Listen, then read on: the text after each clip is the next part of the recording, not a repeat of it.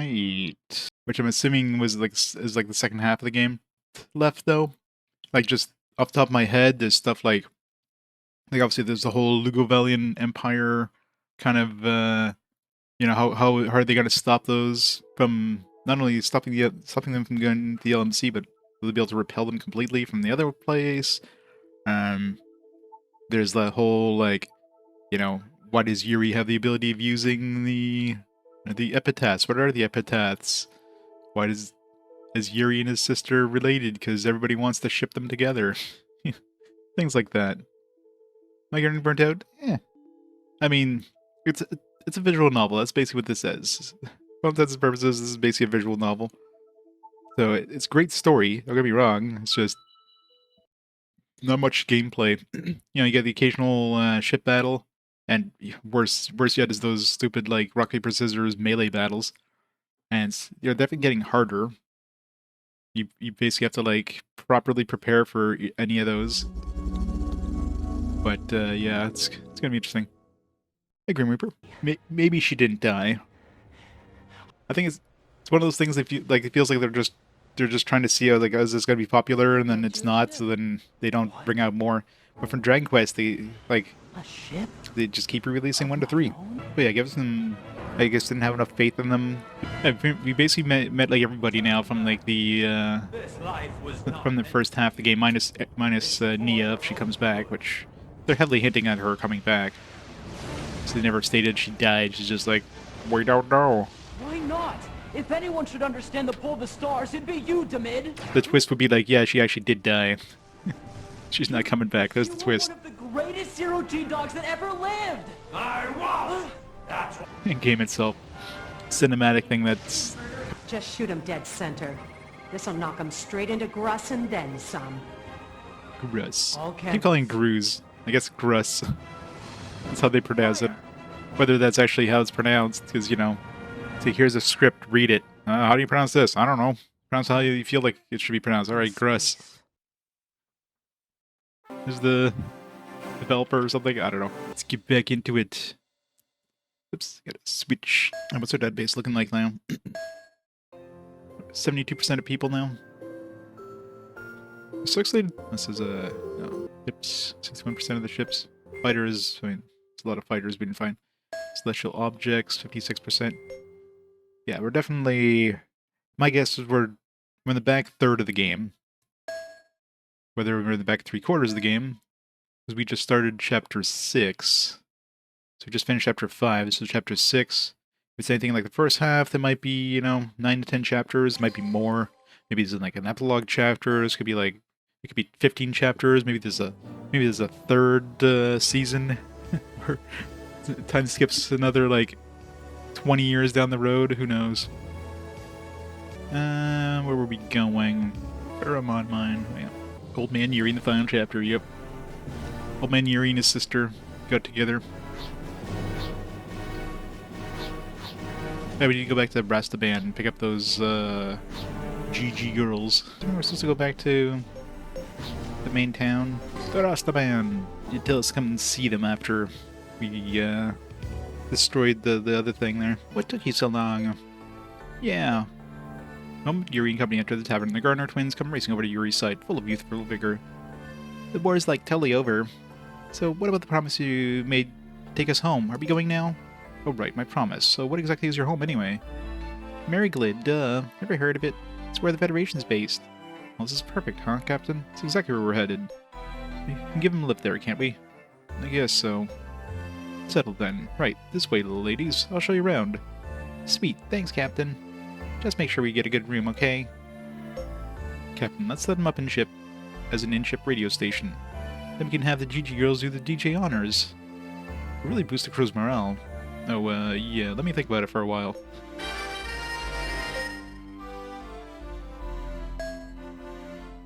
Humans of order sources are still close at hand. There are many loose ends that wrap up. We should make for Maryglid. Yeah, I know. Maryglid. So these guys, like, actual characters now? Are they like one character? They're like too many characters now.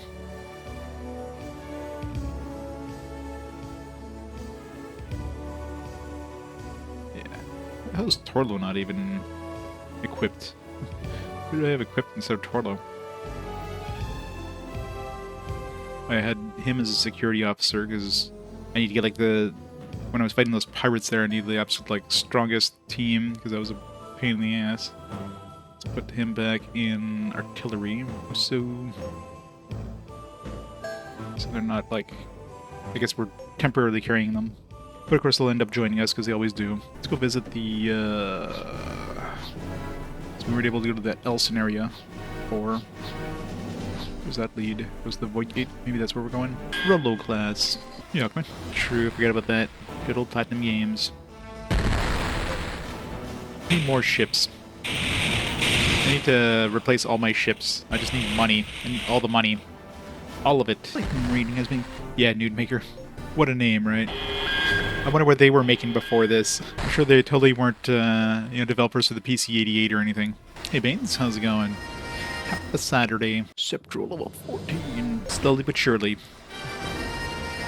That's assuming, it has as many chapters as I doubt they would do another time skip, though. I mean, what would they do? Unless it's like an epilogue kind of time skip. Eliminate. We're getting close to the point where we're gonna be like combining all the LMC forces together to fight the League of Valos or whatever. But there's so many like other plot points they still have to explain. Like, why does Yuri have the ability to use the epitaphs? What does the epitaphs? Are Yuri and Kira like both when they went to that weird flux zone and then everybody kind of disappeared, and then but Yuri and Kira came back and they remembered it. Nobody else remembered it. Like, what was going on with that? What's going on with what's his face, Valentin there? And there's so many different things. Maker is one of the companies made by Ex-Human. They're Ex-Human. It's made by zombies. Explains so much. Dude, all those battles are starting to get to me. I mean, it was one after another, man. See that again. I just want to rest up and do a whole lot of nothing for a while. Wish I could make that happen, but the enemy isn't going to wait for us to rest up. We have time to catch our breaths. That's about it. We've got to make a beeline for Mariglid. Damn, I knew you were going to say that. To Mariglid. Alright, let's go check out the area here we weren't able to visit before. 1 second, guys. Elson Mandela. Wrong kind of Elson. Tavern. Old man. What a good-looking young man like yourself doing in a tavern. With such a fretful look on his face. Taverns are places to enjoy yourself. Now how about you start acting like you're having some fun, Thanks. I've probably seen that old man over there somewhere before. Now, where was it? That's suspicious. I have a portrait, so I don't know. Source asteroid. $1,000. Nice. Need all the money you can get. Need to eventually upgrade my other battleship. A unit? Enemy unit? What do we have right now? We have 57,000. So we have a decent amount of money right now. But I still need to, like, fill up my... I need to fill up my carrier with, like, modules. Didn't have enough money to do that last time. I'll have to keep upgrading. Yeah, that 67 whatever thousand one. Oops. Would be a good one to get, probably. Galfed Central. Assuming that's where we're going. Yeah, Mariglid. Brigandland Embassy. Commanders have all gone to Galactic Federation headquarters over in Mariglid. They're waiting for you over there, so I recommend that you go see them at once. But I don't wanna. Did somebody have leave a briefcase? Oh yeah, that's right. There was a dude who wanted us to get his briefcase. Where the hell was he? Yes, as a matter of fact, they did. About 6 months ago, a customer from Berenites forgot his briefcase here. This is it right here. You can have it. I've got no use for it. Alright, I'm gonna go turn that back in. I think it was like $1 bajillion. Not here. How far back that was. Just destroyed it. Escondido. Where was that place? Berenites. Where was that place? This better be worth it. Like here's like $100,000, if only. Ah, that's my briefcase. You come all the way here just to bring it back for me? Thank you so much. You're a lifesaver. Not much, but please accept this as a token of my gratitude. Blueprints for something I'll probably never use. No, whatever. Thanks. I guess. I gotta go all the way back. Also hit the start port while we're at it. Need to finish upgrading my carrier here. Modules in there. Alright, what we got? Second bridge. Navigating bridge. Level 8. Battle speed, mobility. It doesn't really matter too much because this thing's not going to be dodging anything. Deflector could be good, I guess. I'll throw a deflector in there. I got a navigating bridge, fire control room. Yes, accuracy. Lookout, what does that do? True speed, attack range, sick bay, security room, control unit. Control unit's probably good to have. Throw a sick bay in there. So that's bought. Crew cabins. So this one can give me 220 crew. Just one of these would be enough for my entire crew needs. Y-shaped thing I can use here. Useful. War room, experience stuff, mobility, amplifiers. Well, it's not like I'm doing a lot of damage with like beam attacks and stuff. This is mainly going to be a carrier, so I don't really care about amplifiers. It's my current mobility. Things that increase my experience could potentially be useful, I guess. I don't know. Artillery and pilot? Yeah, pilot experience probably be good. Do we have another battle sim room? We have the level 1. Throw that in there. Gotta squeeze something in that little spot. Get a room in there. It sucks that every room has like... Oops. There's no shapes that have like just... This is the only shape that has like... that I could use like right above that spot. Like I can't squeeze. There's no like 1x3s or like any of these L shapes that are like upside down kind of thing that could squeeze in there. Just kind of annoying. I'm basically stuck with using one of these to fill up that little spot below it. So I'm assuming this doesn't change my like for my other ships, so there's no point in really doing that. Let's put a navigating bridge, I guess. Alright, now I got room for fit underneath the engine there. Got a radar room I could put if I need a lot of attack range for some reason. Maintenance rooms. Yeah, let's throw that in there. Not sure if maintenance rooms fixes like the ships and stuff, but probably does. The C-type ones are good. Fire control room level 7. Which, again, doesn't really matter. I could put this in here instead of the other one, I guess. Yeah, let's do that.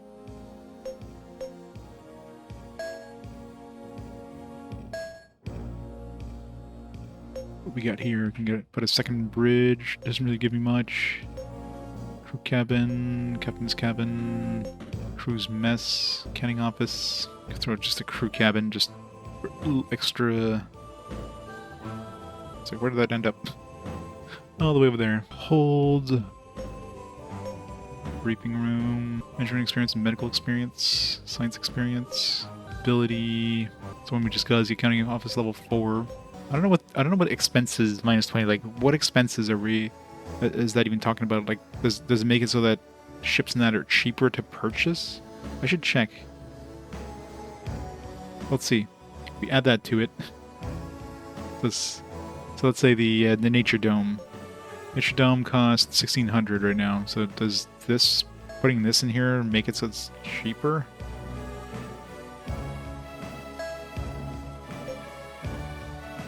Maybe only after it's like actually equipped and paid for. As far as I'm aware, there's no cost to doing anything. Yeah, for sure to change anything. Yeah, it's still 1,600, so I don't know. Good enough. I wonder if I should switch my ships. So now I've got the 2914. If I switch to the Intrigo one, it's 2828. Yeah, I don't think... I mean, this one has slightly more anti-ship anyways, so... It's cheaper, so there's no point in spending the extra money. I don't think there's any point in changing weapons. I mean, do I need more... I don't think I need anti-air, to be honest. I can at least change that to something, I don't know. I don't know what to even throw in there. Some quantum torpedoes, I guess. It's got really shitty range, and it's... Quantum torpedoes, small, level 3, I guess. RB missiles times 140 times 2. Accuracy on these is like non-existent. Never broke again. Alright, so that ship is basically done. Let's got our battleship. So this will be the next one to get rid of. So the Borod. So how much does that one sell for? It sells for 51,000. And the one I want to buy, the Urbo, is 62,000. So still, it's only going to give me like 10,000 extra to buy things for it, which is, you know, kind of pointless since I need to buy a lot more components to be my next flagship, probably. But I need lots of money. Go back. Enemy in one. Oh no. Kill these guys. 40 damage per hit is pretty strong. Domination confirmed. Didn't kill everything. This one, Paul. It's infinitely vast. And yeah, slowly but surely we're getting through it. Just started chapter 6, which I'm hoping is nearing the end. We get some, like, some conclusion on these plot points. Yeah, no. I don't know what level my characters are right now. Like, are they even 20 yet? It doesn't feel like they're leveling up too fast. Like, my top character, like, Yuri's probably, like, level 20, if that. We'll find out when we hit port. Yeah, Yuri's not even level 20 yet. Like, you level up very slowly in this. Especially since, like, you know, for the vast majority of fights, I fight. It's not like I'm, like, running away from every fight. So the fact he's only level 17 after, you know, 47 hours, it's kind of nuts. What's our fame at? Did we break the 1500 barrier yet? Oh wow! No, I think I was getting close to the 1000. So we're in the top 1000 now.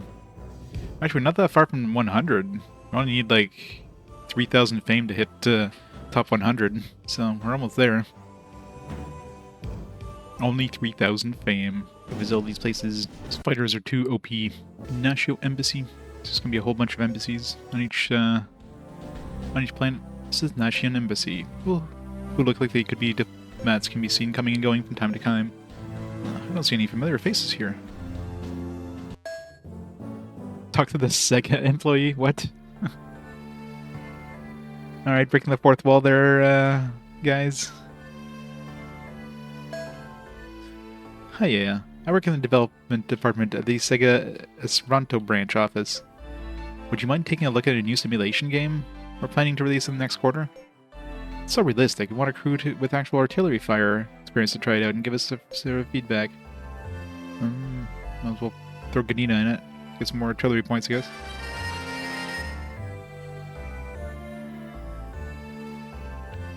Thanks, Sega. Thanks for all your help.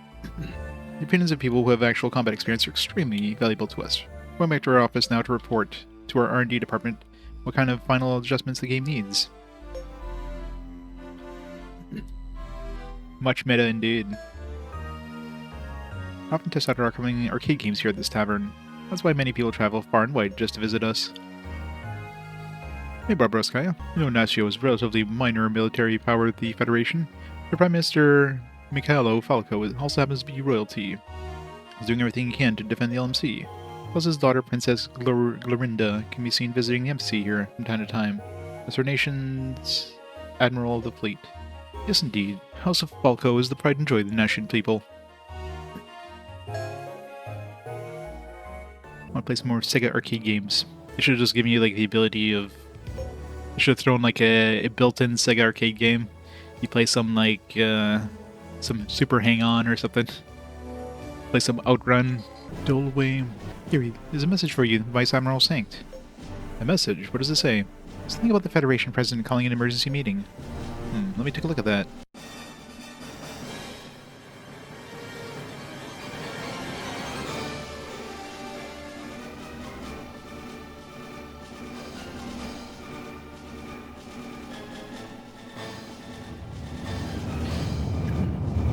Republic of Libertas.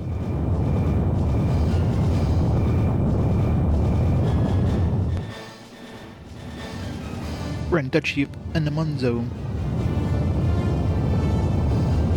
Love these, like, totally not Star Wars Imperial March, you know, knockoff songs.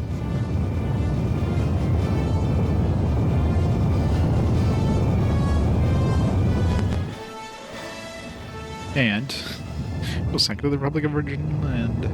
Victor, the recent battle.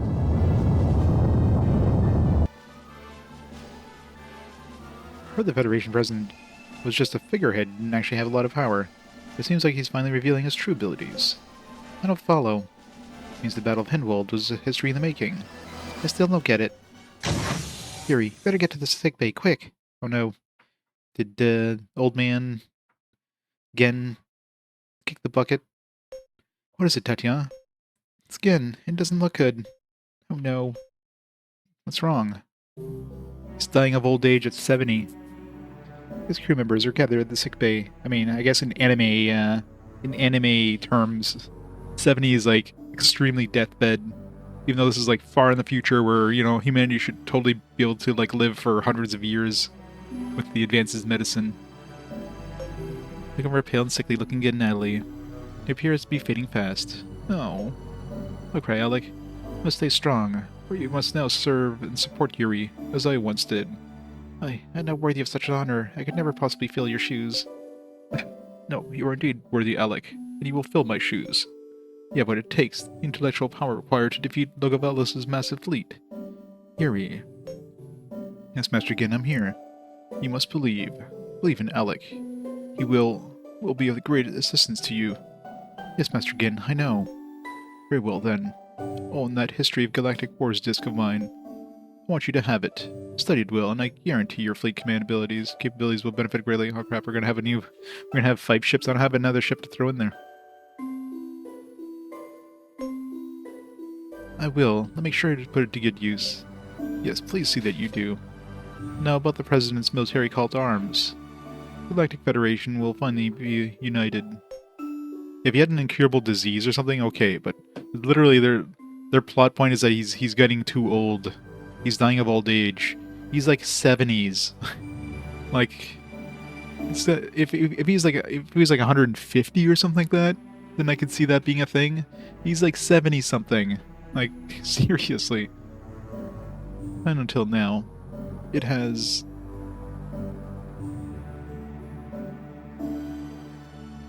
Gen's muttering slowly grows fainter, and his breathing gradually subsides until it altogether ceases. At that moment, Yuri and company was one of the greatest military strategists that ever lived. Yep. Fleet Commander level 5. Damn it. At least we have a carrier now that like I can do pretty good damage to a ship that's behind the fleet without having to like use his ability, but it still sucks.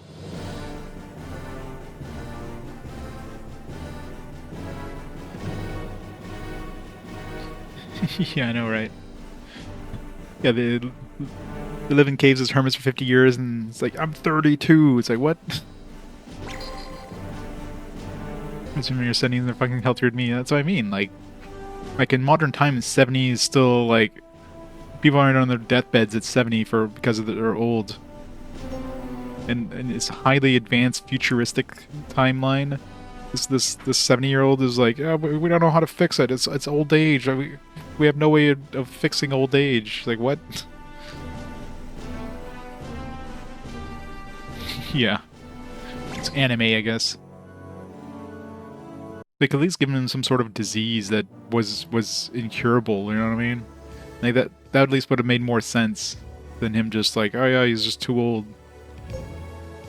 Well, the new first officer now. You know, they could at least give an Alec like a, like, some sort of skill he can use as a first officer. Like, at least transfer over Gen's skill over to Alec. You know, something like that, right? Guess we'll throw him in there. What is he right now? He's the ship management accountant. Yeah. Guess we'll throw him in here. Those are my best leaders right now. Yeah, Alec's my second best, so he's an obvious choice for first officer. Alright. It's my new accountant.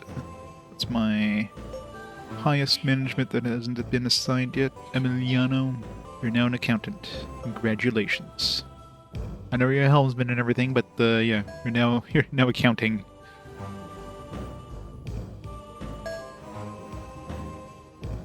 So yeah, we don't have a fifth ship, so I'll have to buy another ship. I mean, I could try to buy something cheap, but only have like $33,000 bucks. It's like nothing. I was gonna upgrade my the other battleship, but now I need a 5th ship, so I'm kind of stuck. Embassy of the Grand Duchy of Nemonzo. Nobles dressed in brightly colored clothes can be seen coming and going. Nothing for us to do here. Jorb. Looking for a job? Well, it's a little far, but I do need somebody to make a deliver for me to Westalt in the Hidden Walled sector. I can pay you 3,000 gold. Yes, we need money. I need all the money. Great, thanks. All you have to do is make a delivery to a tavern. It's one Westalt in the Hidden Walled sector. Bring in your authentic homemade and Nemonzon food. You're looking for something really good to eat. Even the Nemonzons from the embassy come to eat here. They say it's just as good as the food they have back home. Let's just refuse to die. Their loyal remnants are still out there stirring up trouble. That Daniel Evans guy was one popular fella.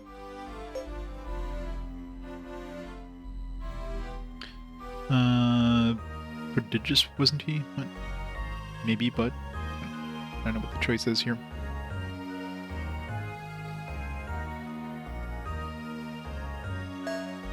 He's been a pretty amazing man. I mean, how else could he have headed such a massive and powerful organization like that? I wish I could have met him at least once. Yeah. You think he could have found a way to work with them instead of go against them? Oh, I doubt it. People are all too often defined by the positions they occupy. Fortunately, that's just the way he is. Oh. Wow, 20 fame.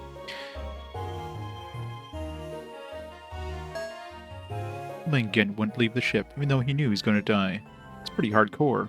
Yeah, I can't remember how many times I told him he'd be better off in a hospital off the ship, but he just wouldn't listen. At least he passed away surrounded by the people who cared about him. It sounded like he was alright, given the circumstances. Of course he was.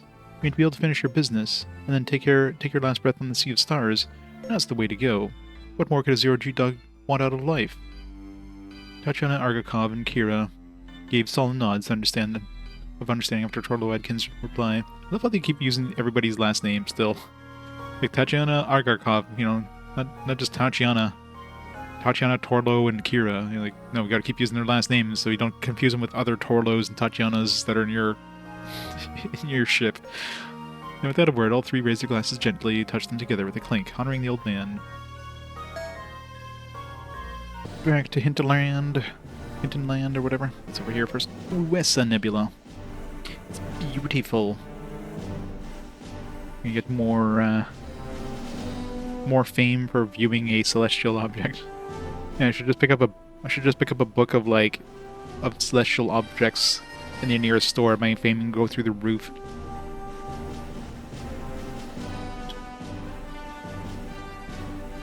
I guess you don't become as famous unless you actually view it directly.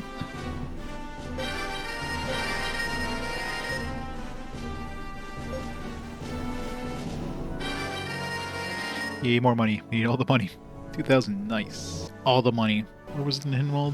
The Westalt. Probably faster if we go the other way. Pretty much the same. Either way is long. 60,000. These fighters do good damage. Do a dedicated barrier there. We're gonna make way more money just fighting these random encounters on the way to the bar than we're gonna get from the actual thing itself. But right there. Seriously. How many ships are blocking this planet? Freaking keeping us from delivering this shit. Hey, Jesus. 40,000 bucks. Ah, well done. Well done. Here, I'll take that. This is for you. This is your reward. 1,000 bucks. Out of curiosity, what can I even buy with that? I want the Erebos, but now it's like... Isn't there like some... Didn't we get something like this recently or something? Pretty shitty though. Nahab. Yes, this one's got 36 anti-ship, so this one's pretty strong for the price. Doesn't have a lot of durability, but if you just want something that does like really strong anti-ship damage, it's got 3 weapons. So that'd be an option there. It's fairly cheap. Just as a damage dealing thing.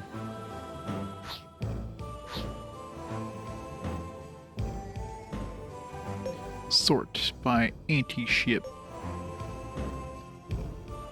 It's also the Sates. That one's 47 anti-ship. It's pretty strong.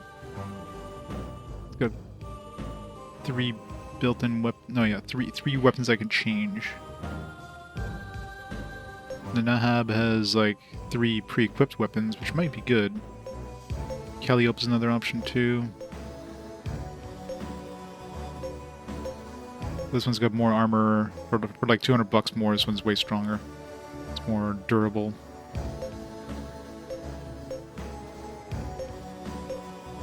So that's a very decent budget option. States be another option there, mainly because of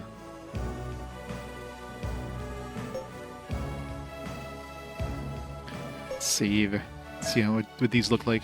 Nahab. Why? So this one's basically quantum torpedoes. So that's the only downside is it has like it's got pre-built weapons they can't upgrade.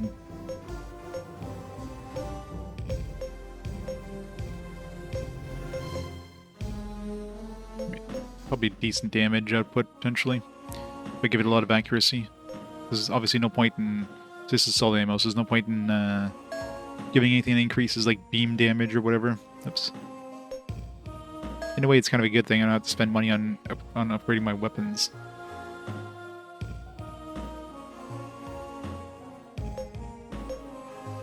Let's clear everything. The best bridge I can throw in here. Go Valos Bridge. Probably better put in something like this. That way I can have a... I'm trying to think what... Yeah, I guess I could do this. Need a bridge. Throw this here. And have like an L shape. Throw it here or here. Whatever L shape thing I can... Something here. Oh, either like this or like this would be good. You put a navigating bridge. Gives me some battle speed and mobility, which is probably what I want for sure. I would definitely want to get the best accuracy thing. It's, this one's level 3. This one here. This one's got pretty good accuracy, actually. So if I throw that in there... I mean, it doesn't have to be on the bridge, of course. So this I could throw in, like, over here or something. Oops. What I want the most on this guy is just, like, the best accuracy and stuff. Throw a navigating bridge, just to give him some mobility. Thing I could throw in here. Mess hall. Don't need a lot of crew space. There's only, like, 30 spots. They should have. Doom, doom, doom, doom, doom, doom, doom. Last thing I want to do is accidentally get a Tetris and erase everything, though. Stand up gaming! This one here, okay. I was wondering, because I guess it depends on the type of ship, because this one here, the crew cabin here, holds a lot less people. Like a crew cabin of this size, like on a battleship, holds like 30 people. Here it holds 10. I was wondering why these ones have so few, so low capacity. So I guess it depends on the ship type you're using it on. Explains a lot. Throw that here. Good engine. Engine room. Level 7. Yeah, there's just put a good engine in there, why not? Although, nobody really filling up. Well, I guess I'll put one of these and then one of these. We'll fill up that spot. Throw a second bridge. Increases gauge speed. Anti-ship control room, level 2. Gives me some accuracy and attack. It's my best anti-ship control room. It's level 3. Just 20 attack and 8 accuracy. I probably want 3, since the whole point of this thing is basically to... Yeah, let's just skip out on that thing. Unless, let's see if I put this here. Radar room, crew cabin, captain's cabin, crew's mess, security room, level 1. I mean, there's not really any point in doing that. Let's throw a second bridge, maybe. This room, a sick bay, reflector. Here I can throw in sick bay level 3, I guess. Control unit do. Reducing crew requirements is probably good. If we like lose some crew, at least we can still run the ship without too much of an issue. So it's not going to slow down our bar as much. Throw a sick bay in the other spot. Same thing, heal my dudes faster. With the best bet. That's lab shop, shield frame. That's only like 300 durability, it's nothing. Yeah, let's throw a maintenance room in there. Still have 24,000 left to go. Nice. Only cost us 10,000. So really it only cost us like 18,000 for the ship. Or like 20,000, let's just say. So it's not too bad. Let's hope the damage output is worth it. Alright. Full fleet. 5 ships. With that extra damage, we'll like kill ships faster. Smuggler's base. Oh yeah. Or Mushstalt. Getting back. Yeah, definitely took the longer path last time. We're shooting these ships, so that's good. Shot that one. Wants to run away, that's fine. We'll send our fighters against them. Fighters do so much damage now. It's crazy. Once I get that other carrier, it's going to also have some more launchers, so even more damage. It's almost tempting to just have it, like, just to replace that with even another carrier. So we can do like 500 damage per attack. Those carriers are expensive, especially once you start throwing the ships on there. You're paying like 30,000 bucks just to fill up a carrier with ships. Visited all those spots. Let's go this way. So many ships. Ships are stronger than theirs. So. Hydrus, Callas and Company again. Any new goodies? Welcome to Callas and Company. This building features a wide range of facilities that zero-G dogs may find quite useful. This is where you can hire zero-G dogs that have been painstakingly screened and selected. There's more characters that will be useless. I must say it's an honor to meet you. Let me take a look at your phenomenal log. Just one moment, please. Yeah, I don't think you'll have a problem with my phenomenal log. Being that I'm officially registered with Callas and Company, my services come at a slight premium. What do you say we agree on a $6,000 signing bonus? How about we say no?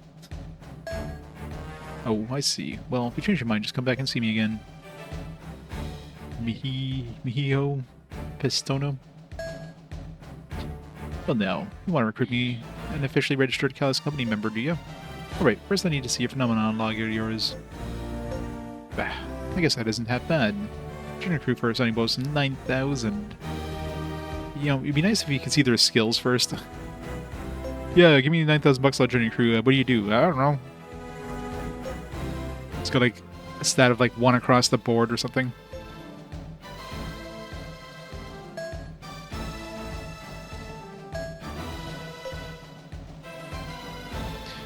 Junior pilot squad. I don't know who's my first dude in my pilot squad. I don't know. Zuko, I guess. I don't know.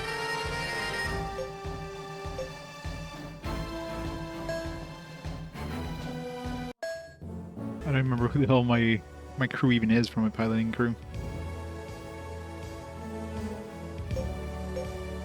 I can see who's number 1. It's got 39 piloting.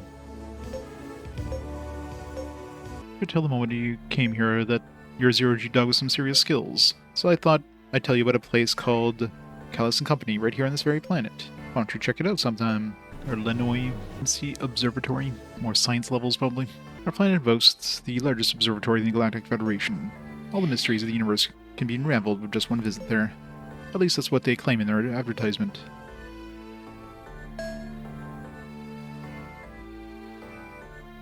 Gabriel Minas has led Yuri and company to an observatory that features a gigantic dome. Professor Minas, what is this place? It's the LMC Observatory. It's rated as the very best observatory in the LMC, I'll have you know. It's an old friend of mine is the director here, so I thought I'd drop by and say hello. Just as he almost finished speaking, a middle-aged man appears in the entrance. With surprise in his voice, the man proceeds to half run up to the party. Professor Minas, is that you? It is you, Professor Minas. Oh, and Director Mystica, too. It's good to see you, Director Grant. How have you been? Long time no see, Director Grant. It feels like it's been ages. I was quite worried, considering I hadn't heard a peep from either of you for what? Has it been 10 years now? I'm so glad to see you're both looking very well indeed. It seems that their Lugavalians are quite advanced in their research on the Epithas and Void Gates. It's too bad we're at war. We'd like to discuss the matters with the researchers of their country. But by Raymouth. It's over here first. Rio Nebula. It's beautiful. It's like an eye of Sauron or something.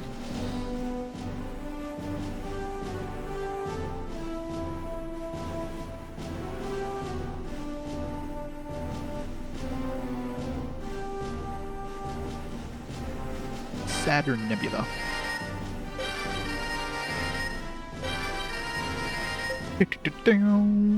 Must research RD department, blah blah blah. Ship anti-air attack range, anti-ship module company. Got Libertas Bridge level 2, fire control room level 8. After like I bought stuff, it's like here you go, here's more shit. Room level 9, crew cabin level 6, briefing room level 4, deflector level 7. Jeez. it was nice of them to actually put a shipyard too. It's a miracle. They give us a shipyard in the same place as a module blueprint company.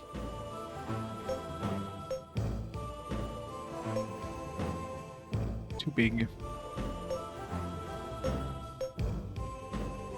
Zanito for the bang for your buck, like 9 gauge speed, 9 captain bonus for like a really tiny thing compared to like 12 and 8 for 3 times the size.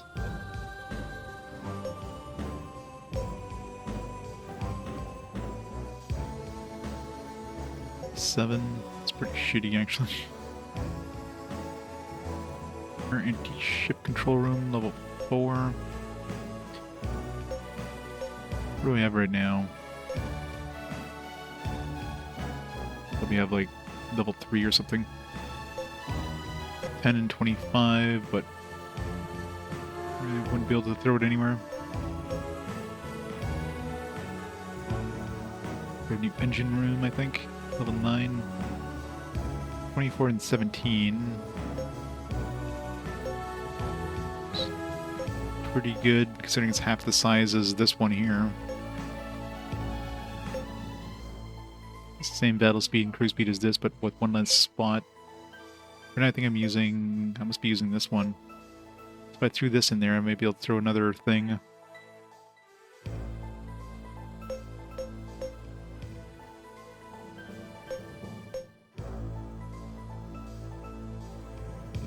Good new crew cabin. 60. Same thing as the last one, just slightly more capacity. More livability. Miss hull level 6. It's way too big. Considering it's like an extra 10 livability for double the space. No thank you. Big room for some extra science experiment. Level 7. Shield frame, which adds like 2,000, but I don't really have anywhere to put that in this ship. I mean, if I get rid of that stuff over here, which, what do I have in there right now? Yeah, I mean, I could get rid of this, because even with this, with my thing that reduces the crew requirement, I don't really need this.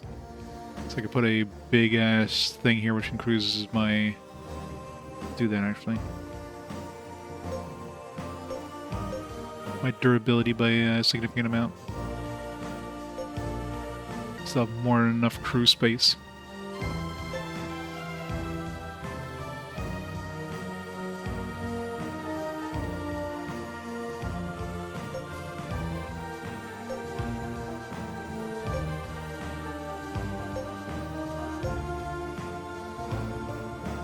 I have a control unit level 5, but I don't have a control unit level 1 through 4 yet.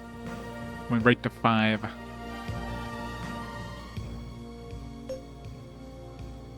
That gives it, yeah, 3,600 durability.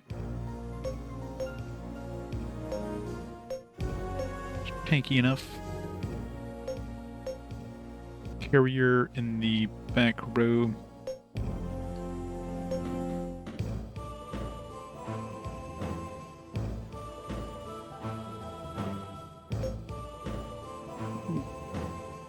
What are the... I'm assuming the location you put it is going to affect like the accuracy, maybe. You take less damage, but obviously you're going to have to be able to... You're going to have to be dealing less damage or maybe less accuracy. Let's maybe move my...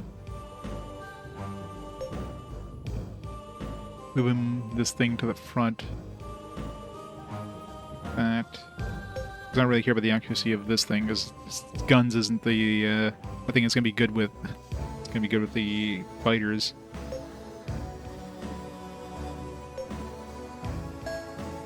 All those shares I bought in that order subsidiary are now worth next to nothing.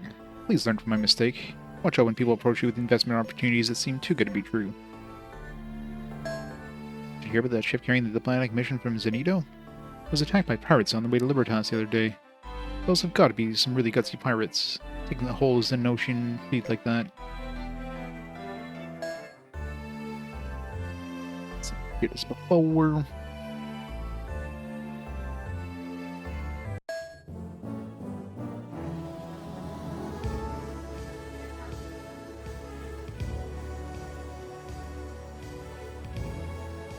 Orders headquarters. The entire building is bustling with activity as the remaining personnel prepare to move out after their defeat. This is the Libertasian Embassy. Military personnel and people who look like they could be government officials can be entering and leaving the hectic pace. Should visit Galactic Federation headquarters first. More jobs. Looking for a job? Actually, I hear there's some pirates looking around that dead-end sector that connects to our planet. But they said be pretty quick and crafty. Maybe the sector security agency hasn't been able to round them up. Can I count on you people to get rid of them? I can pay you 4,000 G. What do you say? Done. Oh, great. The job's all yours. Pirates are attacking ships around that dead-end sector. Connects to our planet. Please be careful. Captains, those pirates. We found them.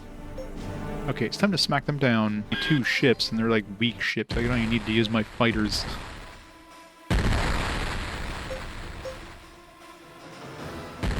That was easy. Hardest pirates ever. Looks like we wrapped up this one. Let's head back to the tavern on Dulway so we can finish the job.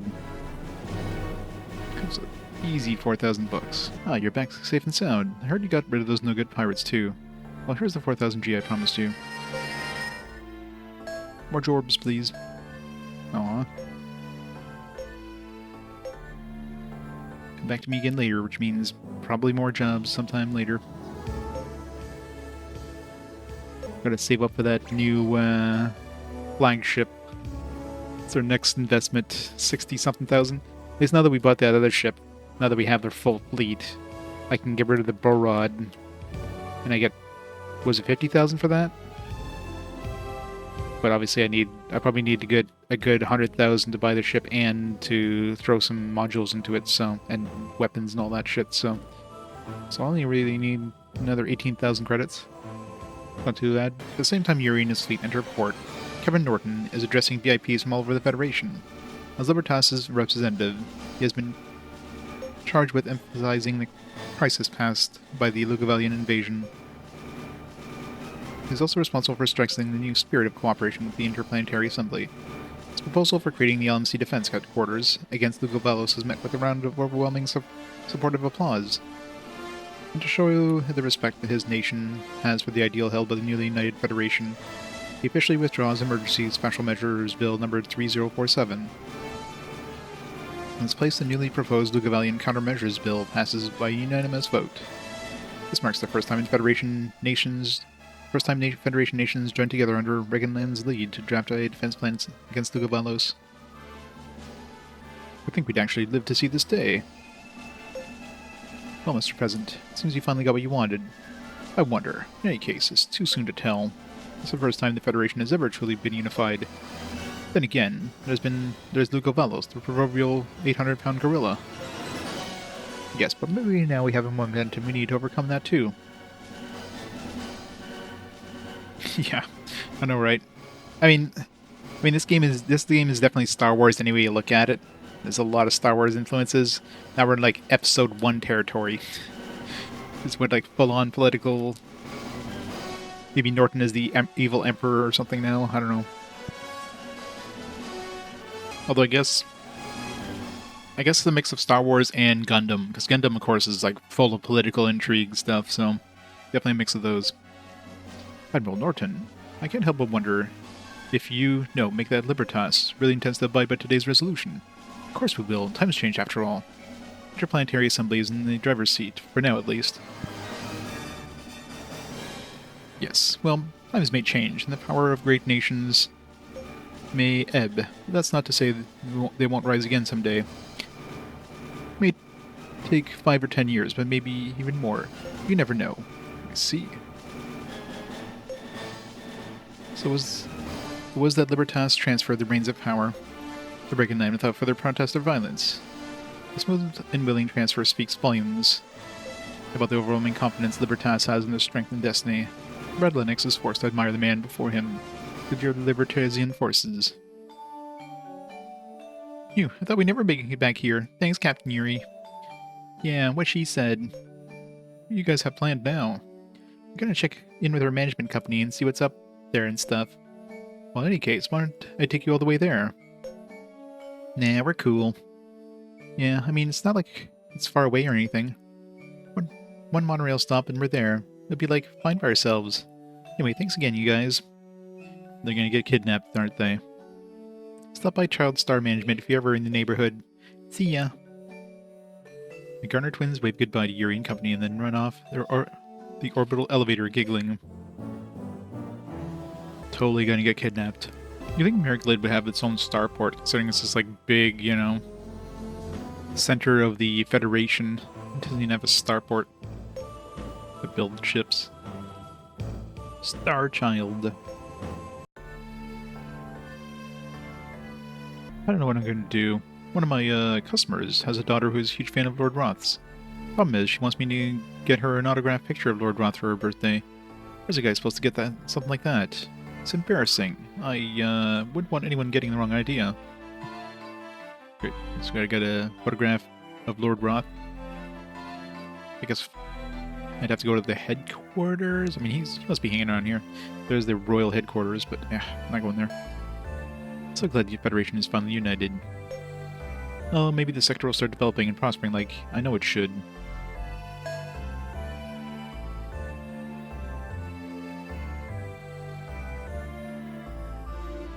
This is the Starchild Management Talent Agency. At the front of the office, there is an area dedicated to selling of goods related to the talent that the agency manages.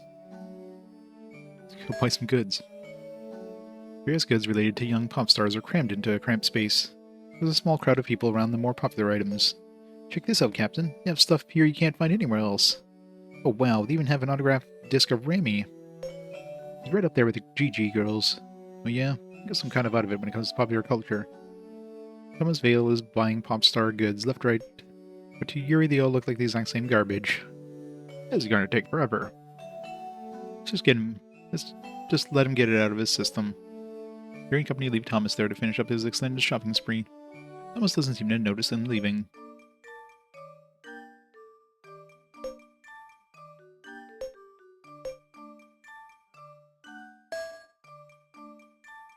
Look, we got some new stuff. Sorry, man, just can't help myself. Must be able to load up his shopping basket with tons of Popstar goods, as if he's hell-bent on collecting them all. Watching this, Semya Celestar turns to Yuri with a disapproving look and whispers to him under his breath. Yuri, you ought to warn him about spending all his money like this. At this rate, he's going to burn through his paycheck well before the next one comes. Warn him. Thomas, have you ever heard about the old saying, all things in moderation? You're not going to last till your next pay if you buy everything in sight. Yeah, but Captain, they got all these limited edition goods. I may never have a chance to buy again. Man, I'm so crazy with these GG girls. I mean, look at those commemorative plates. They're so shiny. And limited edition lip gloss. I wonder what it tastes like. Whatever, it's your money. You'd understand, Captain. Thomas Vale is once again frantically stuffing his basket with licensed goods, before Yuri even finishes speaking. Yuri walks away, shaking his head with more than a little disturbed.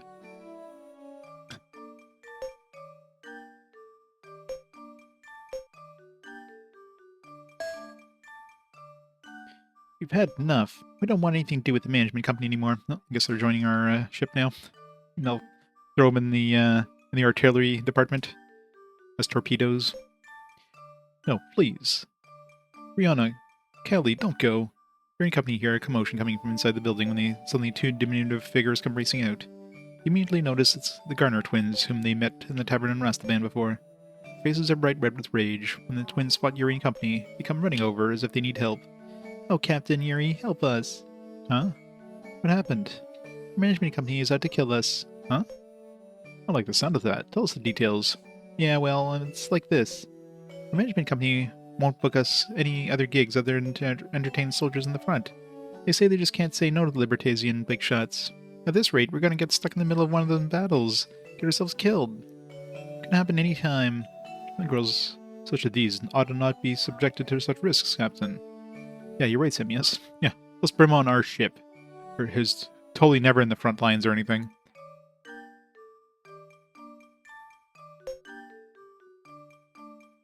Please, help us get away from them. I seriously doubt they come after us with you on your ship. Pretty please with sugar on top? That doesn't make any sense. I command a military ship that's constantly engaged in battles. You could get killed with me, too. No way, your ship's totally safe compared to these stupid transports that take us to the front. They don't even have an escort. Either way, it's probably just roll of the dice. Maybe, but I like our odds better with you. You don't mind, do you? Good night, Sprite.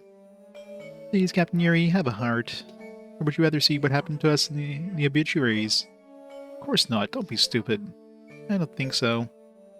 We just need your help until our management company sees the light. Oh, all right. We'll give you sanctuary in our ship. But only until I confirm that your management company has a change of heart. Which time I'm booting you off. Okay, thanks. You guys are the best. Like, totally. Yeah, thanks a million. Hooray. I'm assuming they're like one... They're considered like one entity. In the office, they hear two men discussing something in heated, lamented tones. Oh, this is terrible. How could we have lost our top money-making group? I'm so sorry. This is all my fault. I've only been more careful with the catering at their gigs. No, don't be silly. It's my fault for not telling you what the GG girls like. More importantly, what they don't like. Certainly puts a new perspective on. Without waiting for Semyas Alistar to finish his thought, Yuri heads over to the two executives. Excuse me, but is what you said really true? Huh? I mean about the catering for the GG girls gig. Did they really leave your agency just because they didn't like the food? Yes, well, off the record, that is correct. You see, they can't stand an Enemunzen food, but their manager signed a one-year contract with an Enemunzen catering company. How does this concern you? Yuri turns to Semyas without answering the CEO's questions. I'll see those two on the double. Yuri shouts the order in a stern, booming voice that shows he is all business. Trouble down. Ah, Brianna, Kelly, been looking all over for you. I'm so glad we found you. What a relief. Promise to be more careful with the catering services we arrange from now on. Oh well, it was good while it lasted. Thought we'd get away with it, at least for a little while. Sorry, Captain Yuri. Yuri, was it? Thank you so much for bringing these two girls back to us. Please accept this as a token of our appreciation. I didn't even see what they were stat-wise, but I'm assuming they would have been shit anyways. Study Hall, level 3 module. Sheesh, we're lucky we didn't get locked up for harboring a couple of underage runaways. Say that again.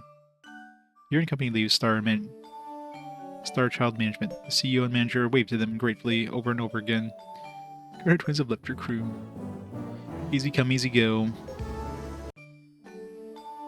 People, yeah, seriously doubt we use them.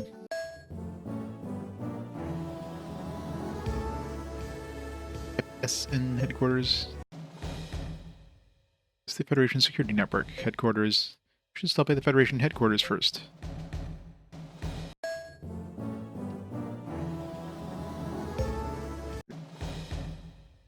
Yuri and company arrived at the Galactic Federation headquarters to find the big meeting must have just concluded. Among the hustle and bustle, they spot a familiar face. The man notices them too and quickly comes over. Ah, there you are, Captain. This Admiral Sanct. Hello. The Gavalian countermeasures bill was ratified earlier today. That means the Galactic Federation can now deal with Gavalian invaders as a unified force. Our meeting here is centered on organizing the coalition fleet. How much longer do you think it'll take? Well, it's going to take another month just to bring the various chains of command and command systems in line with each other. It's way too late. Yeah, you think those little Gavalians are just going to sit and wait while we take our sweet time? There's nothing to worry about. Some 20,000 ships have already been sent to guard the Void Gate from the SMC. We've already finished laying magnetar mines around the gate as well.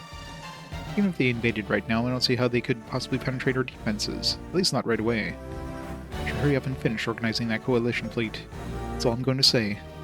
I know, and I have a message for you from President Brian. He said he would really like you to stop by the President's office when you get the chance. President, huh? Oh, Yuri, you're a big shot now, getting invited to meet the President and all. Well, that's it for now. I'll be working over the FSN headquarters for a while. You can find me there if you'd ever need to see me for anything. FSN headquarters? What's going on over there? The Federation has set up what it calls the Galactic Defense Headquarters. They are to oversee the fight against the Gavalos. And since the building houses the FSN, it has a wide range of facilities you expect from an intelligence agency. I'll see you there, next time. Victor Sanct heads outside where he avoids a crowd of reporters, gets into a waiting vehicle, and promptly whisks him away.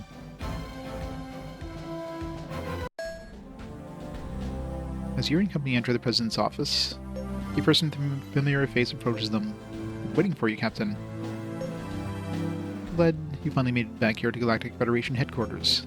Oh, hi, Lennox. Thanks for that intel, by the way. It really helped us take down the orders. Oh, haha. Don't be ridiculous. I should be thanking you. Besides, I was just doing what I was told. As he says this, Brad Lennox points at someone near the other end of the room. Looking that direction, Yuri sees a handsome-looking man standing there. Handsome. Welcome to Galactic Federation headquarters. Been looking forward to meeting you, Yuri. Wait, I've seen him on the news before. Though, it really is him. In the flesh, Bernard Bryan, Galactic Federation President, at your service. As he says this, the President proceeds to shake Yuri and company's hands with a sincere vigor. But rather than seeming like he's going through the motions of typical politician, Yuri senses that his heart is really in it. Captain, the President has been saying he would like to speak with you.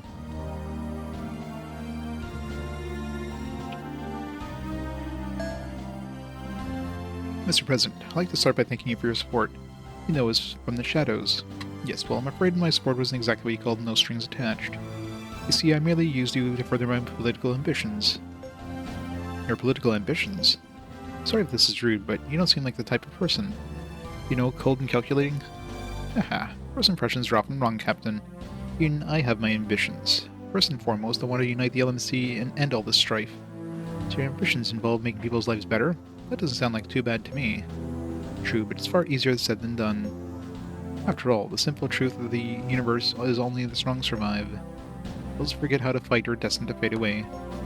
History may be littered with the wounds of countless nations, but perhaps that is inevitable. Perhaps the race of man is unable to prosper and thrive without continually waging war. That's such a sad view of the human race. You're right, of course, young lady. The success of the Lugavalians all but proved what I just said. That's perhaps the saddest of all the sad truths.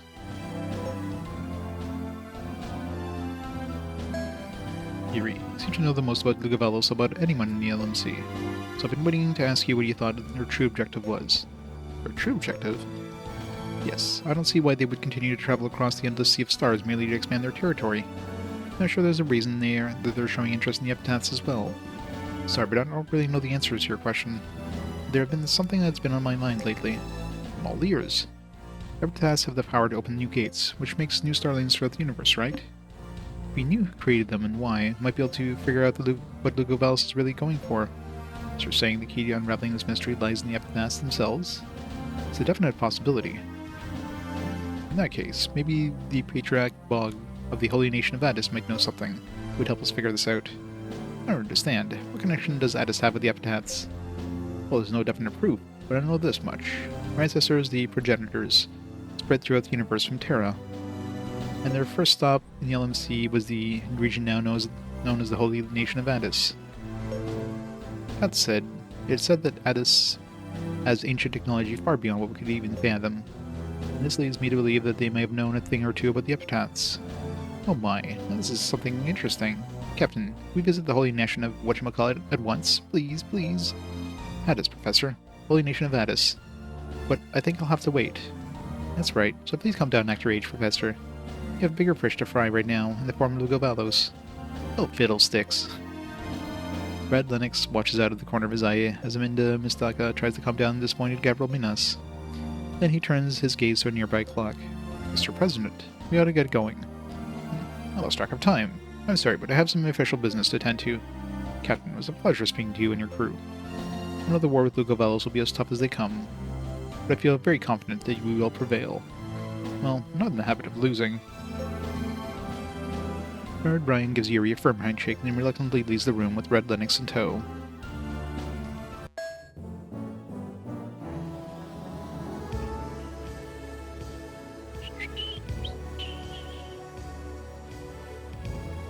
Second floor, third floor. No unauthorized personnel are allowed beyond this point. Oh well, there's no point in hanging around here.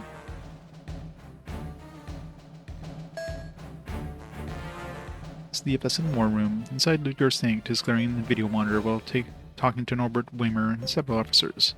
Just as Sankt has said, now functions as a Galactic Defense Headquarters, at least for the time being.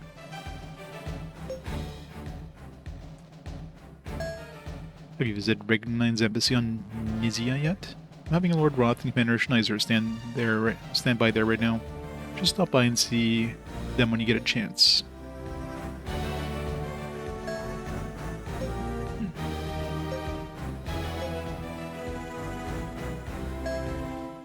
MC seems to have settled down a bit. Don't worry, we're going to have plenty of work in store for the military types. I don't remember enlisting anybody's military. Hahaha, that's what you think. Everybody else might say otherwise. Here's to be Brad Lennox's office. Brad Lennox is sitting here, quite relaxed. Seems this room was built for the purpose of enjoying some peace and quiet. But you can stop by, Captain. This is my office. Come relax here for a while if you'd like. By the way, I wanted to give you this. You've already done so much for us, and I feel I owe you on a personal level too. Please accept this as my thanks. Says this, Brad Lennox holds out a key card. What's this? It's a card key at the first floor, where we keep the blueprints for FSN ships. I want you to make use of them in battles to come. More ships.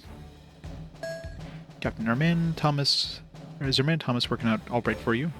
Oh yeah, he's great. He fits in really well with the rest of my crew too. Glad to hear that. He hasn't sent me any reports lately, so I was beginning to wonder.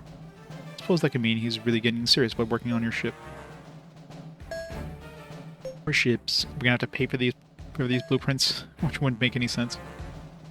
Look in the FSN headquarters store. Yeah. Gotta buy them. Not that these are expensive at all, but the Alliance, the Regal, and the Bastion.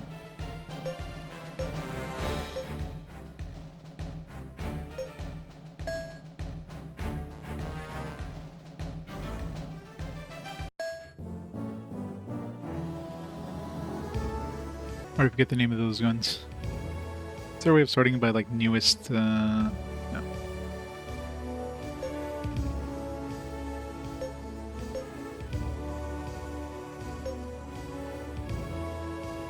For one of them? No, I don't know.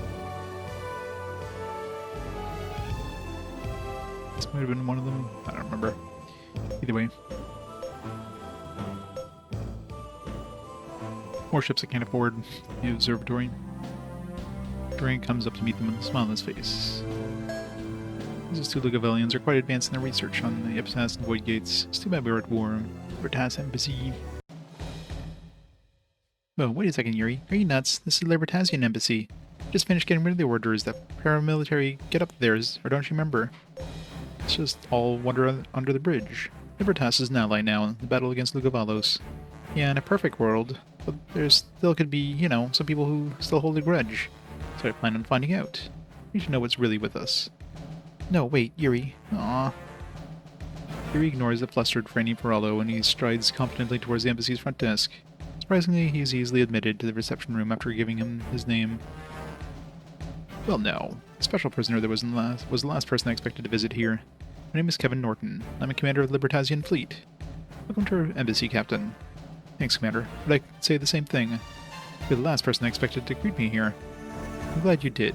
I really look forward to working with you against our common enemy. Excellent. Today's shaping up to be a fine day, it seems. Kevin Norton is all smiles, coming across much like a kindly mentor looking upon a promising young student. Watching all this unfold, Franny and company slowly relax, softening their suspicious, venomous stares. Whether he knows this or not, Yuri too softens his expression as he's shown a table. Thank you, Captain, for being so kindly as to stop by. If you wouldn't mind, there is someone else I'd like to join us as well. By all means, bring them in. Thank you. That Kevin Norton presses one of the switches on the table. Almost immediately, they hear the door open at the far end of the room. Please excuse the interruption. Admiral Bernard, please join us over here. Yes, sir. The man Norton referred to as Admiral Bernard comes to stand next to them.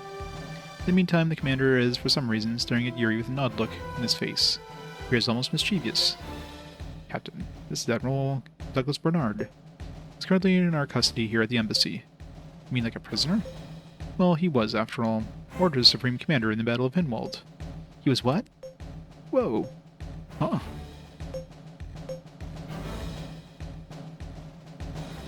Norton tell the truth. Offer to shake hands. So Admiral Bernard.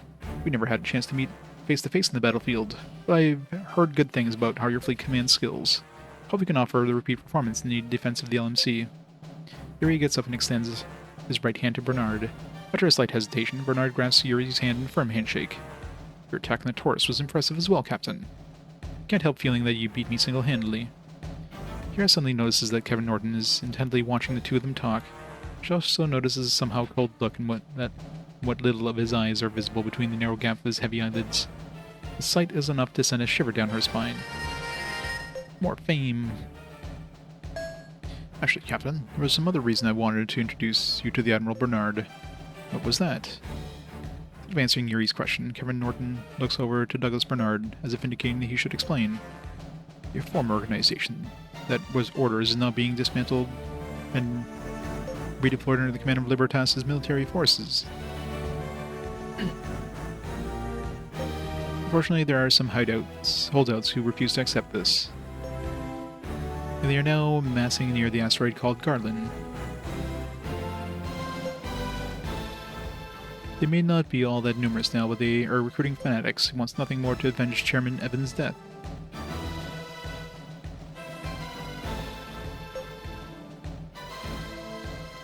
I'd like you to strike them hard and swift, before their numbers can grow. Hey, hold on a second. How come Yuri's gonna do all this? What Libertas are you? Former Orders people just finished them off.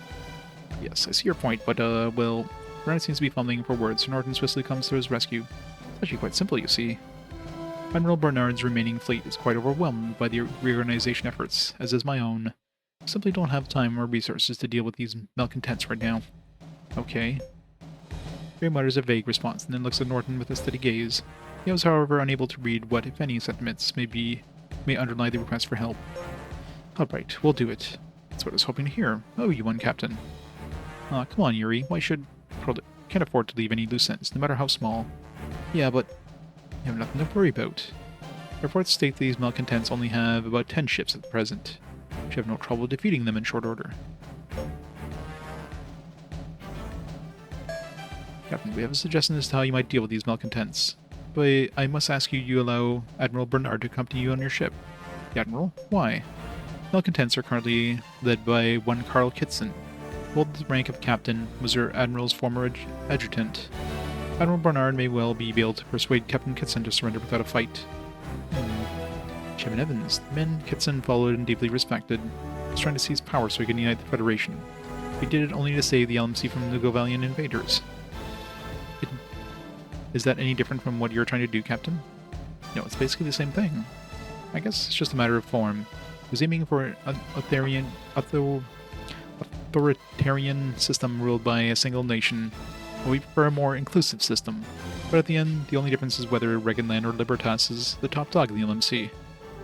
Bernard nods enthusiastically in response to Yuri's reply and then continues. Exactly. Someone has to take the reins of power and unite the nations of the LMC against the dire threat passed by Lugovalos. Ultimately, it's only to protect our galaxy. That's why I believe we should move on. We must forget our defeat at your hands and unite with you against your common enemy. That is the reasoning I planned to use in convincing Captain Kitson to surrender. I guess. Lord Admiral Bernard, you can join us on our ship. I was hoping you'd agree. Thank you, Captain.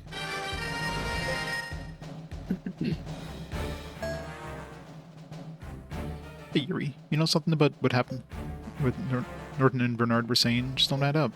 And you really think a country as big as Libertas can't even send out a fleet to deal with these 10 measly ships? I know. Then why are you going along with it? Wait a second. You think this is a trap? You think they've been talking all friendly-like, and they really just want to see you dead, Yuri? But... no, I don't think so. After all, Admiral Bernard did say he wanted to join on our ship. That wouldn't make sense. Right. There'd be no point in further destabilizing the Federation through Gavals on the horizon. So what then? Are they trying to piss us off by making us do these crappy jobs or what? No, I think this is an attempt to avoid animosity. What do you mean? Anyway, you slice it. Kitson and his peeps are devoted Orders men. I bet there's plenty of former Orders members who sympathize with Kitson, even if they don't join him. So naturally, if Libertas takes out Kitson, it's going to breed some bad blood. They figured that having us take him out will go a long way in making Orders integration a smooth one. You're saying it's okay to make him hate Yuri's guts even more? I don't like that one bit. Most of the Order's former members will probably hate him already. Going after Kitson might add a few more, but it's not really going to make that much of a difference. Well, I still don't like it. Yuri, are you sure you want to do this? It's got to be done, and quickly, if we want to stabilize the Federation. And besides, battle breeds animosity. Just no way around it.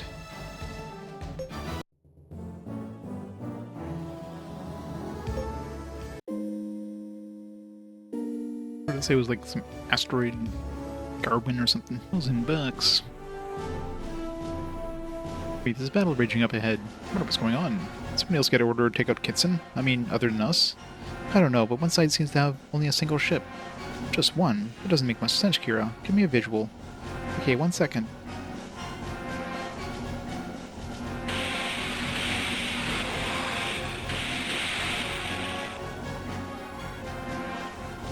It's a Bridge Atlantic ship. Yeah, how come they don't have any data on it? It's probably a new model. In any case, better find out what's going on. Let's get in there between Ridge Atlantic ship and the enemy. Got it.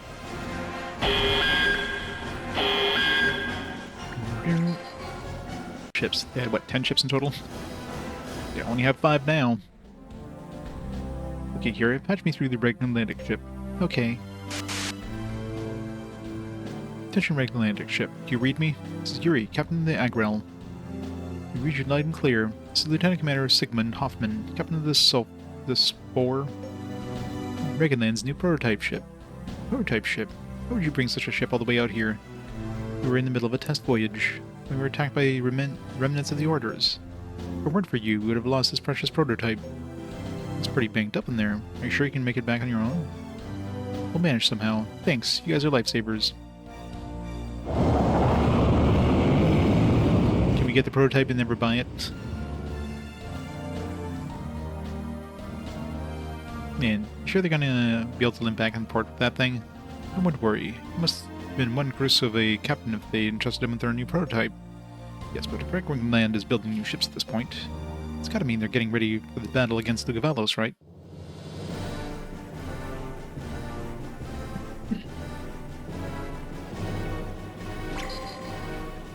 Enemy fleet sighted. It's centered on a large ship, probably their flagship.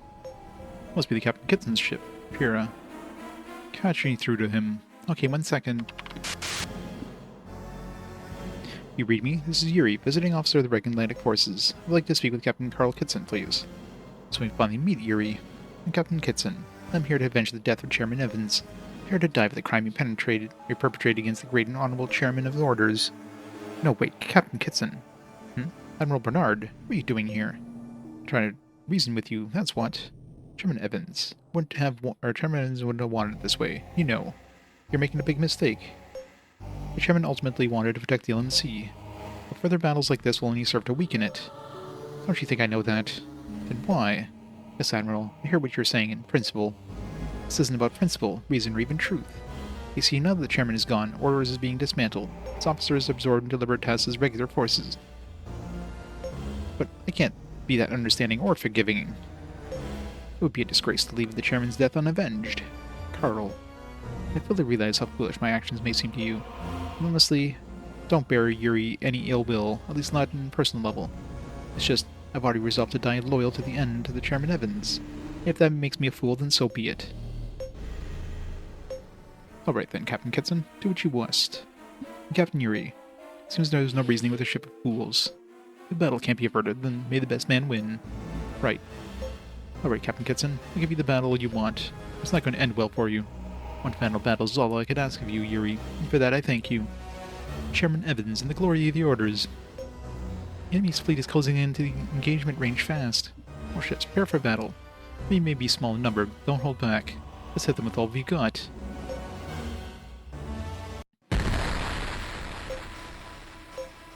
Missed me. Accuracy sucks.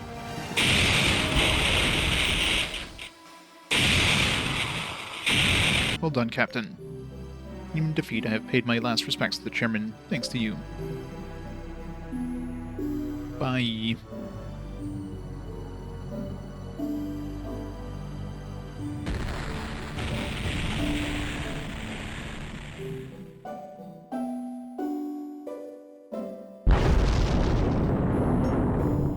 Forgive me, Admiral Bernard. No, Captain, there's nothing to be sorry for. You died a happy man, knowing he had one last battle against you. Douglas Bernard continues to gaze silently upon the empty vast void in space where Carl Kitson's ship once had been. He really wordlessly departs, leaving him standing there, alone with his thoughts. What about all the people on his ship? Were they also willing to die? It's like, this guy wants a crazy revenge thing, but yeah, I guess we'll join him too.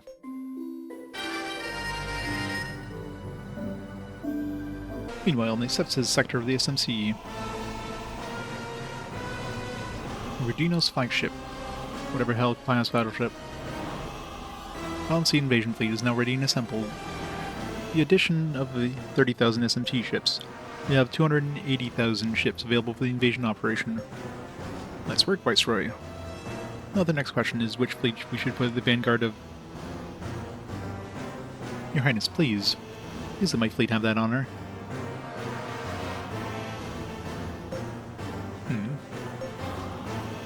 Just a moment, please. Vanguard fleet is the first to pass through the Void Gate, and thus the most vulnerable. This time the enemy will be prepared and waiting for us. I'm afraid it wouldn't do. It would be too much to ask you, Rear Admiral Macklin. That can be solved easily enough. You can use some of that SMC rabble as a shield. They are valued subjects of the Lugavalian Empire now that they've been surrendered. It would be unwise to consider them expendable. Then I trust you have a better plan, Admiral. That I do. Please, Your Highness, if you would put me in the vanguard, I won't fail to rout the enemy and bring the Great under our control. Two fine officers and two good plans. What a tough choice. Excuse me, Your Highness, if I may. Ursula Macklin's adjutant, Ensign Miles Merrill, timidly raises his hand as he interrupts his superiors. Well, go on then. Yes, Your Highness. It appears that Admiral Ehrman has the utmost confidence in his plan. I think we should trust him. Merrill, what in the... So even your loyal aide is saying we should go with Ehrman. Yes, Your Highness. I see your only concern is conquering the SMC. This is not the place to compete over honors in battle. Okay, so here's how it's going to be.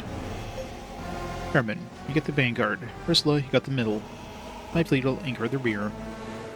Operation kicks off in 14 hours. Got it? Yes, Your Highness.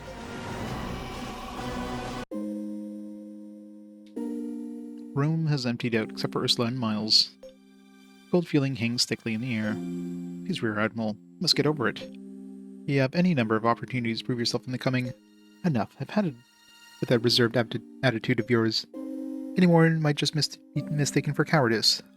Forgive me. I never meant... I don't understand why you always have to be this way. Forgive me. Will you please stop saying that? Anyway, I was the one who recognized the knack you had for dealing with military matters. You should be more confident. Yes, you're right. Forgive me.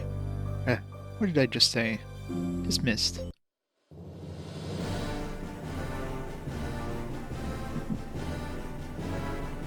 Did we reach Garland? It's not.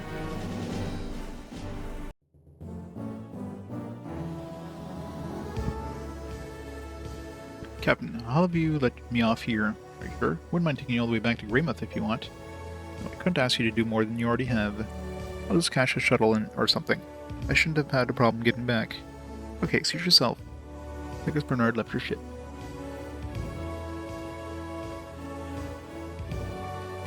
Fighters.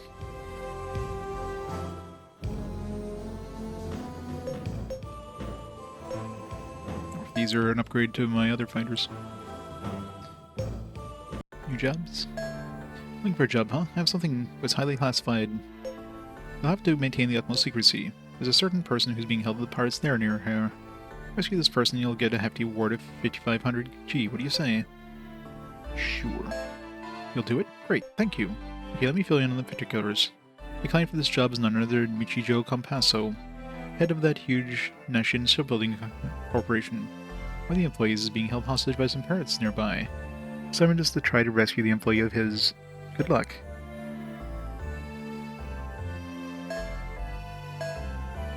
Where the orders were dismantled and people got transferred to Libertas Liberated Forces.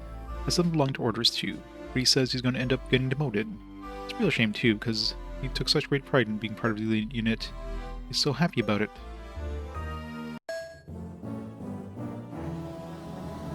Infinite space. The space is definitely infinite. Alright, we're gonna do some more rock, paper, scissors stuff. Yeah. Now, as we get in visual novels, right? Get a lot of dialogue. So much dialogue. Slayer. Two powerfully built men are standing guard at the entrance. They appear to be alert, as if they're waiting for something to happen. Enter. Okay, we're going in. Yuri unsheaths his blade and cuts down the two guards with a single blow. They crumple to the ground like giant puppets. A surprised looks on their gruff, weathered faces. Yuri and company immediately rush over to the fallen bodies and enter the pirate's lair. What is Yuri not able to like control the combat dudes? By the way, Grayson says there's someone above the floor. Yay for these long, stupid sections that are pointless as hell. 75. Oh, we got 95 attack now.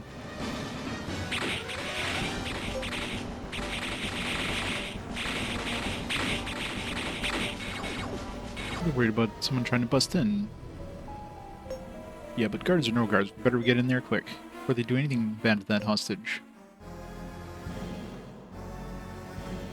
Or we're just going into these corridors with like thousands of people. Like how big are these elevators? We're getting like thousands of people upstairs. Humongous cargo elevators.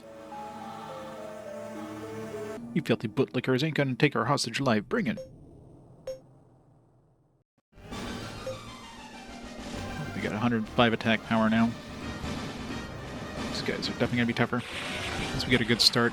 We did not get a good start. It's the worst start. Fuck.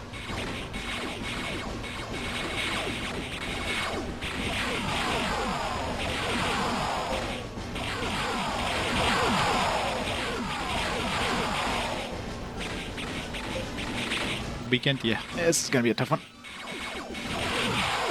Fucking rock, paper, scissors combat things. So stupid. Security things on our ships. Best we can do. This makes a difference. Obviously 1 and 2. 21, like we have 495 or something. Don't use leader.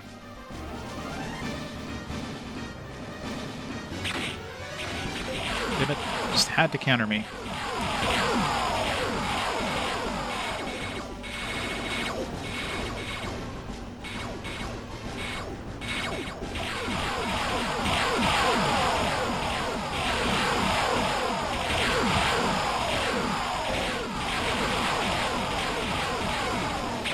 That was so much of my dude.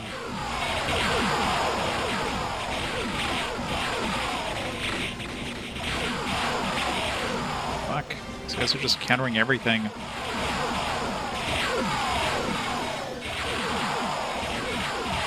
So annoying. Fucking rock, paper, scissors bullshit, man.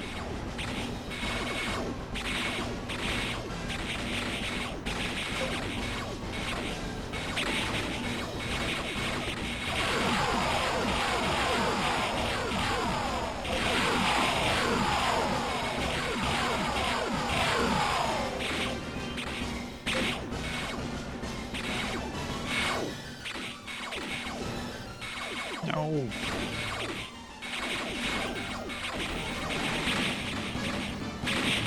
Finally, Jesus. I think it's the last of the pirates we're going to see for now. Good, let's find that hostage. I really hate these rock, paper, scissors things. It's the hostage. We found him. Samuel Celestar, who had been searching in rooms further in, suddenly shouts out. Yuri and the rest of the party come running over to find a man who has been released from the restraints. You alright? Hang in there. Okay. Think. New character get... It's Duke Nukem. Who are you people, anyway? The good guys, you know? Champions of justice and stuff like that? You ain't hurt or anything, are you? No, really, I'm fine. Okay, Torlo, you get the other side. Let's get him back on to the tavern. Anything you say, my man. Supporting the weak and exhausted man, Yuri and company make their way to the pirate's lair. Outside the pirate's lair. Or if you check the fighters I picked up. Now we went back to, have to put my other module back in. What did I even take out to... The company returned to the tavern with the hostage they rescued from the pirate's lair. Bartender responds to them immediately and comes rushing out, overexcited. Oh, you really managed to rescue the hostage. I didn't think you'd be able to... Oh, excuse me. Anyway, great job, Yuri. Now I see why you're known far and wide throughout the land, throughout the large magic land of the cloud. Here's your reward. 500. Probably the Compasso Corp is going to come and pick up the hostage. Till then, I'll have him take it easy on the back room. Don't you worry, I'll take good care of him. Look International Diverse Galactic Federation Central Sector as...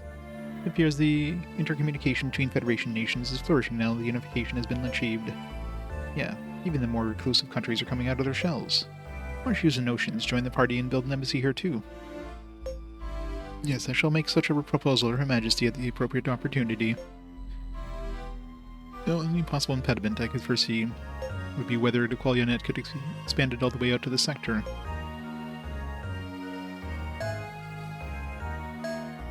job. Sorry. Garland isn't a very prosperous place, and the jobs are few and far between. If anything comes in, I'll be sure to let you know, though. Do we even get the guy's name, though? The one that had a portrait? Usually when they have a portrait, it's like... You know, they're going to be like some sort of character that can join you. Maybe later on he'll join. These new ships are worse. Cheaper, but worse than the ones we had. I suppose these ones here are like as strong as they were. I mean, they're expensive, but they're very strong for when we got them. There you go. And so we can throw on this thing. Level 4 now. Increases it by 10 damage. And it's barely worth it for price difference. Well, let's see how much do we get back from the other one. It's only like a 4,000 whatever. So we got the best we can get. S laser M level 5. That's the best we can get right now. 3. It's the best we can get now. 100. Whatever. Pulse. I mean, I've got the fighters. I don't think I need any anti-air. Another thing of like anti-air missiles or something. Not that would make much of a difference, but or AS missiles or whatever. Let's see if I can get up to like 100,000 by when I sell this Borod. That's when I want to upgrade my my flagship to that other thing there, the $62,000 one. When I think about it, I really regret that we so easily allowed such a talented man such as you slip into Brigandland's hands. Certain Libertas would have been better able to help you achieve your goals, Captain. So I wonder how much this thing would have changed, considering like we did have a choice to go Brigandland or Libertas at one point. So with like the entire like plot of this would have changed. I mean, still in the end, I'm sure we would unify everybody, but we'd all be like doing all this Libertas stuff instead of Brigandland stuff. Two pretty vast branching paths. I'm so glad to see you. Embassy's reception room. Ryuri is greeted by Aria Sereno, who seems overjoyed to see him. Hi, Sereno. I didn't know you were here. The Commander Schneiser could bring me here.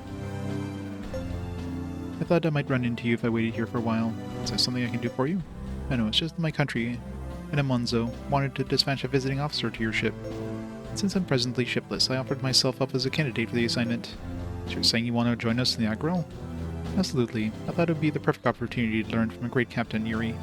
Up close and personal. Up close and personal, What did you say, Captain? Do you have your permission to join your crew? I don't expect to be treated like a guest or anything. I just want to be treated like any other member of your crew. You just mean any way you want. Anyway. Wish you would have phrased that differently, but we both know what you meant.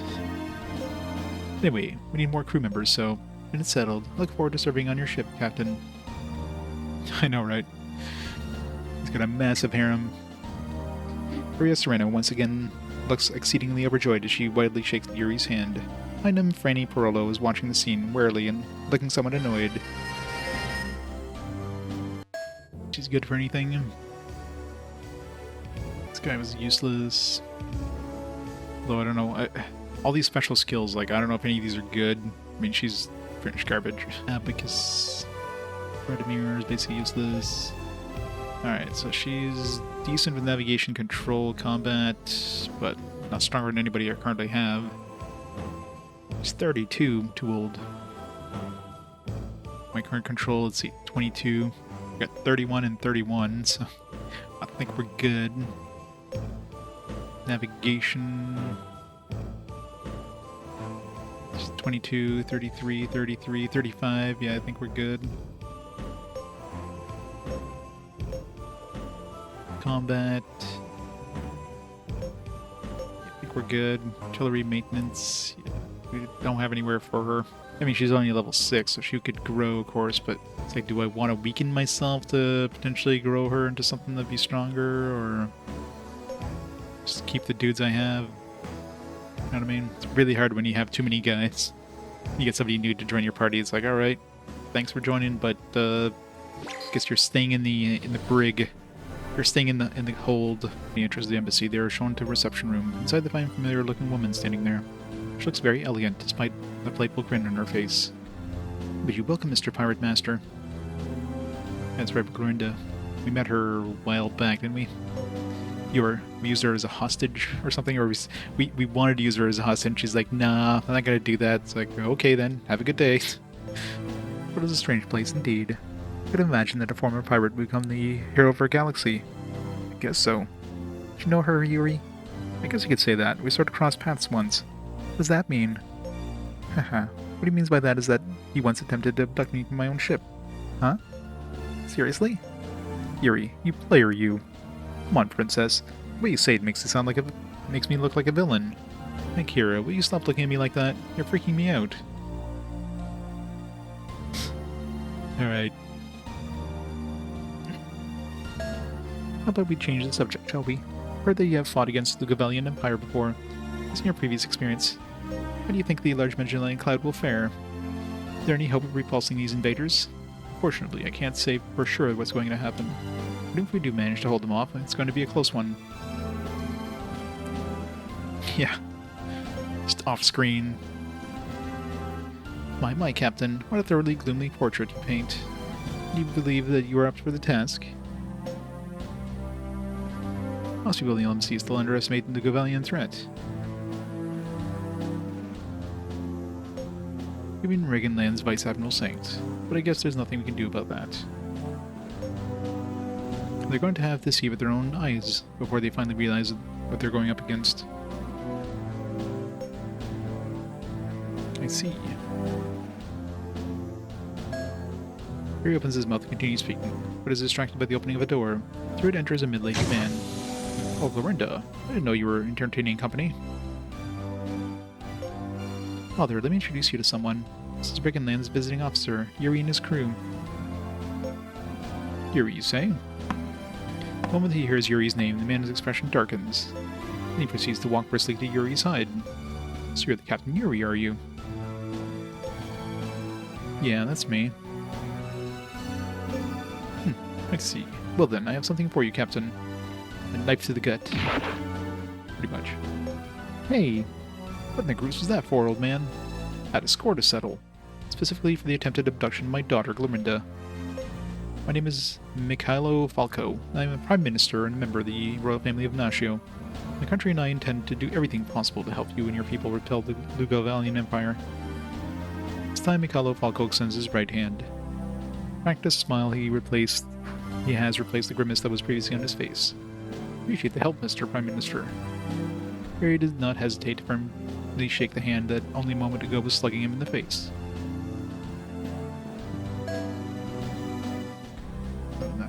Oh, cool. Your country's space force is led by a woman?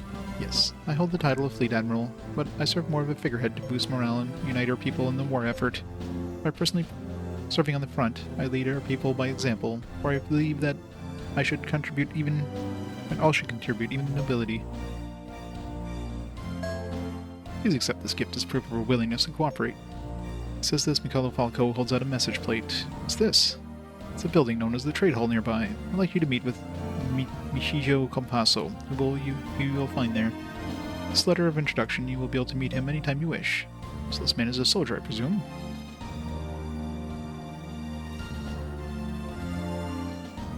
Yeah, pretty much. It was kind of funny, though, the meeting. Like, he's like, alright, I'm gonna use you as hostage. She's like, nah, that's not gonna happen. I'm just gonna kill myself if you do that. Alright, have a good day then. Bye. Well, he may work for the military, but he's not a soldier. He's an executive director of the largest shipbuilder in Nashio. I'm sure you'll find that knowing him will be quite helpful in the days to come. Okay, thanks. We'll stop by to see him sometime. Yes, I did underestimate the Lugavalian threat 10 years ago. It is true. That is why I failed to dispatch our main fleet to the small Magellan Cloud when Nova Nashio appealed for help. I can't help but feel that the tragedy in the SMC might have been averted had I only acted differently. Fleet Admiral Nation. Alright. Let's protect these two. Trade Hall. Welcome to the Estranto Trade Hall. Compasso Corp has made its place available to all people involved in trade. Receptionist speaks with a smooth and monotonous tone. A smile on her face, or on her lips, that doesn't seem to extend to her eyes. Yuri hands the receptionist the plate he received from the Prime Minister, Michael Falco, and her smile fades away quickly. I'm Yuri, Captain of the Agrel.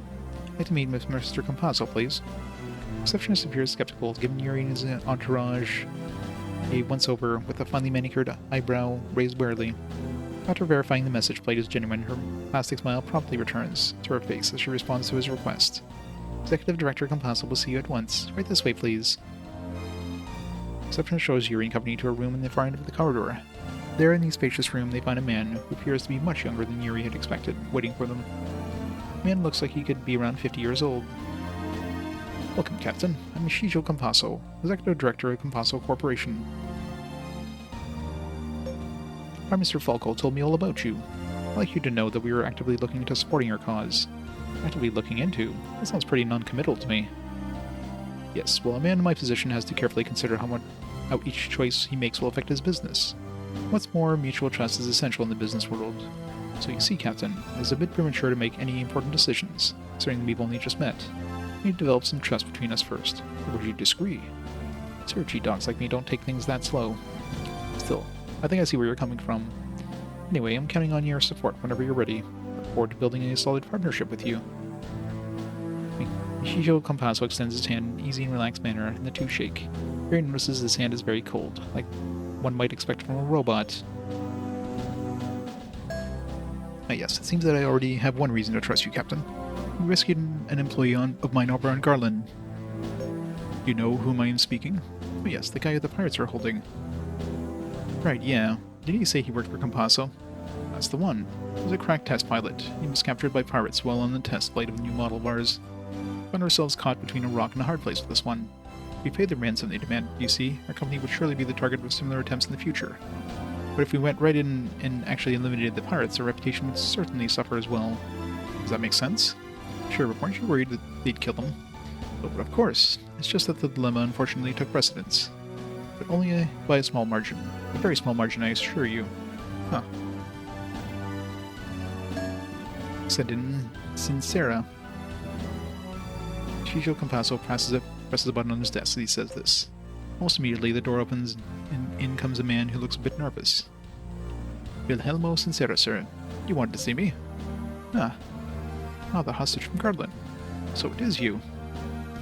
Wilhelmo Sincera looks surprised when he realizes that Yuri and company also are in the room. Compasso starts speaking, all the while steadily gazing at Sincera with an unreadable expression in his face. Wilhelmo, you owe them a huge debt for your rescue, wouldn't you agree? Yes, sir. I want you to pay back by working on the captain's ship. Huh? Me? Work on their ship? That's right. Consider yourself on loan for a while. Well, that while can end up being a very long time. But don't worry, I've already decided on your successor. All you have to worry about is putting your skills to work with this captain's ship.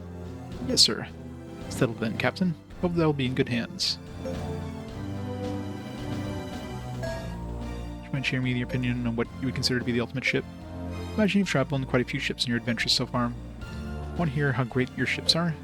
No, I tolerate unbiased opinions when it comes to rating ships. I want you to tell it as you see it. Okay then, I'd say the best ship I've seen would have been, without doubt, the Corsair. There's no surprise there. Really? Absolutely.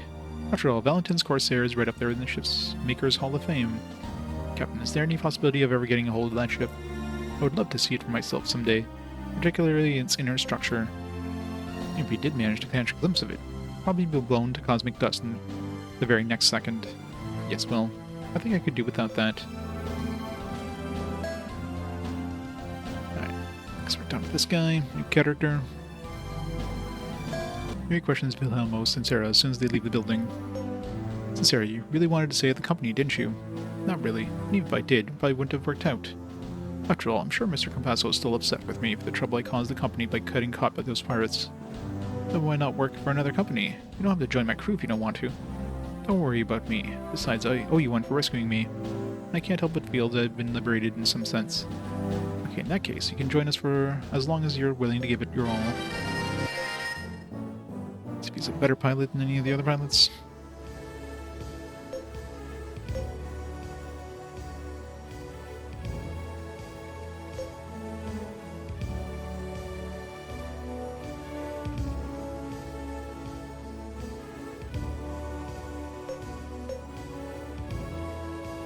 So, 25 piloting. Decent.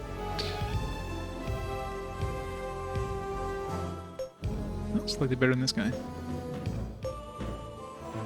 It's good in combat too. Slightly better in combat than him. So what do we use Torlo for now? Navigation, artillery. Pretty good for anything. This is better to other jobs. Tarlo's staying out. Sorry, Tarlo. We're ranking at now. 557. Almost breaking the 100 mark. Only need another 2,000.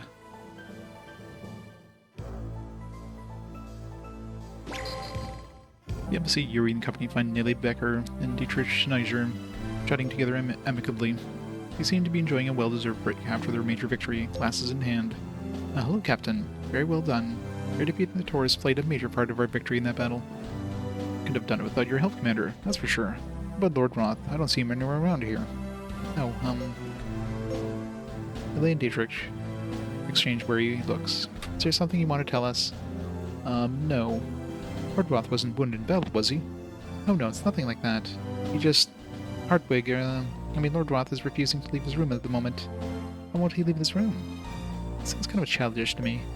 The truth is, his ship, the cruiser, was damaged beyond repair in the last battle. It just badly managed to limp back to the port. And then the decision was made to scrap it. So that's why he won't leave his room. Yes, the poor man is in a state of shock. Tisk, like I said, childish. Oh, I should lay off the guy, Tatiana. It's hard to lose a good ship. I understand exactly how he feels. Maybe so, but still, he's a grown man. I mean, he should just get over it. Captain, I have some good news for you. Oh yeah? What is it? Our ally Nashio has sent us some personnel to aid us in our efforts. Lord Roth has ordered me to assign one of these Nashians to your ships. That is, if you're interested. Sure. We'll welcome all the help we can get. Alright then. Lily Becker presses a button on the table, and almost immediately they hear a door open. Turning to look, they see someone walk in. Nice to meet you. I'm Volo Naturo, Lieutenant Junior Grade, Nashio's 1094th Fighter Unit. He's gonna be a pilot dude. Well, this guy looks like he could really kick some ass. Check out those pecs. Nashio's always been known for its many skilled fighter pilots. Naturo is among the best they have.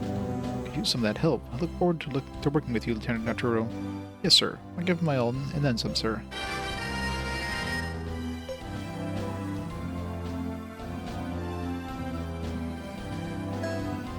It's pretty far Federation headquarters for an embassy. You know, it's history. You understand. You see, Regenland was on the losing end of the Second Stratus War. As a result, the winning nations, the Bertassen and Amonzo, got special treatment within the Federation. The victor goes the spoils, right? I get it. So now you finally feel like you've settled the score? Are you kidding? I mean, that was over 500 years ago. There's no more score to be settled at this point. It's history. Well, that's right. I have some good news for you, Captain. Wise up from some good news. Indeed, Regenland purchased the building and the property behind the embassy. It now serves as a branch office for a country's ship design company. Or they just had some new ship blueprints come in, so you could stop by later when you have a chance. Lots of blueprints for cutting edge ships. If you haven't yet, you should take a look. The Battle of Himwald also almost turned out to be your last. Heard that right. I'm used to it after serving under Lord Roth for so long. He's as brilliant in battle as he is reckless. Yeah, two would make a great power couple. Couple? Give me a break. Really on speaking terms with that guy.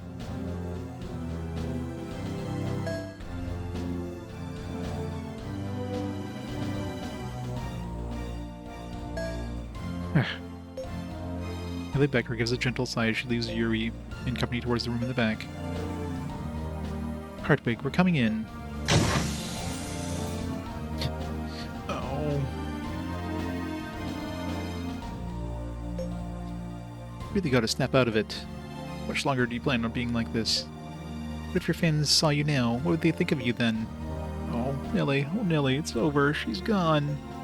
My beloved cruiser. They're gonna tear her to bits and sell her for parts. Well, what other choice is there? I mean, it was damaged beyond repair. You know that. Besides, it was your idea to use your own ship to draw enemies' fire. You should have thought of that through. Oh, yes, more of that, but still. You see what I mean?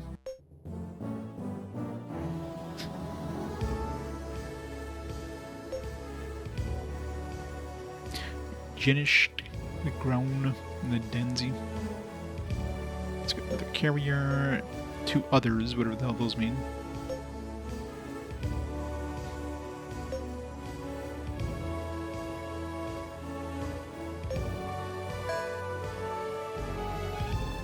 New ships are like. Had the port. One of these places has a port. Yeah, let's double check. This guy's bar had something about like, oh, there's nothing right now, maybe later kind of thing. No.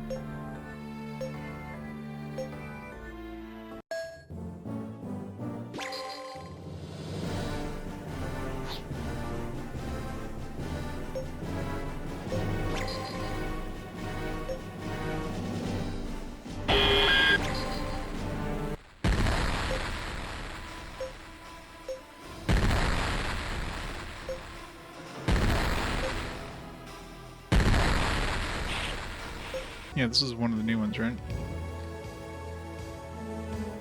It's even higher end carrier than the Eberlin. Looks beefy. Obviously can't afford it. One of the other ones we got was like there's a bunch of others. Two others.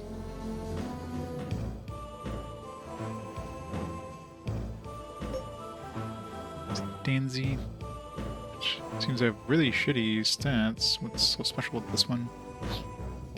It's got energy discrim radar, whatever the hell that means. Maybe it makes it so that it's radar. So I was gonna say maybe it makes it so that energy weapons aren't as effective on us, but that would make sense as a radar. Energy discrimination radar. Don't know. Be nice if let's say it was something that would like make it so you can actually see the health pool of ships. Then that would almost make it worth it. I think ground was the other one. Super long range? No. Maybe we had this before. I don't remember. Yeah, it must have been the other new one. Definitely wasn't the Castilla. Yeah, I think it was this one. It's got a really good anti-ship. 60. Super long range, so I'm assuming that's good damage output, but not like I can afford a new ship if I sold the Nahab.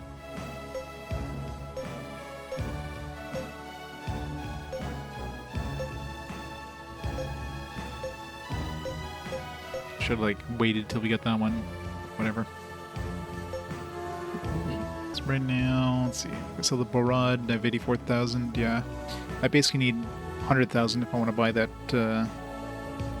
other ship.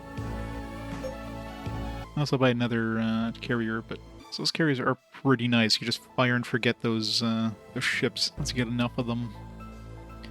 But how much is that? 42,000. I'm kind of curious.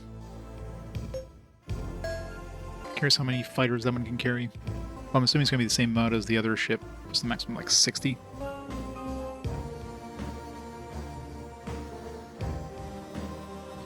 Plenty of space for hangars.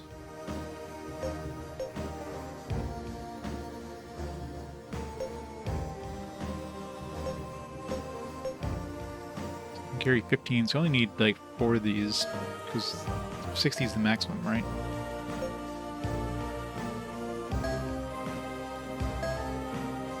The expensive part is the ships.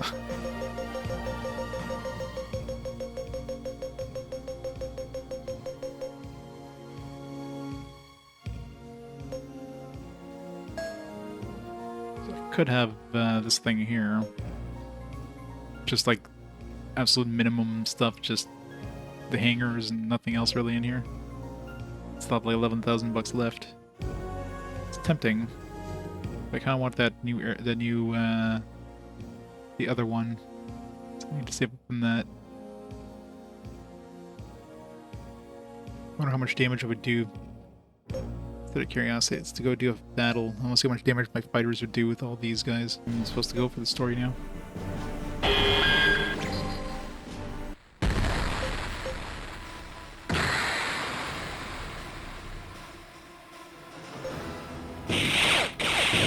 319. It's less than I thought it would be. So I was doing like 250 something, so having another 60 ships, you think would be doing way more damage. Just wrecked that guy, mind you, so. Maybe there's like a cap on him on damage. Never just like chewing through these guys. It's tempting, but nah. I want to go for that other battleship. We just had to wait a certain amount of time. Incoming message from Vice Admiral Sankt. It looks urgent. What does it say? Let's see, wants to see you immediately at the Galactic Defense Headquarters. That's it? Wait, there's more coming. Oh, huh? What does it say, Kira? They're here. Look, a valiant invasion has started. What? They're here. And so it begins.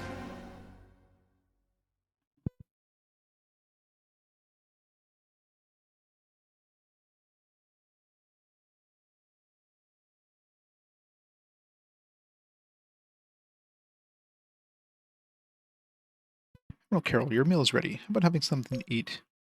All right, I think I'll eat in the officer's mess room today. How old is she? Like 50? She gotta be at least 50. So she's probably on her deathbed in anime terms.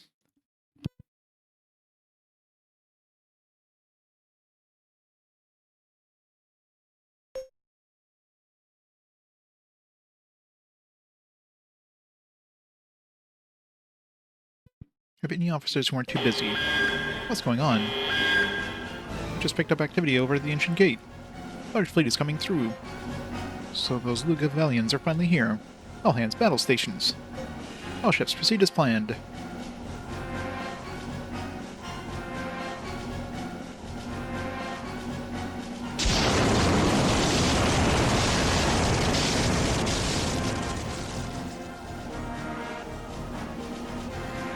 Yes, it's definitely them. The Lugavalian invasion fleet has arrived.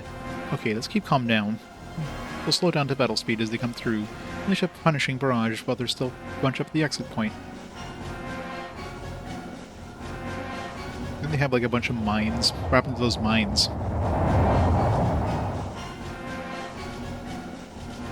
Huh? Admiral, the enemy fleet's showing no sign of slowing down. We're going to try to break through. We must bar their way at all costs. Fire, give them everything we've got. It was, in fact, not enough.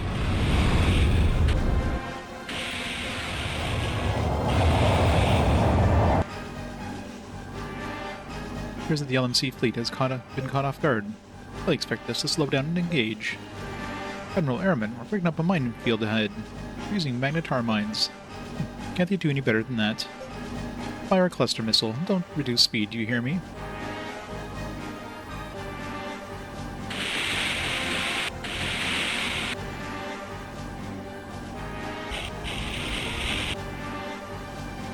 Admiral, the enemy fleet has made it through the first and second minefields.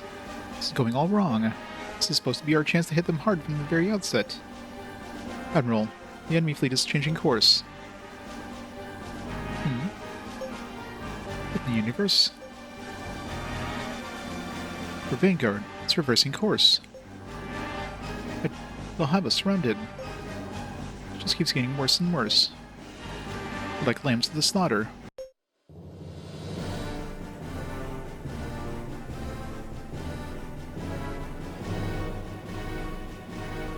Need to reload so we get her. As much as this ship is nice, so I guess we just need to like advance time. Terminated. Marigold headquarters. Ifison. Oh. Those freaks are here too. Yeah. A shred of Edicists are passing silently by Ifison headquarters. Man, these guys pop up everywhere, don't they? Kind of like cockroaches or something. Something like 1.2% of everyone in the Galactic Federation is an atheist, so it doesn't sound like much, but it doesn't sound like much. Each planet has, like, how many billions of people? Like, each planet I've gone to has, like, let's say 50 billion people on average. Maybe less than that, but let's say 50 billion people. It's a lot of people.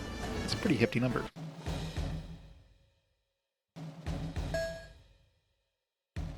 Spread Lennox's office. Reclined, looking thoroughly relaxed in his chair deep in the bank. Governor Man Thomas is working out alright for you.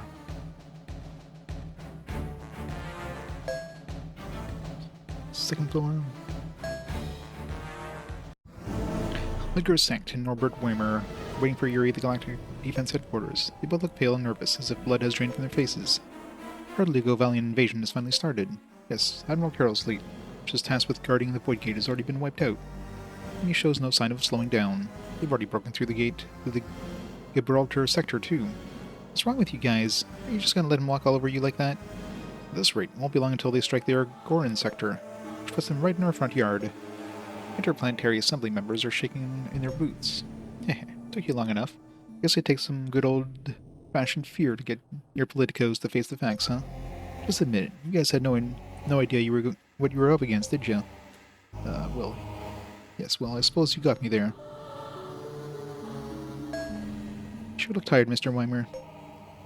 Yes, well, these Assembly politicians can be a rather skittish bunch. Dealing with them can be rather exhausting. The moment they realized the terrible might of the Lugavalian Empire, they immediately went into blind panic. Most of them became clamoring for a diplomatic solution. I'm starting to get them to unite behind a military plan we can all agree on. There's no way diplomacy would work. I mean, if you did, you think the SMC would have fallen like that? Haha, no, you're absolutely right. Amy's commander, one Cinco Luis Maponos Lugos, was approached with the idea, but he flat out refused to negotiate. She's Cinco Luis. Seiko's leading the invasion fleet. Yes, the Govalian Crown Prince himself. So Seiko is in charge, is he? Yuri, are you really going to go up against Seiko? Of course. He's the one leading the invasion. I don't exactly have a choice in the matter. Who's your friend? I mean, we sailed the Sea of Stars together. Yeah, I know. And that's exactly why I have to do everything in my power to stop him. I see. The Gabals may have brushed off our place for negotiations, but we still have a plan on exploring all possible diplomatic solutions. I know we're probably wasting our time here, but as politicians we have to keep doing what we're elected to do. Where's the enemy now? They've just taken the flat in Andorra and the Gibraltar sector. They seem to be halting their advance for now. Note that they want to secure the position before using it as a springboard to the surrounding sectors. A careful approach, huh? It'll be harder to deal with than if they just keep rushing at us headlong. They plan on countering this. Admiral Norton of Libertas is forming a defensive line centered on the planet Oz in the Gibraltar sector. And as soon as the Coalition fleet has been assembled, we plan on sending them there as well. I just hope they're all set to go up against the Govellos. Well, Captain, as the current situation is just as I explained, but unfortunately another vexing problem has arisen. We're already under attack by the Govellos. What else could go wrong? Plenty, I'm afraid. Have you heard of Severio Zanetti, chairman of the Orsino Foundation? Yes. Wasn't he the one who provided the Zeratud orders? That's right. We lost track of him after the Battle of Hinwald. That is up until now. His ship was recently spotted heading towards the Govalian fleet in the Gibraltar sector. What do you think he's up to now? In all likelihood, he intends to surrender the Orsino Foundation's technology to the Govellos as a sort of peace offering. He's gonna do what? What a bastard. He's gonna let him get away with that? Not if I can help it. We'll need your help, Captain. I want you to overtake and destroy his ship before it reaches the Govalian health space.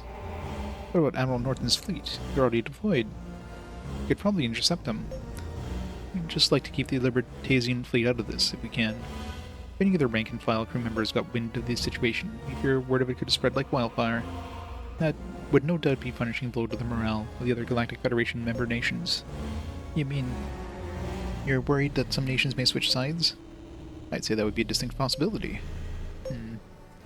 Alright, we'll do it. My apologies, Captain. Because I'm always pressing the riskiest duties upon you and your crew.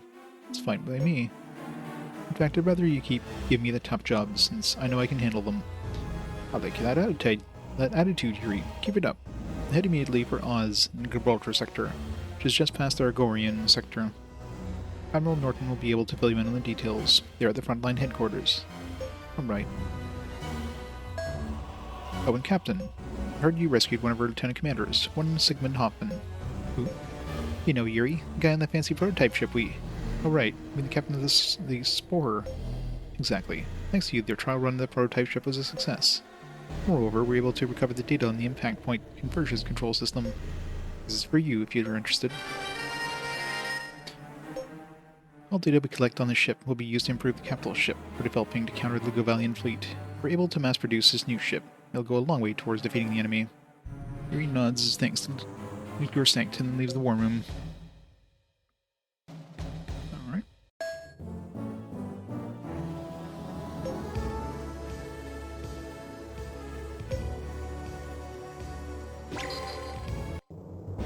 this new ship is like. Rebellion Core Fleet Gibraltar Sector. Give me an update on enemy movements. Yes, Your Highness. Seems they've reformed their defensive line centered on the Oz system.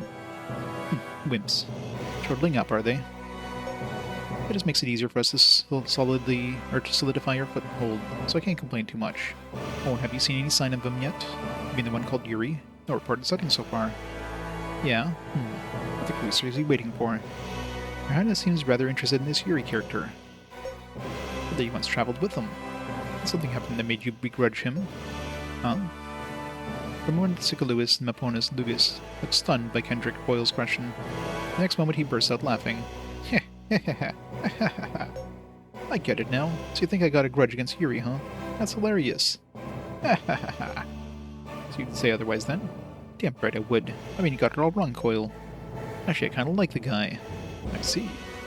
Well, that's why I want to crush him. I want to destroy him with everything I have. That make any sense to you? I think I understand now. Cole replies, but he doesn't sound the least bit satisfied or convinced. In fact, he looks plain puzzled. Seiko responds to this with another hearty laugh, but doesn't continue to try to explain.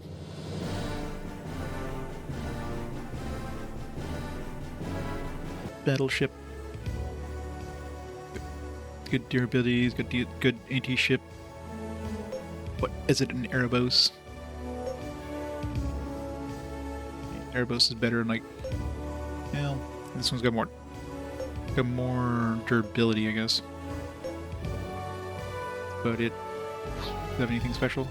It's got the impact convergence control system. It doesn't have the ability of having any fighters, though. Not that we really need more fighters, but I wonder what this impact convergence control system does. It sounds like something that would like raise accuracy or something. So that's a potential. That's way cheaper than the Erebos. It's like half the price. So that is a potential. It's pretty tanky. Doesn't have as much battle speed or as much mobility. Yep. As much anti-ship. Does have like 3 free weapon slots versus the 1. Though I don't know, I'd have to check what the weapons are on this one. Because the weapons on this one might be like really OP. I don't know. Still, it's a big difference in price.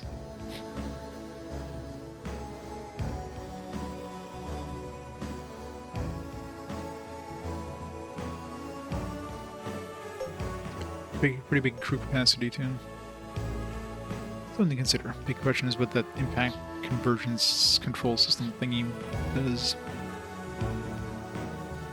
I could definitely upgrade to this one right now if I wanted to. I could sell my $31,000 one, or my $50,000 one, whatever it is. But man, so what am I using right now for my battleship? I'm using the Agril. That's my current ship. So if I compare that to this one, stat-wise, it's similar. It's got a little less anti-ship, a little less mobility. It's very similar to the Agril in terms of stats, although slightly more armor and durability, but it's got less anti-ship. The Agril has a lot more customization. Well, that's 3 ships. Yeah, it's both 3 or 5 for weapon slots. I don't know what the base weapons are in this one. The main thing is that specialty thing, and of course the Agril has the fighters, which this one doesn't. There's also this one here, the Absoluta has the NOS command system. I don't know what that does either. So many of these things are just like, I wish they would tell me what the hell it does.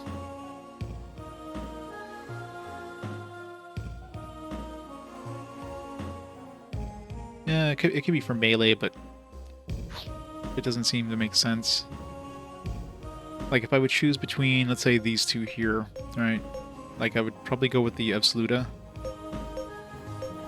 even though it's got a little less durability. because this one has the ability. First of all, there's a lot less crew requirement. So, but it depends how much space is on here too. This one has the ability of having fighters. This one probably has more damage output. I mean, in the end, I just want the airboss anyways. The airboss seems to be the best of all worlds. It's got the fighters thing. One thing it doesn't have is this special. But I wish I could tell what the hell these freaking specials do. Like the Endless Command System, I mean, that was the thing that was the Borg race stuff, right? So something like that. Command system could be like an accuracy thing. Maybe increases like fleet, whatever, which I don't even know what the hell that does. This one here, the impact conversions control system. It could be a, I mean, this could be accuracy, it could be a critical increase thing. But of course it doesn't have the fighters. So many choices.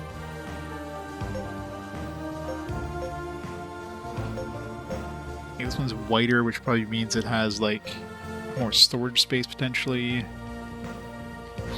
Either way, until I have like 50,000 extra bucks, I'm not gonna upgrade to anything.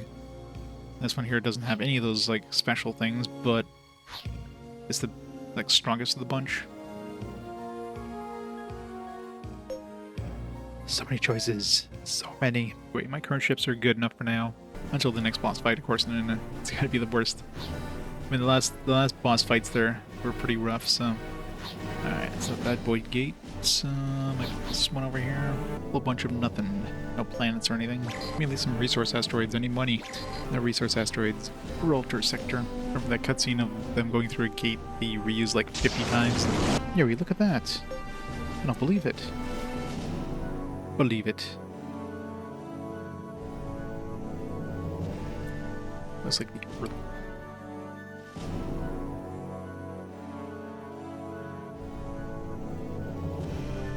Yo, Libertas really is badass. I mean, look how big this fleet is. Still have this much strength left over? Yeah, but the question is this even going to be enough to hold back the Govellos if they come at us full force? The answer is no. No, it won't. Oz. Burj. Anon. It's hard to read some of these names sometimes. Durag and Dora. So we need more ships. Liberty and a Bastion 2. Slightly stronger than the Bastion, although it doesn't have as... Oh yeah, it's slightly upgraded version of it. One extra weapon slot. Just slightly better specs.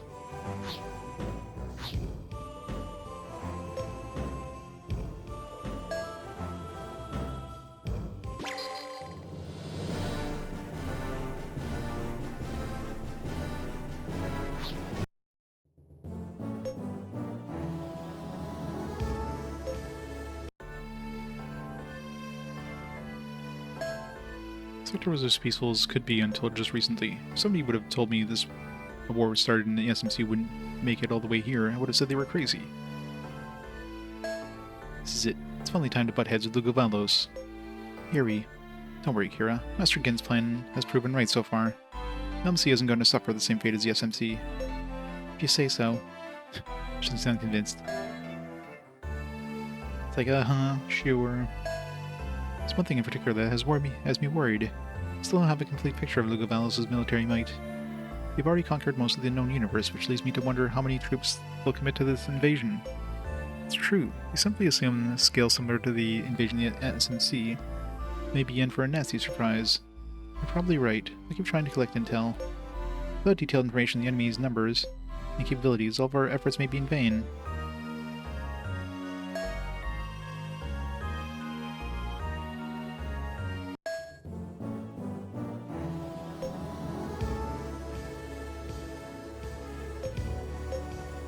Explore this sector as what we can before we go to that front headquarters thing. My name is Duncan.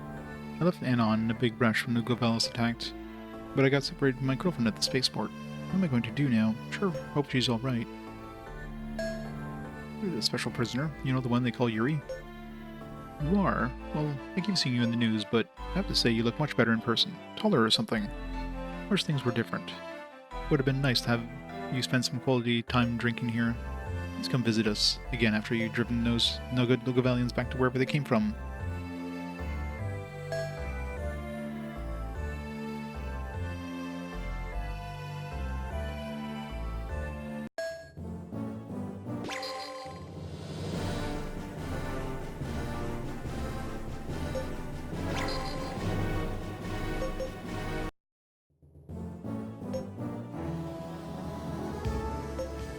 modules.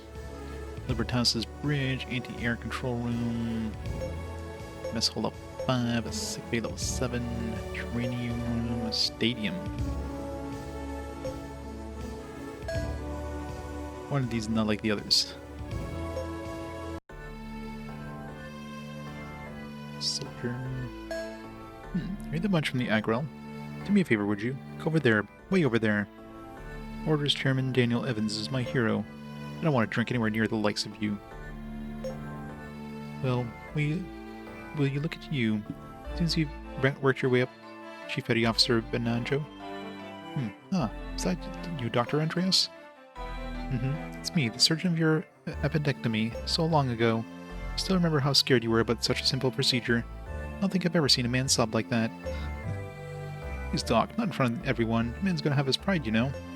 Yeah, just saying. Anyway, Benanjo, you were a skilled navigator, if I recall correctly. True, but what does that have to do with anything? I'd like you to give our crew some pointers, if you would. I don't think so. I mean, why should I... Oh, I get it. So when you were begging for me not to tell anyone about how you messed yourself... okay, I'll do it. Just tell me who I should have to teach. Jeez. That's better. Alright, Captain. Select someone from your navigation crew.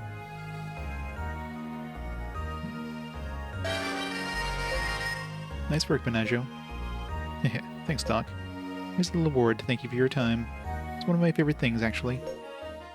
What? Really? One of your favorite things, eh? Let me see. Here you go. It's a medicated compress. It's great for sore, stiff muscles. Menaggio looks dumbfounded as he accepts a medicated compress from Anastasia's Andreas. He slowly lowers his head to look at it, obvious disappointment. So lucky having Dr. Andreas in your ship position.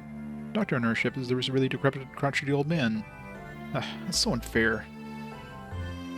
I had my wife and kids evacuate on my wife's parents' home in Greymouth. I really wanted to get out here too, but I was so worried about my tavern. I just couldn't bear to leave it behind. Xavier Nebula, beautiful.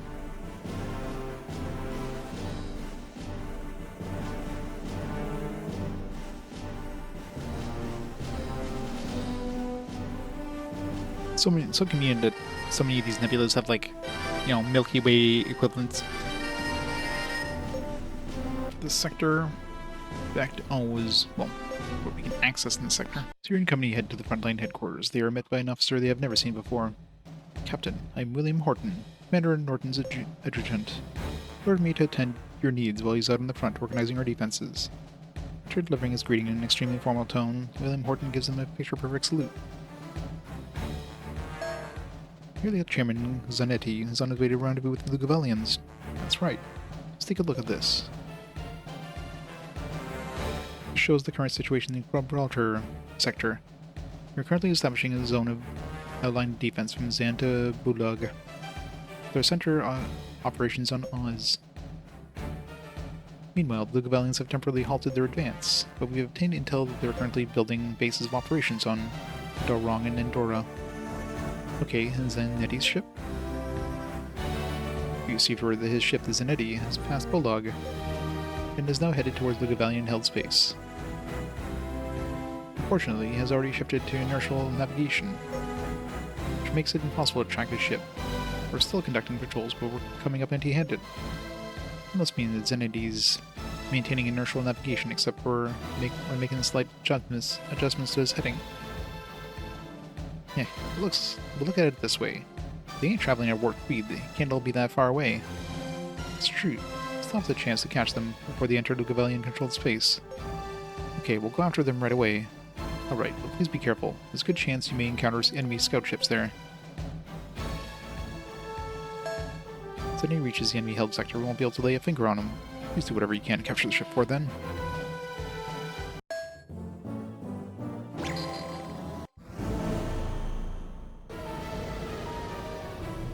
With planet Anon. Captain, do not leave a trace for a passage, understand? Yes, sir. We'll return to inertial navigation as soon as we pass through Anon's gravitational sphere. Excellent. Let's just keep it nice and quiet until we can rendezvous with Prince Siko. Chairman Zanetti, you really intend to surrender to Lugavalos? Need I remind you of our slogan? Giving wings of zero-G dogs everywhere, so that they may fly anywhere. To that end, we must always select the best possible partner for us. Do you understand? Yes, sir.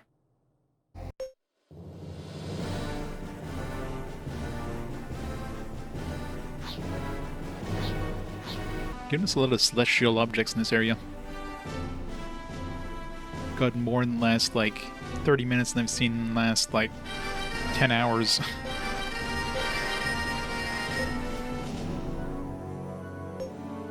Slayer. The young woman. Where did Duncan go? I looked everywhere, even in the spaceport, but he's nowhere to be found. What? You know where Duncan is? Oh, please, take me there right away, I'm begging you. Can't do that right now. Sorry. No. So when you're in the middle of a military operation? I guess you wouldn't be able to take civilians on board then. I'm sorry I bothered you. Come back get you later. The British government has issued an evacuation order for all the civilians here on this planet. Does that mean we'll have to close up shop and leave? After all the hard work I put in the past 20 years.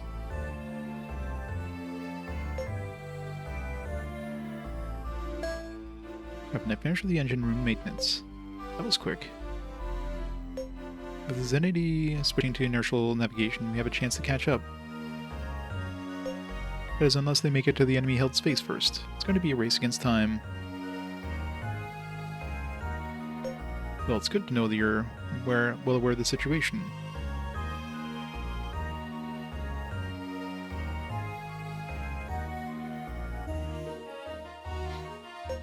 This pursuit is going to stress the engines to the max. I'm counting on your hard work.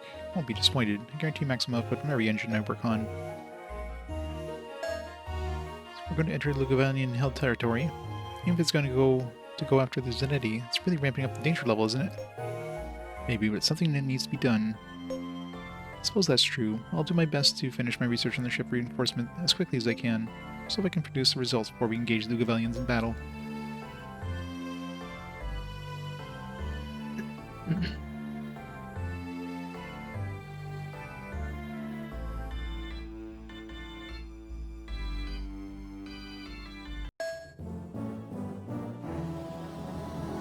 Let's go try that pirate thing.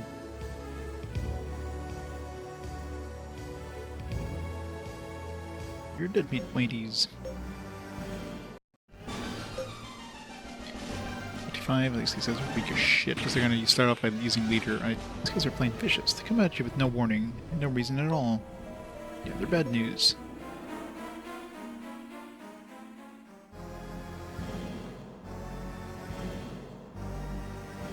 Oops. Put a currency card. 3,000 bucks. Nice. We're gonna carve you up and serve you to the dogs.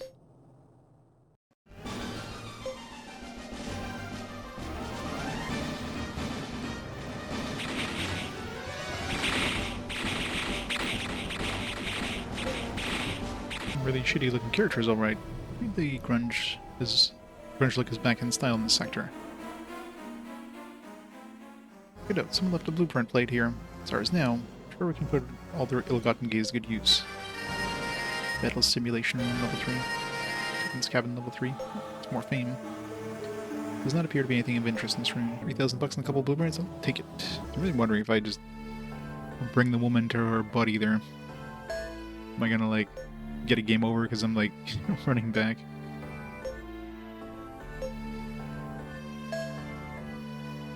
Go on ahead and wait for you at your ship then.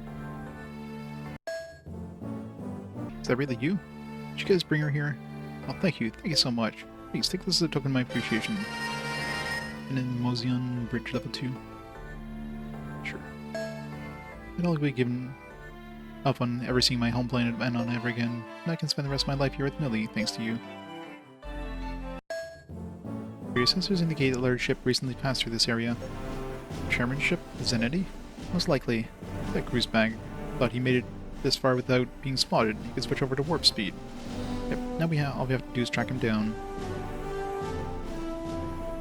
There it is. Zenity. Yeah.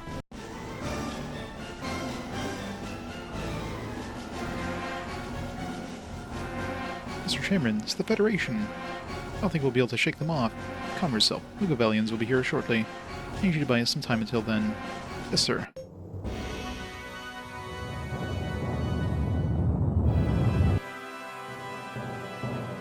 So Zenitti's been caught, has he? Yes, sir, but none other than Yuri, in fact. Well, no. Yuri, eh? It just keeps getting more and more interesting.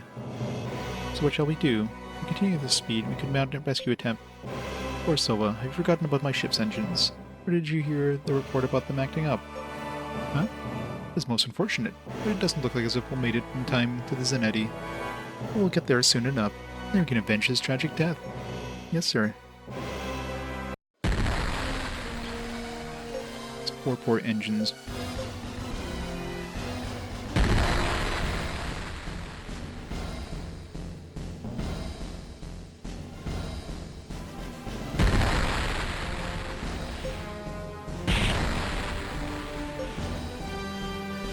Enemy unit.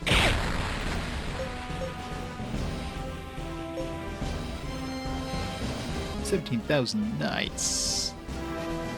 Now we can upgrade our ship. Sweet.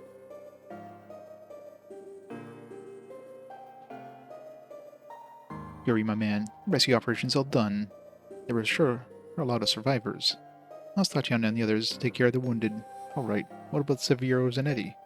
Found him on the bridge, stone cold dead. And the geezer was holding this in his bony old hands. Orlo Adkin holds out a blood-splattered blueprint plate. Yuri takes it and wipes away the blood so you can see the label. Hey, these are blueprints for the ZR2. You just say the ZR2? Really? Truly? I must have a look at those at once. Please, hurry, I can't wait to. Mr. Minas, let's settle down. You're a grown man, not a child.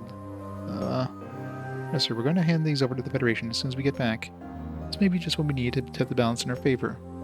Oh well, then how about I just hold on to it until we get back? I don't see why not, as long as it gets back to the Federation in one piece. Oh yes, I promise. Nothing bad will happen this time. I'm just going to analyze the Groose out of... no? Please, Professor. Don't worry, Captain. I'll keep a close eye on him. Yeah, thanks. You do that. One more thing, Yuri. The survivors told us a Lugavalian fleet was heading this way to meet up with Zanetti. Ought to get out of here before it's too late. You're right, Torlo. Hey everyone, let's get back. Back to the Federation headquarters. Run away! Yeah, considering the, weren't they supposed to, like, come after us and like, defeat us after the Zanetti got destroyed? They're sure taking their sweet-ass time. Bruce? Here we look.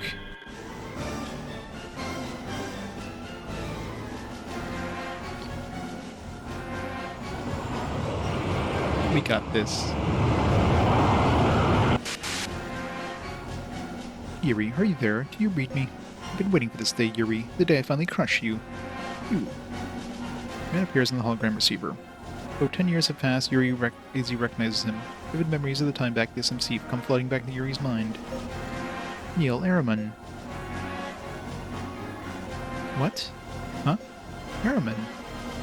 Most of the SMC crew members are just as shocked as Yuri to find out the man is Neil Araman. Even Franny Parolo and the others who have never met Araman feel the tension. Ren watches the hologram with bated breath. How many times have they used the with bated breaths in this game so far? Like 6, 7 times now? Everyone's always baiting their breaths. Yuri. Never thought your name would be etched as deeply in my mind as it has. Same here, Araman. I'll never forget you. Not for a second. Is that so? Then maybe you'd like to exact some revenge. Or are you going to run away with your tail between your legs again? Why, you. Yuri, no. They have more ships coming. Lots of them. She's right. None of us surrounded if we don't get out of here soon. So are you going to run for it, eh, Yuri? Still a coward even in the face of the man who struck down Nia Lane. Bastard!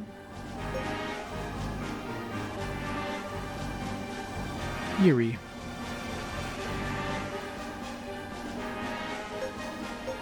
Yuri, get a hold of yourself. Don't give in to the hate.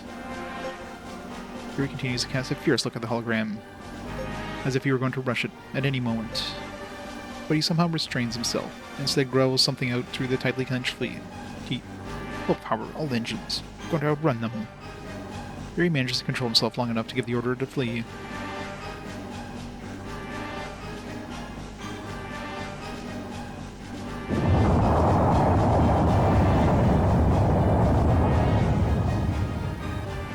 Run away! Enemy fleet is accelerating. They're going to try to outrun us. Not so easily provoked anymore. Seems he's all grown up, perhaps.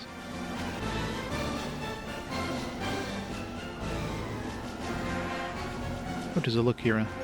It doesn't look like we can outrun them. They're sticking to us like glue. Oh no. What's up, Kira? We have ships ahead of us, too. It's another Lugavalian fleet. Is there any chance of us breaking through? We have 30, no 50 ships. I think we're in trouble. We'll be fine. Damn it, it's like they were ready for us. As we've fallen smack dab into the middle of their trap. Yuri, the fleet behind us has caught up with us too. Damn it.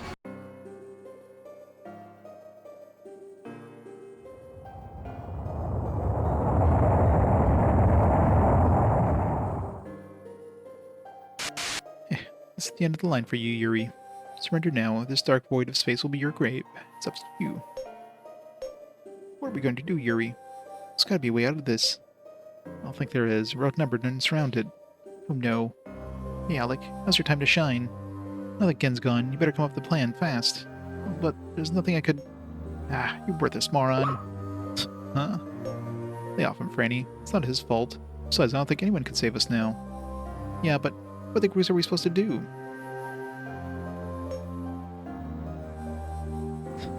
Fight to the death. Looks like we have to surrender. Oh, come on, Yuri. Don't be like that. You're kidding, right? There's no need for us to die here today. I know what's waiting for us, but let's live on so we can fight another day. Oh, we're gonna have another time skip now of like 20 years later.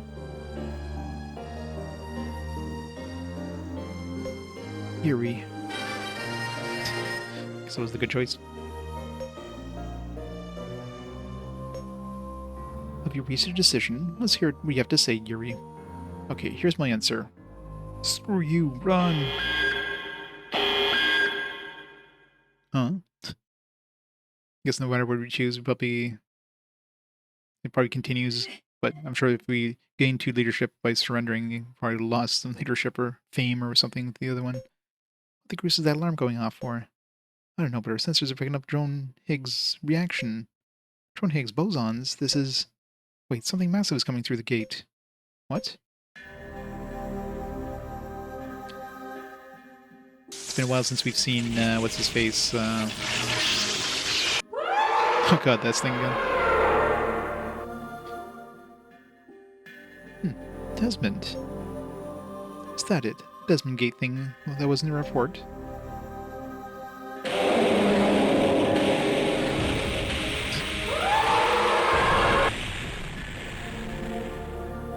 Fire! Fire, I said. Yes, sir. Super convenient.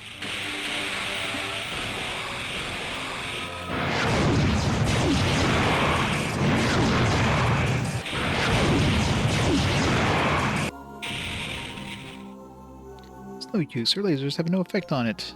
What is that thing?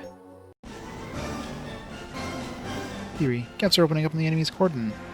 Okay, Kira, find us a Starling. Get us out of here. It's gotta be the one that they used to get ahead of us. Roger that. Totally is. How's it going, Noodle? Yeah, some dude who used like a pseudo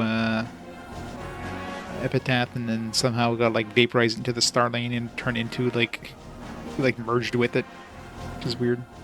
That one. There's a Starling that goes to the planet Burge. Okay, engines, max thrust. Let's kiss the sector goodbye. Admiral Airman, Yuri's ship is attempting to flee the combat zone. Forget about him. Don't get out of here, too. That Desmond Gate is going to annihilate us. We have ships waiting for them in that sector, too. We have nowhere left to run.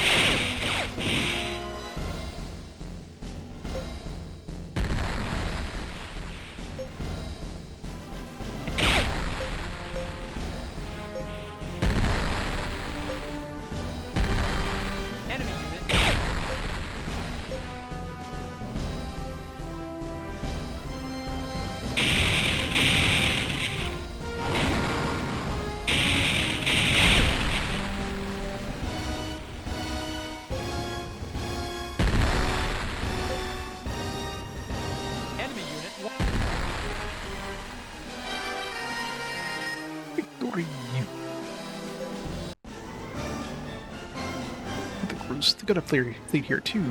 Yuri, my man, we got a big old noose hanging around our necks. They're starting to pull it tight. Yeah, keep running around like this. It'll just wear us down. What are you going to do, Yuri?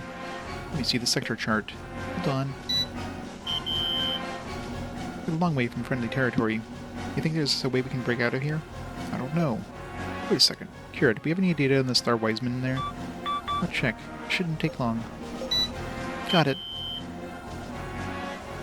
It's a neutron star that was created from a binary star collision some 200 years ago, shooting a plasma jet into the surrounding space. Perfect. What's that supposed to mean? Plasma jet will render wide area radars useless, enemies included.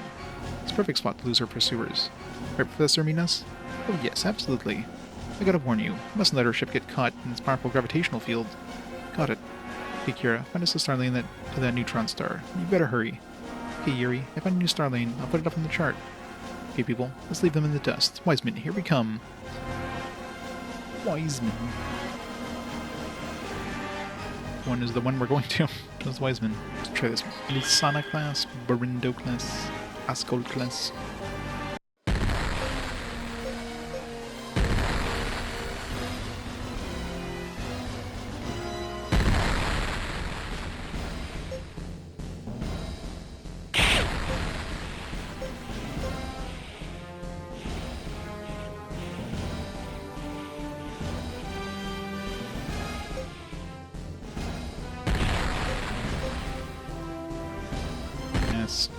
Fighters are just wrecking them. Here, find a new star lane. I'll put it up on our chart. Either go back. Probably a bad idea. I'm assuming. I don't know. If we go this way, will it give us a game over? I wonder if we do a couple fights. Bastards, what the hell? Wow, there's two of our ships there. One of them was like a shitty battleship of ours, but still. It's a bad idea going backwards. A lot of damage there. Losing two ships is bad. New star lane. Repair my ships. On engineers. Fix my ships. I'll fix it. Am I out of fighters? I'm out of fighters. Bad. Very little damage. I don't know why my fighters wasn't lit up right off the bat. Definitely very low on them though, because they're down to like 50 damage here. I pushed too hard there.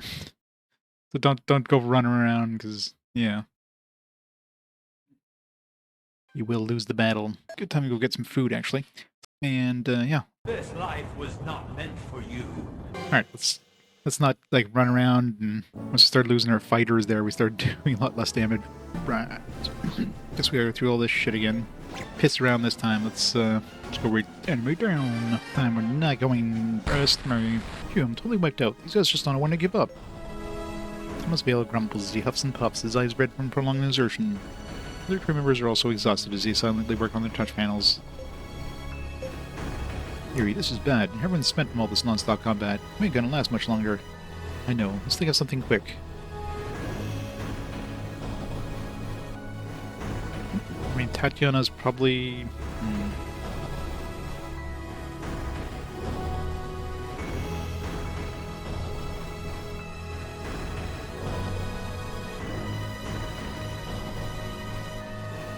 Let's try Kira. Hey, can you think of something that would somehow help her crew recover? I'll see what I can do. And she had the miracle angel thing, so maybe... Her hands out sandwiches, the whole crew. Turns out she made them with the help of the ship's kitchen crew. What, Bruce? Sandwiches got a real kick though. Kira, what exactly did you put in these things? Sparking onions are my secret ingredient. Ew. Simulate the body and help relieve fatigue. Simulate? More like overstimulate. Crew's eyes roll and bulge out as they wash their sandwiches down with plenty of mineral water.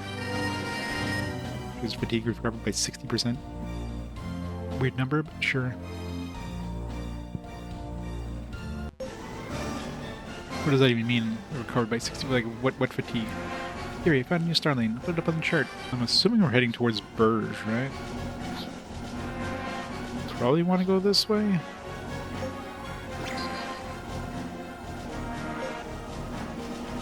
Lane. Does not go to Burge. I guess it does. Just kind of a roundabout way of doing it. I guess either way would have taken. I guess the other way would have been shorter because it would have gone here and then here. I thought this would have taken me closer to the planet, but it was was fake. It was a fake out. It's pre-guaranteed for the encounters, so ring server not responding. Uh-oh. It's probably just everybody leveled up. That wasn't even like a high experience thing, like 57 XP, but everybody levels up. Boss fight in terms of like that many people leveling up at once. It's still crazy they were like only level 18 so far. After 50 hours, like Yuri just hit level 18. And maximum level is what, 99? So, how many times would you have to play this game over to get to 99? Assuming you could like carry over your character's experience or something in New Game Plus. That or like a massive amount of grinding. Maybe there's the equivalent of like metal babbles somewhere in this game that drop like tons of XP. Or maybe you get better experience by defeating or by meleeing enemies. That's one thing I never really do. Never checked the difference between melee and regular in terms of like money and or experience. It sucks whenever you try to melee enemies, they just retreat anyways, so what's the point? Unless you have an ability that prevents them from running away. Which I don't know if that exists. Alright, what we got? Let's go to the tavern. I know they're chasing us and everything, but let's go have a drink. Decided to stay put here, even with the evacuation order. After all, this is my tavern, and I work damn hard to make it a success. I'm willing to die right here if I have to. So unfortunate that Chairman Zanetti had to die. I really hope we were able to have a nice long talk someday. Professor, that wouldn't have been a good idea anyway you sliced it. After all, Chairman Zanetti was a snake in the grass. He favored technology over all else, even in his own galaxy. Yes, you're right, of course, but still. Place just to, like, repair your ship, I guess.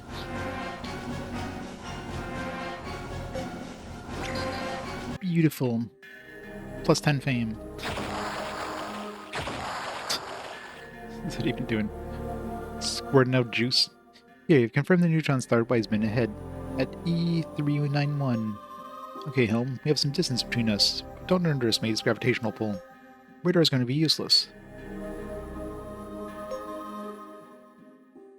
You'll have to visually measure the timing on those plasma jet eruptions. Okay, fasten your seatbelts. We're going to enter Wiseman's gravitational sphere. Funny, it was like a mini game all of a sudden, and they all died. Game over. We've escaped Wiseman's gravitational sphere. Radar function is back to normal. Phew. You had to be nuts to chase us through that. What the goose? Kira? Oh no, 5 enemy ships, including a massive one ahead. They're heading this way. Has our ship recovered full functionality? I'll run a system check. Let's see. Fire control, engines, all other systems check. We're ready to go. Okay, there's only 5 ships. Hold this off at blasting our way out. Oh crap, one of these bullshit things. Well, at least we can use the fighters to fight the back. Like we have the ability of shooting behind anyways. Heh, very nice, Ensign Merrill. You've read the enemy like a book. I figured this was their only escape route. They managed to break through Admiral Airman's net. Well, too bad for Airman. 3 characters are all ours now. All hands prepare for battle.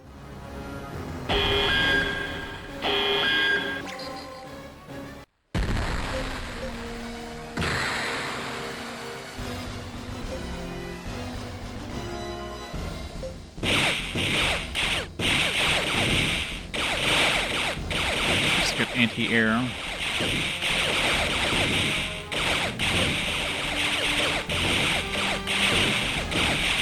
Isn't too much damage output.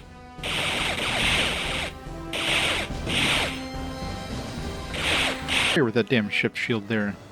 Make it have decent attack through. Alec, you can use that thingamajig, can't you? You know that thing old man Gen had? The one that neutralizes enemy formation. I know you can do it, Alec. I mean, Gen even said that you had it in ya. So what are you waiting for? Oh, ha ha ha ha. I can almost taste it. Sweet flavor of the enemies panic when they realize their attacks have no effect. Just take them out one at a time.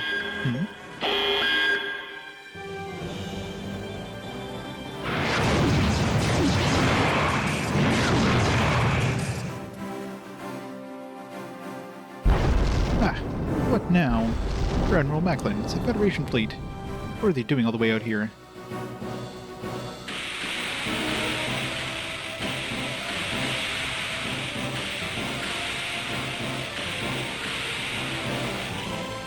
Sure, we'll just have to annihilate them too. We're the Abyss outnumbered. We should withdraw at once. What? If we wait much longer, they'll be the ones who get surrounded this time. Rear Admiral Macklin, please, don't let your anger affect your decision. Fine, we withdraw.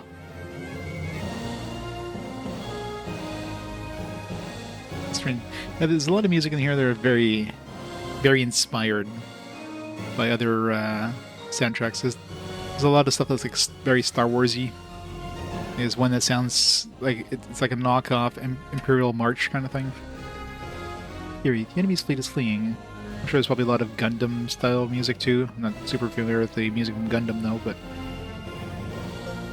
it's the Libertasian fleet. I never expected to see them all the way out here. Captain, it looks like we came to just in the nick of time. Are you alright? Admiral Bernard. Can't afford to have you meet your end out here. Follow my fleet. We'll lead you back to your territory that's now under our control. Thank you, Admiral. Freedom! So did Alec get that ability? It's like, come on, Alec, you could do it. So I'm assuming he's eventually going to have the ability of, like, using, you know, the same ability.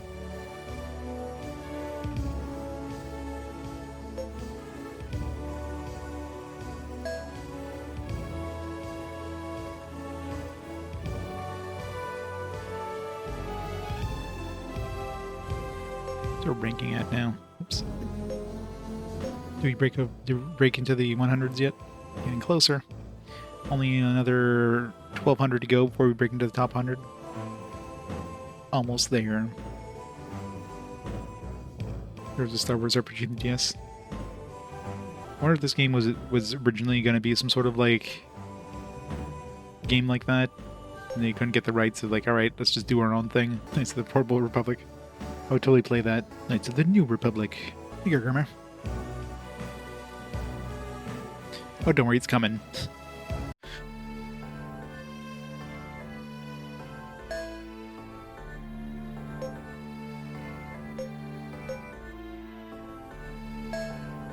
And my wife and kids evacuate plans, blah blah blah. It's weird how does Desmond Gate thing actually ended up helping us, huh? That's the way it worked out this time, but who knows what may happen next. After all, we have no idea what it's thinking, or even if it thinks. True, when it was still Trevor Desmond, it was rather easy to read what was in his mind. Now that thing is an utter mystery.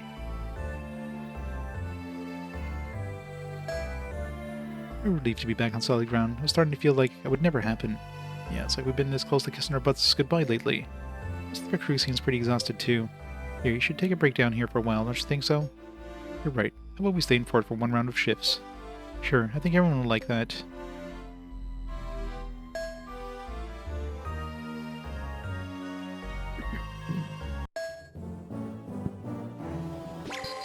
Bulog. Alright, we got enough money now that we could, I'm gonna upgrade... Get my new fleet, ship here.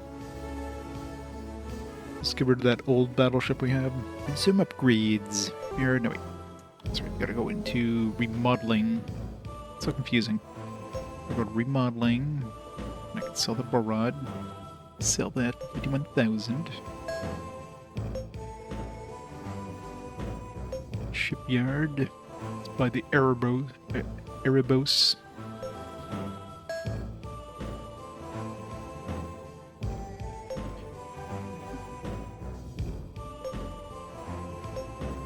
Oops.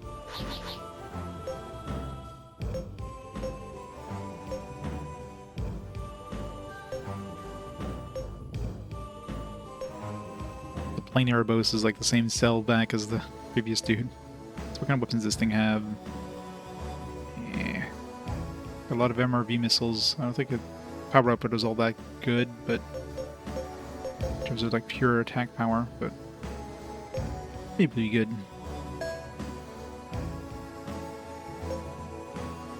Hopefully has a lot of room. Yeah, it's got an okay amount of room. Okay. Two hangars in there. But like one of these and then one of these. Be the most I can get out of it.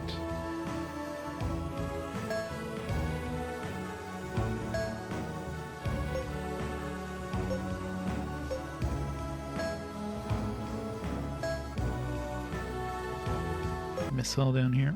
Bridges.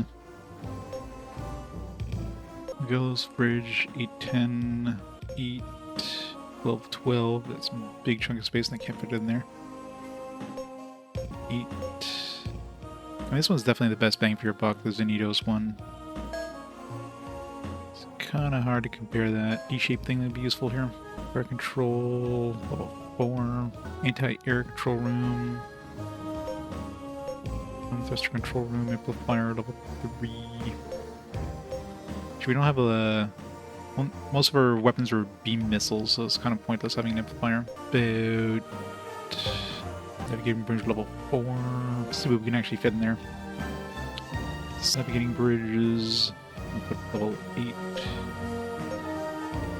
So that reduces our crew requirements, so I don't even need any other crew. This cabin level 3 gives us how much? 1500 fame.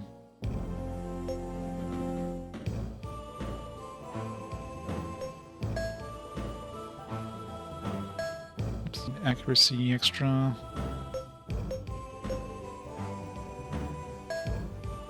Control room 4. Just a bunch of attack.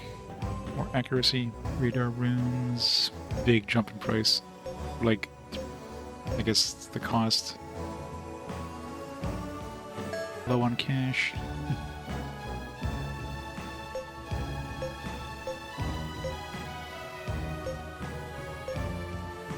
I won't be able to like add any ships or anything. I got 76 bucks to my name. I haven't had ships yet or anything.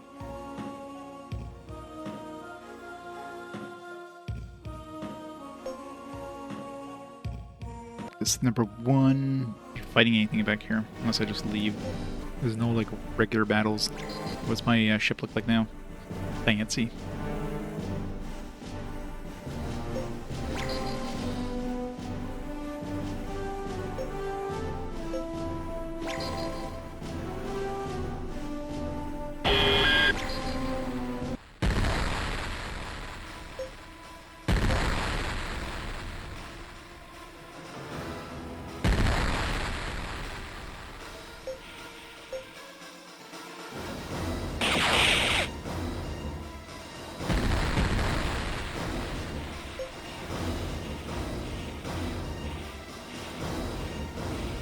I use a barrage, but it died before I was able to. Money so I can buy shit.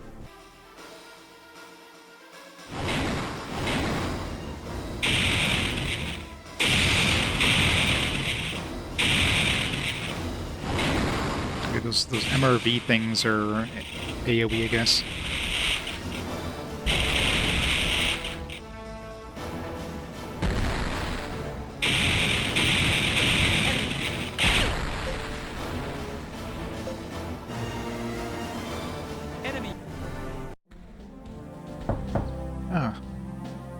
Alec, are you there? Yes. Please come in. Sorry to bother you right after your shift change. Did I wake you? Oh, no. I was awake. Okay, good. Listen, I want to give this to you before I forgot. As Yuri says this, he takes out a disc entitled The History of the Galactic Wars that Natty had given him. But I couldn't. Already read it from cover to cover. You have it now. Thank you. Like Kovalenko takes the weathered-looking disc from Yuri, and with both hands gently holds it to his chest. Seeing this, Yuri gives a gentle smile, nods, and then turns around and starts heading for the door. Alec. Yes? Don't rush yourself. You'll learn to master your abilities in time. Oh, Yuri disappears down the corridor before Alec has a chance to respond.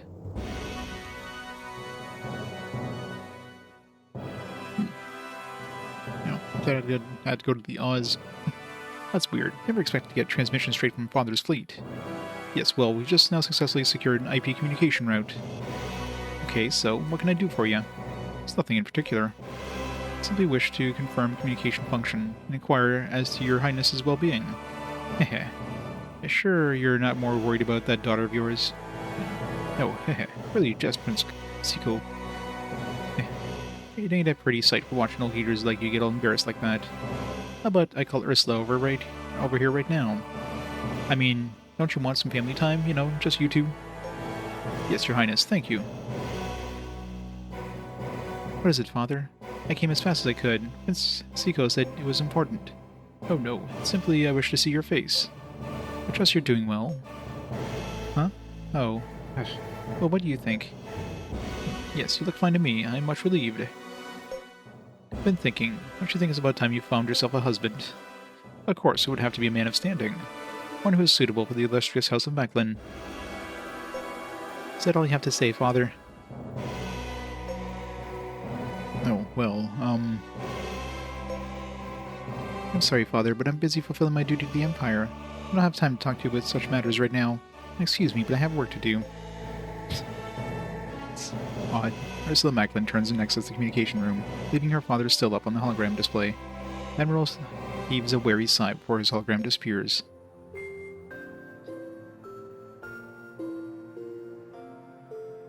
She wants to get into the ensign's pants, probably. Back on the Kromkruk, Ursula Macklin's flagship. Ursula is quietly sitting in her own quarters, deep in thought. Admiral Miles is preparing a beverage behind her. This is Ursula likes. Miles puts 2 heaping teaspoons of sweetener into the cup before pouring the piping hot drink. After his long years of serving an adjutant to Ursula, knows this is what she likes best when she is in a foul mood. Just get married, you two. Meryl, why did you have to be just an ensign? Huh? Oh, nothing. Nothing at all. I was just thinking out loud. Oh, right. The flustered response to Ursula's threatening tone, Miles hands her the cup. She takes it without a word, and an intensely annoyed look on her face proceeds to take a sip.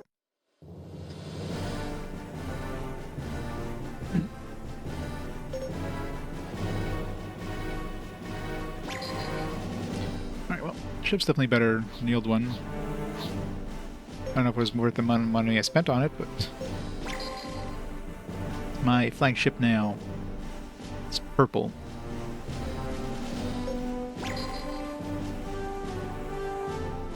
We're gonna start getting a whole bunch of upgrades now. Anti-ship, anti-air attack range, anti-ship, a little bit more credits. Not enough to really do anything. Probably would have been better just getting like a step down. Right, that other battleship that there was there, going with the abilities. The old save from before I made the ship, Saluta.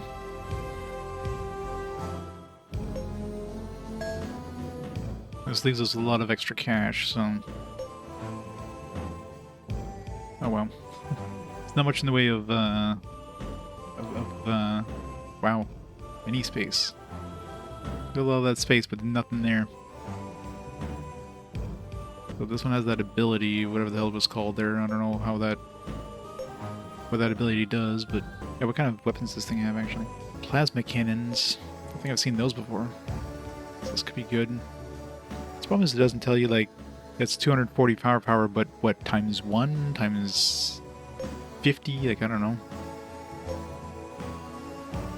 So if I put 2 of these in there... I mean, technically I can have up to 40 fighters by putting 2 of these hangars. Or if I put 2 of these, then I'll have more room to put other stuff in there. That's going to give me 24 fighters. Best way to go. Especially if this is going to be my flagship. I need more shit in here. Weird bridge. I'll put that white, that 2x1 there. That's perfect with that. They really don't give you a lot of space for much of anything. So little room. Control unit thing. Those won't be able to do much here.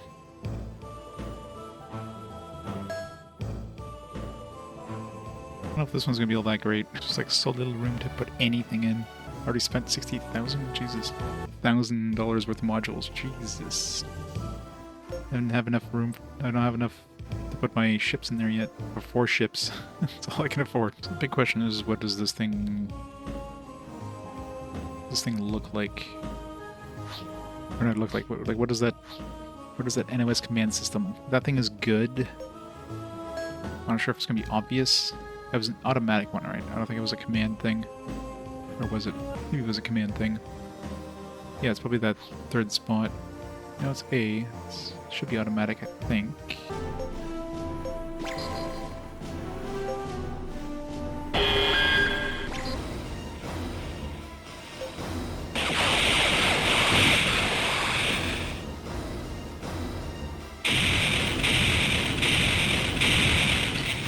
might actually increase our to-hit chance, because we haven't missed once. Alright, that right there, if it increases our chance to hit, that's massive. Because usually, like, half of our hits would be missing. Yeah, it's definitely increasing our accuracy by a huge margin. Holy shit. Right, well, that's an easy choice then. Where did that other ship? That alone, we've missed like twice out of like the entire barrage so far. Thing is extremely dead, by the way.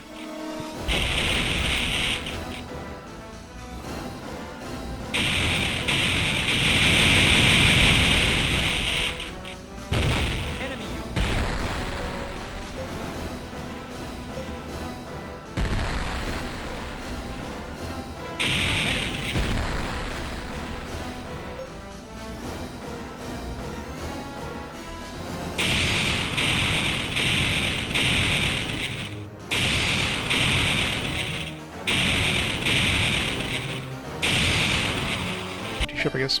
So I don't know what anti-ship really does. Like, does it just increase my damage output? So maybe I don't need that accuracy boosting thing then in my ship. Anyway, keep giving my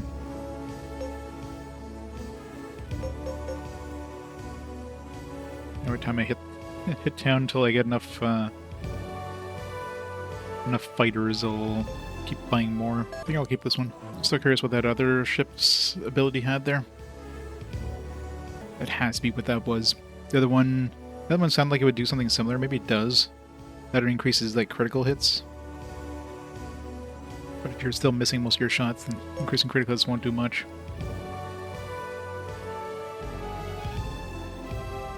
Norton and his men are busy discussing something in front of the sector chart at the headquarters. We picked up the Admiral's coordinate signal. Near Wiseman, we knew something was wrong. That's why I immediately sent Admiral Bernard's fleet. Closest one in the immediate area. It appears that I made the right decision. It's true, without your help we would have been done for. I owe you one.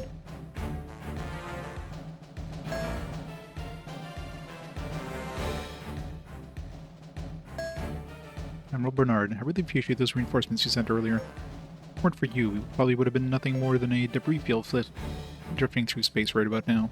There's no need to thank me, Captain. I owe you for the kindness you showed towards Kitson.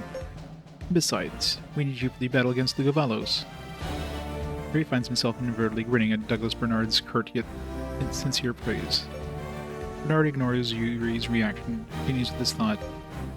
Something I wanted to tell you, Captain. I'm listening. Order still has a super weapon that has yet to be used. Another super weapon? You mean the ZR? No, this one's different. It's the Ibstafi, a state-of-the-art battleship equipped with powerful high-stream blasters. The greatest battleship in all of the Federation. I had no idea Orders had a ship like that.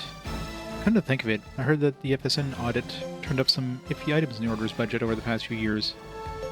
Admiral, were those funds being used to build that ship you just mentioned? Yes, it's very likely. We developed that ship under extremely tight security. It was to be our trump card against the Gavalos.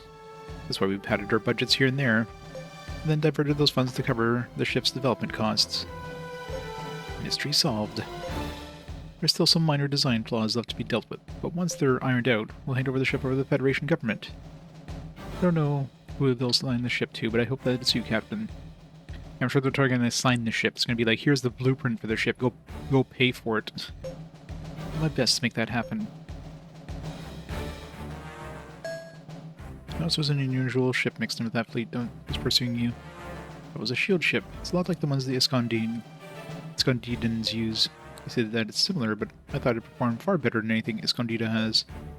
I guess the Govalans must have taken a design that made it its way to the SMC and then improved on it.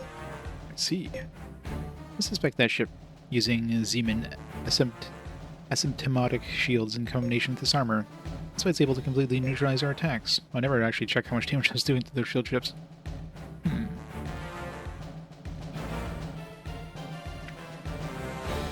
I wonder though if this new ship I have, I wonder if the accuracy boost makes it so I can hit the back row now. I'll have to try that. Sounds like bad news to me.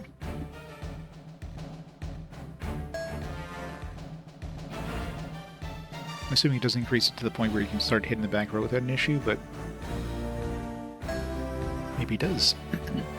Oh, Captain, so relieved to see that you made it back safely. I had the worst when I heard you were surrounded by the Lugavalian fleet. Yeah, you're not the only one. I would have been more careful if I'd known you're going up against Neil Airman. Who's Neil Airman? He's the enemy commander that has us surrounded. The man who pretty much destroyed the SMC. So that's who you were up against, eh?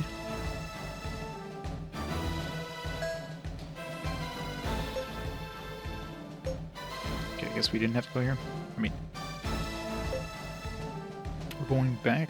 Command room after Yuri and company have left. Kevin Norton is lighting up a cigar while talking to William Horton and Douglas Bernard. So what do you think of him, sir? Yuri, what do you think of him?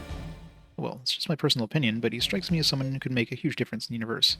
Got the makings of a true hero. I agree. Can't deny that there was a moment there when the Zero-G dog in me felt a bit jealous in him. I share that sentiment as well. He has all the qualities of a true hero. Really feel that way too, Commander? I do. He's a good man. It's a shame that he'll undoubtedly be consumed by the flames of war one day. Huh? What do you mean by that? Heroes are often near godlike figures that we mere mortals count on to change the universe with their valiant deeds. We're fickle when it comes to our saviors. The hero is left worked to the bone, like some beast of burden. All that remains is the name and legend. While we were mortals, our mere mortals are left to rule the newfound peace in their wake.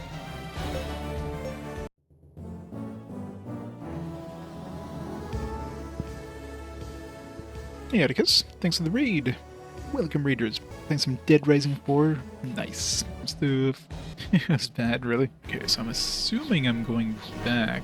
Long Hellscape of Lore, what happened to Dead Rising 4? I haven't looked up on it, but I imagine they probably didn't sell a lot of copies of this game. Right there just probably ups the price. 2 guards are standing at attention in front of the president's office. Guess it's not okay to just stop in whenever we want. Better wait until they're invited. Way too black.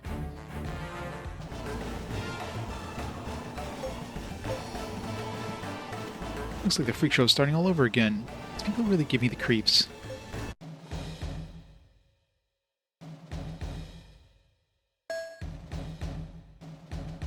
In War Room, Yuri and company observed many officers busily moving about. Here's sanctioned smack dab in the middle of the commotion noise. Captain, so glad to see you made it back safe and sound. You're the worst when I heard you were surrounded by the Lugavalian fleet. So did I. We were lucky to get out of that one alive, to tell you the truth. Ha! I wish there was a little more luck involved in just luck.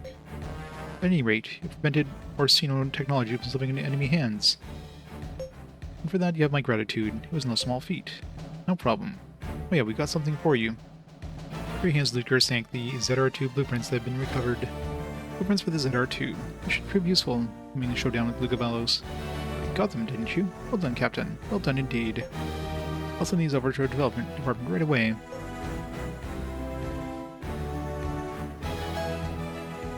So how's it going, organizing that coalition fleet or whatever it's called? It's just been completed. We just finished notifying military forces of each nation, in fact. Once they're ready, they'll rendezvous with the Libertasian fleet in Oz. There's just one matter that has me concerned, however. Something the matter? I'm sure you saw that demonstration by those Adeists that passed our headquarters earlier. I imagine it was hard to miss. I wouldn't really call that a demonstration. I mean, they didn't even say a thing. They were just walking around like a bunch of zombies. Well, they may seem harmless right now, but demonstrations like that are popping up with alarming frequency across the Federation. I think the Holy Nation of Hades is working behind the scenes. As a distinct possibility. They may very well see this as a chance to weaken our position. We're busy with the Lugavalian invasion. It would be a smart move on their part, considering we have neither the time nor the resources to deal with them. True. However, we'll have to nip this problem in the bud soon, or it gets the chance to spread out of control. But first things first. All my efforts must be put towards completing the coalition fleet. Meantime, I would appreciate if you and your crew would stand by. Enemy's not going to wait for us. They are no doubt growing stronger by the minute. Coalition fleet must be completed as soon as possible. Wait. Does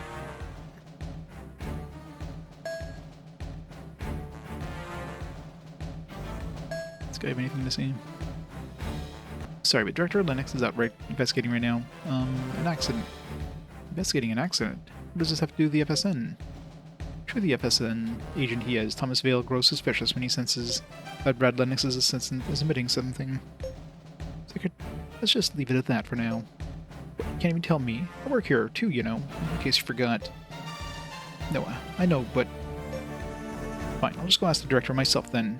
Where'd you get to, anyway? I'm afraid I can't. Give me a break. Throw me a bone, will ya? Make sure you don't get in trouble. Alright, supposedly on the planet Nuzir in the Hinwald sector. Hinwald sector? What the Chris is he doing all the way out there? Just keeps getting more and more interesting. What do you say? We're gonna go pay the director a little visit or what? Sounds like a plan to me. Guess those kids are gone for good now. Rudiano's flagship of the LMC invasion fleet. So you see, Desmond Gate has been cyclically gating in and out. Each time our fleet takes damage. Does the thing seem to have some sort of objective? I don't believe so. From what I can tell, its behavioral pattern is reflexive, like some primitive creature, rather than having any sense of purpose. It seems to unconditionally attack whatever it sees. But Desmond Gate is a real pain in the ass, if you ask me. Indeed. Not only our attacks have no effect on it, you never know when it's going to pop up next. But if there's nothing we can do, there's nothing we can do. Just see that you can keep an eye on it. You got it? Yes, Your Highness. I'll notify the other fleets immediately. Okay, is there anything else? Merrill Miles raises his hand after a brief pause. The other officers look displeased to see a lower-ranking officer speak up like this, even if he is Ursula Macklin's tactician. It's okay. Speak. Yes, Your Highness. Actually, I have an idea. Want to invade the Andalusia sector? Yes, and if Your Highness would allow it, I would like to attempt the invasion by leading my own fleet. Ensign, what are you... It's a pretty gutsy request for a man of your standing, Miles. Yes, well, I've heard Libertas is the main power we're currently up against. While the Andalusia sector is far from their central sector, it's a crucial area that leads to their home world. If we take it, then it would be a severe blow to the enemy's morale. What do you think, Admiral Araman? Merrill may be a mere ensign, but he is an Ursula's technician, and he has had years of experience. This is what he proposes. I'd say it's worth our consideration at the very least. Yeah, you're right. Okay, Ensign Merrill, I'll give you 20,000 ships from my fleet, plus the authority to command them, like your very own. But let me down, got it? Yes, Your Highness. Ensign Merrill gives a loud and forceful reply, while Ursula watches him with mixed feelings of both unease and hope. The war room empties after the meeting, but Seiko calls Merrill to stay behind afterward. Merrill remains there with a rather anxious look on his face. Ensign, you're a Carlinian, aren't you? I am, Your Highness. Just remember, Lugavalian women are tough customers. You know, really high maintenance compared to the gals where you're from, Your Highness. You gotta show your strength as a man for a Lugavalian woman to want to give in to you. It's do or die time now, Ensign. Do or die. Oh. I mean, yes, Your Highness. Merrill gives an inordinately round response to Seiko and flashes him a big toothy grin, as well as the thumbs up sign. Go get him, Tiger. Alright, where was this supposed to be heading? That cutscene made me forget. I don't know, one of the void gates, I guess. Or is there any point in revisiting any of these other places? Probably. I don't know. Let's revisit them all. Oh, where did we get the 62,000 bucks from? Did I sell something accidentally? Or did I get a reward for, like, the other stuff? That seems...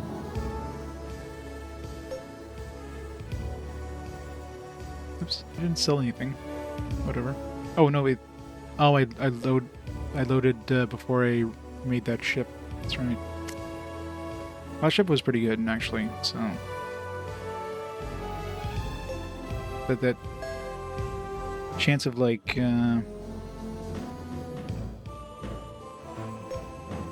oops.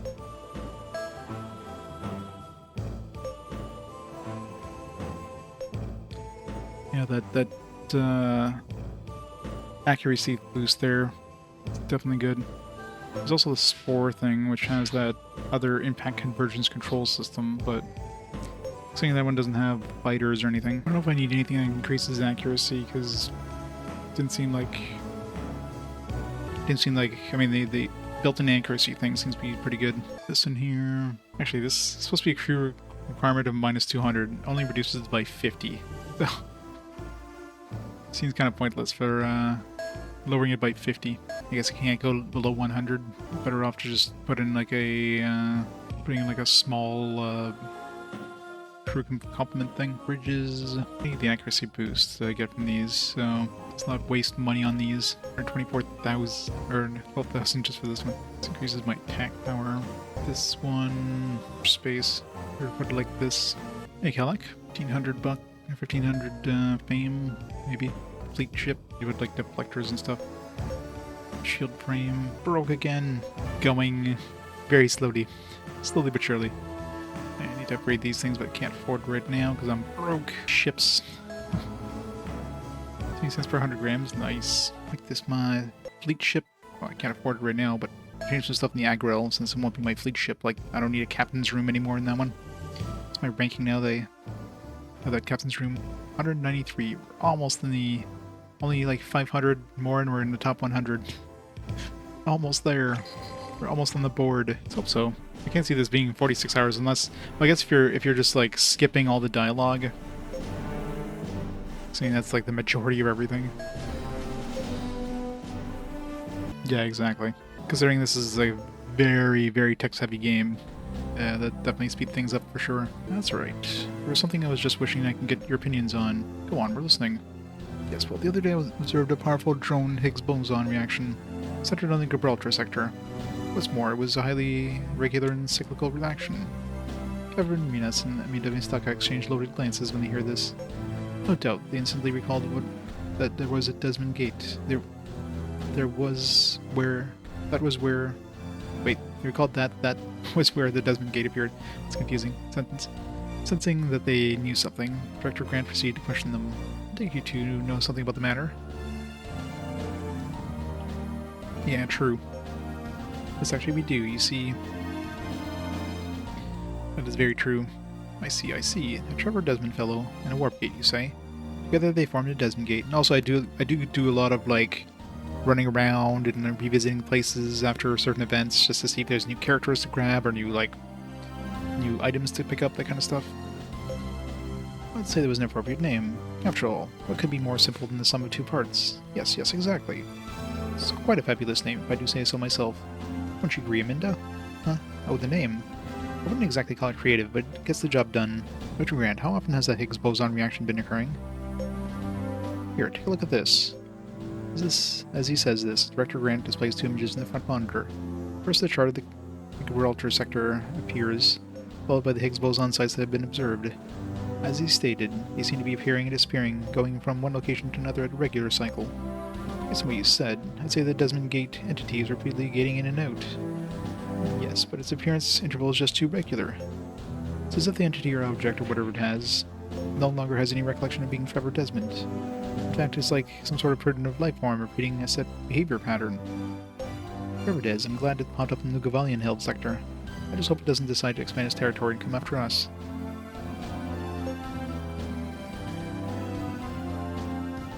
Say that again. If we could predict where it would appear next, we could avoid a sudden catastrophe. Fortunately, I don't see any pattern in its appearance coordinates. Excuse me. Yes, what is it, Alec? Alec Kovalenko suddenly interrupts the conversation and proceeds to the question of Minda Mistaka. Seems somewhat flustered. May you please see that observation data? I'd like to study it if I may. Kinda does. If you would, Alec. Yes, just for a while. It's okay, I can do it right here. You think, Captain? It's fine with me. What about you, Director Grant? Oh, please, by all means. We have plenty of space to spare for whatever work you wish to do. Alec, are you sure you'll be okay here by yourself? Well... Alec's voice trails off, his face bashful and red. Bernie Parolo raises her hand and speaks up. I'll stay here with Alec. I mean, I bet the guy couldn't whip up a decent meal for himself if his life depended on it. I don't want the kid to starve to death, you know. Oh, let's settle then. Brenny, we'll leave you and Alec here for a while. You sure it's okay by you, Director Grant? There are rooms for you two immediately, then. Please, come this way. You're the boss. Thank you. Randy and Alec follow Grant out through the door at the other end of the room. Yuri watches them watches them leave and turns to Yuri with a concerned look on her face. Yuri, why did Alec get so interested in that date all of a sudden? Who knows? Maybe he came up with one of those brilliant ideas. No idea what it might be, but at least he took the initiative to do something on his own. That's huge. We should support him. Right. Great. So much for our first officer. So how long is temporarily? Exploring the sector and come back. Hopefully you'll be done by then. Seems pointless. 50 durability. What do you do here? The ship just transforms and turns to a Gundam and starts punching the other ship. That'd be hilarious. Nearly Baker previously shut himself in his room and desponded at the embassy. Well, look who's come back from the dead. Ha ha ha, good one, Yuri. Wish I just wanted to spare my fans any further grief. Huh? Yuri is at a total loss for a word at Lord Roth's response. Lord Roth, it seems, is back in true form. He comes by to rescue, speaking candidly to Yuri. Actually, he was just assigned a brand new cutting-edge ship to replace his beloved cruiser. He made a miraculous recovery as soon as he heard the news. Yeah, that'd be a good way of, like, you know, destroying the Death Star. Now that actually makes sense. Hey, where's Schneiser? He's busy trying to coordinate the other fleet commanders from the other nations. Phew. It sounds like a tough job, but with all those countries in the Federation. I'll say that again. I tried helping him out, but didn't have patience for it. I mean, some countries demanded to be put in a rear guard, while others wanted their own command system to be instituted. And there were those Enzamonons. They demanded that we provide wine at every meal, and even breakfast. Believe it. Breakfast wine is the best kind of wine. So Yuri, it sounds like you had a gruesome a time yourself, breaking out like that when you were surrounded. Well, that's quite a remarkable feat. Not really. Might have been goners if that Desmond Gate hadn't appeared when it did. Desmond Gate? Heh, what a silly name. What in the universe is that anyway? Is it true that nothing seemed to damage it? Yeah, as far as I could tell, plus... Minos cuts Yuri off before he can finish the sentence. It's body. I don't mean body in the living sense, or at least I don't think so. It consists of a dead gate. Short, it has the same properties of a void gate. This Desmond Gate thing launches an attack here. I think we have any hope of defeating it? I don't really see how. It seems impervious to all of mankind's weaponry, you see. Well, that's just fantastic. This is just great. Might have to go up against the Desmond Gate or whatever it is. Tell me, this has even gotten the great Lord Roth flustered. Sorry, this borders on the supernatural. That is not even remotely in my job description. Yeah, I love how they made all the void gates, like, invulnerable. I'm assuming all those void gates just came from, like, they're just, like, there. Nobody knows how they got there. Because otherwise, you know, how would they not be able to destroy it? But that seems to be more of a plot thing than anything. They're indestructible, because otherwise, couldn't they just, like, destroy these gates from preventing these invasions from happening? That'd be too easy. Let's just make them indestructible somehow. Alright, let's see if Buddy Boy's done. I need him back.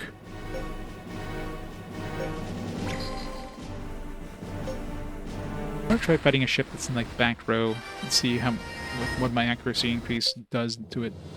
Does it make it so I'm hitting most of the hits anyways, or... Syrian company passes through the gate. Director Grant comes to meet them with a smile on his face. It seems that those Lugavellians are quite advanced in research. If that's the Void Gates, it's too bad that we are at war. I'd like to discuss the matters of the researchers in their country. Right, guess they're not done yet. We do have to go to the loser place. Let's go do that. Where was the Hinwald? It was back here this way. Loser. Was that there before? Thomas Vale says almost immediately after entering the tavern and spotting Superior Officer Brad Lennox. Lennox, however, fails to notice them as he glares down intently on a mobile screen he has spread out across his table. Dr. Lennox, what brings you here? Captain, what are you doing here? We asked first, but you win. We're looking for you at the HQ and said you were here investigating an accident. Right, the accident. What happened? What's the FSN doing investigating a space accident anyway? Well... After his non-reply to Thomas's question, Lennox carefully looks around as if he's not sure of anything he should say anything. After making sure no one is listening on their conversation, he starts speaking again, but in a hushed voice. Yuri, have you ever heard of an accident occurring when exiting a void gate? No, never. What about you, Professor? Can't say that I have. Absolute safety is guaranteed at all times for all void gate travel. It's been that way for at least the past 5,000 years that humankind has been venturing into space. Right, I heard that too. So you're saying you're investigating a void gate accident? Afraid so. A few days ago, a transport ship was lost in the void gate between here and the Galactic Federation headquarters sector. What's this? Can't be. Sabotage. Sector Linux has been confirmed that the transport ship was destroyed. I only have some eyewitness accounts right now. I'm still trying to figure out exactly what might have happened. All we know for sure at this point is that the ship seems to have simply vanished. What do you mean vanished?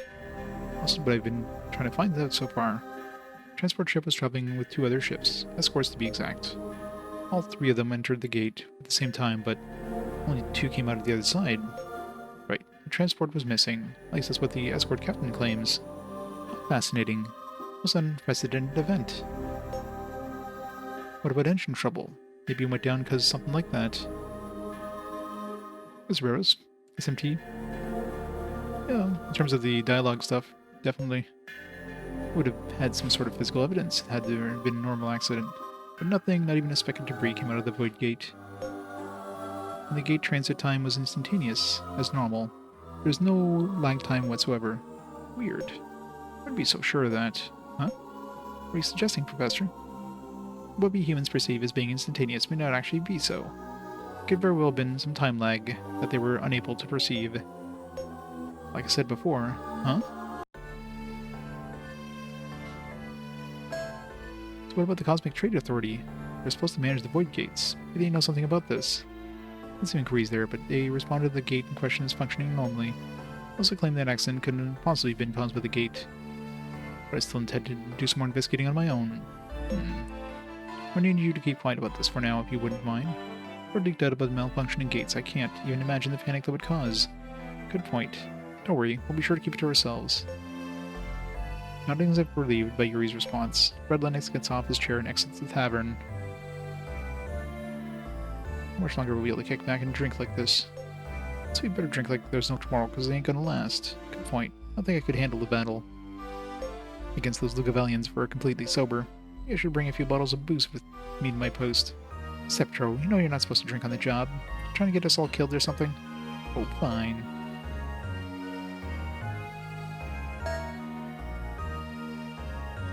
Never end up making the GG Girls concert. We wanted to see them perform live, you know? Oh well. Guess we had the GG Girls with us. Would have given us something potentially.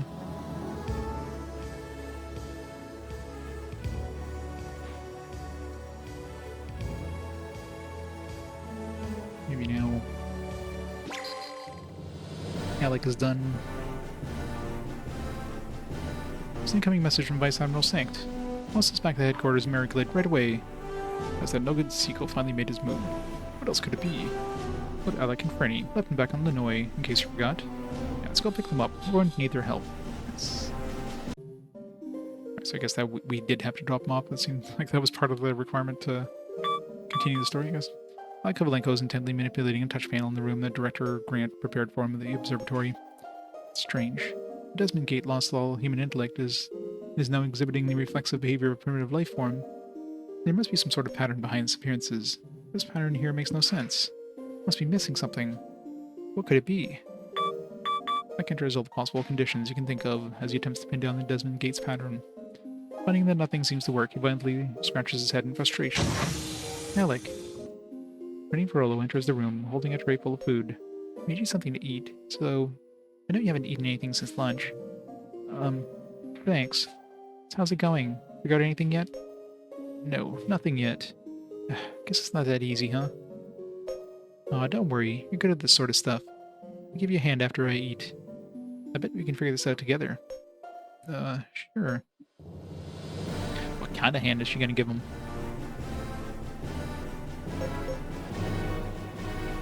Yeah, she's eating her skull. That is true. You made it through in one piece. Something the matter?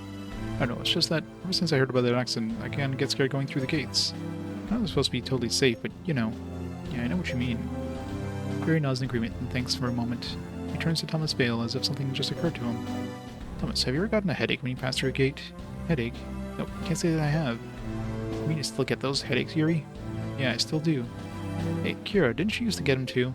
Yes, my head still hurts a little whenever I go through a gate. You don't say. Fascinating. It's mere speculation, but perhaps those headaches are related to your powers. My powers? Yes, I believe you may possess some sort of special powers. You see, when Desmond ordered me to conduct research on creating an artificial epitaph, he showed me the real epitaph to work from. But the thing never showed any sort of response to my reaction, regardless of who laid their hands on it. Therefore, deducted that epitaphs only activate in response to a certain person in a certain place. Give me a break, Professor. I'm just a zero-G dot, plain and simple. The fact is, you were the one who revived the dead gate with your epitaph. Plus, you are plagued by headaches when you pass through the gates, which is very unusual. How do you explain that?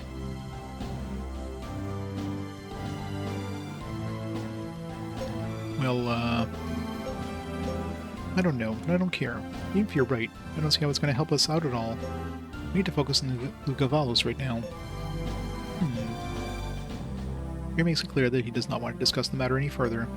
The professor responds by stroking his chin thoughtfully and stares blankly in his face.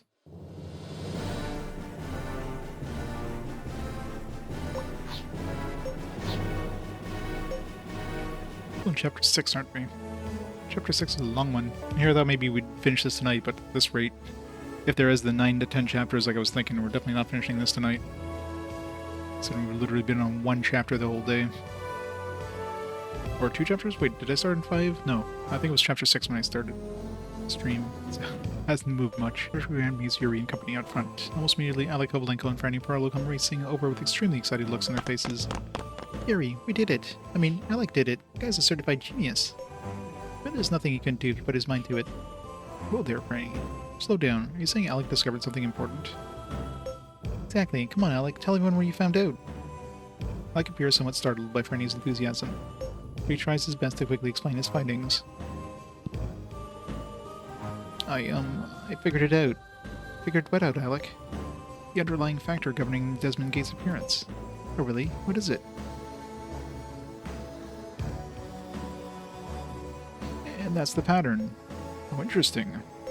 So you're saying it's maintaining the same rotational frequency on the large dimension net cloud, while gradually moving in a trajectory towards the supermassive black hole at the galactic center. Yes, that's it exactly.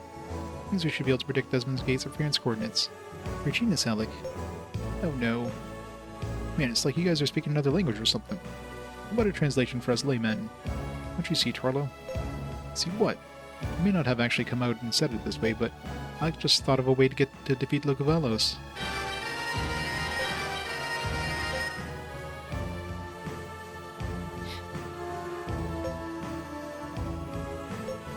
Spots. Go there. Still hasn't gotten a special skill. I figured he would have gotten the skill that that Gin had hit the back row stuff, but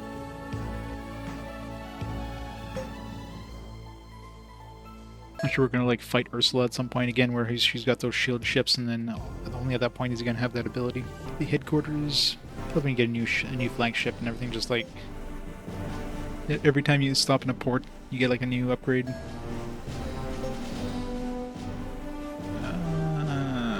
Mobility, yes. Director come back. Lennox exposed in planet to 0. Green Company enter the war room. They're immediately met by Luger Stengt, who had a grim look on his face. The situation has gone from bad to worse. The Valiant detachment has launched a surprise attack on the Andalusia sector. Learn, what are their numbers? They have approximately 20,000 ships. Aw, that's nothing. We can handle a community like that, no problem. Yes, but the detachment's commander appears to be an amazingly talented individual. We routed the defenders there and took nearly the entire sector before we knew it. We dispatched our Rear Admiral Breyer and Commander Schneiser there, but that has done nothing to stem our losses. The detachment commander is that good. I've got to assume that it's airman. Okay, here it's a man by the name of Miles Merrill.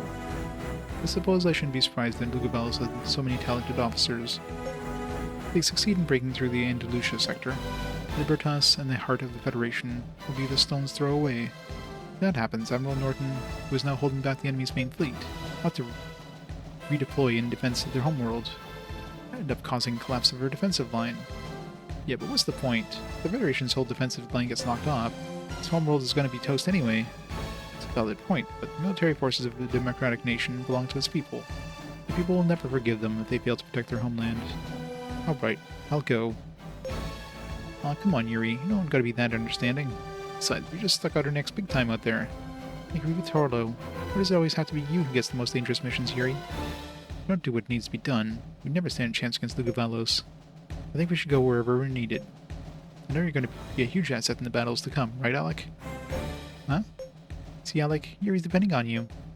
Oh, okay. So is it then. This Admiral Sanct. We'll head for the Andalusia sector right away. I'm counting on you, Captain. With Lord Roth unable to leave his current position, you're the only hope we have. Whatever it takes, you've got to crush Meryl's fleet.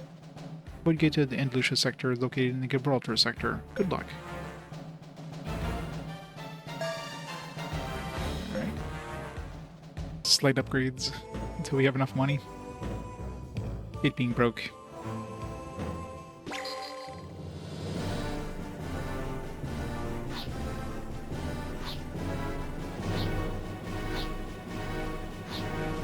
There's the Void Gate. That one.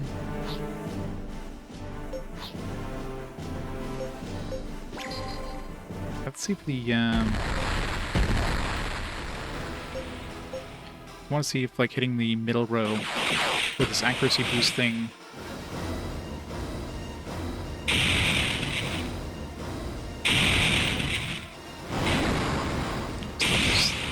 You do hit a decent amount considering.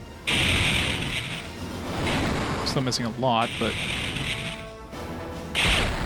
not worth like really doing that, but at least do some decent damage in the back row. Outside it's raining but not raining. Still sunny but a bit overcast. Bit of money. Fighters over at it. Those will get the better ones. Andalusia sector. New place. Oh, I just read that as plastic. Plotic. Caruso. Pedan. Pencasto. Sedito. Void Gate. Hey, Captain, over here. He looks over to find Yenny, Pavlov, beckoning him from a table near the back of the tavern. Hello is already well on his way towards becoming quite drunk. Here he goes over and sits down at the table as Palau takes another swig from the glass with an unsteady hand. I was just thinking of that time when we first met. Back then I thought I'd retire in a heartbeat once I saved enough G. Can't believe how fast the time has flown since then, you know? So you ready to call it quits now? Are you kidding? It's been one gruesome of a roller coaster ride. I'm having way too much fun to get off now. Yeah, but who knows where that roller coaster is headed? I don't worry about stuff like that. Back in my pirate days, I learned to accept whatever fate had in store for me. Anyway, I wanted to give you this. He says Palau holds up what appears to be a blueprint plate. What's this? They're blueprints for modules I designed myself. I was going to install them on my own ship someday. Oh, I didn't know you had it in you, Palau. Well, I did get plenty of help from Aminda. Really? Aminda? Yeah, she's quite a woman. So nice and smart to boot. Definitely smart. As for nice, well... Yeah, anyway, I wanted to give that to you. I better get back to the ship before I overdo it here. Still have plenty of time before we have to leave port. Actually, I was going to have Aminda give me some more pointers. Wouldn't want to be late. Pointers are right. Lo gets up, staggers out of the tavern on unsteady legs. Room level 11, jeez. Green Bridge level 10. Predictions predict the appearance of the Desmond Gate are pure genius. And all the celestial objects that comprise our galaxy are attracted by the gravitational force of the supermassive black hole at the galactic center. I had no idea that basic theory could be applied to the Desmond Gate. Yes, the scale of the force involved is beyond comprehension. Even I didn't notice it at first. I feel humbled by the brilliant mind of young Alec Kolovalenko. This is so big it hurts my head just to think about it. What's with you all of a sudden? No, it's just that seeing the Desmond Gate thing got me thinking, you know? Yeah, I know what you mean. But I wonder, if people knew that there was things like that out there, how many of them would really want to venture out into space? I saw the Lugavalian fleet on the news the other day. And I tell you, I just couldn't believe my eyes. It looked like they brought every space fortress in the universe with them. Can the Galactic Federation really take on an enemy like that? Well, now, it ain't often that I see anyone talk to me. Let me ask you this. So you're a worthless punk?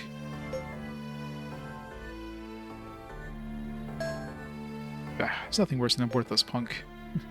Only man enough to own up to the fact he's a worthless punk. I ain't got the time or the patience to talk to the likes of you or your kind. But that Yuri fella everyone's been talking about these days, there's someone I could have a decent conversation with. But, what are the chances of me running into a celebrity like him? He might as well be a character in the fairy tale. Sure, I'm a worthless punk. Thought so. You got a worthless punk written all over you. So now get out of my face. I'm trying to do some thinking here. Be careful in the sector just ahead. There's a huge expanding phenomena fluctuation that has already gotten close to this planetary system. Say that anyone who strays into one of those are never seen again. At least not alive. Planning to lure the enemy fleet to where the Desmond Gate will appear? Sounds pretty risky, especially the coordinates calculator even just a little bit off. Are you sure your calculations are really precise enough, Alec? Yes, I'm sure. I mean, are you really sure? You know, when you're a stutter like that, it's really hard for me to tell if you're truly believing what you're saying. Oh, look at this. There's one here, too. I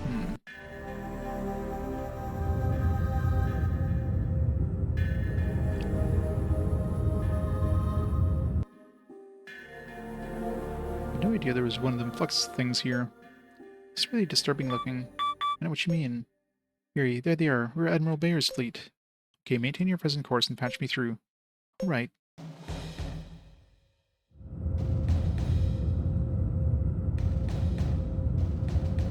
Getting awfully close to that thing.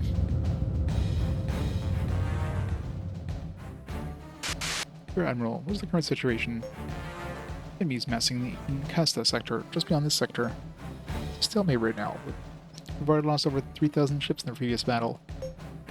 Fortunately, the phenomenal fluctuation sector is acting like a barrier that limits the enemy's attack routes. And one thing that's one saving grace at this point. More than 3,000 ships. Looks like the Merrill guy knows what he's doing. Merrill has the fastest ships under his direct control and is using them for hit-and-run strikes. We never know when he's going to strike next, and it keeps us completely on the defensive. No doubt. This side that maintains superior mobility has the upper hand in any battle. Nice solutions for us to focus on our mobility too. What do you have in mind, Captain? I'm going to get behind the enemy and harass them. Maybe I can lure Merrill out. You're not actually considering doing this with your fleet alone, are you? Of course I am. More ships will only hurt our mobility. Commander, you and the other ships can keep the enemies being force occupied. The rear position should be pretty thin. Yes, but leave it to us. We have a budding technician on board. He's really shaping up to be something special. Alright then, as long as you have a specific plan in mind. You're free to do whatever you think is best. Okay, just try to keep the enemy busy for as long as you can. Captain, I'm going to transfer some data that we obtained in Merrill. Hope it helps you out. Okay, thanks, Commander.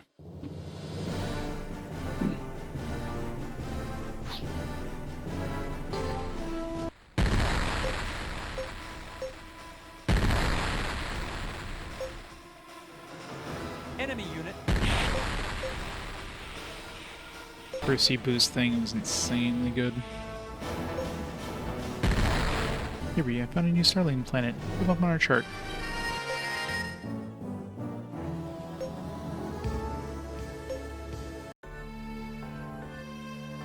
The wealthy-looking man. Wealthy-looking man is clutching his stomach and hunched over in his seat in the corner of the tavern. Noting this, Larissa Kushan approaches the man. Hey, what's the matter with you? You look like you're about to drop dead or something. Oh no, I seem to have been struck with a sudden stomach ache. Well, I do feel a little feverish. Now let me see your throat. She says this. Larissa removes some medical implements from her pack and proceeds to examine the man in detail. Looks like you have a mild case of food poisoning. You must have eaten something that got spoiled. Anyway, one shot of this and you'll be as good as new. Now hold out your arm for me. With that, Larissa plunges the syringe into his arm. Not the beef cancers. Anything but that. Man gives a deep sigh and then sinks comfortably back into his chair. Ah, I feel better already. You're a lifesaver. Thank you very much. Don't mention it. It's just what I do. No, I wouldn't dream of thanking you properly. Please accept either this medallion or 5,000 G as a token of my gratitude. The medallion is something I picked up at the pawn shop the other day. Does sound... the 5,000 gold does sound like a good idea, but medallion's probably worth more or something like that. It's really quite strange. You see, it doesn't appear to be from this country, or any other that I know of. Maybe it's galactic travelers like yourselves will find some use to it. So which would you like, money or medallion? Yeah, I'll take the medallion, I guess. You can always make more money. I suspect you might have a good eye for things like that. I'm sure this medallion is worth a great deal of money. It's a little difficult parting with it. But you people are truly our lifesavers. Well, here you go.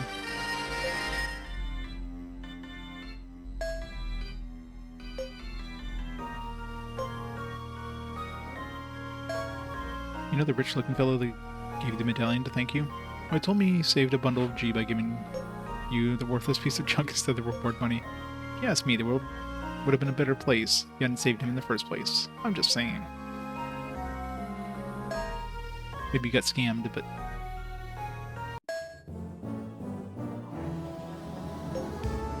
Maybe it'll be like a special map that leads to like a treasure hoard of like 20,000 gold or something. What are you planning? We'll put it up on our chart. Bellissimo. New Starling, put it on our chart. So many new things. Hearts there.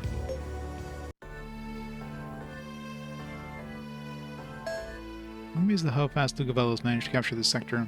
I mean, this planet is surrounded by the Lugavellian fleet, only about an hour after the news said they'd taken in Casta. I didn't even see the real... It didn't even seem real.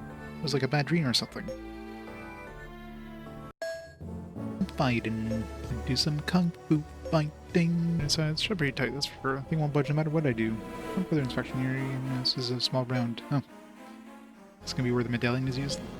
Eerie. This hole over here looks like it's about the same size and shape as the medallion we got. What do you mean? You know the medallion the guy in Satita gave us at the tavern? When I treated for food poisoning? Right. I didn't really think it would actually fit. Well, he says this. Yuri produces the medallion and half-heartedly attempts to fit it in the hole. Whoa. Look at that. It opened. No way. So yeah, why are you acting so surprised, Larissa? You're the one who pointed it out. Yeah, but I had no idea I would actually do anything. Alright, so let's see what this 5,000 bucks got us.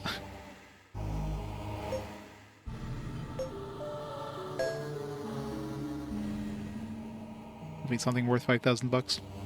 It's okay, we found a cache. Corridor is completely blocked off. What's this? Picks up a plate, she spawns on the floor. Appears to be a blueprint plate. It's blueprints. Zenita Bridge level 2. Well, Zenita Bridge is pretty nice, so if level 2, if it's the same size, that could be a upgraded one. Studio level 2 module. Weapons room, so just a whole bunch of modules, I guess. That's it. So pay 5,000 bucks for some modules. Don't know if that was worth it. Go in there, that might be worth it, maybe that bridge, but that's questionable at best. I guess that one actually leads to the Encasta. This is where we were supposed to go, actually, right? Just go around the back way. Lissimo thing. Lissamo. Close enough. Linhua Nebula. It's beautiful.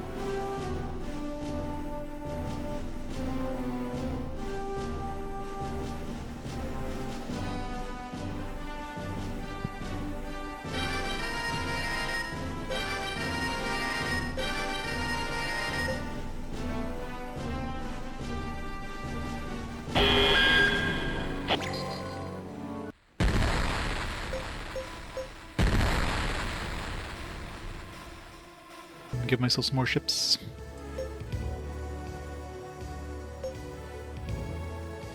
I should have saved some for the ship blueprints. We'll get a Galaxy class. We can have the Enterprise. It's not an Enterprise. Chillin' class. Yeah. Time to go grind some money so I can buy some blueprints.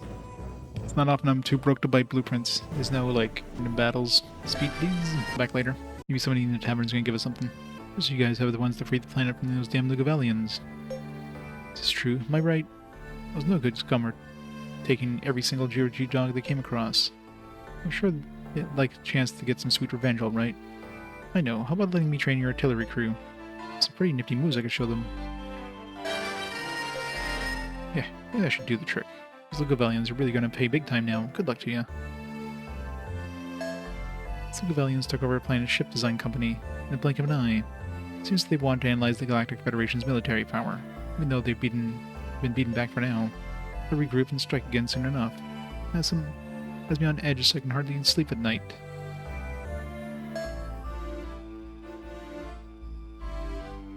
And the Federation Coalition forces, right? The moment Yuri and company pass through the tavern's door, a man comes racing over. It's happy to see them. But he looks like he's about to cry. Based on his uniform, he appears to be an Emojian soldier. And you are? Lieutenant Matthew Barron, 283rd Fleet, and Emojian Central Forces. Assigned to defend the sector along with Rear Admiral Bayer's fleet, but you were attacked by Lugavelos' invasion force. That's right. My fleet was wiped out. A number of us ejected in escape pods. But it seems I was the only one who made it out alive. Please, let me join you. After all, you're here to recapture the sector, right? I could help you and at the same time avenge the deaths of my fallen comrades. I'd be happy to have you aboard, Lieutenant.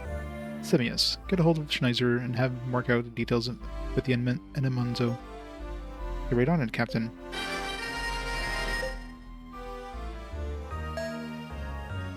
Say that after Lugo was captured in Andalusia sector, one of their officers, a man by the name of Miles Merrill, strictly prohibited all looting by ground forces. Went to great lengths to protect the civilian population. Reports say his country was once conquered by Lugavelos too. That's why he understands the plight of the vanquished. So then, people from conquered nations can become officers in the Gavelian military if they have what it takes. Infinovich's face flashes through Yuri's mind just for an instant. Yuri gulps down the rest of his drink, as if trying to chase off an old haunting memory. Today's drinks are on the house for all Zero-G dogs who helped the Federation beat back those Lugavelians. It's the least I could do for their help liberating our planet. That, of course, includes you and your crew. So go ahead, drink up. You definitely earned it. And now our crew just lost 1 point in every stat. Good job, bartender. Good job. You know, at this point, any new characters we get are just gonna be like so behind compared to our main crew. Like, it's just not worth. It's not worth like trying to level up anybody else. Although, like I guess some special skills might be good, but really, in the end, it's just better keeping the ones you have. A fleet in the sector ahead. Maybe we must be deploying that sector now. Better off avoiding it at this point. Here we have several enemy fleets up ahead. Must be defending the Void Gate. Doesn't look like Meryl's there. Void Gate leads to the Gibraltar sector, which is on the flank of the Gavelian held space. Imagine the enemy would defend the place to the death. What are we going to do, Yuri? Target is the enemy's commander. Anything else should be ignored. Let's pull out of here. Approaching quickly from the other side of the planet in Casta. It's Meryl's fleet.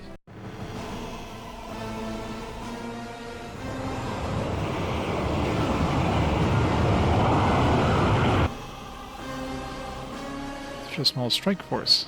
Only a man like Yuri would dare come at us with such small numbers. That's a Meryl. Let's attack en masse, take them out quickly. There's no need to be hasty. We risk friendly fire, we recklessly close in with all 5,000 ships against their small force. Besides, there's no star lane ahead. There's nowhere for them to run. We're going to encircle them at a distance and slowly tighten the noose. Yes, sir. Should make Rear Admiral Macklin very happy, I think.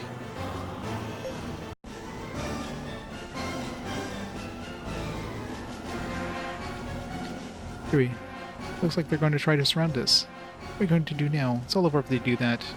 Expected as much. Yes, it's a good question, Tatiana. What are we going to do now, Alec? Well, according to my calculations, the next appearance of the Desmond Gate will be in the sector to the far side of Padan. Okay, so should we head there now? Yes, but I'm afraid it won't appear for a little while. So instead of heading there directly, I recommend traveling through 5 waypoints along the way. Don't stop at any spaceports. Only they'll end up getting captured, since all the surrounding plants are in enemy hands. Got it.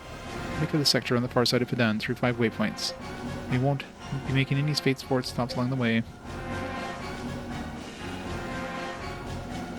So the far side of Padan, like this one. So 1, 2, 3, then 4, and then 5. So yeah, so basically 1, 2, 3.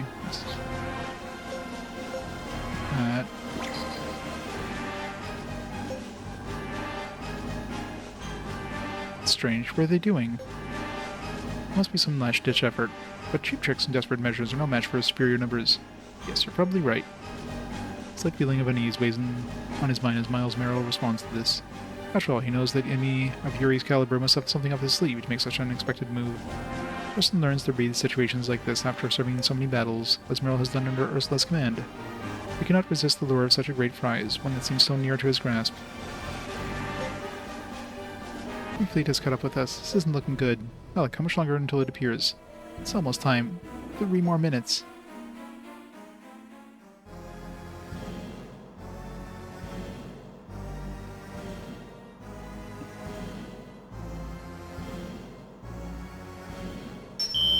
You have an incoming transmission from the enemy fleet. Patch it through. Captain, do you read me? This is Miles Merrill. His Highness Prince Seiko has put the Andalusian invasion fleet under my command. 30 seconds and counting. Yuri here. State your business. I'll be brief. Asking you to surrender at once. Talented individuals like yourself are a valuable asset to the Gavalos, regardless of race or nationality. I promise that you'll be awarded a position of high standing if you surrender without a fight. 15 seconds. You have 10 seconds to respond. If you turn down this generous offer, or fail to respond, you and your fleet will be annihilated. 10, 9, 8, 5, 4, 3, 2, 1, 0. What's going on? Get off a gate reaction. Something's getting out. Getting out. No, it can't be.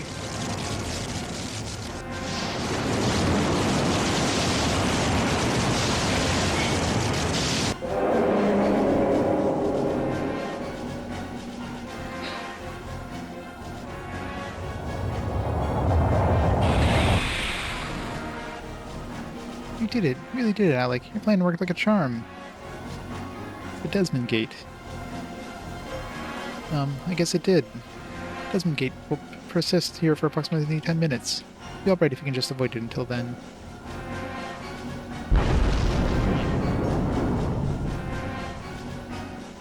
Sir should pull out of the sector, at least for now. Seems as if he's deaf to his agent's pleas.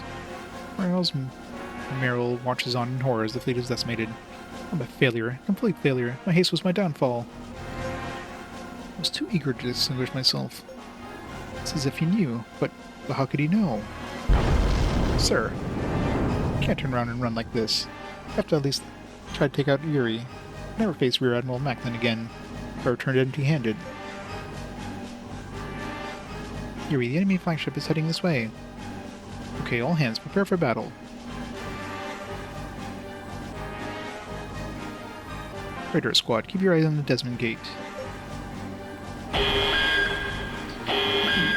A lot of dudes. Alright.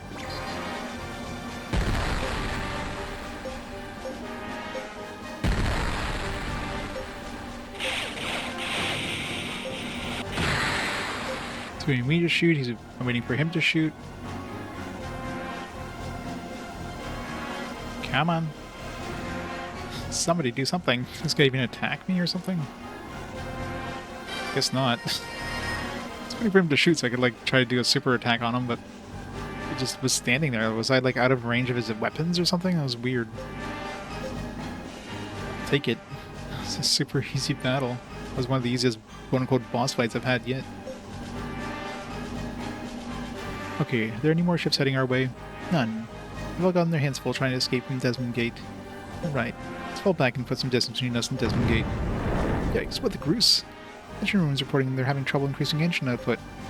Is it from the hits we took in that last battle? Apparently so. They're trying to make the necessary repairs now. What damage? We barely took any damage. There's an exterior cable that has been damaged. Tell me, guys, that Desmond Gate thing is getting closer by the minute. Great. Rennie Perlo goes off racing on the bridge, alone after hearing Thomas Vale's words. No one notices her absence amidst the chaos.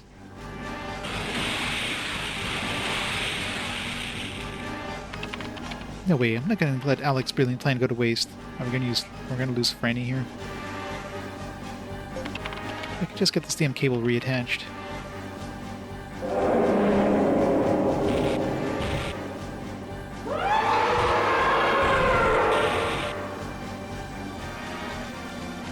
Yes, I did it. Huh? That look. Ah! Franny, no!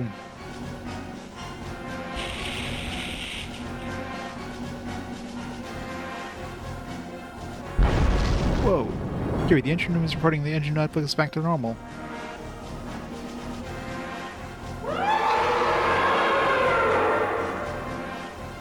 Captain, the Desmond Gate looks like it's got its sights set on us now. Okay, bring us about. Let's kiss this place goodbye. Set a course to the Flux sector. What? You sure about that? Got nowhere else to run. Hurry it up. You're the boss, Captain.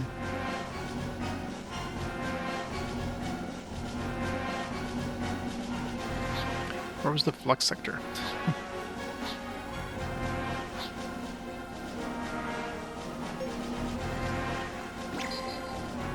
Yuri, the phenomena fluctuation sector is dead ahead. Yeah, that Desmond Gate's still nipping at our heels. Curious. How the old saying goes, damn the torpedoes, we're going in.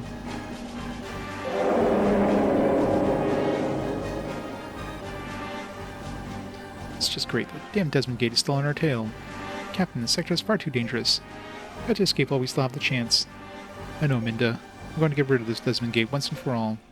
You're going to do what? 10 years ago, the Flux sector disappeared. What was really behind that, then?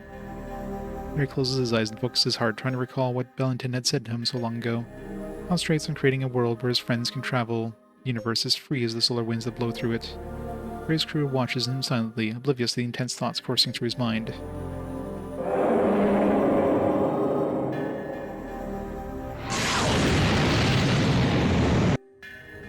I guess so. It's got the power to basically, like, when these flux sectors... Because these flux sectors, basically, whenever things go in there, like, they could just stop existing. Like, basically as if they never existed kind of thing, right? Like, everybody's ever forgotten about them and all that stuff. But they ended up in there, like, 10 years ago, and, you know, everybody was starting to disappear, but then him and Kira were the only ones who, like, they were able to, like, somehow stop it. And then they remembered, like, the existence of that flux sector. Nobody else did, because I guess they reverted to, like, a form that before they went to the flux sector. So it was weird. So yeah, he's got some special, you know, magical powers. Yeah, pretty much. Eerie.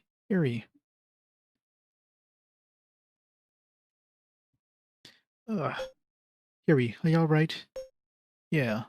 What about Desmond Gate? He responds by looking at the front monitor without saying a word.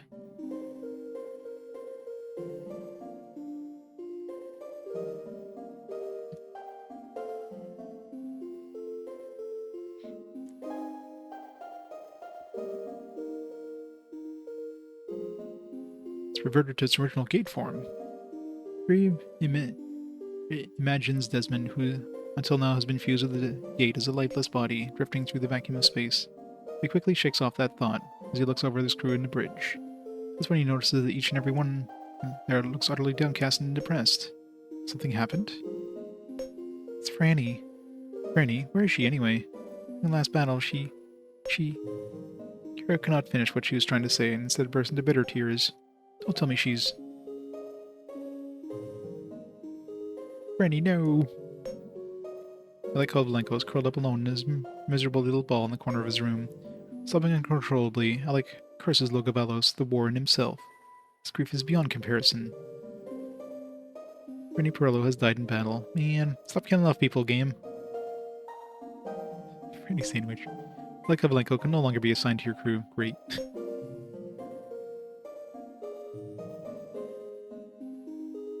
We lost a chef. And our, you know, first officer.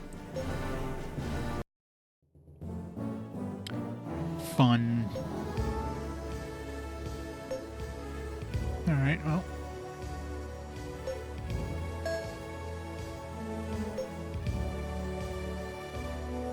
Let's see. Leadership. Toso. It's, good control dude, but Pavlov is currently in one of the fighters. Let's throw him in there. Below piloting, we've got Turo. This guy came in recently. She's better than the other guy anyways. 40. Alright, now for make more sense putting her as a cook. And everybody's dying off.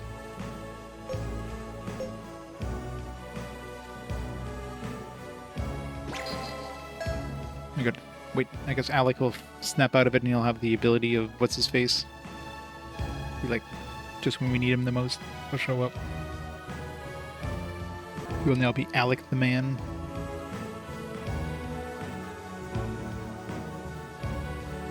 It seems so quiet all of a sudden. Yeah, I can't believe that human noisemaker ain't around no more. Ugh. You sure you're alright, Yuri? You seem really like yourself lately. Forget about me. Be worrying about Alec. We're so close. Probably still in shock right now. Yeah. Forward? It's the date for Schneiser. Do you read me? Yeah, I read you. Something wrong, Captain? Don't worry about it. How's the situation over there?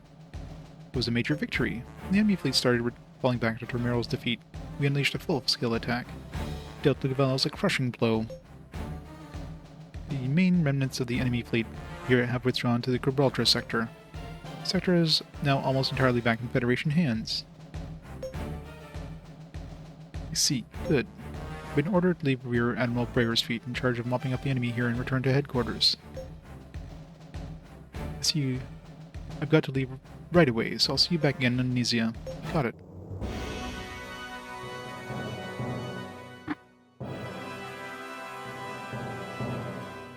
What's the meaning of this, Father? Why did you order me to return? It's for your own good, Ursula. I have Prince Seiko approval on this too. You made a huge mistake. My fleet still has plenty of fight left in it. Could have taken out Yuri eventually, and I mean you'd avenge the death of that Merrill, or whatever his name was. But it was you who drove him to the death in the first place. Such is the effect a woman can have on a man. Father, how can you say such things? Order you as commander of all the Lugavalian forces. I'd take your remaining ships and return at once. Am I making myself clear? Yeah, did I... Sorry, we didn't go to that... Never went to that planet there, the Pedan one, because we had to like avoid that during that battle.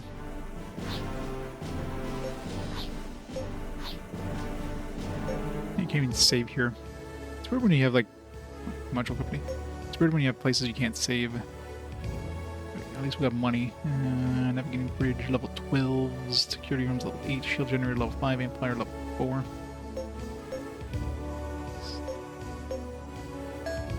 We go back and get those ship blueprints too while we're at it.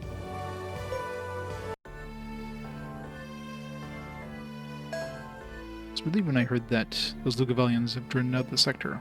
I couldn't sleep at night thinking about what would happen if they took over our planet. Kira, how's Alec doing? Not good. He's been holed up in his room. I brought him something to eat, but he didn't even touch it. Let's see. Hopefully time will heal his wounds. Yeah, until then, please keep an eye on him for me, would you? Of course I will.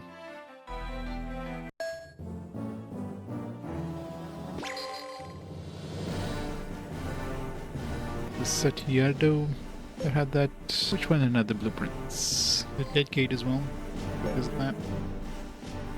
Galaxy class is their second most expensive carrier now. Or second most expensive ship. Well, it probably has a lot of ships it can carry.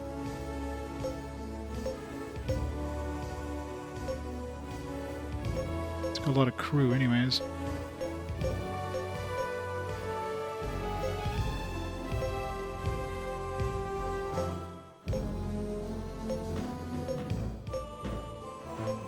New things. We had a new bridge, the Zenito Bridge 2. Yeah. It's horizontal, which kind of need this one here because you need something that'll be vertical for that spot. We're navigating Bridge 10 and 12. Nothing new there.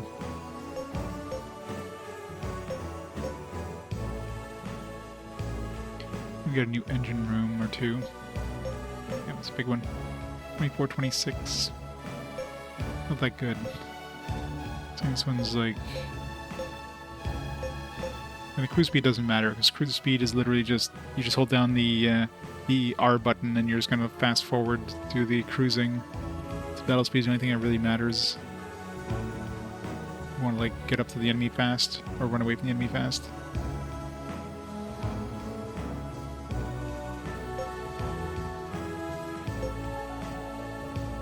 Reference room. I love when we have like a new thing, like a reference room when we got level 3 whenever unlock 1 and 2. Leadership experience. All these experience boosting things, like, it doesn't feel like I need any of these. Like, sure, probably like, you know, makes your guys level up their abilities stronger or faster, but do you really need that?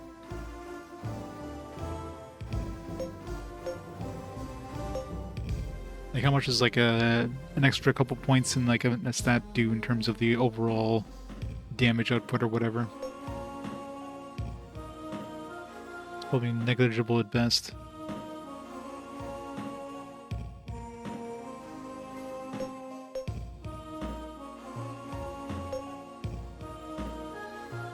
Gym.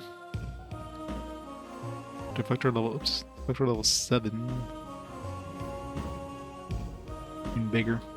Be nice if it was like a smaller one. Ship frame. Ship generator level 5. Getting too big.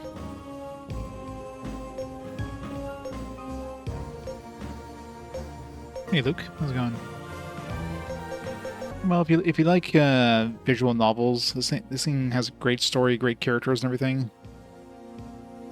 But in terms of the actual game itself, yeah, there's a couple of like difficulty spikes here and there when you're fighting certain bosses. You have to approach them in different ways and stuff. But other than that, like, it's basically a visual novel.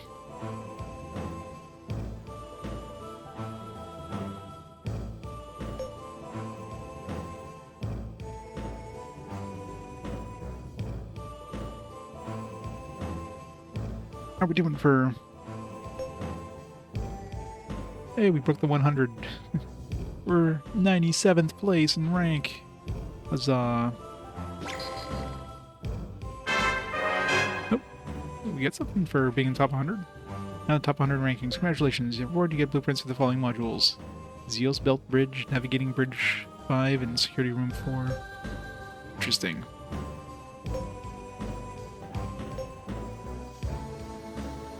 If I get some for being like the top, time to grind some fame. Gotta be number 1. Zeal's Bell Bridge. That's pretty shitty. Not a very good prize. What was the other stuff? I already forgot.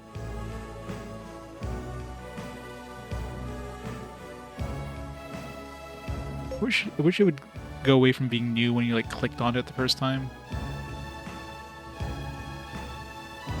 Whatever there were. That bridge was kind of shitty. I doubt anything else they would have given us was good, so... Although technically, I guess you can get those blueprints, like, if you decide to grind fame, you could probably get those blueprints at the beginning of the game. There must be something you get for, like, getting number 1, I bet. Probably get, like, a super, like, strong ship or some other blueprints. So technically, you could probably get an OP ship or whatever, like, really early on. Let's go back now, I guess. So we can go back to the main base. Atkin approaches Yuri and takes a rest after finishing the port entry process. Yuri, could you stop by my cabin before you head off the ship? Sure, no problem. What's this about? I'd like to talk to you, Kira too. Could you bring her along? Huh? Torlo, it's Yuri and Kira. Yeah. Yuri and Kira arrive at Torlo's cabin moments later. Oh, hey guys. Sorry to bother you like this. Yuri and Kira see Tatiana Argakov in the room with Torlo. Looks strangely stiff and formal. Ah, that ring. Kira immediately notices the ring that Torlo is holding in his hands. Seeing this, Yuri finally realizes what Torlo wanted to see them about. So kids finally decided to get together. No, really, Tatiana? Yeah, I know it's not really the time or the place right now, but... No, you got it backwards. Exactly the time and place. Thanks for being so understanding, Kira. Been through a lot, so if you want to keep it simple, just something for old friends. Alright, I'm glad you invited us. Yuri smiling broadly, the first time in a long while. Perhaps since Franny Feroldo's death. Right in front of them, Torlo and Tatiana stand blushing, facing one another. Promise from this day forth, the drink of the morning dew. Ensure that I have with you. I promise from this very forth to make the stars in the night sky our light, and make our lives joy wherever we have a roof of straw or a bed of hay. To exchange a kiss upon finishing their marriage vows is traditionally spoken at the wedding of Roadbesk.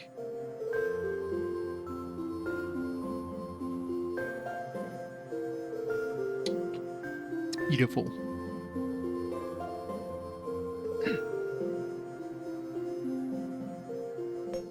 Next, Torlo puts a wedding ring on Tatiana's finger, and then the two face Yuri and Kira. Kira gazes at the newly wedded couple, envious yet happy tears forming in her eyes. It was a bare-bones ceremony lasting no more than a few minutes. To Kira, it seems as if Torlo and Tatiana are shining bright, like a star, as if they have been reborn as one. Congrats, Torlo. Congratulations, Tatiana.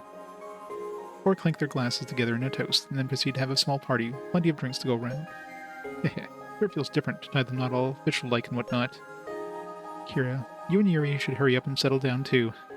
Why is everybody shipping us together? We're brother and sister. Hey, that's not funny. I mean, she's my sister. I love this running gag in this game. Everybody's like, come on, you two. Just get together already. Haha, Yuri, you say the craziest things sometimes. The entire crew knows how close you two are. Now just be a man and just admit how you feel about her. Like, everybody in this game just wants these two to get together. Wincest for the win. Huh? Yuri and Kira turn to face each other amid their awkward atmosphere that quickly descends upon them. Tatiana, since when did you think that we... Oh, will you stop acting all innocent? I knew something was going the moment I met you guys. Yeah, you didn't seem like plain old childhood friends to me. What, is something wrong? You're really acting strange, Kira. I guess I'm a little bit drunk is all. Haha, okay, well let it slide then. Anyway, today's a great excuse to get completely smashed, so drink up.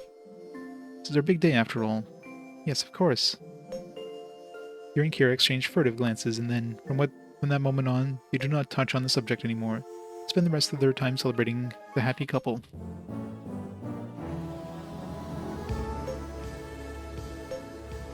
To the headquarters.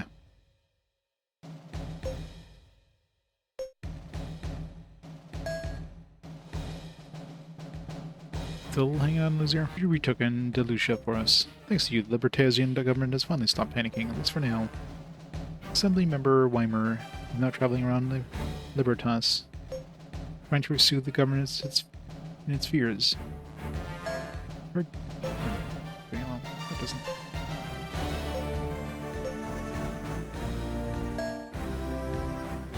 See the president? Hey, Reg. Going good.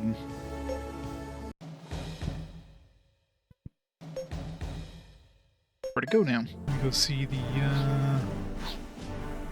Dragonland place. Wasn't there like one of these places that had like a tavern with jobs?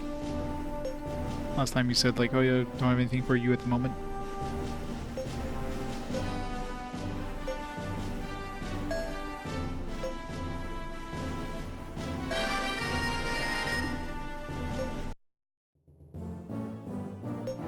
Dangerous. Want to see me, Captain?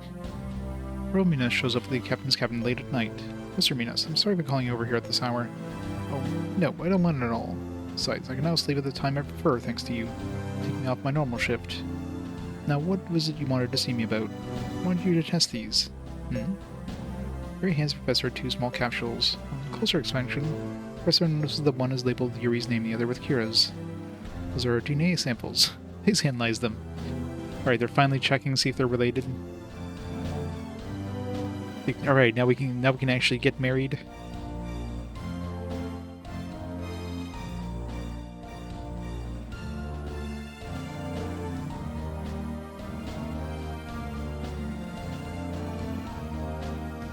Yeah, it's always fun.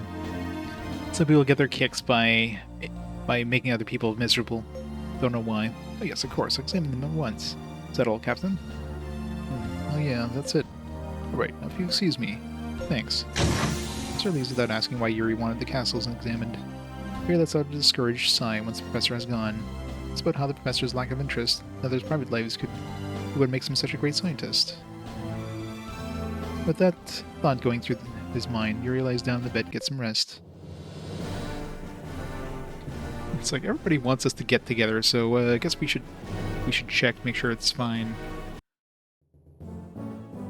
I'm sure they're actually gonna be like clones or something like that. Yuri steps into the tavern. He's assailed by ear-splitting shouts and cheers. Yuri stops dead in his tracks, trying to figure out what's going on. Very next moment, Thomas Vale comes racing over with a look of excitement in his face. Captain, come quick! It's the final battle between the LMC and the SMC. What are you talking about? Thomas ushers Yuri towards the crowd gathered at the back of the bar. There he finds Volo Naturo and Mihailo Luco battling it out in a dogfight video game. Whoa. Hey, not bad. Didn't think you could evade that. Players maneuver their ships frantically across the video monitor, alternately attacking and defending. This continues for a while until... What the? Huh? Both of their ships are suddenly enveloped in the bright light. Then they break apart and scatter across the screen. Oh, it's a tie! But even Thomas's loud shout is drowned out by the cheers that raise up in the tavern. Volo and Mikhailo exchange a firm handshake while the rest of the excited customers continue to rave about the amazing battle. More piloting is always good. Let's go talk to the second employee again.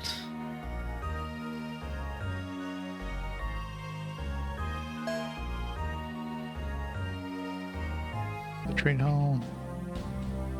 Let's see if there's anything new in Nassium. Lord Roth. Oh, not again. Shrill cries of screaming women assault Yuri's ears as he disembarks at the spaceport. Yuri looks around. As expected, he spots Lord Roth, surrounded by a crowd of excited women nearby. Ha ha ha. That's enough autographs for today, ladies, don't you think? Now, if you'll please excuse me, I have a bit of business I need to attend to.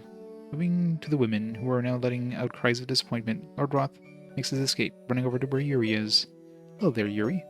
Sorry I couldn't take part in that operation to retake Andalusia. Don't worry about it. Besides, you don't even have your own ship right now. Oh yes, about that. Didn't he get a new ship? Didn't we know he already got a new ship? Without finishing his sentence, Lord Roth simply smiles and lets out a chuckle as he makes motion with his hands. It seems that he wants Yuri to follow him.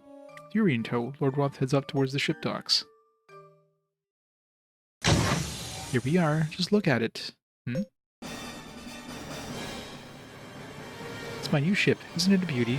Yeah, it's quite a ship you have there. You can say that again. Say hello to Roth, a brand new ship developed by the Royal Fleet. It makes maximum use of laser firepower and ensures the impact points of conversion system, and also covered in mass armor and equipped high-stream blasters. And all I can say is, wow. No idea Rick and Land could redesign, let alone build such a ship. So are you a little envious? Yeah, to tell you the truth, I am. There's not a zero-G dog in the universe that would want a ship like that. Heh. Ha ha ha ha. That's what I love about zero-G dogs. Always honest, sometimes even to a fault. Oh, but don't think I'm trying to show off or anything. That's the last thing on my mind. Thought I'd share the blueprints for my ship with you, Yuri. What? Really? Absolutely. I received government approval, so here, they're all yours. Sweet. This has the words top secret printed on it. This is top secret. Are you sure it's okay? Absolutely. Considering what great service you've already rendered to our nation, I say we owe you a great deal more than this. Wouldn't you agree? I don't know about that, but I'll gladly accept these blueprints. Thanks, Lord Roth.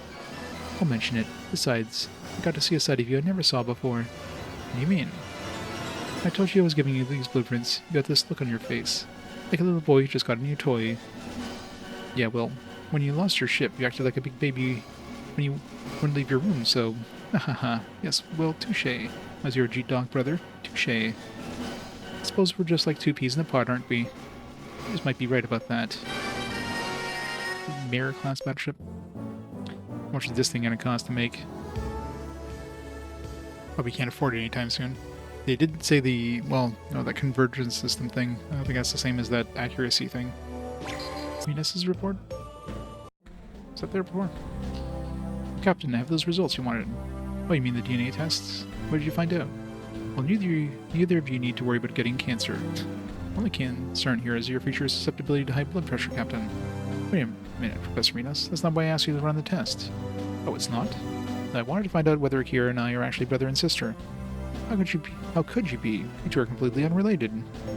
The DNA test proof that? Well, of course. I don't get it. Ever since we came out of that flux sector, something X sector. What does that have to do with anything? Go on, tell me what you know. I'm quite intrigued. What I mean to say is, it might just help us figure out some things out. Curiosity has clearly gotten the better of Gabriel Minas. His breathing is labored as he presses Yuri for details. Feeling reluctant trust in the professor's intellect, Yuri tells him everything. Alright, she's officially not my sister. It's time to get it on. You don't say. Ho ho. Fascinating, absolutely fascinating. His face flushed with excitement, the professor keeps repeating the same exclamations over and over again. So in your mind, Kieran, you are siblings. You have passed through the phenomena fluctuation sectors twice. You saying you don't remember any of that, Professor Minas? No, not at all. It's not just me. No one else remembers it either. Perhaps remember isn't the correct term. I should probably say no one else has perceived such a thing. No one else perceived it. That's right. You see, people don't necessarily perceive or recognize things simply by seeing them. Recognition only comes after the visual information in their eyes is perceived by their brain. Until perceptual awareness is established by the brain, things seen with the eyes simply do not exist for the viewer. Well, slow down, Professor. Don't get it. What does any of this have to do with Kira and me? In a nutshell, you both perceive each other as brother and sister, but everyone else sees you as completely unrelated. What do you think that is? Does it really matter how people perceive things? We're related. We're related. People's thoughts can't change that fact. The point is, to you, it might not be a fact. It might be a fact, but it's not necessarily a fact to others. The rest of the people in the universe, you and Kira are completely unrelated. Facts are facts. They don't change. You could possibly verify that. Everyone believed that facts never change. There'd be no independent source left to check whether or not that were true. In other words, nobody gives a damn if you're brother and sister. Just get it on, is what he's saying. Everybody wants you two to get together. We don't care if you're brother and sister. We just pretend you're not.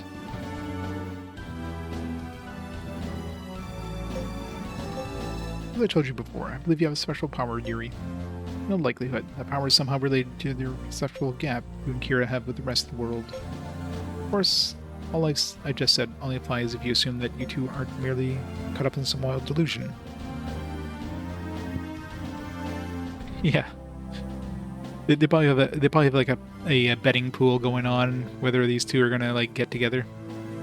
It's like, haha, suckers, maneuvered them into committing incest.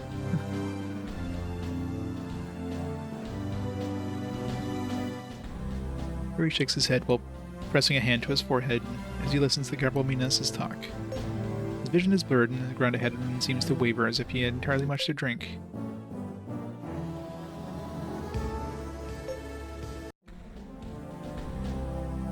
Lily Bricker and Dietrich Snacer are waiting in the embassy reception room. My captain, I imagine Lord Roth has already bragged to you about his new ship by now.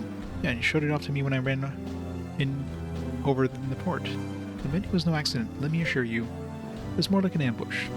All he's talked about the past few days is how he couldn't wait to show it off to you. I mean, he was hanging around the port just waiting for Yuri to show up? That's weird. I know, he really is just a little boy when it comes to things like that.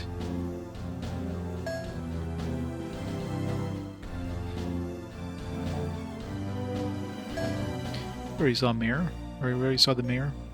Isn't she a fine ship? I was shocked to see our shipbuilders were even capable of producing a vessel like that. I mean, even a high-ranking officer like you didn't know they were building that? Yes, actually. See, the mayor was privately developed by the Royal Guard. I have a feeling it's going to be our pride and joy of our nation's fleet. I can only hope that one day it'll be assigned a fine vessel like that, too.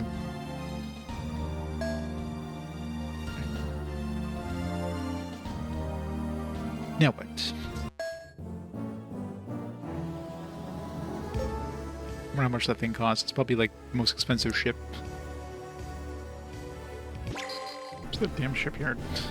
I don't get why there's so many ships in like the main central area. You think this place would be pretty heavily, you know, guarded.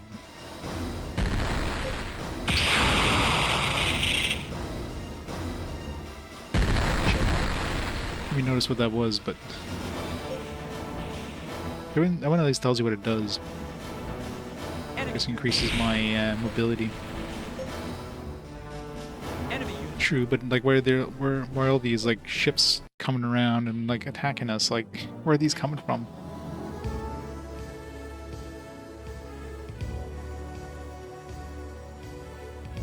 Alright, let's see what that new ship is. That's only the third most expensive. It's below the Galaxy class. Alright, so that one probably has that, oh wow, it's got two things. It's got a high stream blaster, like a usable ability. It's got the impact conversion control system, which I'm assuming it's got to be a critical increase thing, because the NOS thing was the thing that increased our accuracy. Got 85 armor, 7200 durability, got really nice battle speed, anti-ship mobility. Man, this thing is a beast. One thing it doesn't have is a hanger, but really. Alright, I guess we're saving up on that one next. I need 53,000 bucks. Although I guess we, at this point, I mean, we'd have to, like, sell something. So what would I replace? Maybe that's my weakest ship right now.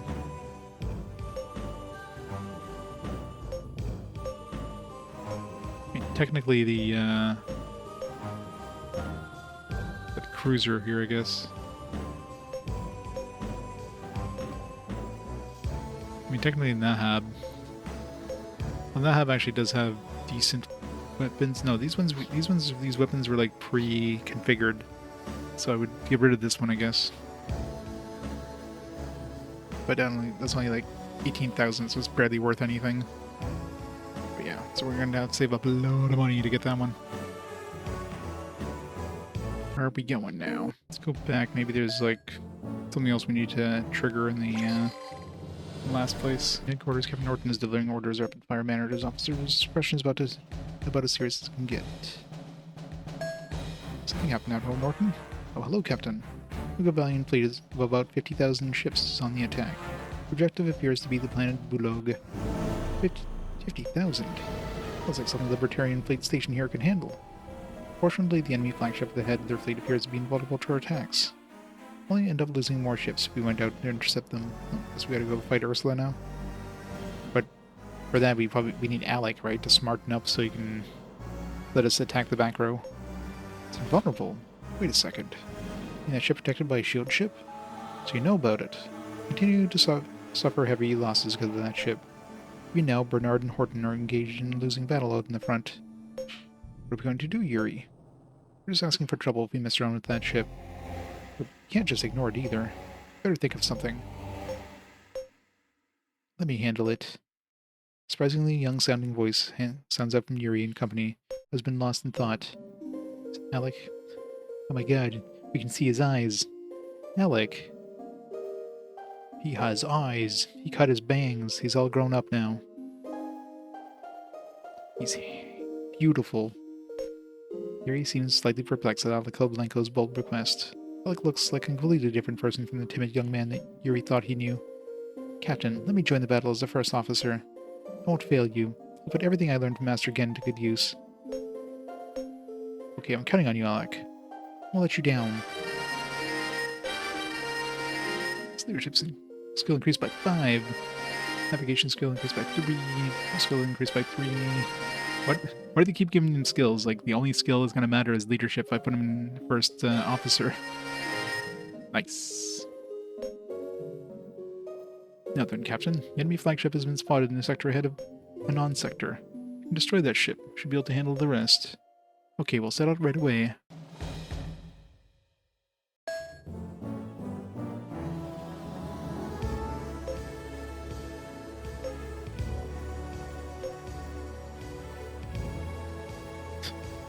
Looks so different now. Formation foe level 5. Yoink. Alright,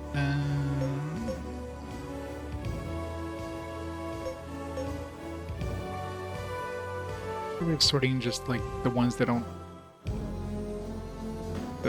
no, can't sort out, can't filter out the ones that aren't equipped on anything. I'm assuming our navigation 30, yeah, it's weaker than these guys.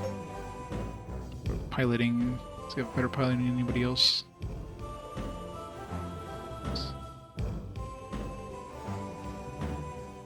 He's got 29 piloting, he's got 33, he's got 27. Alright, let's replace this guy.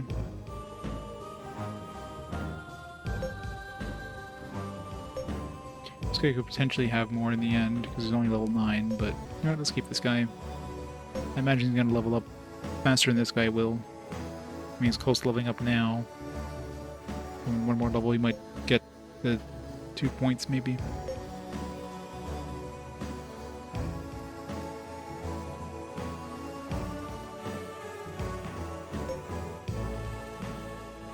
In that combat, he's got 28, slightly weaker. But any other positions would be useful. So we're still in chapter 6. It's a long frickin' chapter.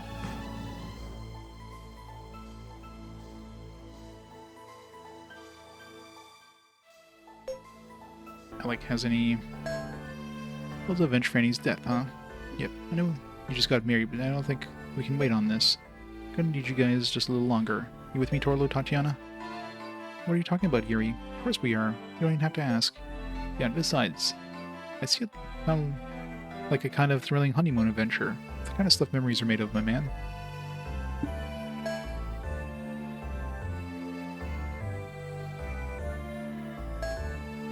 Use the formation foe tactic. We can neutralize the effect of the enemy's ship and bombard their flagship.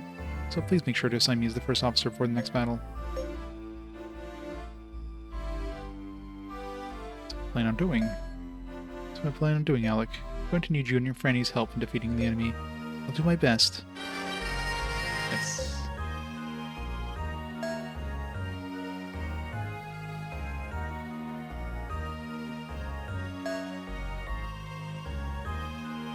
Definitely just like, it's like, I need you and Franny to do your best. Like, Franny's dead? Did he not get the memo?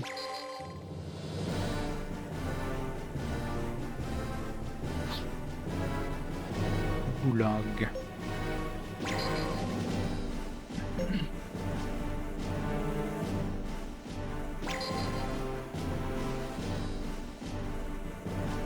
Bulag. Did he say it was near Bulag or was it in Bulag? Heading to Bulag? Passing on. Spotted a fleet up ahead. It's not part of Libertas' regular forces. Ah, that's their ship. So it is. Or it's Fury. They're making Fury clearly from Arrow's death. Ah, there's an enemy fleet dead ahead. It's that flagship again. Guess it's coming right at us. Probably after me. It's a fight they want, and that's what they're going to get. All hands, prepare for battle. The target is the enemy flagship. Ignore that shield ship up front.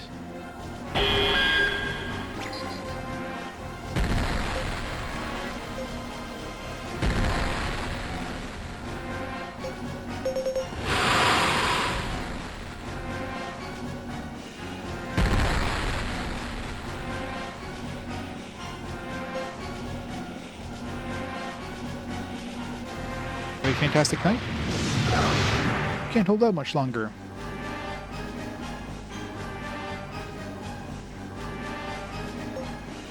No, we can do it. We have to. Bring us into the point-blank range. We're going to open up with everything we have.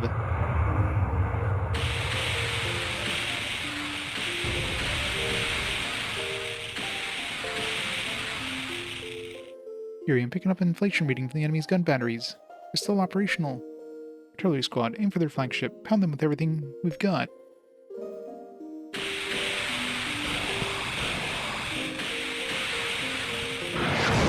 Inflation inverter is failing. We're losing power. Just the main guns only. Divert all power there. Must avenge Merrill's. Ah. Badoosh.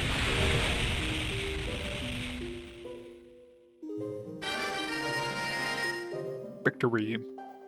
So much death. Ooh, 40,000 bucks. Nice. That's a big chunk towards the other ship there. Big chunk towards it. Admiral Norton. Yuri has taken out the enemy flagship. Really did it, did he? Alright, order all forces to launch an all-out assault on the enemy fleet. Going to annihilate them.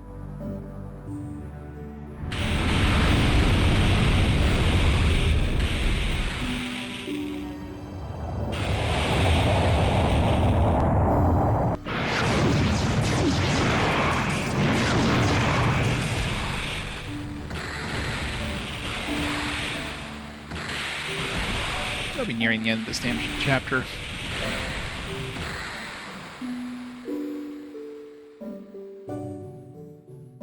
So it was that Ursula Macklin's fleet was annihilated in an all-out assault launched by a Libertasian fleet. It's crushing blow to the invasion fleet, led by Seco Myponus Lugus, temporarily halted the Lugavalian advance. Lugavalians slowed their progress, focusing on stabilizing the areas they had already occupied.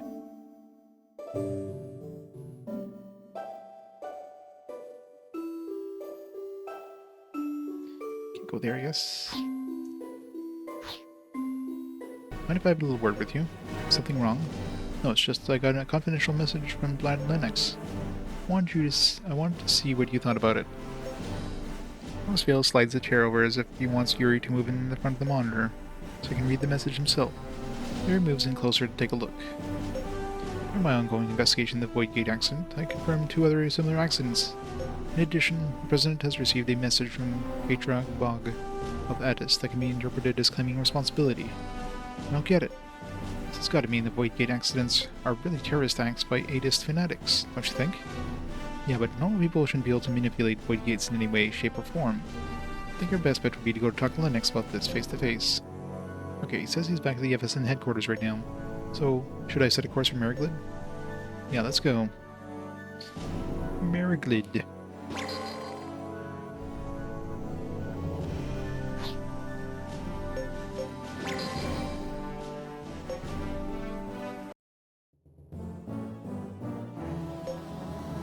In chapter 6 still?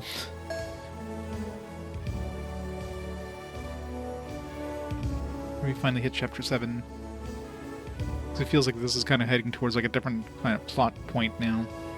It's like, alright, the fleet's kind of in disarray now. We're like, we got this Addis thing. 7? Still in 6, really? God damn it. How big is 6? Alright, before we go any further though, I'm gonna pause the timer for a minute. I'm gonna take a quick break. Back in a bit. It's gotta be the longest chapter we've had so far in the game. Like, I think the entire stream so far has been this one chapter. 8 hours alone out of, like... I forget how many there was in the first half. There's, like, at least 9, maybe 10. So let's say there's 10 in the first half. Assuming, again, it was a halfway point of the game. And plus, it's chapter 6, so let's say there's 15 chapters before this. So on average, we're doing, like, less than... We're doing, like 4 hours on average per chapter. And we're like on like 9 hours on this one chapter. Just keeps going and going. Alright. Where were we going? Oh yeah, we're going to see the Linux dude.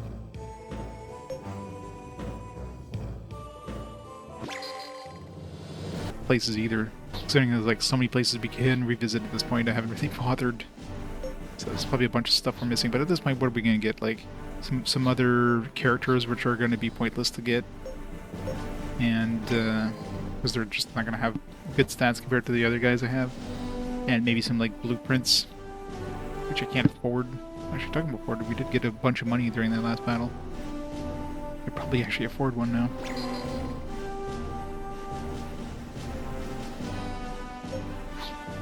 Gauge speed, I guess.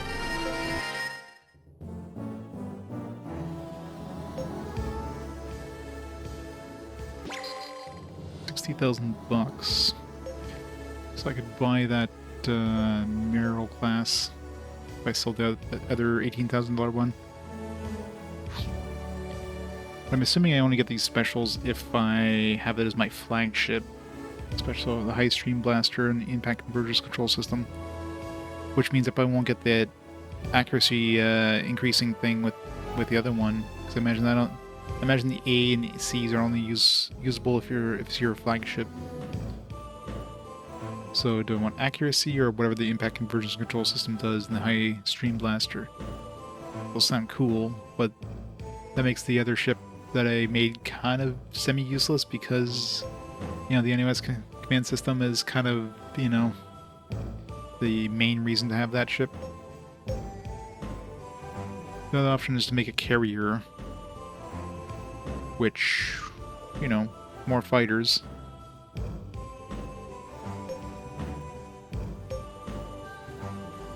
But then, you know, if I switch to carriers, of course, and I'm doing less damage with my guns, which kind of defeats the purpose of having the NOS command system. It's kind of like a damned if you do, damned if you don't kind of thing. I could still make this one and then just not use it as my flagship and maybe switch to it depending on the battle. I don't know. So it does have, well, it's got 5 pre-configured weapons. Could be good or could be bad.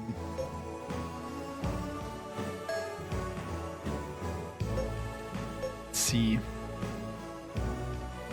Also, it really depends what that extra attack does too. Maybe it's like a big AoE attack or something. Or space this thing has too. Not very much. It's got more than I thought. It's not huge, but requires a lot of crew too.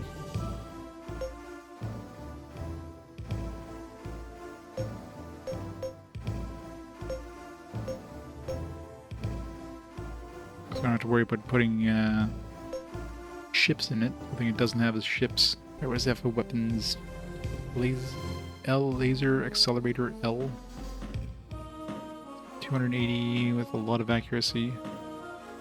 So I mean, this one does have accuracy technically with this ship here. High Stream Blaster, damn. That thing's strong. That's a special attack, I guess. Multi-attack too.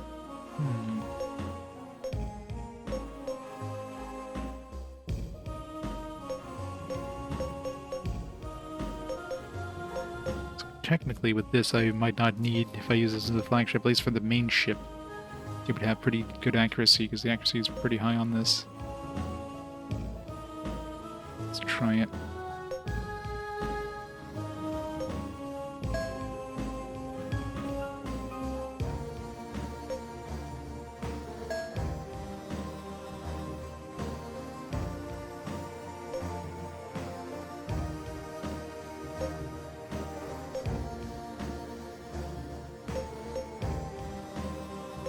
Combat.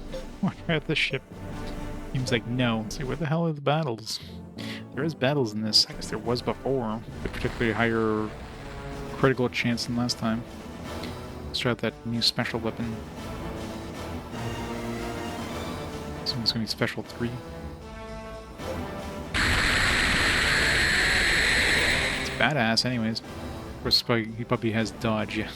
Yeah, but I wanted to see how much damage it would do. Oh well, it takes a while to rebuild your gauge after that. Like a really long time, holy crap. My gauge hasn't even moved yet.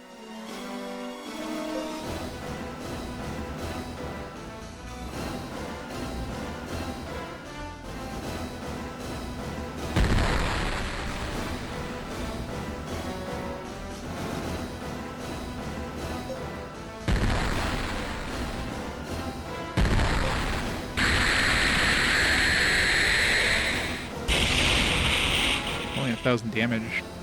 I mean, it's AoE is the main thing, I guess. So you probably do 1,000 damage to each ship or something. It's not super impressive. That big loss of, like, gauge speed after you shoot.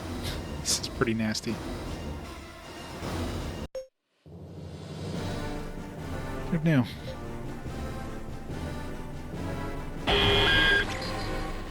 Trade on this guy, I guess.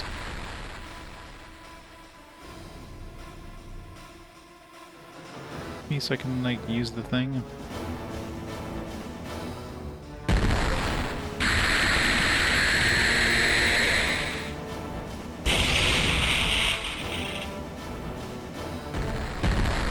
I don't know. I have no idea if that hit more than one dude.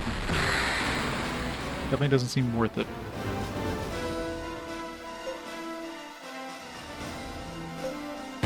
I mean, it seemed like it hit the back row guy, so there is that, I guess. But considering how long it takes between shots, there is like, yeah, not something I would use very often. I'll stick with the other one as the main ship. This thing still deals good damage. And I'm never going to use that special attack. I don't know if that other thing increases crits, but it doesn't seem to be significantly increased if it does.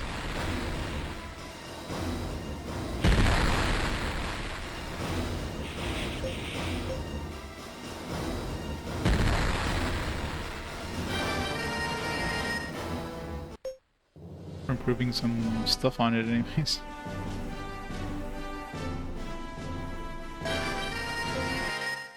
The Absol is the main ship.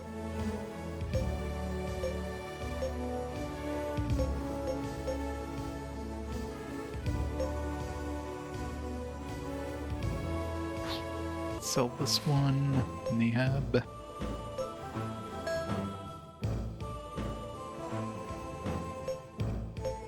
Gonna buy some upgrades now. Not gonna be able to get much for 27,000, but I just went out to buy weapons or ships, so.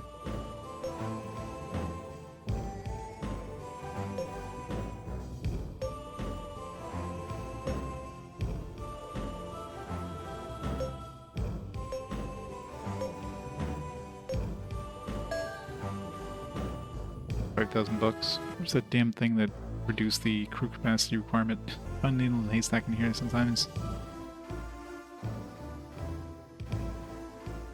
Control room. Saw it for a second. Full unit.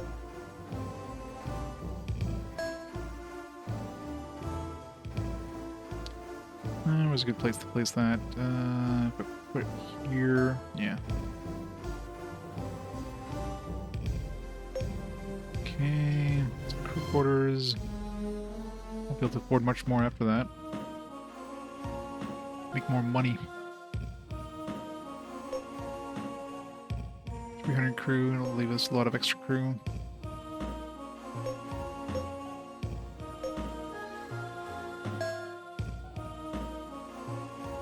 Bucks left. Alright, what do we need? Control rooms. Things that increase your accuracy is probably important. So something like this, so I can afford it. Ship control rooms.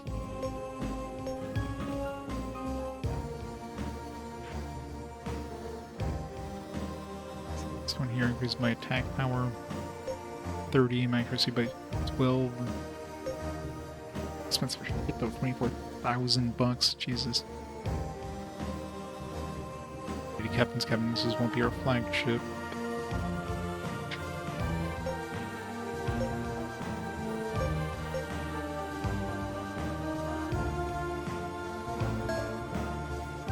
Grind more money, more money.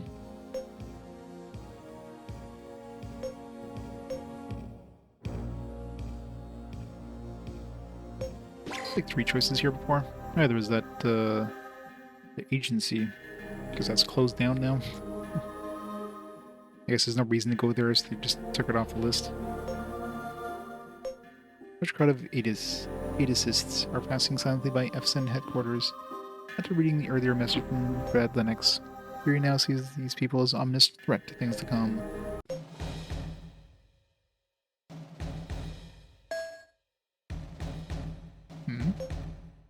Fury seems a bit surprised when he enters the office and sees who's there. Doors sanked. Lord Wrath and a number of other rigid Atlantic officers are gathered around the table with Brad Lennox.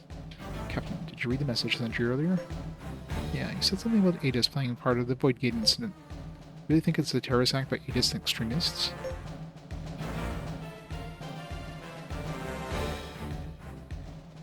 Well, it's too early to say. Hey, Trippy. That's like one, just reporting on the current situation to Vice Admiral Sankt here when he came in. In fact, I'd like all of you to hear this too. First of all, it turns out that 3 different cases of ships disappearing during gate passages have come to light. On the same time these were happening. Patriarch Bog of Aegis sent the following declaration to the Federation President.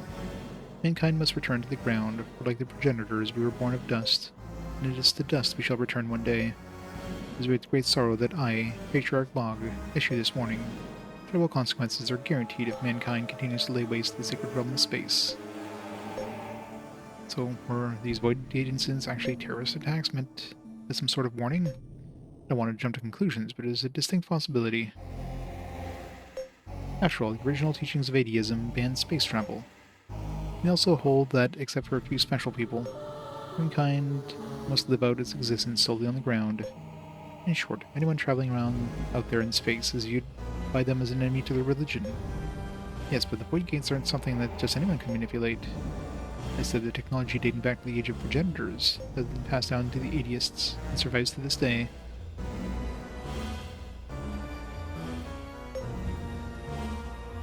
That's true, then maybe they are capable of manipulating them. In addition, atheists have been responsible for a large number of terrorist bombings at spaceports in the past few days. All this combined with those demonstrations have been holding is enough for me to view them as prime suspects. So now that we know the situation more or less, what should we do about it? I've already spoken with Vice Admiral Sank about that. Vice Admiral, if you will. Victor Sank stands as soon as Brad Lennox nods to him. The Valiant fleet, led by Suiko, has temporarily halted due to defeats in Gibraltar and Andalusia sectors. It's a golden opportunity to send a fleet in to conquer Adis. The main force would be comprised of ships from Regenland, and of course Yuri, because Yuri's going to do everything. Slight commotion rises among the gathered officers in response to this statement. Reaction is likely fueled by the fear Adis incites as a mysterious nation. It has been at odds with the Federation for ages. There's so little credible intel in Adis. Isn't it a huge risk for Regenland to go in there alone? If we miss this opportunity, we'll have the Battle of Dugovelos while constantly looking over our shoulder at Adis. If we can swiftly defeat Adis, we can put full force of the Regenlandic Federation against Dugovelos. Well, I suppose it's worth a try. What do you think, Captain? I agree with everything the Vice Admiral said. I'd also like to add that if Adis really is behind the Void Gate incidents, then there are also a threat to zero-G dogs everywhere. Also, I have a question I'd like to answer. What's that? Well, I want to meet Patriarch Bog and ask him why he's so against the spread of humankind throughout the universe. I mean, space travel has let us solve so many problems, like overpopulation, imminent energy shortages. So what's the problem? Let's see. Right then, seems that we're all in agreement. The core fleets for the conquest of Adis will be comprised of Lord Roth's Royal Fleet and Captain Yuri's fleet. Why assign me to a core fleet? No longer simply a visiting officer in our eyes, Captain. I've become an integral part of our military, and as such, I'd like you to command part of the invasion force. But, Captain, please say that you'll accept. I'd very much like the opportunity to fight under your command. I have no qualms about having you at the helm either, Captain. Well, Captain? Alright, I accept. It's great. I look forward to working with you again, Captain. Yuri shakes the hand of thoroughly delighted Datrix Schneiser. Smile fading, Yuri then addresses Lieutenant Sankt with a hint of unease in his voice. So shall we make for Adis as soon as we're ready? Yes, I'll dispatch the accompanying fleet as soon as you depart. Alright then. Yuri nods the grim look before leaving the room with the rest of the party.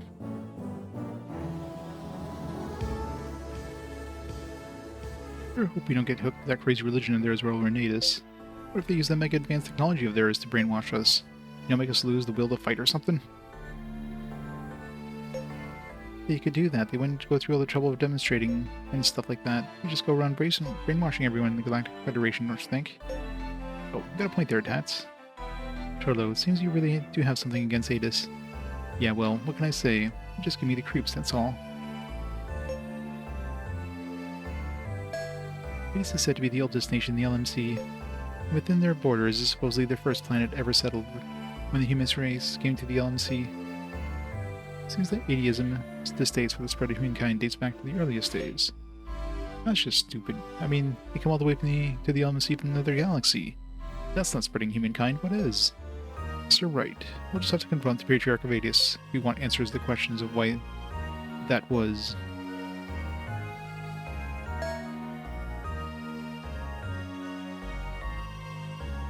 But thou must indeed. Wait, this has got to be chapter 7 now. I mean, it seems like it's going to be a completely different... Like, this is different than what we were doing before. Like, it's not, doesn't seem like part of that thing. This has to be chapter 7 now.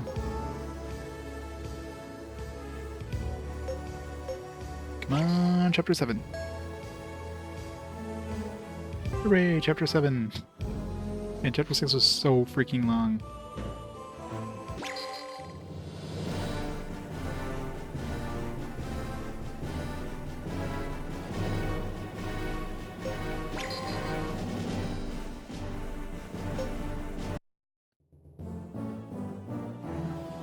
built something, but I guess not.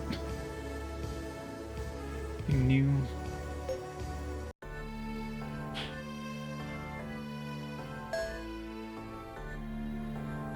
About an or subsidiary. Now worth next to nothing. Please learn from my mistake. Watch out for people approach you with investment opportunities. Please avoid getting incidents for work of the Aegis. What's with you all of a sudden? So the gates are supposed to be indestructible, so... That's true. I don't think there's anyone as far as we know that can manipulate gates in any way. I mean, didn't we just literally, like, destroy a gate by taking them into the void, the flux zone? I'm just guessing, but maybe this has something to do with that incomprehensible technology that Aegis has. Yeah, I bet that's why the Federation thinks Aegis is such a big threat.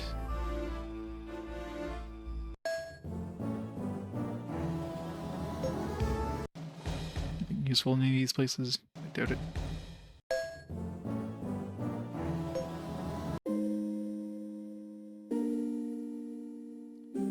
Oop. Someone suddenly starts speaking to Yuri from behind. Yuri turns around to find a man dressed in the uniform of a Libertasian officer. You are Captain Kyle Larson, Beta Sector Fleet, Galactic Federation. Almost tried to apprehend you in the Zeos Belt Filter. It is until Brigandland suddenly swooped in and snatched you right from our grasp. Oh, right. Should have apprehended you at all costs, even if that meant engaging the Red Atlantic fleet. But I hesitated. The results are now painfully visible. With that, Kyle Larson nods towards Order's empty headquarters and gives a wry grin. Are you here to give me a piece of your mind or something? No, that didn't even cross my mind.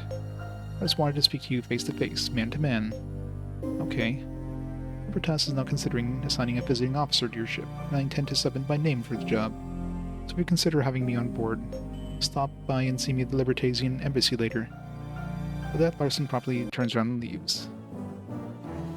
Might as well. It's probably useless compared to any of my other characters, but... Now Larson immediately walks up to them as if he's been waiting. Are you here about the matters I mentioned? If so, I already have the authorization from the Red Atlantic government. You don't have any problem with me joining your crew as a visiting officer. Hey, Ozoma. Thanks for the raid. How you doing? Where are you playing today? Mega Man Battle Network 5? Fun. How you doing in that one? No, not at all. But don't expect me to go easy on you. Going for 100%? Ooh, it's even worse. I'm gonna have you work just as hard as any other crew member. Couldn't have it any other way. Look forward to serving under your captain.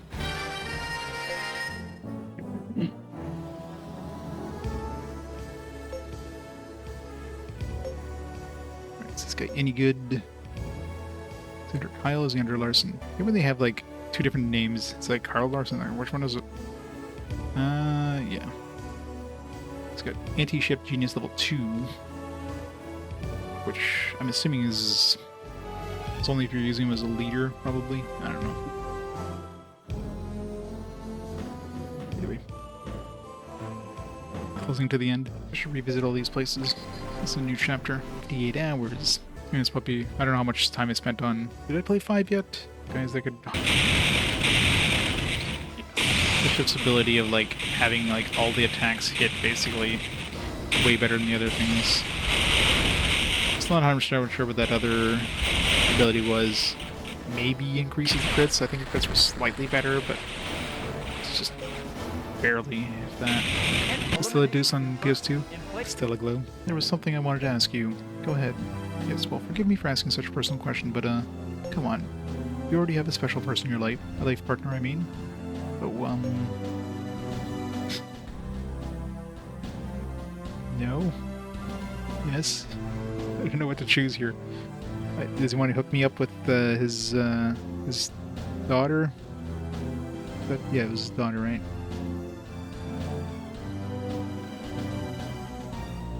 I'll say yes. Also, there is someone. Yeah, it's Kira right here. They've been together since way back. Torlo. Oh, give me a break. It's about time someone just came out and said it. For some reason, Mikhailo Falco is nodding over and over again. With a satisfied look on his face. It's pretty, yeah. She made him a man. Kira, however, is blushing red and refuses to raise her downcast head. Yes, yes, I see. So you do have a special someone. That puts my mind at ease. Now, what's this all about, anyway? Oh no, never mind. It wasn't anything important. I'm curious. Oh, I chose the other option. Captain, I'd like to add manpower to your ship. This is my way of showing how you committed my nation as to your war effort. Manpower, you mean like crew members? Yes, I'd like you to take on one of our people as a visiting officer. You treat them as the same as your crew. How about the candidates? Well, is this some kind of problem? Oh, no, in fact, one of the candidates is Captain Josho Shildo, the captain of the ship Clorinda served on. Exceptional man, I must say. I believe you've met him before. That's right. So the other candidate is a problem. I wouldn't say she was a problem. It's just, well, you see, it's my daughter. Obviously we're choosing her.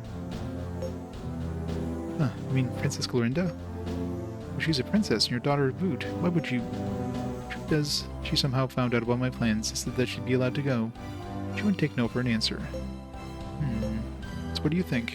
If you're looking for pure skill, Shildo's the obvious choice. Well, obviously...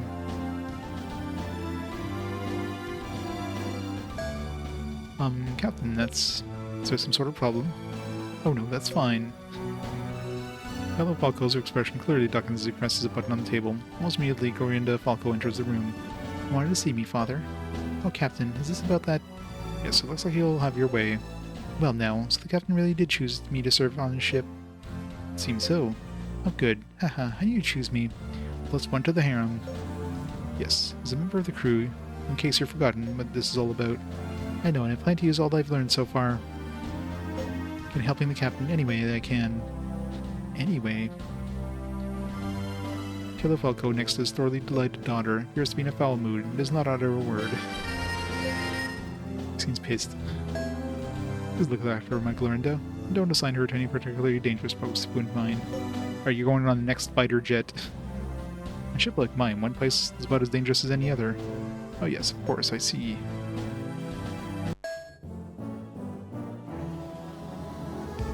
Our company studied Lugavalian ship captured by the military, and all I can say is, what a fine piece of technology. I think so? Most definitely. Basic architecture of the vessel is extraordinary. It has minimal CIC capabilities on the bridge in favor of the sub-CICs distributed around the ship. It's exhaustive damage output control. Features boost operational survivability. There are many ships built with similar designs, but none can take it as far as Lugavalian designs. Feature Cane, it is. And there's the command communication system. You have to be confident in the quality of your officers to employ a system like that. I'm not sure whether the system may result as a result of great officers or vice versa. I'd say the former. And I'm talking from experience when I say the combat ability of Lugavalian peoples an unnerving mix of body and mind. Maybe it would be impossible for my company to adopt their system. It's quite sad being stuck in the midst of shipbuilding mediocrity. So I was going to give you the blueprint for it or whatever. Yes, the game that keeps on going. Goes on and on, my friend. Glinda good at all? Hoping not. Fighter expert level 2. So I'm assuming that makes our fighters better. If I put in the leadership role. But nah. I mean, it could be good if you have a lot of ships, I guess. She was only level 2, so she could grow into having pretty high leadership. Considering he's at 33 at level 13. Of course, the formation foe, how often am I really going to use that? Maybe during boss fights? But how often am I going to use the fighter expert either? So, keeping her out. If I get another annoying battle or something like that, where, you know, I need to, like, stay away from the enemy and just use fighters to, like, do chip damage, and maybe. I hope these guys are giving me, like, new people. Middle-aged man wearing clothes made of exquisite velvet fabric sitting in the MC reception room. Seeing Yuri, he flashes a slightly wooden smile and rises to his feet. So you're the special prisoner, the one they call Yuri. Yes, and you are? Vittor Visani, Grand Duke of Entamonzo. Oh. Hearing the name, Yuri realizes what was behind the man's smile when he first caught a glimpse of him. Our quarrels with the Regan land are in the past now. I fully intend to put all of our efforts towards assisting the Federation. Grand Duke tries his best to muster a real smile this time as he extends his slender white hand. He takes it in his own powerful hand and the two exchange a firm handshake. Now is when we both have to think about what's to come. Hope we'll be on the same page. Oh, by the way, how's that son of mine doing? I trust that Teodoro is serving you well. Teodoro? Oh sure, he's as capable as and hardworking as ever. Want me to call him over? Oh no, that won't be necessary. As long as I know what he's doing well. So he's hardworking, is he? Which one is Teodoro? I suppose he must be if he has impressed you. He makes me proud, actually. Poor Visani appears to be rather sentimental as he says this. His red-rimmed eyes are shining. Captain, I know he can be a handful, but I hope that you will continue to let him serve in your crew. Oh yes, and this is for you. Red Duke hands you a currency card that shines with a golden glow. I don't know if I should accept this, Your Majesty. It's an awful lot of money. Don't be ridiculous. It's the least I could do as a parent. $10,000. Nice. Upgrade our other ship. Not sure which one Teodoro is. Teodoro. What's his last name? I have a feeling this guy isn't part of my crew. It's like, yeah, hope he's doing well. Like, yeah, sure, I've never seen this guy before. What's this guy? Theodori Galatas, I'm guessing. Her bed counts the post has posts. Totally does. Gideon just has one name. It's all she needs.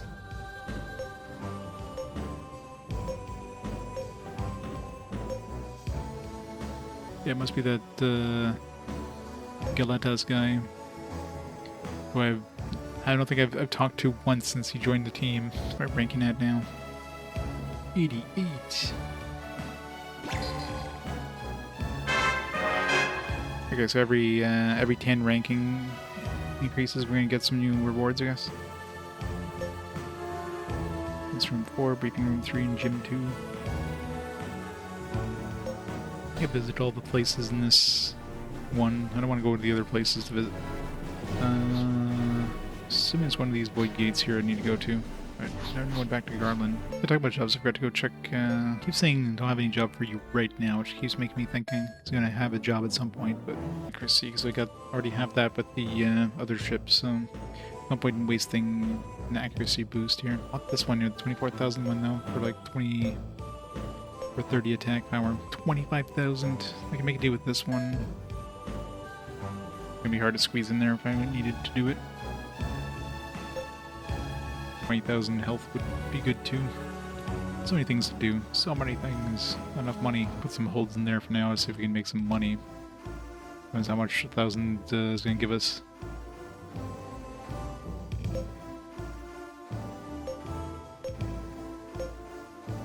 Sell it. Let's see, we spent 1,500 bucks in holds. Let's see how much that actually, like, gives me back when I go to the next port. 1481 right now. I guess we'll only know once we land. Go to Leon. 1481. Well, that gave me 50 bucks just by going to like the next planet over. So I need to do that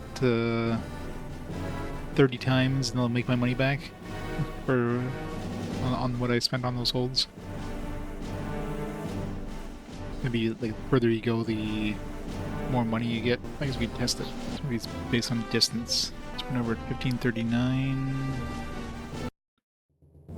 Okay, we did get 200, and so yeah, it's definitely based on distance. Aegis Lane. Here we go. New area, let's go. Region of space and 2 million light years removed from the SMC. Majesty, received a transmission from a representative of the capital planet Terrace. Jesus. Have they surrendered? Not exactly. They wish to discuss. What is there to discuss? I'll patch them through, Your Highness. You read me? You read me. We, the people of the planet Terius, have longed for forsaken weapons in favor of life and peace. We believe the most unfortunate situation can be resolved through peaceful dialogue between our representatives. Please, I only ask that we meet to discuss this matter further. It's got all the spikes, all the muscles. Ready the Astral Object Smasher. Prepare to fire. Yes, Your Majesty. Ready the Astral Object Smasher. Prepare to fire. Astral Object Smasher, power 20%. 80%, 60, 80. Is it Independence Day? You have full power systems ready. It's totally the Death Star, isn't it? Fire.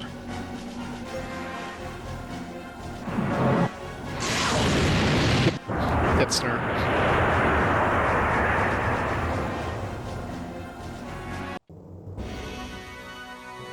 Destruction of capital planet Terius. Confirmed.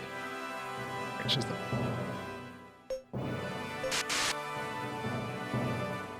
still as mean and nasty as ever, aren't you, my imperial friend? Valentin. Valentin, is that you? He who abandons arms and neglects to defend his people is not fit to be their leader. Sounds just like something you would spew out of that pretty little mouth of yours. Wait, this guy was the leader of Lugavalos before? Jeez, no wonder. Anyway, I'm guessing I ain't gonna convince you to stop fighting Yuri anytime soon. Let me ask you straight out. You wanna be Yuri's ally, or do you wanna... Do not fight his destiny, then I shall end him. Ah, you really are a twisted little man, you know that? Is he your dad? This guy's Darth Vader, isn't he? But to each his own. I don't plan on stepping in your way. He does have white hair.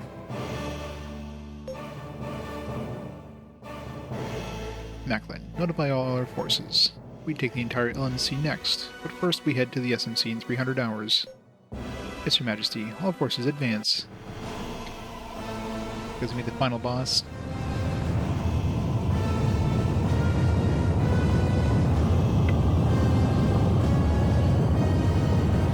Big ass ship anyways.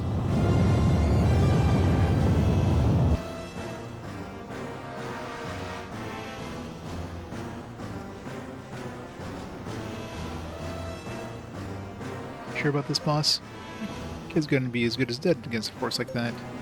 Relax, relax. Men who ain't able to stand up to Lugavalos. Well, there ain't no way he'll be ready for what's coming later. It's just his first test. Yeah, but comes a time in a man's life when it's either do or die.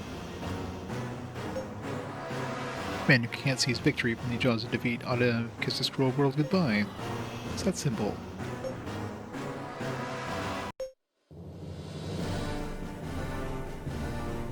These things are bigger than 3DS, yeah. They're too big for the screen.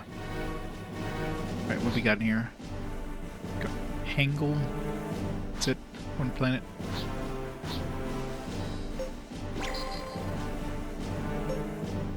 Wolf Rayet Star.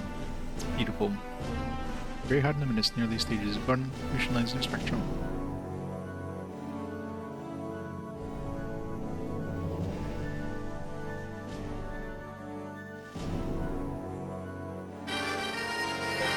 I think those void gate accents, Silver blah blah.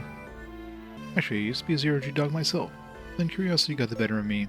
See, when I ventured into the sector to learn more about Adis, my ship was attacked and destroyed by some fervent Adists. I've been working on like this for ages, trying to save up enough money to buy myself another ship. I've heard an old saying, curiosity killed the cat, but from my experience, it's more like curiosity cost a lot of G. You just joined my team. Another Wolf Rayet Star. Captain, we just entered the Adasian sector. Seems awfully quiet out here. This is still the Federation hell space after all. No need to be too concerned until we've reached the Wolf Rayet line. What's the Wolf Rayet line? It's the demarcation line that was drawn by Adis and the Federation after the Straits War ended. Fleets from our respective countries have been glaring at each other from across that line ever since. Wolf Rayet line. The demarcation line was drawn with a Wolf Rayet, a blue giant star, as the starting point. Hierarch Benberg, one of the four hierarchs of Adis, and his fleet is stationed here. Benberg has continued to report Federation incursions here for many years. Why do they have a fleet if they're, like, against space flight, by the way? This Federation swine are concentrating their forces nearby.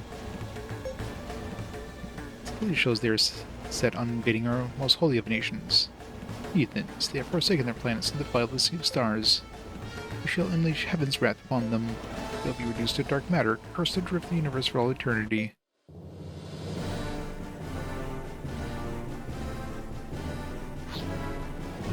Appropriate. The sector in Aegis that's strongly affected by the starburst phenomena. And powerful electromagnetic waves released there cut radio functionality in almost half. Fortunately, my ship is equipped with energy discrimination radar, so I hardly ever notice it. I think there was a ship that has like energy discrimination radar. I was wondering what that was, but I guess it's used in like a very small area. Works better than energy discrimination radar. Ships. Fighters, I should say. Just couldn't abandon my dreams of venturing into space. When I finally managed to get off this planet, I was almost immediately robbed by pirates. I even took the shirt off my back. And I run this tavern here. It's just too scary out there in space.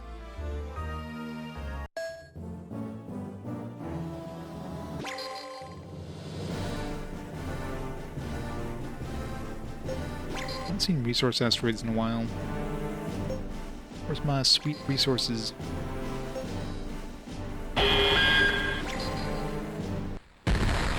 Worth good money, though.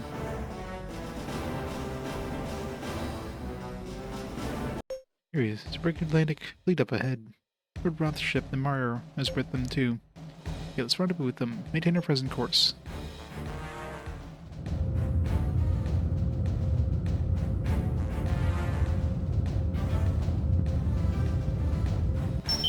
Ah, Captain, we've been waiting for you. All fleets are present and accounted for now. Now that we've nearly reached the Wolf-Wraith line, what comes next? I have some of my own brilliant ideas, of course, but I'd also like to hear what you think.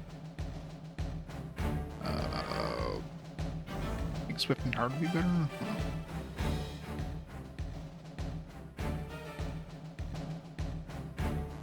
Let's hit him hard. Nice and hard. Swift and hard. The more time that goes by, the more likely it is they're going to add reinforcements from their homeworld. Crush each of their forces one at a time before they have time to link up. Yes, for the soldier, speed is light. A fully prepared enemy may spell death. They're good. That's exactly what I was thinking too.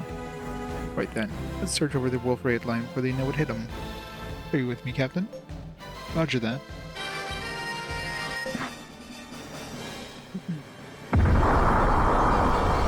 Charge!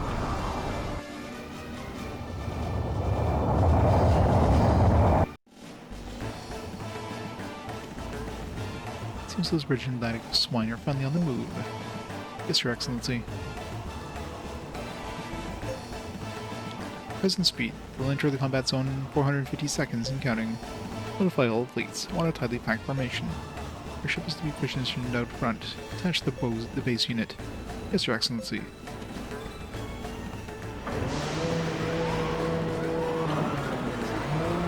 They can transform or something.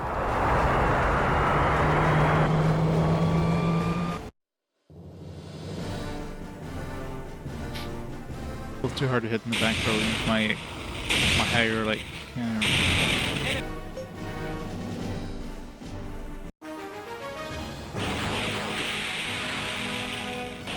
Saved.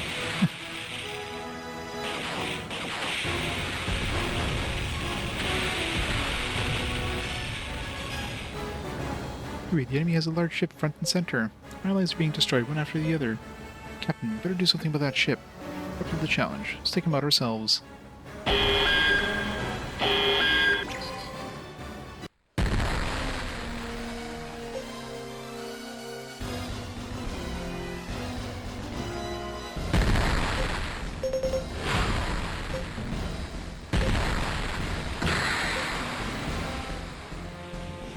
He's too OP. Damage rate is at 87%. We can't hold that much longer. Give the order. All hands abandon ship. Yes, Your Excellency. Seems the wind is now in the enemy's sails. Badoosh.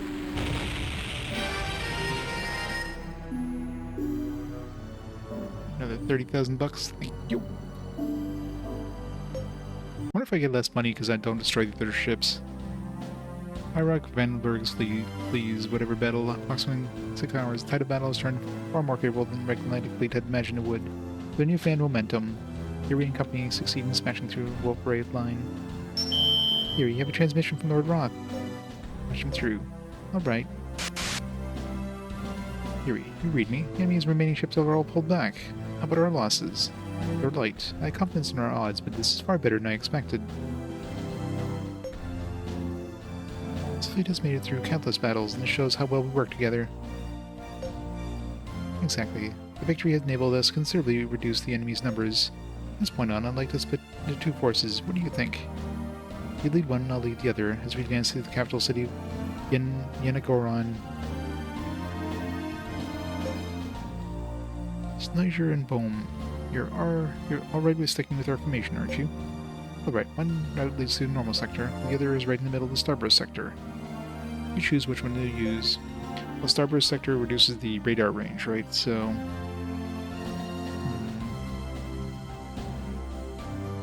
I'm assuming the starburst sector is probably harder, but might give, like, better rewards, maybe? Let's go with the starburst sector. Right. Lead my road fleet through the normal sector, then. Let's make a race to see who can reach the capital planet of Yenagoron first. Got it. Lord Roth, be careful, and good luck. Only ever hear words like that from my groupies under normal circumstances. Thanks anyway, Mr. Pirate Captain. Rip all their ships. Yikes. Here, let's let a surprise yelp and then proceeds to rip the headphones off her head. What's wrong, Kira? Are you okay? I'm okay. It's just a sudden burst of loud noise that startled me. I must have been in a tarantula nebula. It's a starburst region, so the closer we get, the more wacky our onboard instruments are going to act. So that means the effective range of our radar is going to be reduced considerably then. It's a natural phenomenon. This there's nothing really we can do about it. Just raise radar sensitivity as much as we can.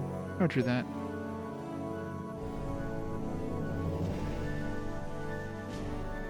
So they're here, are they? Yes, Your Excellency. It's British Atlantic Fleet. Of that much we are certain. Fortunately, we lack the military might to engage in the traditional battle. We wear them down slowly with surprise attacks. Yes, Your Excellency. Very well then, let us begin. So lowers his arm. At the same time, the ships in the fleet fire up their engines en masse.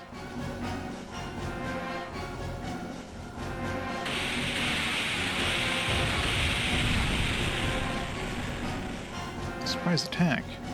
The enemy was concealed in the area subject to the subverse effects. Order all ships to intercept.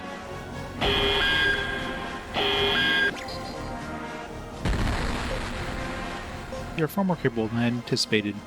At least we were able to inflict considerable damage to their fleet. There's nothing more we can do here. Order or withdrawal. Order or withdrawal.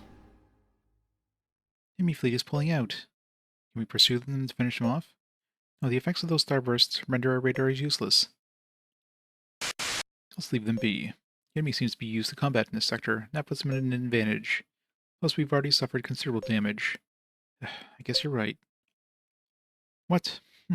Frame decrease 50... Why? It's not fair.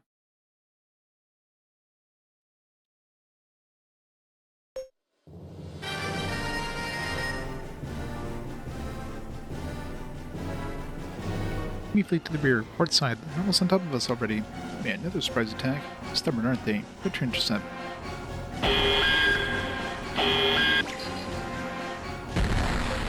Gonna lose fame again.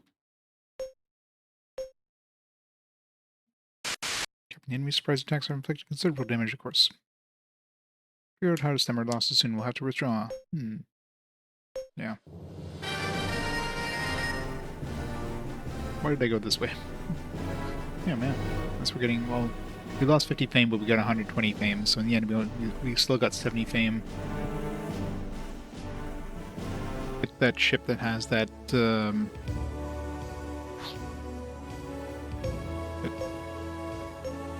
what was it called?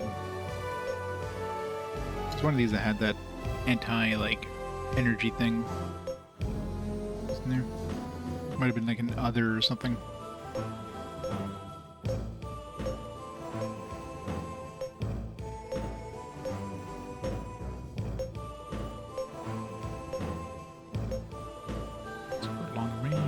Support long range. One of these had that.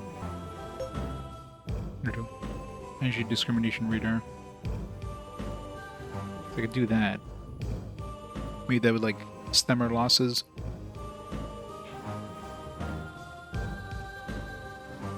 Question is, which ship would I take out? Put this one in. for now. We'll call it the Zero because it's going to be sold as soon as we can. On the absolute basic stuff. I'm assuming this doesn't need... I'm hoping this doesn't need to be like our main ship for this to work. We'll find out in the next battle. Let's hope it doesn't have to be the rough we do. Idiots have snuck aboard as a low-level crew members, trying to start a mutiny. A small arms battle is raging all over the ship. Damn it. Crush mutiny immediately. Got it. I'll give blasters to crew who've got their hands free right now.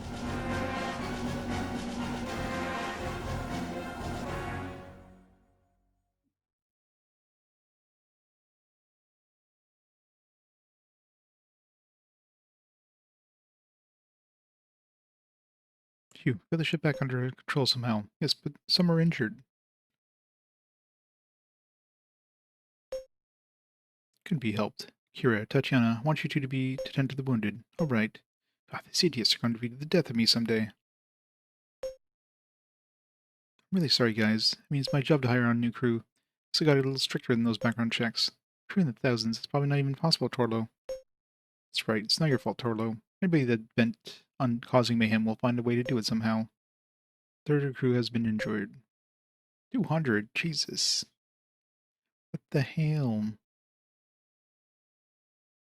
Reload. See if there's a way we can change things up. I did even go check. Oh, it's modules. Modules. 80 disc bridge, navigating bridge, level 14. Room level 9, engine room, sick bay, science lab, deflector level 8, shield frame level 7. Level 7.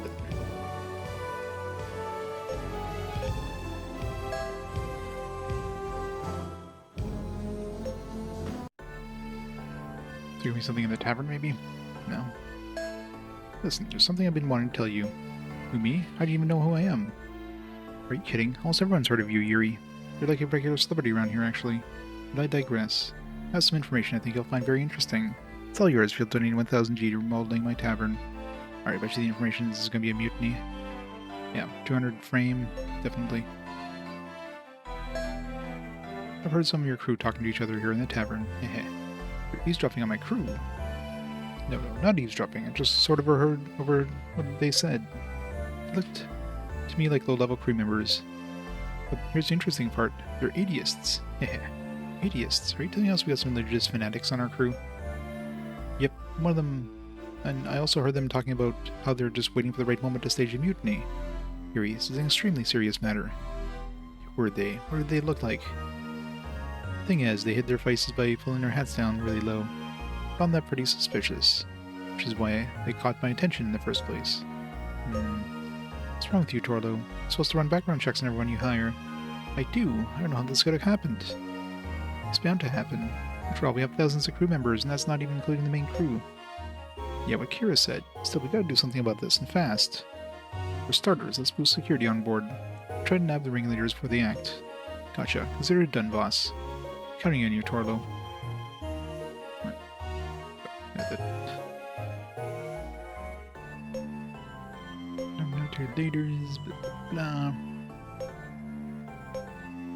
Hey, difference.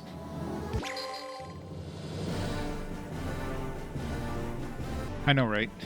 No, you have a couple of, party members, but I mean, you do have... The only time you really acknowledges other than that is when you're doing the melee battles and you have, thousands of people on your team. Which is kind of crazy. Here, have you got a minute? What's up, Torlo? Yuri moves in closer and it's the Torlo Adkins voice, which is much softer than usual. Torlo gets even closer, whisper in Yuri's ear. Comfortably close, even as Yuri can smell Torlo's lunch on his breath. It's about those idiots and the mutiny they're planning. Me and the security peeps have snipped out the ringleaders and locked them up. Are you sure about that? Yep, I'm positive. Alright, we'll get them off the ship in the next spaceport. Well, be sure to thank our security personnel for me, okay, Torlo? Tell them they can help themselves with the special officer's lunch today. Huh, you're gonna love that. Thanks. Prevented the mutiny. Nice. So instead of minus 200 fame, we got a plus 100 fame. But didn't he was a number? Yeah. The only ones that really matter are your, officers, I guess, but... can do a battle if this ship, if it still works if it's not our main ship. Here, the enemy fleet has formed a defense line ahead. What are their numbers? About 1,000 ships, and that includes the ones that launch surprise attacks. It's a pretty small fleet. Is this the best they could do? I guess they were trying to offset their lack of offensive power by launching surprise attacks. They may be the enemy, but it seems they have a fine commander. However, we're not going to show them any mercy. Let's take them out hard and swift. Roger that.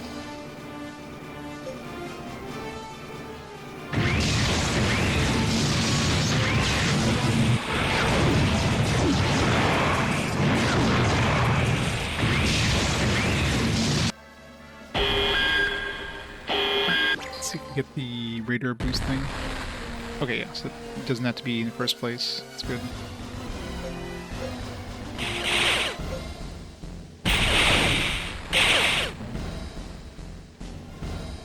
Where's her, yeah. A lot of games kind of do that. So much money. So much FAP. All the FAP.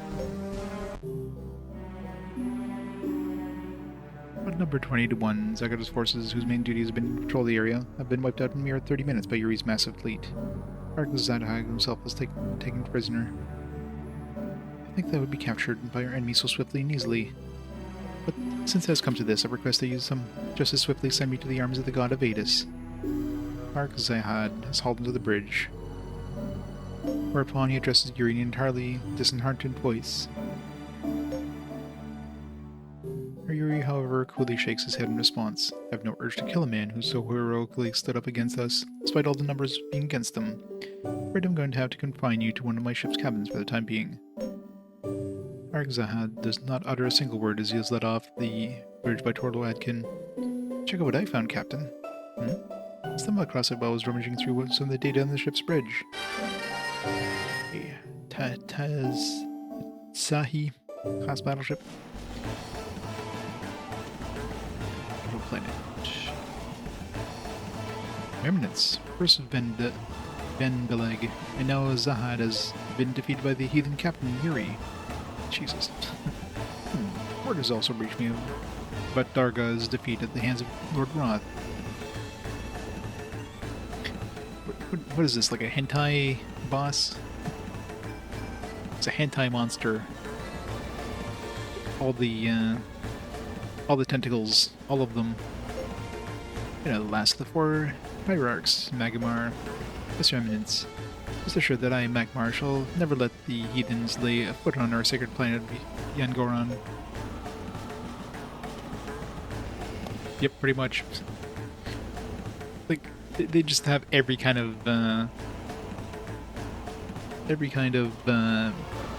trope in this game. Every sort of science fiction trope.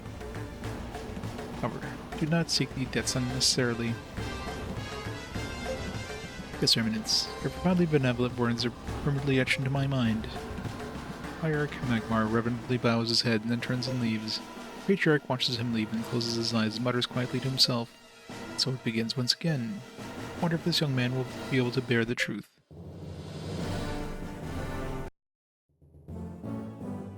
More ships. So many ships. We have a lot of money now, actually, so... probably upgrade my, try to make like a super tanky ship to put in the front row. Can't handle the truth. Welcome to the number 2 tavern on our fine planet. I entirely prefer being number 2 because you're subject to less envy, and yet you still receive a healthy dose of respect. As the old saying goes, in all things moderation. What's the best for me? Wait, what makes the second best? It's gotta be the second best or nothing. Yes, sir. Number 2 all the way. Number one or bust. Seems you don't understand, but I'm sure you will one day. Yes, one day you will understand the splendor of being number 2.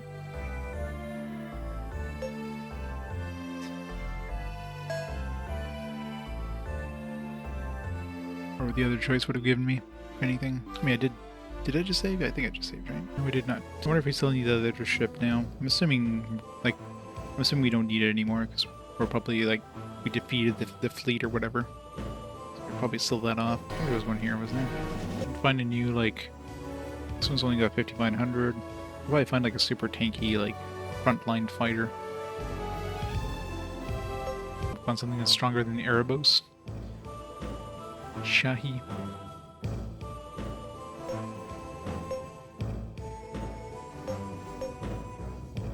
What's this thing have? You think this thing would have had that, like, a special, anti-radar jamming thingy? I guess not. A lot of armor. It's 5 free weapon slots. That's always good.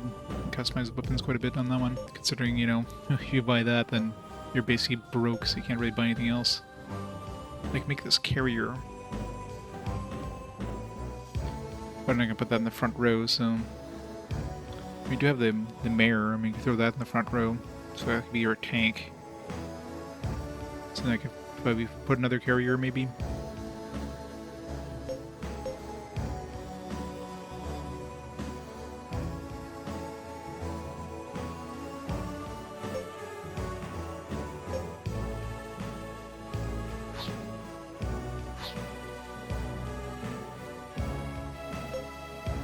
Also have this Navara one here. This one's got pretty good durability. Put this in the front row. Let's do that. Well, let's see what... Depends what it has for weapons. For fame at now. 72. Probably would have been higher if I didn't lose like that fame on the way there. Here, room 7, shop 4, thruster control room 5. Does this thing have for weapons? Mass driver cannon, rail cannon, a lot of solid ammo stuff. XL level.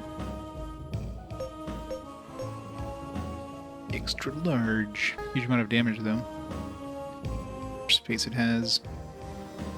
Gonna make this super tanky. Yeah, it's got a decent amount of space. Ascension, the best dodging. Can't quite fit that one. Let's put the next best thing. Need accuracy. Let's raise his mobility as much as we can. We'll fit that other shield frame. I want to put the level, what's the level 7 now? 2600, eh? We'll fit that anywhere. Let's squeeze this one in here. It's only 800, which is like nothing. This one 2000 would be pretty good. Problem is, where would I squeeze it in? Once I get rid of this thing here.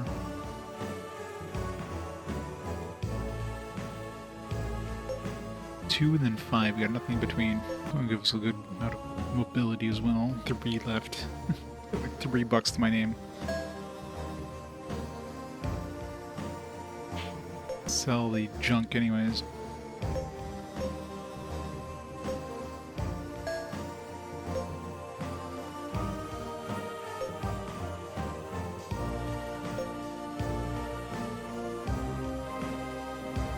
Good enough. Almost 10,000 durability. Who knows how much armor it had? 127 armor, yeah, so this thing's pretty tanky, so we'll put that in the front position. 4,000 to spare. Pretty good fleet at this point. Starburst region, returning radar levels, normal mode. Okay. Guess it's a good thing didn't get another battle. I mean, if it was a random battle, it could have just run away anyways. It's so dead. Nebula. I wonder how many of these we have now. We gotta be near like 80% mark. I think it was like 50-something percent. And we got a bunch of these fairly like in this stream. So we've gotta be like at 75-80%. It's the last line of defense. I guess it's only natural to deploy that. So many ships there. Lord Roth's fleet hasn't arrived yet. Should withdraw to a defensive position and wait for it. It's too late. Huh? Look, the enemy commander is onto us. They plan to take us out right now.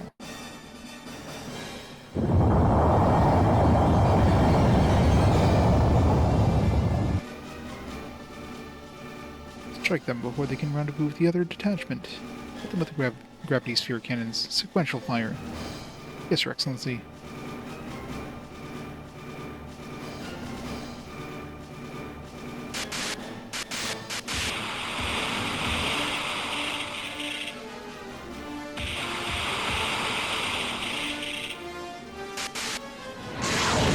Full generators.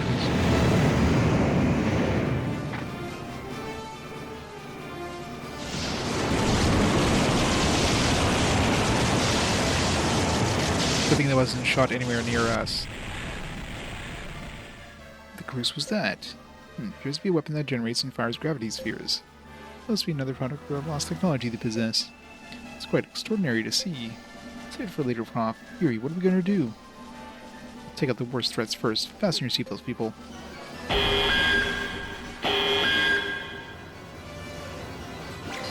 Gravity spheres preventing me from moving.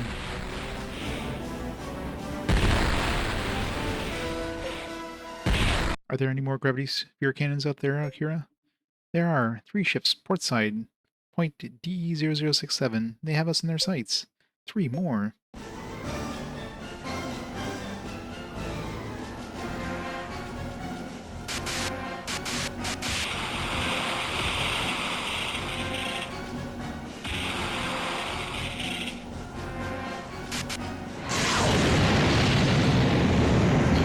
No, we're doomed. That doesn't sound good. Captain, we're going to be history if we don't do something fast here. Full power to all thrusters. Levered all inflation inverter powers to the engines now. It's no use. The gravity, it's way too strong.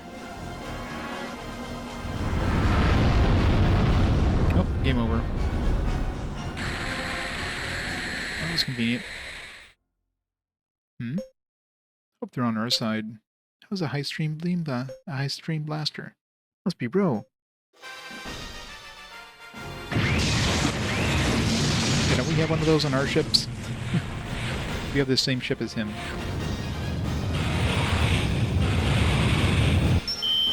Roth, at your service. Sorry, had a bit of a delay, you see. I don't know if I want to chew you out for being late or thank you for saving our hides. You're here in the nick of time. Haha, yes, I suppose I do tend to be fashionably late. At any rate, we can hit the enemy from both sides.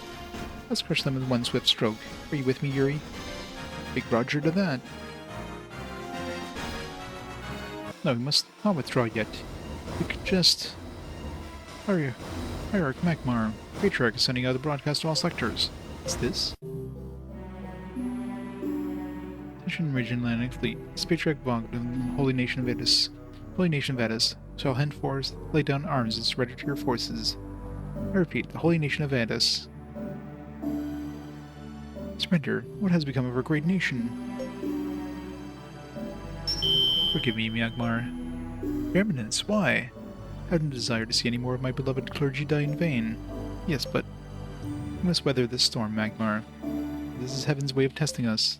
Of course, Your Eminence.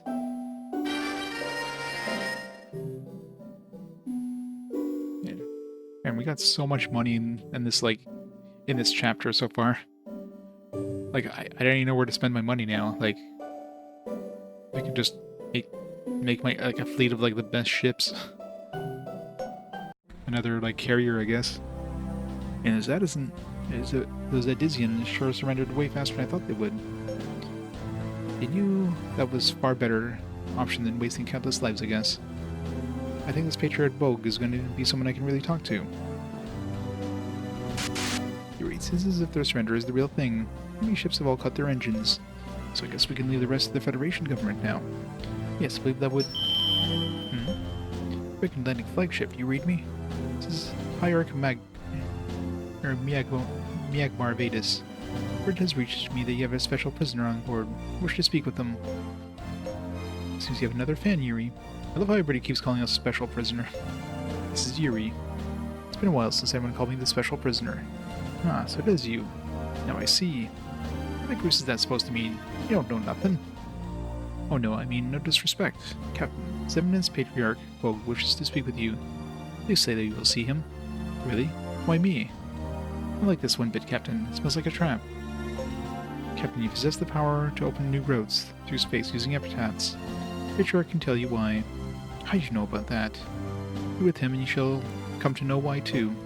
Come to our home planet, Yengoron, and when you are ready.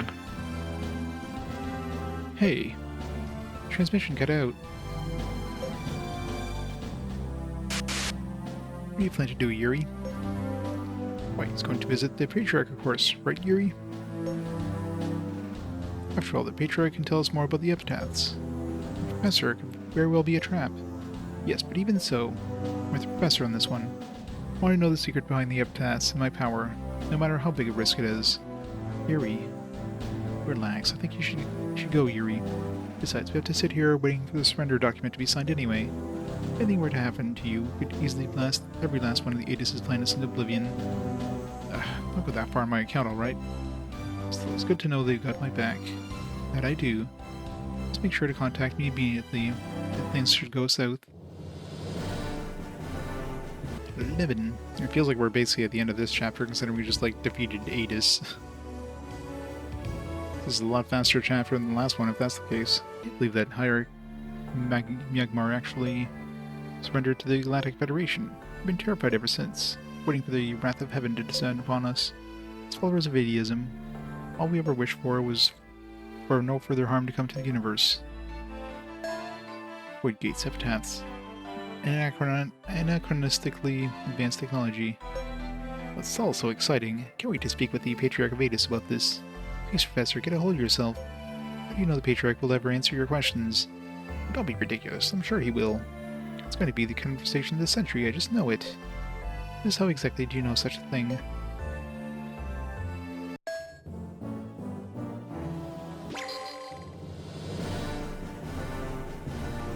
I see, like, these guys are fighting us again, but no. These are pirates. How many do we have now? I didn't even notice.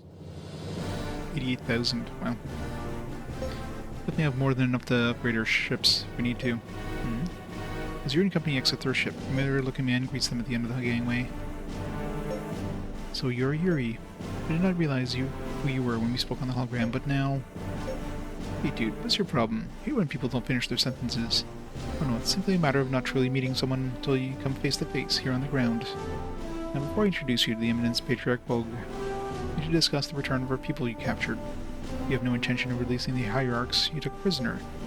Schneiser, have they signed the document of surrender?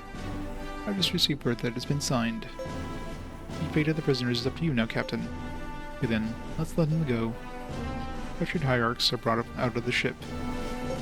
Hierarch Myanmar nods as if satisfied when he sees this, and speaks while making the traditional Edisian bow of gratitude. You're most grateful, Captain.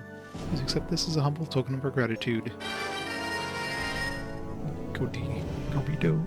Last battleship. His Eminence is over at the Patriarchal Court. You may visit him anytime you wish. That Hierarch Myanmar leaves along with the hierarchs that were released.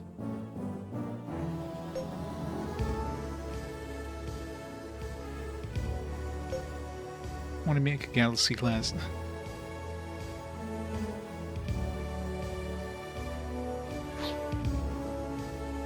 This one has, I mean, it's a carrier. What's our current carrier right now? We have this Eberlin one. It's the Galaxy Class 1. I mean, what does it really have over the other one? Doesn't have anything special.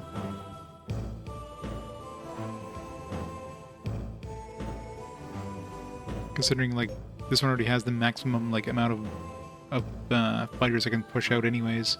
There's no real point in upgrading the carrier.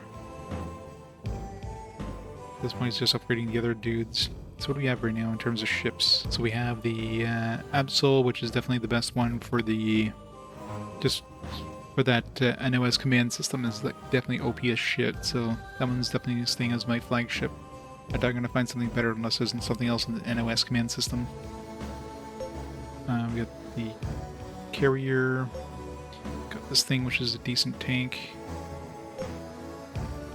Agril is like...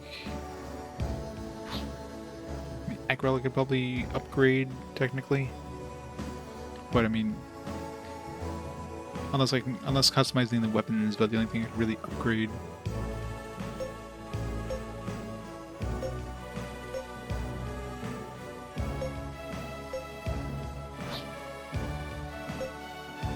Talking about upgrading weapons, do we have any new weapons that... Got a whole bunch of new ships, so it's a good chance we have new weapons. The version of this one is... particle lasers, which are AoE.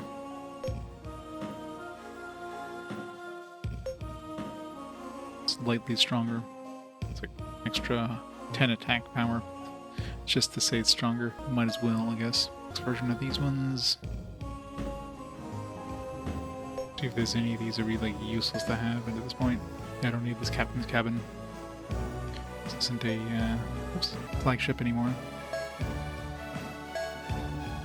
Okay, let's move this over here. Slightly better than what we had. Yeah, it's not really any.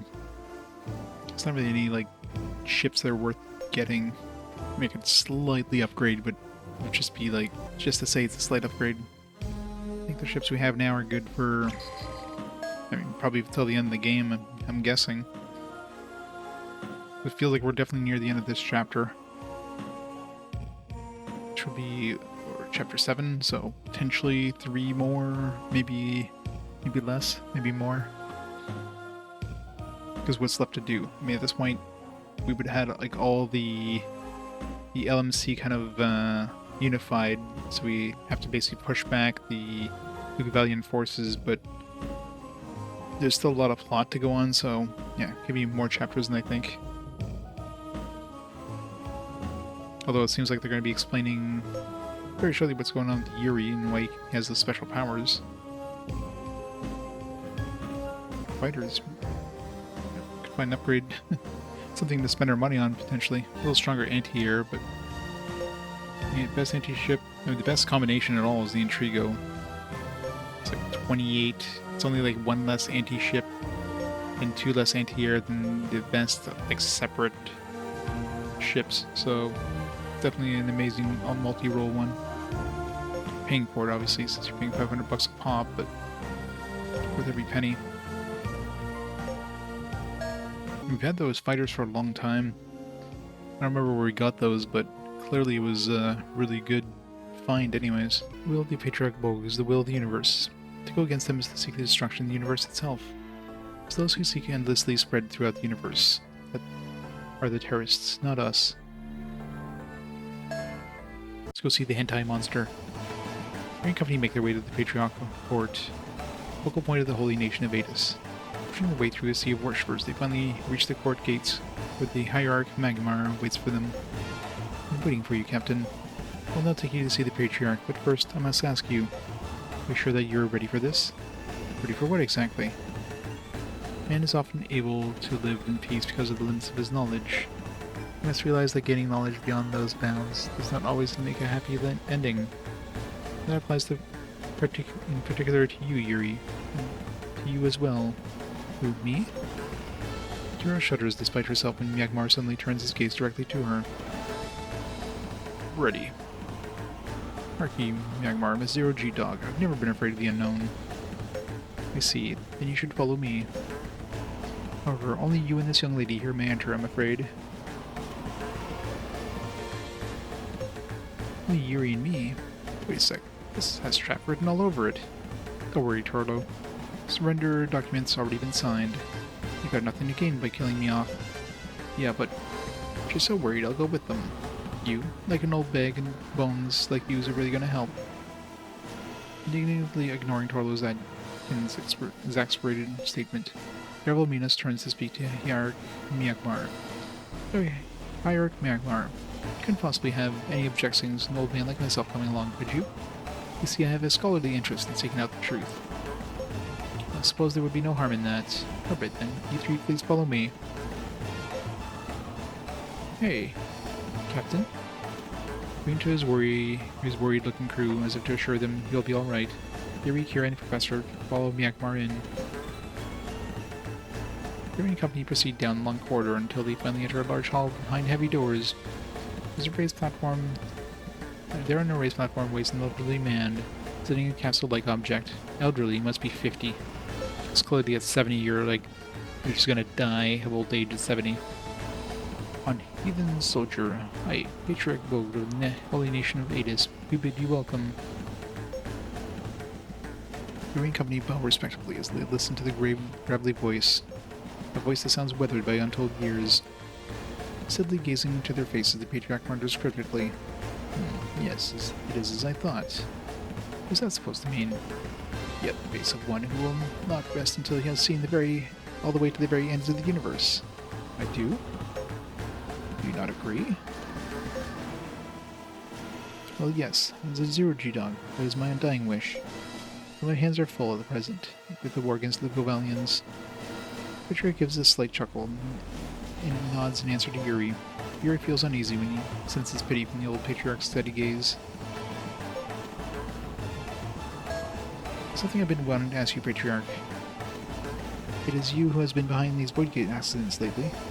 I'm afraid I don't understand. Are you trying to obstruct space travel? You know, all the people belong on the ground and so on?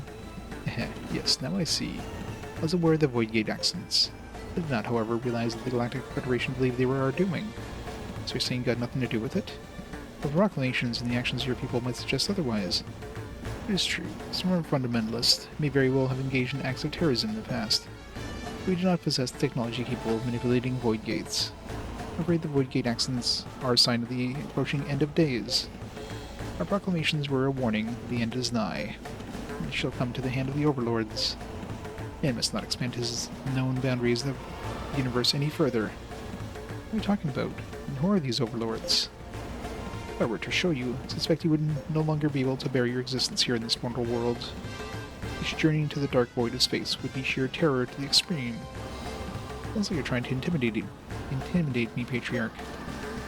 I believe I am using my position to cow the masses with fearful doctrine. Do you deny it? I do. Patently. While the world may believe the teachings of atheism are but religion, I say this to you. They are far more, for they are in essence a warning, most practical and real. That's why the holy nation of Vedas has long preached that man must return to the ground where he belongs. Though I must admit, religion was the most expedient method in which to make that message widely known. Patriarch Boke, please, I have to know the truth. Who or what are the overlords? Are you absolutely sure you want to know? I'm scared, Yuri. Yes, I'm sure.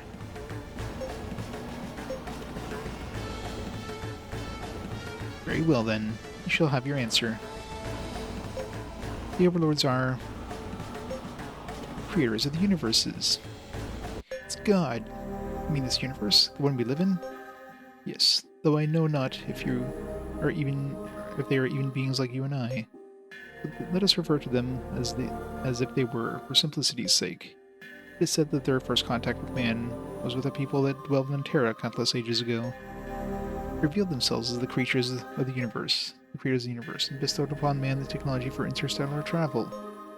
Inflation engine, a gravity well, and many other forms of technology beyond all human comprehension at the time. Overlords even modified the human body to withstand cosmic radiation, the human spirit to endure extended space travel. But these gifts the progenitors spread like seeds, then no one reaches the universe. They are thus the forefathers of the entire race of man. So then, are you suggesting the ancient man did not possess the spermidazine hormone? That was a biological mechanism bestowed upon the overlords, correct. Hearing this, Yuri thinks back to when Katita Lenko collapsed from the exposure to cosmic radiation. He wonders whether that could mean she was genetically similar to the ancient race of mankind, if that is true. Yuri feels a slight but real shiver down his spine, as if some freakish surgery had been forced upon him without his consent. I'm afraid I don't quite understand. You're saying these overlord beings helped humankind venture into space. Then why would they end it all after humankind spread through the universe as they taught them to do? Overlords are entities far exceeding human intellect. Feelings and motivations, if indeed they even possess such things, are a mystery to us. We do, however, have these words dating back all the way to the ages of progenitors. Once man has expanded his perceptual domain by spreading throughout the universe, the Overlord shall bring the end of days. So you think the Void Gates accidents were the first steps to this end of days? Yes, it was a warning heralded what is to come. The utter annihilation of our universe at the hands of the Overlords. The Void Gates, the Cosmic Trade Authority, everything. The Overlords bestowed it all, now they shall take it away. I don't understand. He's saying that humankind has discovered new star lanes and opened up new frontiers in space, only to plunge headfirst into our own ruin? Yes, I believe that is our fate. Perhaps even man's curiosity for exploring the unknown and a spirit of adventure are products of the overlords. That's insane, and I just can't accept it. I mean, that would be like saying that our journey through space was somehow induced by these overlords. You really believe that? I don't know who or what these overlords are. I refuse to accept life is just laid out like that. Yeah, I bet you Yuri and Kira are like two of the overlords. That's why they can like they get headaches when they go through the void gates and stuff like that. Man's quest to find meaning in life, mysteries, is but a fool's errand. The overlord's perspective is far greater than ours. It is higher than the heavens, and more vast than the unknown universe. They're an existence that far transcend our own. And the morning has come, I'm afraid. End of days, the very end of our universe, is now inevitable. Not if I can help it. Religious folks can meekly accept the end if you want to, but I'm a zero-G dog. That means I'm not going down without a fight. You intend to rise up against the overlords. Is that what you're saying? Will you battle the very existence that holds this universe in the palm of its hands? I'm an RPG protagonist. I kill gods for breakfast. Exactly what I'm going to do. I mean, what other options do I have? Just how shall a being created oppose his masters? Created? What do you mean? It seems you have the ability to release the power of the epitaphs. And do you not also have the power to stabilize phenomena of fluctuation sectors? How can you possibly know? Beings capable of such feats are those known as the Observers. That is to say, only those created by the Overlords have such powers. You're saying that was created by the Overlords? That is correct, but created is not quite the proper word. Perhaps I should say your existence was stabilized or defined within our universe. In any event, you were not born like any other man, and they're really going all in with this, like, this exposition dump, aren't they? That's not possible. Yuri's my brother. We share the same mother. We grew up together. Very well then, let me ask you, what memories of your childhood you two possess? Oh, well... Yuri, you claim that your epitaph is a family heirloom, handed down to you by your father. If so, what was your father's name? Can you even remember what he looked like? I can't remember. Truth is that he suddenly appeared here in our universe. As did you, Kira, in order to track Yuri. I did. No way, but Kira's... You must accept the truth, Yuri. You're an observer created by the Overlords. And you, Kira, you're a tracker created to trace Yuri's movement. You have continually wished nothing more than to be by Yuri's side, Kira. That is the role bestowed upon the tracker. I suppose how much they put in the game, yeah. There's a lot of lore. I mean, the story in this game is fantastic. It's a great story, great characters and everything. The combat is definitely, like, lacking, but if you want story, this is definitely a good game for it. It's not your typical one. It kind of is your typical RPG plot where, you know, you are the one that's going to go and defeat God. It's pretty much what it's turning into right now. Truth of this lies in those headaches you suffer. During every passage, you make it through the void gates. It is. The void gates are actually access terminals for collecting information, obtained by observers and trackers. What this means is, with each gate passage, all you experienced and perceived up to that point is being sent to the Overlords.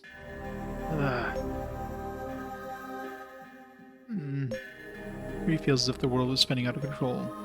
Nothing seems real, like during a fever-induced hallucination. Fear staggers as if suffering from the same feeling. Yuri just barely manages to keep her on her feet. Kira, are you alright? Yuri. Their loneliness takes over when unable to hide their dismay. Yuri and Kira both fall utterly silent. Not really sure what to say. I mean, this information was entirely unexpected. Trick Bogue, let us assume you're speaking the truth here. If so, then may I ask you how or why, where or how you happen to come across this knowledge? Yes, well, that is a fair question. Truth is, I too am being defined by the Overlords as a tracker. The observer I was meant to track died in a battle long ago. You're an observer-created entity, too. That's correct. And so I was able to discover the truth behind the barrier chamber hidden within the Ark of the Progenitors. What truth is that? Long-lost information pertaining to the Overlords was buried there on that ship. You yet possess the courage to delve deeper. Why not visit the Ark and see for yourself? You'll find it in the sector known as the Ancestral Site. I'm sure this comes as a great shock to you, as may be expected. You need not give your answer in haste. Simply visit the Ancestral Site, when or if you should ever so desire. They'll accompany you as your guides at such a time if you so desire. As he finished, the Patriarch raises his hand slightly, as if signaling that the meeting is over. Seeing this, Hierarch Magmar comes over, putting his arms around their shoulders. He helps escort Yuri and Kira out.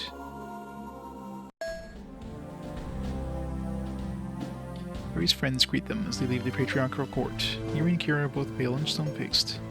Look, you guys, you look like you saw a ghost. We're fine. Oh, give me a break, your faces give you away. You're anything but fine, man. That's what the grew's happened in there. Mr. Minas, you mind filling us in? Yes, well, I imagine these two have something they'd like to say to you all themselves. Perhaps not right at this moment. Until they're ready, I'd like to ask you to please leave them be. Yeah, but no, never mind. So much lore. Oh man. So we're in like, assuming we're still in chapter 7 until like the next main event, but once we get through this ancestral site probably. The bridge is busy preparing for the leave port, but for some reason Yuri is not there. Hey, where's the captain? Oh, he went for a walk. Walk? What for? As soon as Thomas Vale says this, something pops into his mind. He looks over at Kira's empty seat. Oh right, never mind. You just have to wait. He'll be back soon. Yeah, I know. But the Patriarch said... You mean how you and I are beings created by the Overlords? Well, I guess it's true that I was consumed with the desire to travel the universe. I don't want to believe that's nothing but a pre-programmed emotion that some Overlords planted in me. You think us wanting to be together is also an emotion programmed by the Overlords? Are my feelings for you simply the product of a tracker pursuing the observer? Jeez, Kira, how can I possibly know the answer to that if you don't? You're right. I do know that I want to be with you forever, though, Yuri. I still feel that the universe is a scary place. I'm alright as long as I'm with you. These feelings might not even be real. Maybe they're just some sort of simulation. How can I even believe in myself? If you can't believe in yourself, then try to believe in me, Kira. Huh? Also know I want to be with you forever, Kira. You can believe in my feelings, can't you? I mean, I'm definitely not a tracker. All you have to do is believe in me. Yuri. Who cares whether we're the work of some overlords or not? All that matters is that we exist as we are right here, right now. We'll fight whoever stands in our way. We've got to do what we have to survive. Okay. So we better get back now. I bet everyone's waiting for us.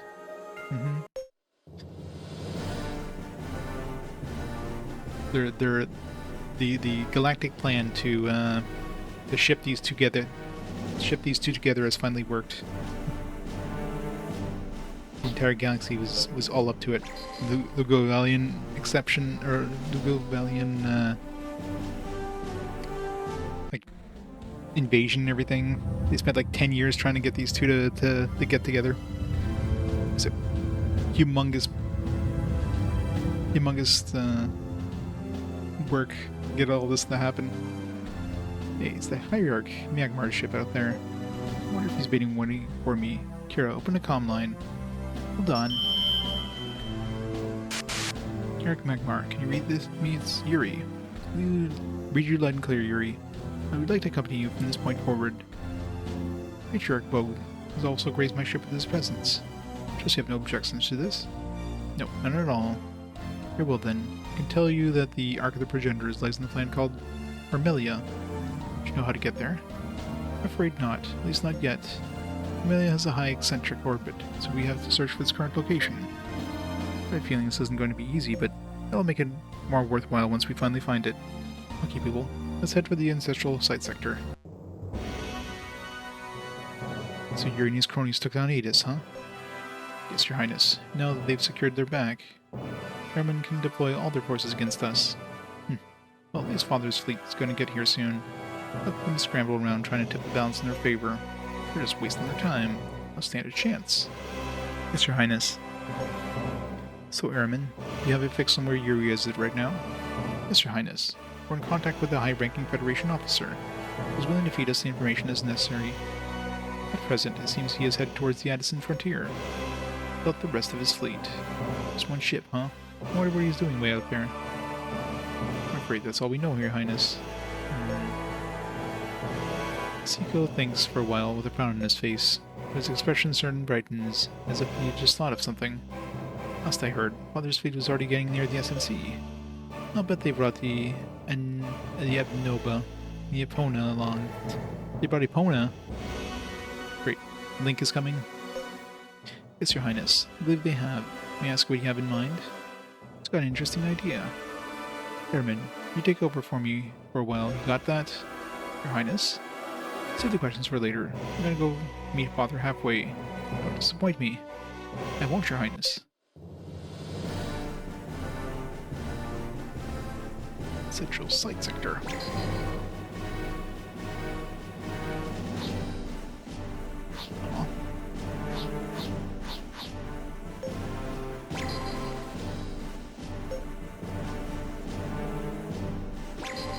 Found a new star lane. I'll put it in their charts. Thanks. Like we need more money. Take it, I guess. Three disembarks from the ship, accompanied only by Kira. Only sound at the empty spaceport is the faint electrical hum from time to time. There's no sign of anyone around here. I wonder how the spaceport can continue to function like this. It's pretty creepy. I mean, did they already explain that AI basically controls all the starports?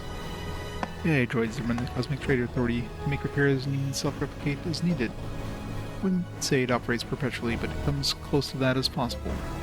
Whether there are people here or not. Cleric Myanmar. I see you came, just the two of you as promised. How does this guy move, by the way? I thought he was, like, basically built into his spot. He was standing back on my ship. It's better like this anyway. Faith is too intense for those who aren't ready to hear it. Well, let's get going, shall we? I'm ranking, by the way. Top 70 of the rankings.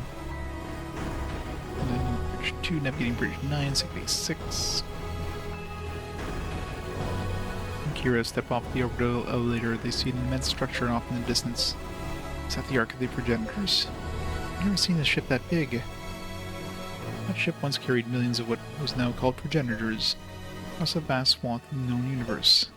It was an epic journey that lasted for many generations. It would have been possible without a ship of such a grand scale. There was no void gates back in their time. But there's no tavern. After walking what seemed like ages, the Green Company finally reached the Ark of the Progenitors. Patriarch Bogue approaches the Ark and enters a code in the control panel. The door opens, revealing an immense area within. It's time to enter the Sacred Ark. The Green Company proceed down a corridor with a strange surface texture that reminds him of the Eptath ruins. Before long, they find themselves in a large open room. What is this place? This is the Burial Chamber. Here you will find the soul system outside of the Cosmic Trade Authority that connects to the world of the Overlords. Information concerning the Overlords can be acquired by accessing it. Does it still work? I believe it still functions, as it did 20 years ago. We were here 20 years ago. It was, along with Tyrannus, who was at the time wandering in the universe as part of the training ritual practiced by his people. Tyrannus, as in Tyrannus Mogons, Lugus, Emperor of Lugovalos? Patriarch Bogue nods briefly in response to Yuri's question, and proceeds to speak as if fondly reminiscing. Two visited this place to discover the secrets behind the Epitaphs and the Overlords. He said it was how he hoped to discover the reason his power, his very existence. Wait a minute, you mean he's a... Yes, he too is an observer, created by the Overlords. And like you, he has resolved to oppose them, come what may. Then why has the Lugavalian Empire spent so much time and effort bringing the universe under his control? In all likelihood, they are preparing the coming battle against the Overlords. Tyrannus believes that there is a gate to the world of the Overlords somewhere in our universe. Every time I think we're getting close to the end of the game, just like, alright, now we're gonna go fight we're gonna go fight gods. Like, we gotta finish off we gotta stop the Gavalian Empire, and we gotta like go fight these gods. So maybe there's way more chapters than I think there is. It's gonna be like a 100-hour game, isn't it? I know not how many others are aware of their true intentions. How much did the Emperor Tyrannus learn when he was there? I've already told you everything he knows. As such, he is, as of yet, unaware of the true nature of the Overlords and their effective means of opposing them. Then, this is our chance to finally find out. Indeed, let's discover the true nature and effective countermeasures against them. How are we going to? I'll do it. Kira? It's strange, but for some reason I know what I'm supposed to do. Here he casts a confused glance at Patriarch Boat, who responds in a gentle manner. The brain structure of trackers is similar in many ways. That of the AI droids deployed to the Cosmic Trade Authority. It follows that a tracker would be able to access and hack the system here. Or such actions are not without risks. What do you mean risks? What kind of risks? If the Overlords were to detect unauthorized access, consequences could be extremely grave. Ray takes another look at the Patriarch Bogue, and realizes his appearance cannot be attributed solely to his advanced years. Kira, let's just forget about all this. I want you to put yourself in any kind of danger. Here, we're going to fight against the Overlords, right? It means we have to find out everything we can about them. Every little bit of information is going to help. As she says this, Kira slowly moves towards the control panel-like device at the back wall. Kira. Over, Yuri. Kira doesn't finish her sentence. She turns her head to Yuri. With a reassuring smile, touches the control panel-like device. Ah. Kira. Why she has just commenced the access procedure. EVHH000056CC for form a ulterior Kira accessing contact gates. Alert. Alert. Deviation from tracker's permissible perception domain detected and expanding. Page program emergency activation commencing force download. It is as I feared. They have detected her access. Looks like she's sneezing or something. Kira, it's enough. Let go of it now. No, just a little longer. 8, 9, 10. Your dimension. I'm almost... Huh? Ah!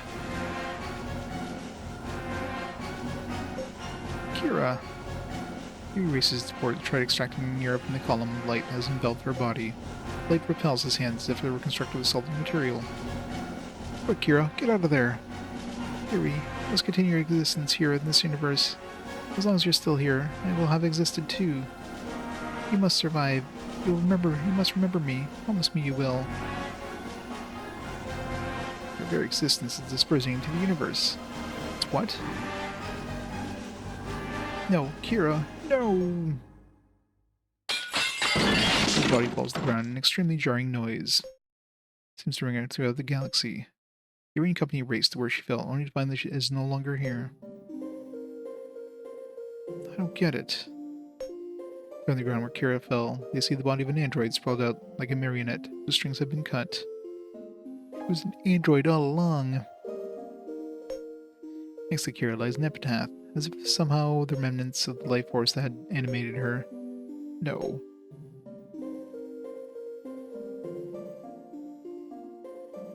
You got Kira's epitaph. Well, R.I.P. Kira. I guess we'll have to, like, remember her and she'll probably come back or some bullshit thing.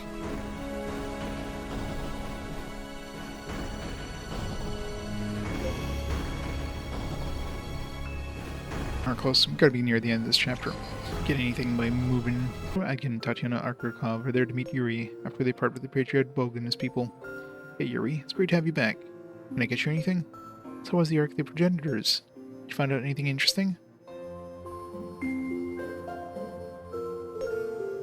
Aw, oh, come on, throw me a bone here. What's that you got there anyways? Some kind of souvenir from that Ark thing?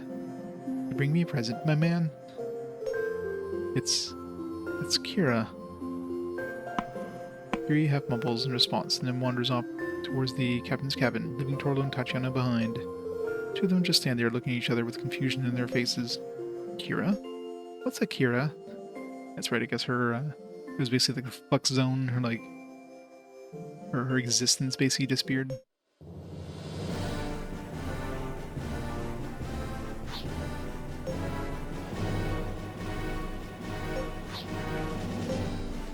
Alright, let's make our way to the next place.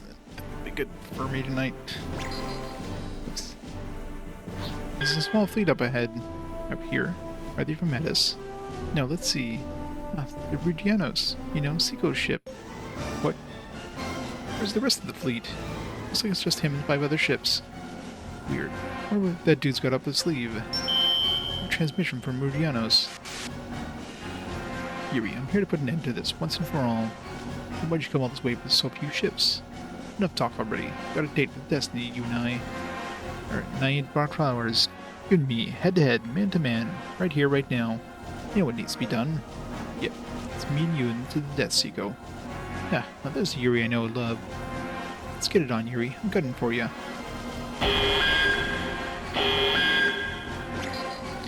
Ready?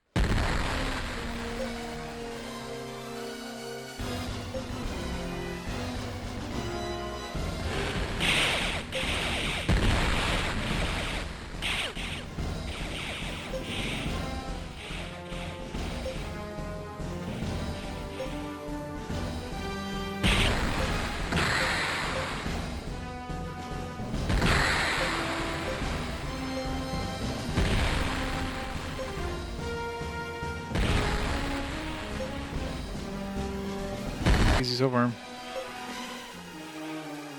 And what that's supposed to do? What increases his critical rate? Another 50,000 bucks because we know we don't have enough money now. He's just giving us all the money. You learned a good thing or two since we last met, Yuri. I guess surviving life on our death struggles will do that to you. Listen, Seiko, you're a Supreme Commander of the Invasion Forces. Why would you do something as reckless as this?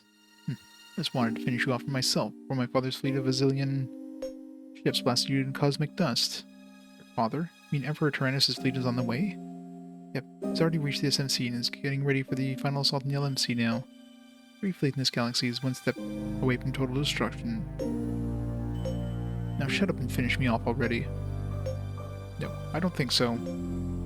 Huh? Yuri, what the Groose? I'm not doing it out of pity, Seiko. I want you to go back to Emperor Tyrannus and try to broker peace between us. Don't be stupid, Yuri. Do you think my father's gonna go for that? Maybe. My objective and Emperor Tyrannus' are the same. What the Groose are you talking about? I now know the true enemy your father is trying to defeat. We should be on the same side. True enemy? What the Groose are you talking about? The Overlords, Seiko. Overlords? Who are they? Ask your father. He'll tell you. I'm counting on you, Seiko. We must have peace between us. Hey, no, wait. Yuri, you bastard, get back here.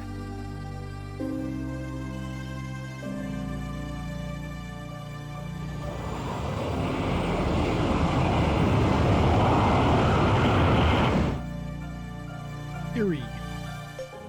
Grr. Seiko slams his fist down hard on the control panel. It's Seiko. Is there any truth behind what Yuri said? Don't ask me. I've never heard anything like that from my father.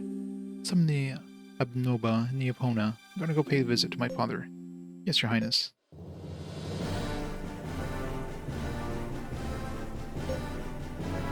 Good time to call it there for tonight. It definitely feels like we're getting near the end. Like they dumped a lot of lore on us here. So we're probably like definitely like next stream, unless there's a lot more. Like obviously there's the whole thing with the Overlords. Like are we gonna have to go to war with the Overlords? Like is that gonna be like a 20 like episodes long, or is it gonna be one of those things where we just it's a symbolic war, like we don't actually fight them in any way, it's just like somehow like Enemy unit 1. use the epitaphs and then Eliminate. vaporize them from a distance or something. Done chapter 7 now. It feels like we've moved on to another chapter since this is the whole thing with like we're back to like fighting Lugovelos now. Assuming we hit chapters 8, right? 8.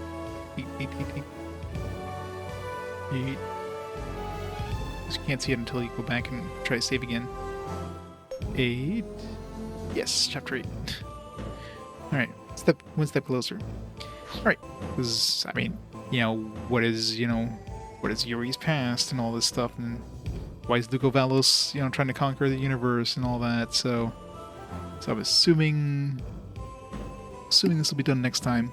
So, next stream should be on Thursday. Yeah, it's Thursday afternoon. I'll be back on, and I accidentally pressed the yeah, that's right, shift whatever messes up my stuff. RPG Quest. How's it going, everybody? Throwing a lot of exposition dump on us at this point. Like so much plot that was kind of like thrown our way. It's definitely getting near the end.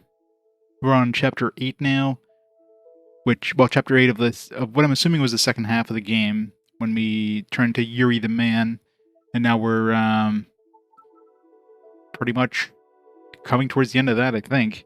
Because there was I don't remember how many chapters there was in the first one. It was like maybe 10 chapters in the first half of the game, and we're on chapter 8 now, so potentially it could be the same thing. Maybe there's like 3 more chapters, but it's hard to tell. Like, the chapters could be very long. Like, chapter 6 was actually incredibly long, and chapter 7, on the other hand, was relatively short, so no. It's probably gonna be done this stream unless the chapters are a lot longer, or there's more chapters, or there's like, I guess we'll find out. So yeah, let's get started. They basically they're like the ability of like What's your name?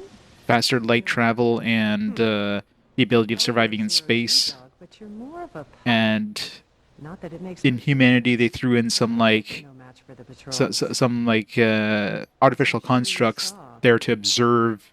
There's like observers and there's like trackers or something like that, and trackers track the observers. I don't know how that works. And Yuri's is one of these observers, and Kira was one too, but she got kind of wiped out there when she tried to access their database. We'll build you a ship.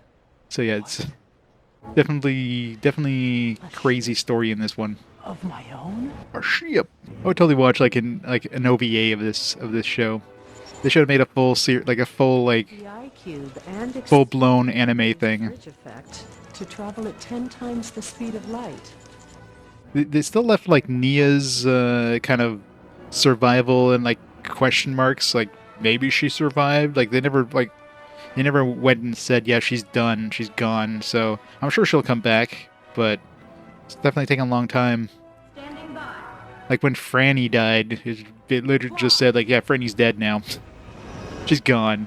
But Nia's like, oh, we don't know. We never actually saw her die. Maybe she's alive. Hey, Sunfall. I'm sure she'll like show up Yuri. right at the end. Maybe Nia's one of these observers too. Seems like everybody is one of these observers. Like Yuri is the what was that other pirate's name? This life was not meant for you. Forget the name of that other pirate dude. For your own good. And of course the leader of the Lugavalos, and then that old dude who basically did all the exposition dump on us. If anyone should understand the pull of the stars, it'd be you, Demid. And like the end is nigh because humanity's expanded too far, and now like Greatest zero-G dogs that the end is near for humankind or something. I don't know. There's like so much plot that got dumped on us the last time. It's crazy. Which is why I'm definitely thinking we're near the end now. I mean, everything's kind of like coming to a point, and it's just. I mean, it's probably gonna be a lot more story before it finishes. Like Yuri, it's almost like Yuri wants to work with Lugavalos now. So now they're not gonna be like fighting. I'm sure he's gonna like he's gonna make a plan with them, and then they're gonna go try to overtake the overseers or something like that. I don't know. fire! We shall see. Kira's gone now, supposedly, because her construct kind of got wiped out, and as is the case with all these guys, once they disappear, like nobody remembers their existence. It's like she might as well not been there. Definitely not lighthearted. It's pretty. It can get pretty dark at some points, and definitely some crazy twists. Like the 10-year time skip was definitely unexpected. So it's yeah. Definitely, I wouldn't call it lighthearted. It's not like super dark, but it's definitely got some moments. All right, start the timer. Start the game. Let's get this done. Still a very good game though. If you like kind of like these crazy kind of epic story things, don't go into this game expecting like a great like Don't go into this game expecting like a great RPG in terms of gameplay. This game is definitely like the story is front and center of this game, like most visual novels, right? So if you're looking for a great story with kind of crazy plot, this is the game for you. All right, I have no idea where we're supposed to be going. Hopefully we're in the right. It's been a few days. Hopefully we're at the planet we need to be. I don't remember where we're actually going in terms of story. Yeah. Since Kira's gone now, did I already replace her? Must have. Because she was a nurse. Kira's a nurse? Must have had somebody else that was better than Kira for medicine. Sort. And who isn't? Pavlov, he's got 19 medicine. Alright. Congratulations. Go. How are we doing for fleet? How much money do we have in? We got a pretty damn good fleet at this point. This ship here is really good for the battleship, or being the lead ship, since it has that NOS command system, which makes most of our hits like connect. So that increases our damage output significantly, since every hit just like practically every hit lands. So here's yours a few times. Yeah, it's definitely a lot of story heavy games, but this one, like the actual gameplay part of it is fairly weak. Like most battles, just you're just especially the random stuff, you're just like doing the exact same thing every time. You're just shooting the ship, select the next ship, shoot the ship, select the next ship, shoot the ship. Boss battles are basically the exact same thing, except sometimes they're slightly more convoluted, a little harder. So some RNG stuff you have to worry about, and maybe you have the rare time you actually have to like, set up your fleet differently. You might have an enemy who you pretty much need to use fighters against because they're like standing in the back row and you can't hit them with anything, and etc. etc. But overall, the game's like the actual gameplay is fairly simple. Right. What's my ranking at this point? Are we in the top 500 now? Oh man, that's right. We've been in the top 100 for a while. Still got like, still have what the 60,000 pretty much to hit the top. So I beat Valentin, Vincent Gambry, Daniello's. Any of these I've even met.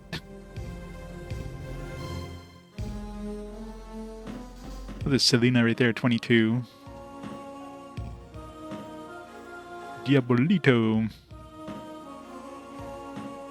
George Booth. Dixie Bull. John Morris. Batar. Oh, there's Lord Roth, 37. We're gonna overtake Lord Roth soon. We only need, what, not even 2,000? Something like that. Weak Bold.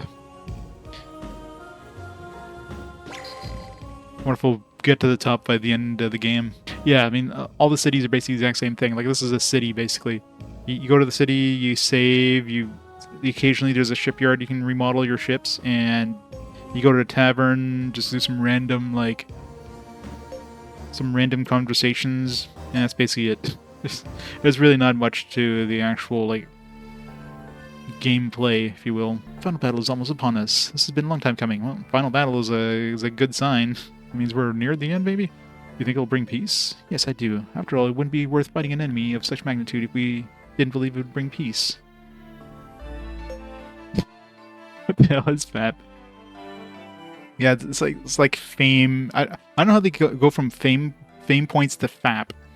It's like FP, okay, sure, but FAP, like what? Like put FAM or something like that, not FAP. I get so many FAPs that whenever I win a battle. I guess he's just really happy for winning that battle. Captain, are you, Oh, never mind. Let's leave such questions after all this is over. Yeah, I guess now that our quote-unquote sister that everybody believed wasn't our sister, because I guess our memory was different from their memory, right? So our memory, we thought of each other as siblings, but everybody else in the universe, because of the whole way the observers kind of work, just thought that we were like we weren't related. Like we were like actually, in a relationship kind of thing. That's why everybody was like shipping us together, even though we thought we were siblings, but ended up we were just artificial constructs anyways. So that's why everybody was. It's like how come you two aren't, when are we expecting kids, And now, of course, that Kira is gone, the rest of his harem is going to be coming down on Yuri there. He's like, oh man, he's an eligible bachelor. It's easy money. Patriarchal court, praying as they move forward. I don't see any need coming around here anymore. Yeah. I don't remember where I'm supposed to go. I should have wrote down where I need to go. It's a big universe. Actually hinted something was up with Yuri right at the start of the game. Playthrough. First tells Nia he has no family. No reason to stick around. Suddenly, creepy king dude, we have her. It's like, oh yeah, she's my sister. Yeah. Well, I mean, he also talked about his father, but then, like, that old dude kind of mentioned, like, hey, what was your father's name? Like, do you remember his face? Like, you know what? I don't. Because, he got that epitaph as, like, a gift from his father, but he didn't remember anything about the actual father. Yeah, and the whole, yeah. So maybe like, he got implanted that thought that she was his sister, just to because I guess the tracker, she needed to stay with him, so somehow, like, the observers must have, like, implanted that, yeah, your sister exists, so go pick her up. So it could be something weird like that. Hey, Shuriguru, how's it going? Yeah, exactly. Yeah, it's definitely early on. Alright, let's see if I remember how to play now. It's going great. My weekend is here. Bangara with the raid. Thanks for the raid, Bangara. How's it going, everybody? Rockwave Assault. What kind of game is that? Sounds like a pain and suffering. You're always playing the best games. It's a space shooter. Worse? With some of the crunchiest, like, sound effects. I still understand why the sound effects in, like, the space battles are so, like, low quality compared to the rest of the game. It's very weird. Gameplay takes, like, a second to do. Hey, TS India. Welcome. Oh yeah, that's right. We still have a fairly new ship, so we keep getting upgrades for it. Let's raise our anti-ship, I guess. Alright, where am I supposed to go here? Yuri tilts his glass next to the epitaph that was once Kira. Seeing this, Torlo Edkin comes over and sits down next to him. Hey, that sure brings back memories. Is that the epitaph your old band gave you, ain't it? Come to think of it, that's what started it all, huh? We sure had our share of adventures, haven't we? And now it's showdown time with Lugavellos. Maybe it's the epitaphs that have been leading us the whole way. What if that were really true, Torlo? If it's true that we've been here by the epitaphs, or led here by the epitaphs, that they're the reason that we travel through the sea of stars, then... Whoa, hold it right there. It's because... I'm here because of my own free will. I have no idea what kind of powers epitaphs have got, but... I stayed out here because some rock talked me into it. Yeah, you're probably right. All that's left to deal with is Lugavellos. Yeah, we gotta sell the store and send Aramon to Gruce. That bastard has to die. Come on, Torlo, you're right, but let's try to keep a level head about this. Let's just get the job done.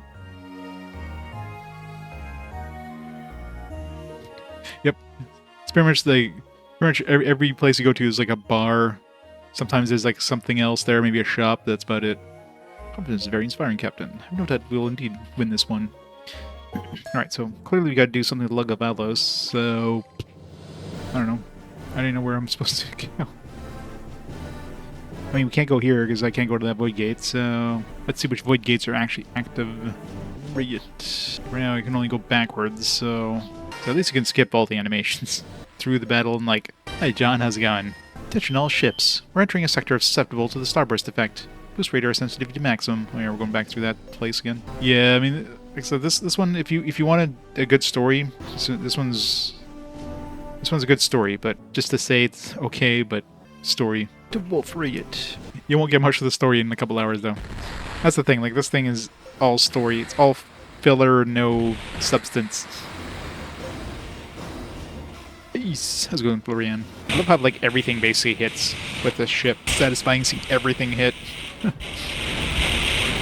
Having the super accuracy from this ship. It's not by every planet. Not quite sure where we're going, but... Space Force is gonna stop you. Better be careful. Sector Natus is strongly affected by the starburst phenomena. Super important. Pangle. Hangles when you're hungry. You're hangry for that dangle. My fighters do so much damage now too. 400 damage per like fighter hit. Easy money. Now, how much money do I have now? 137,000. I could buy some more ships. Can't really get too much better. Should about do it. Yuri's facing the console, the captain's seat, busily manipulating some controls. Thomas, would you convert this data to SDF code and send it over to Linux? SDF code? Really?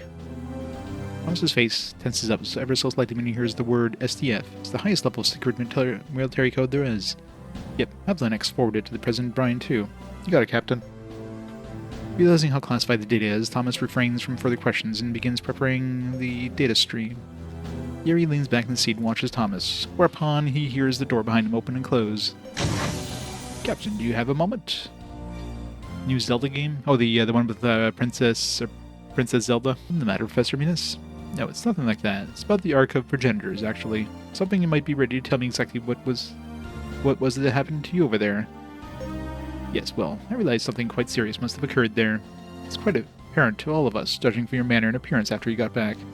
But in the past, you were able to talk about your own power, phenomena, fluctuation sectors, and the like. So I thought perhaps you could talk to me about this latest incident too. I don't know, Oh no, Yuri. You don't have to tell me right this very second. Whenever you feel ready, I'll be waiting for you. With that, Gabriel Minas proceeds to walk off the bridge. Suddenly, Yuri thinks of something and calls out to the professor, a hint of desperation in his voice. Professor Minas, I have a question for you. Yes? Do you remember Kira? Kira? No, who might that be? Oh no, never mind. I just thought you might remember her. Yuri cannot hide his disappointment. The professor studies his face for a while, hoping to find some sort of answer there. But finding none, he turns around and leaves. Yeah, it's gotta suck. Kira just like gets vaporized and like the entire universe forgets she exists. It's rough. At least nobody can ship them together now. Gale Federation Central Beta. Assuming we're heading to the central place. Heading to Maryglid. Uh-oh. What's happening?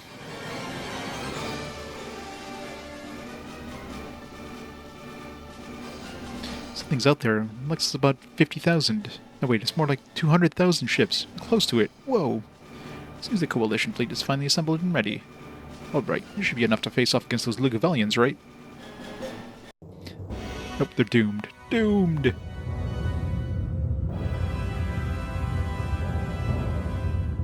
The big, like, UFO thing. Prince Siko, about what Yuri said. Laxian. This is a man we've been allies and enemies with. I'd say he's worthy of our trust. Yes, Your Highness. I'm gonna go see my father now, Ian. Hoyle, you two hold down the fort, all right? Yes, Your Highness. Yes, Your Highness. Several hours later, Siko is in the throne room meeting with his father, Emperor Tranus of Lugovalos. No one else is present. Father, how come you never told me about the Overlords? Where did you hear that name?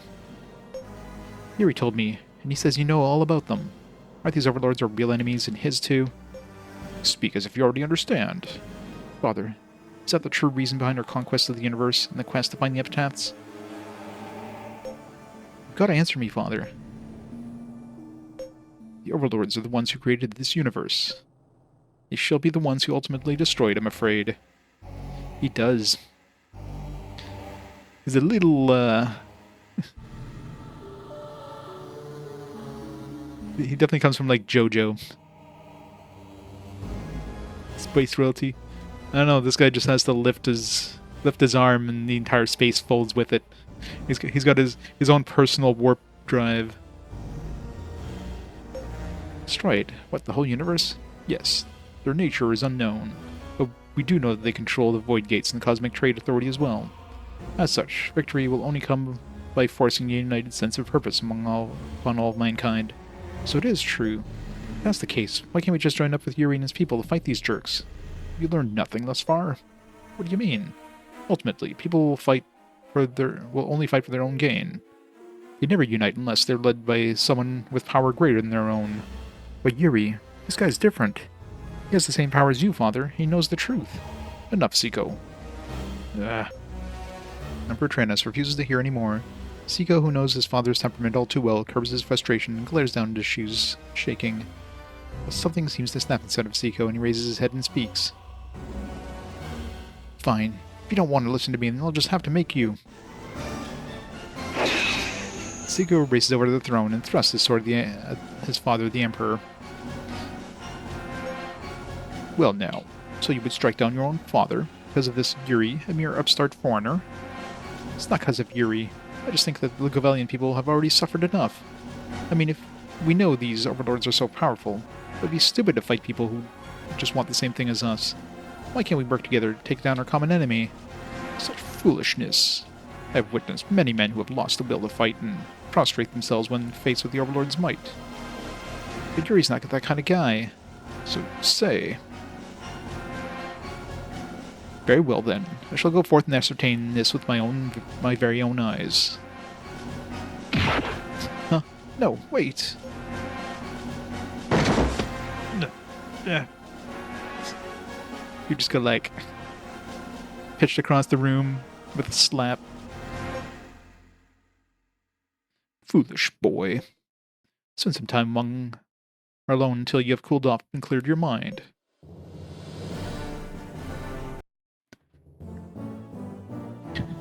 I bet you he doesn't. 53 hours in-game time. Talk to Minas option. I really should talk to the professor about what happened. Yuri has finally resolved to tell Gavril Minas about what happened to the Ark of the Progenitors. He takes a deep breath and walks over to where the professor is sitting. Really? You finally decided to tell me what transpired in the Ark? Yeah, but it probably won't make much sense. Hope you'll bear with me. Don't be silly. I specialize in not making sense. What I mean is, I'm all ears. Alright then, here goes.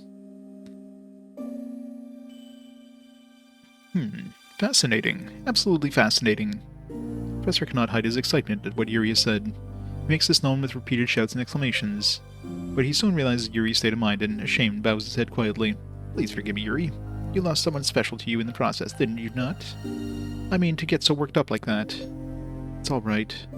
Still, to be able to wipe the existence of this Kira you mentioned from the very fabric of the universe. Perhaps these overlords possess powers quite similar to yours. Similar to mine? How do you mean? Perhaps these beings you call the overlords have granted you the powers that are analogous to theirs. Actually, when I heard that you had stabilized the phenomenon fluctuation sector, I came up with my own hypothesis of sorts. A sort of hypothesis. In the flux sector, all phenomena exist in the fluctuating or unstable state. Now, if I am correct, that fluctuation can be stabilized by having you observe it, on an account of your special powers. In short, I believe that your very purpose in your universe is to serve as an observer, someone who can stabilize flux sectors imperceptible to ordinary human beings. So that's why you think the overlords created me. I believe so. It seems that your latent desire is somehow reflected in your use of that stabilization power. What do you mean latent desire? First time you stabilized the flux sector, it resulted in the Irvis sector, did it not? I guess that's right. At that time, the dispute between Kalimnos and Nova Natio, it weighed heavily on your heart. You believed that the problem would be resolved if only there were a greater number of habitable planets nearby.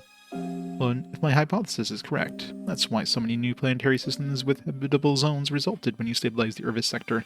What about the second time? You willed the Desmond Gate to disappear, and that's exactly what happened. That's insane. I mean, those are godlike powers you're talking about. What, the protagonist of an RPG is akin to a god near the end of the game? No, that never happens. No, they're not quite so handy or powerful as that. After all, they can only directly affect flux sectors. Still, all that is stabilized as a result of your power. It affects the perception of every human being in the universe. The Overlord's wiping of Kira's existence from our minds and the universe itself is perhaps the antithesis of your power. Might be right. Professor finishes off his drink while eyeing Yuri, who suddenly turned very silent. After a brief pause, the professor begins to speak again. I suppose their next piece of business is to figure out how to oppose these overlords, or whatever they are. But we don't have enough information to even start thinking about that. Well, I beg to differ, Captain. I already have it, at least in the memory of the android that was once Kira. What you say is true. She must have come in contact with the Overlord's information stream when she accessed that system. Even if she did, I could never... No, I'm not suggesting that we disassemble her remains or anything brutish like that. But we can extract and analyze the data she accessed in the Ark of the Progenitors. Don't you think this is what she would have wanted? After all, she put herself in risk to get you that information. Yes, alright. Please extract and analyze the data for me. You can count on me, Captain. And rest assured, I won't do anything that would even put the slightest dent in her android's body. Thank you, Professor. Oh, and one more thing. I believe that the epitaph that you said appeared by her body will prove to be quite useful in the future. Keep it safe. What makes you say that? Because it's the vessel in which a young lady's true feelings were cradled. Our true feelings? No, I seem to be talking with my emotions now. How very unscientific of me. Seeing the professor trying to hide his embarrassment with a long drink from his glass brings a slight grin to Yuri's face. Something that no one has seen on him for quite some time. Alright. First floor. Third floor. Headquarters. Visit the president's office. When Bernard, Brian, Bryn, Lennox there waiting for them. Ah, you're back, Captain. Very well done. Now we no longer have that threat looming over us. We're also able to complete the formation of the Coalition fleet. We couldn't have done it without you, and for that I am truly grateful. That's quite a shock, Captain. I was convinced it was Adis that would be behind the Void Gate accident. I've been looking over all sorts of records since then, but there's not one mention of a Void Gate accident in recorded history. But slowly chalking them up to unknown causes gets us nowhere, doesn't it? There been any more accidents since the last one? I haven't heard of any yet, but needless to say, has the Zero-G dogs out there sitting on the edge of their seats. Spacefarers Union is demonstrating for a raise in hazard pay at the cost of ship insurance has been skyrocketing. This all, of course, has major impact on the economy in each and every star system. We just had nothing to do with the gate incidents, and why do they just happen to start occurring now? Maybe they're just starting to wear out or something. I mean, they are thousands of years old, aren't they? The gates are believed to operate indefinitely, thanks to self-repair capabilities of their nanomachines. I find it hard to believe these accidents could be age-related.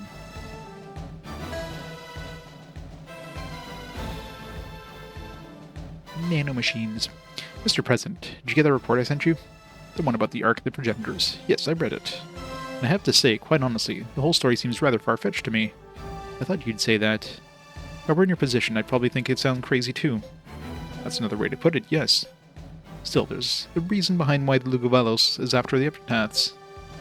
There's Adis' religious doctrine. It all fits perfectly with what you said. Add to that my earnest desire to make peace with the Lugovalos. So what now? Well, if we share a common objective, there should be room for dialogue. That is why I sent Weimar to negotiate with Lugovalos, the Govalian commander. As our ambassador, he was given full diplomatic powers. Are you saying that peace negotiations are already underway? No, unfortunately they refused to see him. It looks like there's no way to avoid the coming battle. But I guess Seiko isn't exactly in understanding mood then. Actually, it was their invasion fleet commander, a man by the name of Neil Ehrman, who turned Weimar away. Ehrman? Where's Seiko then? You don't know for sure, but Ehrman made it sound like he's been replaced. Seiko was replaced. Seems the only choice we got left is to battle it out. The mobilization order will be going to all fleets shortly. In the meantime, I want you to make all the necessary preparations.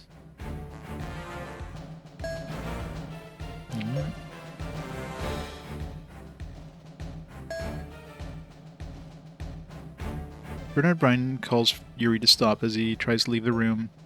I mean, yeah, I've talked to everybody, nobody wants to say anything. Captain, we just received a message from Vice Admiral Sankt. It says a meeting will be held regarding the Coalition fleet's defensive strategy against Lugovalos. Over at Galactic Defense Headquarters. Right, I'd like you to head over there right away.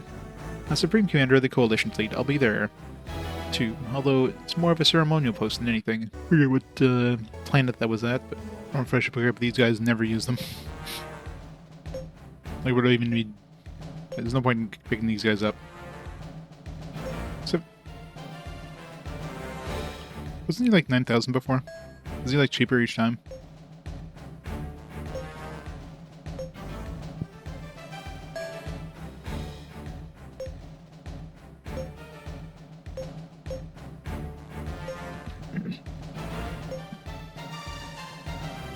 Pass.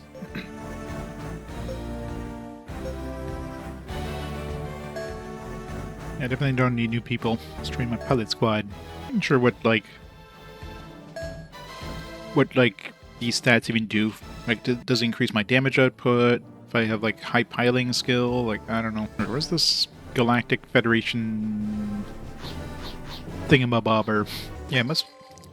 think it was like the 90-something, now I'm doing 402, so... Is that the place we had to go? There's officers zipping around the conference room, trying to get some work done. No, maybe not. Yeah, it's like the Galactal... What do they call it? The Galactic Defense Headquarters. Like, was that the FSN headquarters? Like, I went to what I thought was... That was like a frontline one from Florian. That's the war room. Maybe this was the place? Was someone tapping on his shoulder? Hello, Yuri. You look like you've been doing well. Okoa? Who? Scandito's going to be part of the Coalition fleet, too. After all, we can't just sit back while the LMC faces the greatest threat in history. Well, you were the last person I expected to see here, but I'm glad you made it. Not just me. See for yourself. At Osvaldo Okoa's urging, Yuri takes a look around the room. So many people. Oh, she's still, like, just wired in. Major leaders from all over the LMC, including Enemonzo, Nashio, Libertas, Zenito, are gathered here. These only Addis failed to send any other representatives.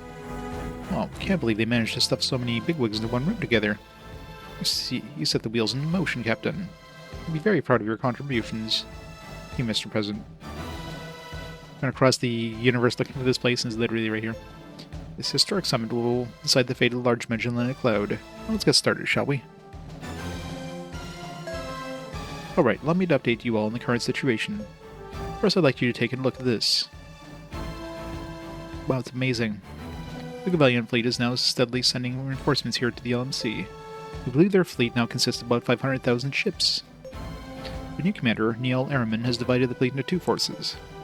This is now starting to pressure the Andalusia and Gibraltar sectors. Rear Admiral Bayer from our British Atlantic forces is in charge of defending the Andalusia sector, and the defense of the Gibraltar sector is in the hands of Libertas's Admiral Douglas Bernard. So far, it's been a hard-fought battle in the face of the enemy's heavy onslaught.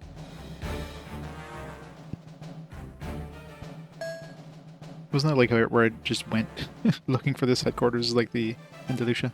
Didn't see any ships there. We've received word that the enemy continues to receive reinforcements. What can you tell us about that? Captain, will you please tell us what you have heard on the matter? Wanted to speak, Yuri gets up and slowly scans the gathered members. Heard that the Lugavellian Emperor and the fleet under his command have reached the small Magellanic Cloud. The reinforcements we've been hearing about are from his fleet. It seems they're being gradually deployed here in the LMC. Emperor's fleet? How many ships does he have? About 1 million, more or less. Oh dear. That's not good. Couldn't possibly stand up to such a huge force, even with the Coalition fleet. Not in a traditional fleet battle, at least. Is there another way to do this, then? There always is. Well, what do you have in mind? I've never been more eager to hear your ideas than I am now, I have to admit. There's only one exception in the way I see it. Invade the SMC and launch a surprise attack on the Emperor's flagship. Anything else has a 0 chance of success.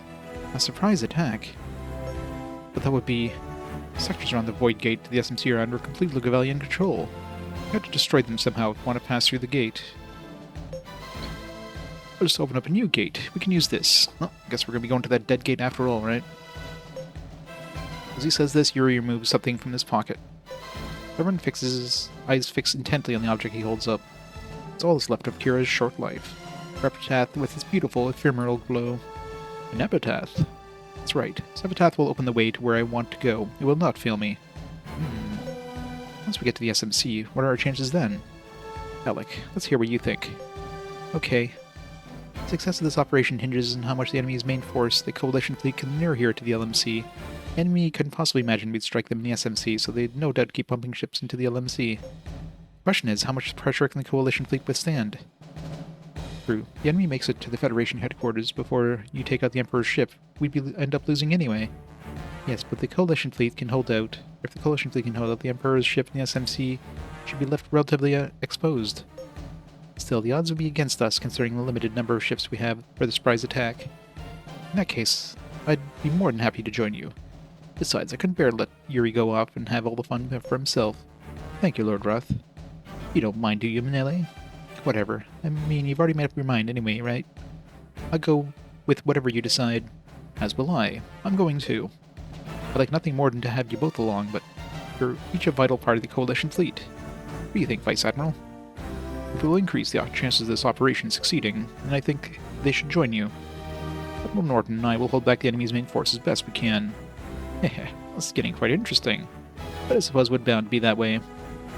Then it's settled. The fate of the LMC rests in this mission. Let's do whatever we can to deal a crushing blow to the Lugavelian Empire. Some members nod silently, but with conviction at Lord Roth's words. Looking very satisfied, he scans the room. Bernard Bryan wraps up the summit with some final words. This battle will decide the fate of 200 billion people who live here in the large magellanic cloud. Only 200 billion? That seems very low, considering every planet I go to has like 20 billion. There's definitely more than 10 planets. Seems very underwhelming. Underwhelming number for like an entire galaxy. We must not let them down.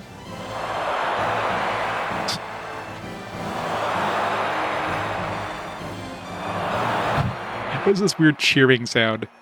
Like, how many people was there in that room? It's not like he was talking to like a like an arena full of people here. All right. So I'm assuming I'm going to that dead gate then. To be activated with the epitaph. Kinda had the right idea, just too early. I was just looking for that damn headquarters, which was like right here. Alright, now only I remember how I got there. Coalition fleet is setting out. Isn't it about time we head to the SMC? Yeah, I guess so. It's time to defeat the Emperor Tranus. Lead the way, Captain. Where how hard this ship's gonna be. I'm sure our fleet can handle it. Alright. Miss. Yeah, good evasion on this ship. Oh, it didn't hit me once. Gonna feel bad for him. Suntech walked in to hook up my... How's it going, Night Sprite? Still having fun? It'll be more fun when it's done. I mean, it's a great story, don't get me wrong. The story is definitely like is definitely an A+ in this game. But yeah, the gameplay is definitely lacking. It doesn't have 60 hours of gameplay, you know what I mean? It's very samey. So come a little closer, Neil. Cute. Oh, yeah, that's right. Nia was like... Yeah, maybe Nia... I guess Nia's gonna make a comeback now since they're having some sort of weird flashback thing with Nia and Neil. It does, yeah. I'm fine with where I am, thank you. Oh, come on. I mean, we're gonna be married, aren't we? Can't a lady snuggle up to her future husband just a little? No, we have to get married first before we can... Huh? Nia? Prince Neil, we can't have you taking Princess Nia out without permission, you know. But Now you listen to me. Your engagement may have already been decided, but you're still the prince of this satellite nation. Don't you ever forget that you are not on equal standing with Her Highness Princess Nia.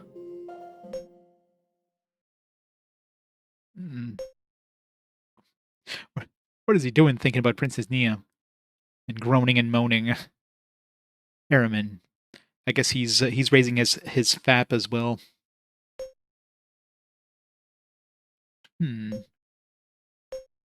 Why now?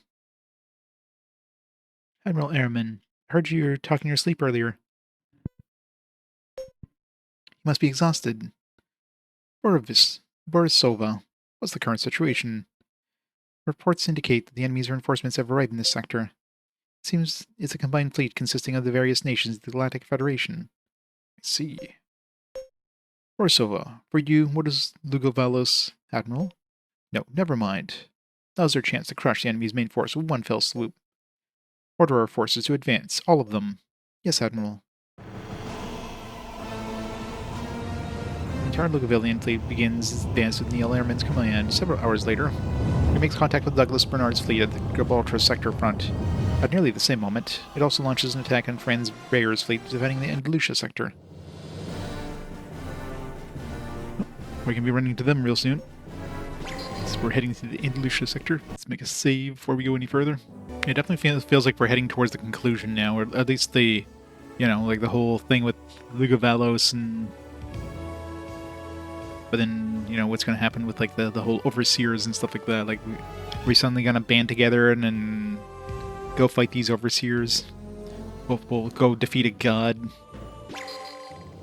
Like any good JRPG. Assuming I'm hitting the dead gate. The most logical place to use this, whatchamacallit. Surprised there hasn't been a battle, though. Hope so. Yuri, don't tell me you're planning on using the dead gate too. It's exactly what I plan on doing. If I can revive it with this epitaph, I'm sure it'll lead us to the SMC. Until we actually go through, how can you know for sure? Well, there's no need to worry, Lieutenant Schneiser. Yuri and I both agree this epitaph will most certainly open up a path to the small Magellanic Cloud. Mr. Minas, how do you... Alright, Yuri, my boy. It's time to work some of your epitaph magic. When Gabriel Minas nods to him, Yuri produces the epitaph from his pocket with a look of conviction on his face. Kira, please open the way for me. Open the way to defeat Lugavelos and battle the Overlords.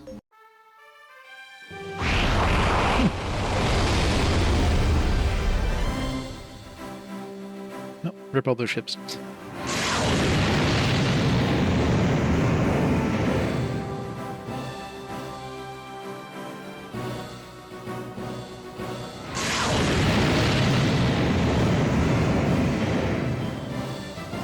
Fancy.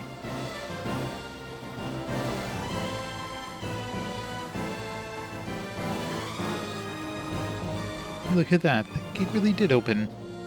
It's the gate to the SMC. Fasten your seatbelts, everyone. If anyone was worthy of a leap of faith, I'd say it was definitely you, Yuri. Let's give this gate of yours a try. Watch this gate just... It won't be the SMC, it'll be like... We'll end up in, like, Earth. It's like, oh, this isn't this SMC, this is the Milky Way. You miscalculated. What is it? Captain, I just received a report stating a large enemy fleet is approaching from Padan. Seems they've used an alternate route. Damn, these Lugavalians must have determined or detected our movements. Captain, this is bad. If they pursue us through the gate, we might find ourselves between a rock and a hard place. Captain, hold them off while you go through the SMC. It's crazy talk, Schneiser. We don't have enough ships to hold them back. I'll be alright. The enemy fleet won't get a single ship into that gate, even if it costs me my life. Alright then, counting on you, Schneiser. I won't let you down. Just do me a favor. Don't take on any unnecessary risks, okay? I couldn't stand to lose any more good people than I already have. Understood. Okay, Lord Roth, let's get through that gate. Lead the way.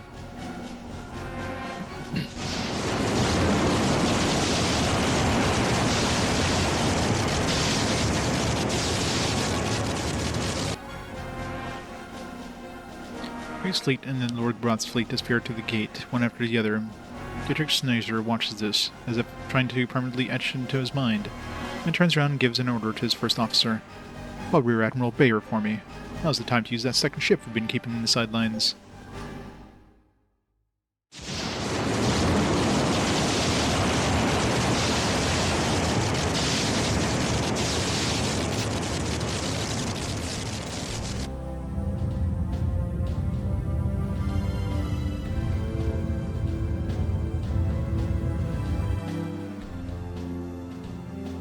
Where are we?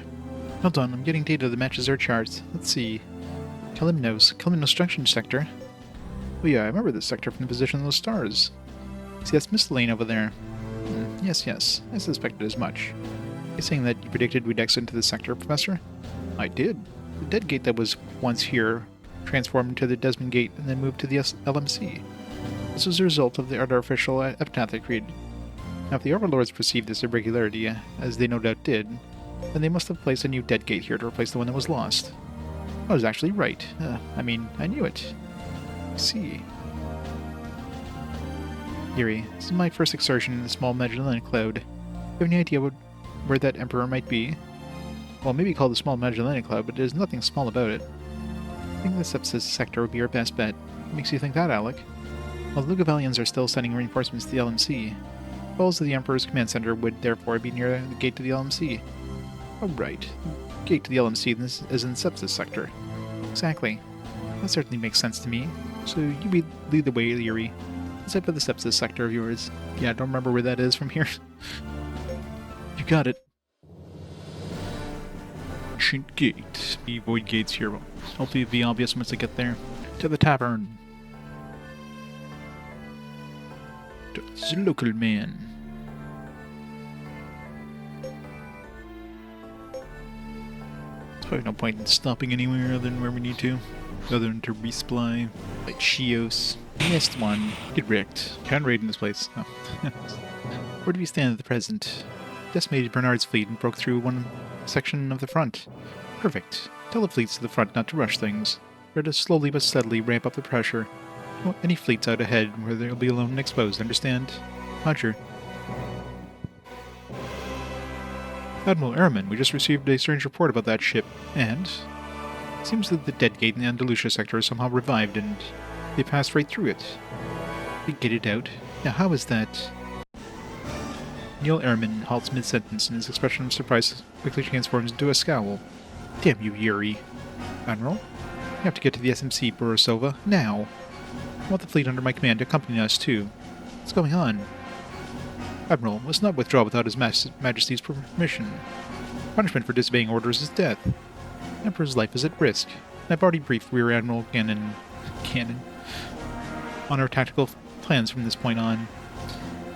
This is apparently apparently takes place in the Zelda universe.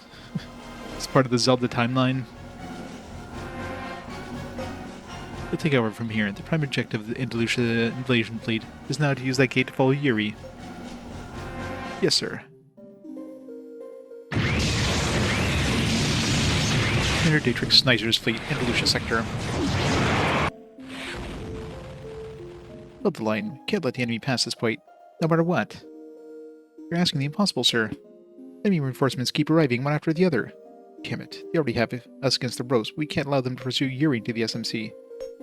Inform all ships. Continue to engage the enemy while preparing to withdraw from the combat zone. As for our ships, all hands are to evacuate immediately to the escort ships. Sir, you're not really going to. You heard me. Abandon ship. I'm going to use the Krebs 2's Exa laser cannon.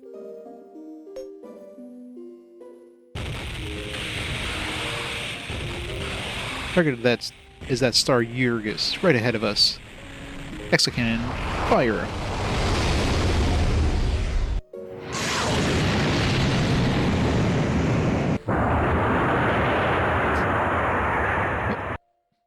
Forgive me, Yuri. I was unable to keep my word. Man, all the Dietrich brothers keep dying. Or the Schneizers. They're good at sacrificing themselves.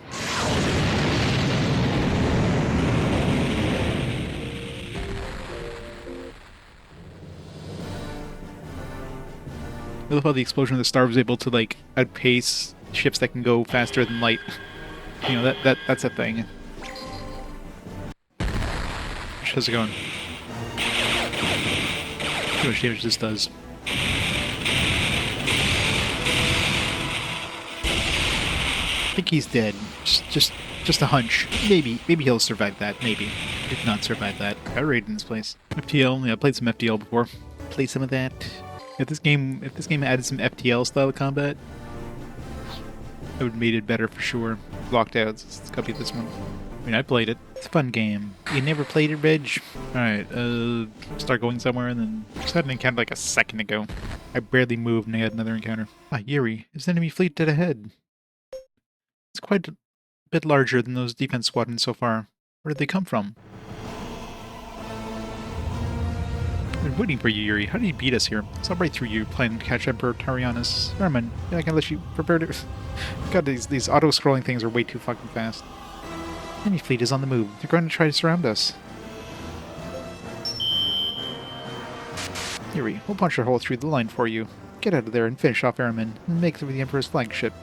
Thank you, Lord Roth. It's time we settle the score with Neil, once and for all. He switches on his microphone as the ship sets out. Hear me, comrades in arms. We're going to break through the enemy and take on Emperor Tyrannus. You remember when he turned to Yuri the Man? Pound the Lugavelian invasion fleet into Cruz. Okay, let's go. Yuri's shout of encouragement seems to echo through the normally silent vacuum of space as going to attack. I don't know, the space has been pretty damn loud with all those like sound effects happening. At the same time, the other ships of the fleet began their attack, making a beeline for Niall Airman's fleet.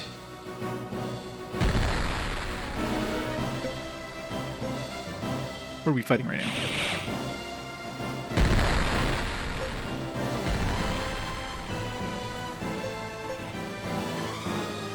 Enemy unit.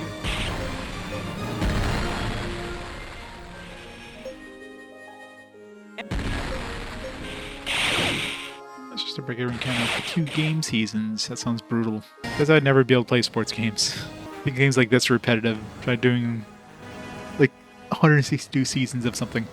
The fleet is widening its cordon. If we don't do something fast, it's not over till the fat lady sings Nelly. Try to fire a high-stream blasters at maximum power. Must open a path for Yuri. Hey, Commander. Okay, commencing high-stream blaster charge-up sequence. High-stream blasters. Fire!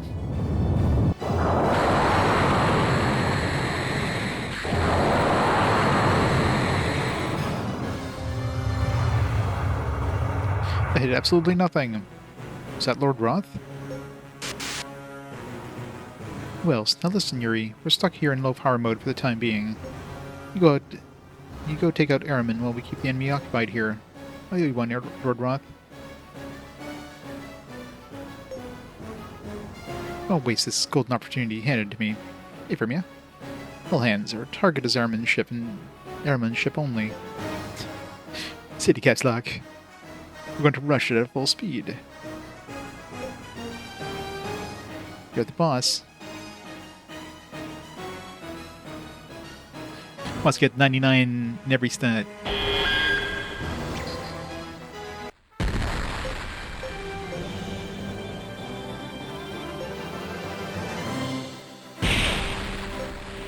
Here, there it is. We're almost in range to engage Airman's ship. Finally, I have you, Airman.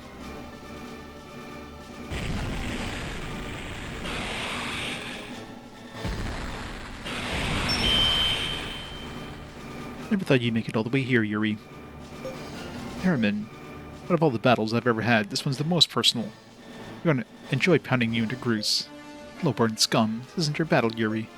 Mine is the noble cause. Let's spread the rule of Lugavalos to all the corners of the universe. To unify all people under a great banner. We will prevail, whether you like it or not. Too much, Airman. You actually believe you can unite all the people of the universe by force? That is exactly what I believe. Lugavalos' overwhelming might is simply a matter of time.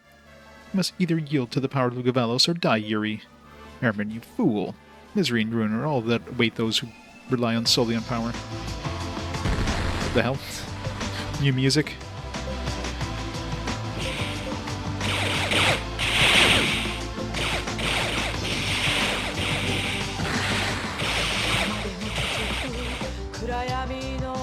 Good vocals? What the fuck? It's the first time I've heard vocals and music in this game.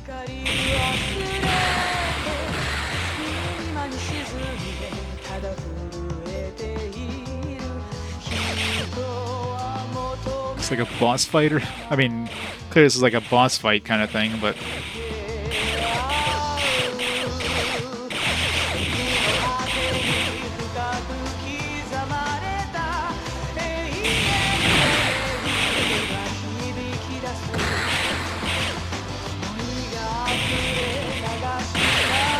down to the boss.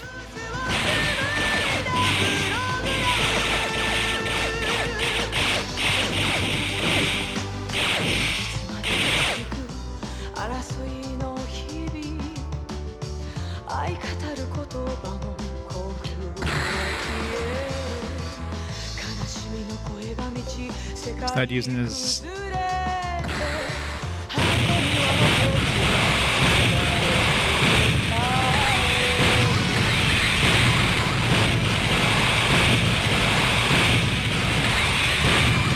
Pew pew pew pew pew pew pew pew pew pew pew pew pew.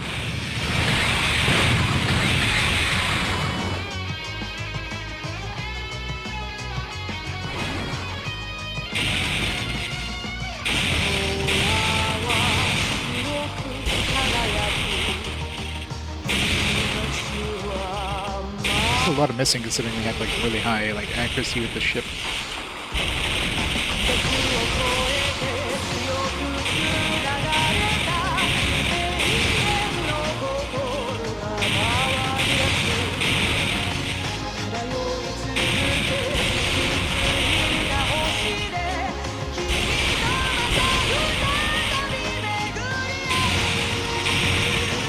This doesn't take it out, it'll be damn close.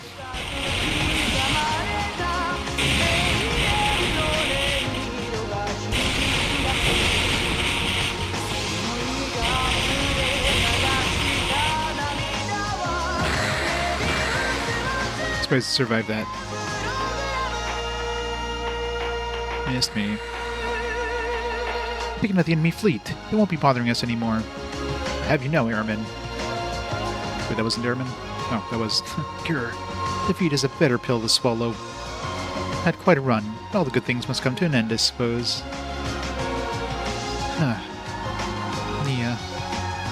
Neil Airman is about to collapse as he mutters to himself. Before he falls, he grabs onto a nearby console panel, and his eyes suddenly regain their fire. No, that is not fit for my last words. I, Neil Airman, will not pass from this world uttering the name of a woman. Oh, utter the name of a man I love instead, Yuri.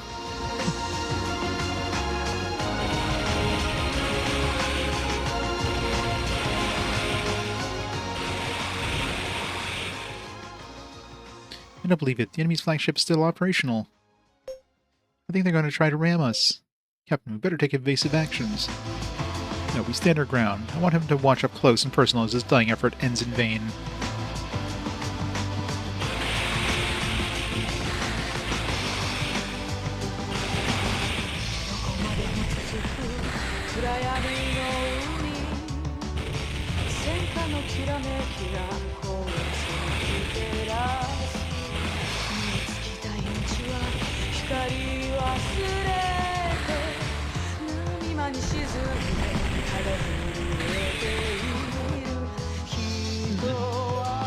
Grah! His final words, grah.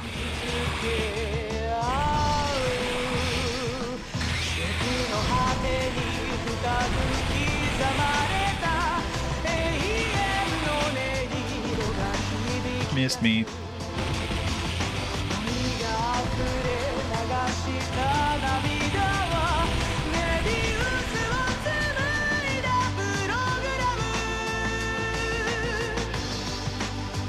Ah!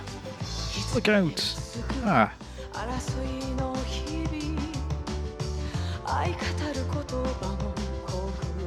5 games a day. I only need 1 game a day. We did it. We took out Neil Airman. Yuri. Battle's not over yet, Thomas. Or Thomas, I want a damage report from the entire ship. You got it.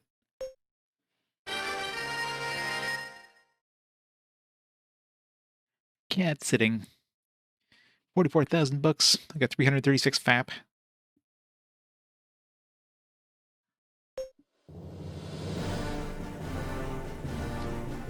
Alright, we need to go save and heal up after all that.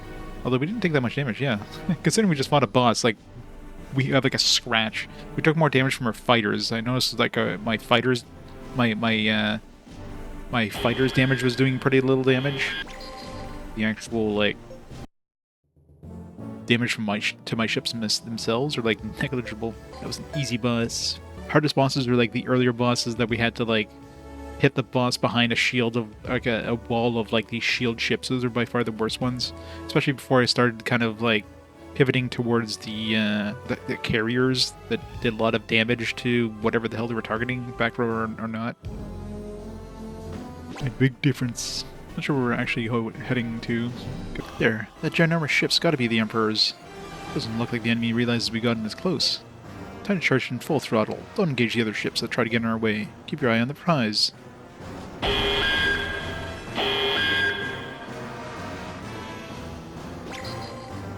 we like escape?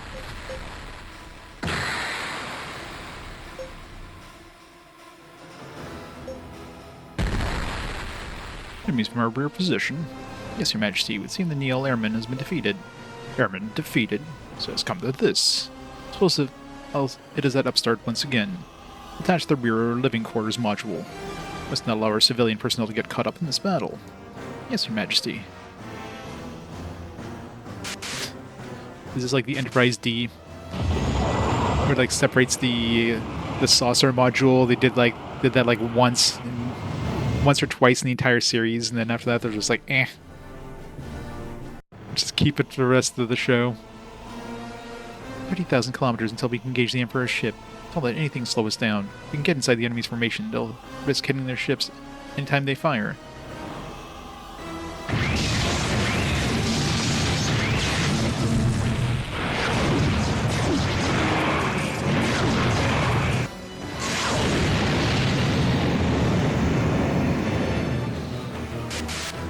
Is that, what's his face? Ah, it's one of those headaches. This pain must be here. The Observer. Majesty, this enemy. Is it Yuri, the one you've been speaking of? Without a doubt. Turn the ship around now. I shall crush him myself. Verifying target contact. Commencing phenomena adjustment process centered on the point of intersection. Phenomena adjustment rate 87, 90, 94. Phenomena adjustment rate has reached programmed target value. Authorizing transition to final phase, starting from phase 11876. Activating self-awareness termination program. Activating phage system. Yuri, what the goose was that? It's like space itself was distorting. Yuri, you must be the moment of perceptual intersection between you and the Emperor Tyrannus. Professor Minas, are you saying? Yes, there's no doubt about it in my mind. The Emperor is an observer, just like you. It's like I always knew it somehow. Yuri, the Emperor's ship is heading this way. It's time to end this once and for all. Emperor Tyrannus' war, pitting man against fellow man, ends here right now.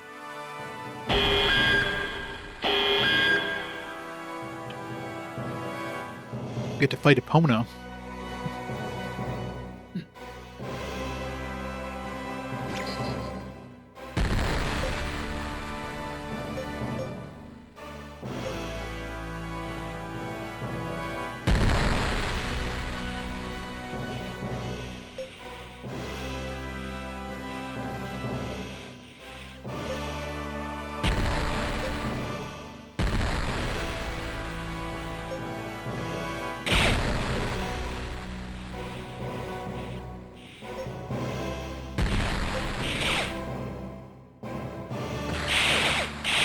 See, we don't have the lyrics like we had last time.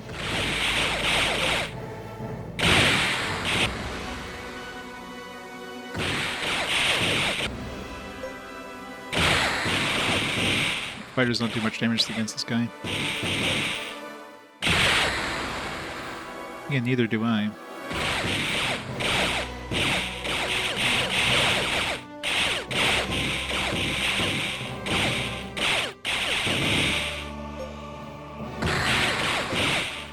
Am I even hitting this guy?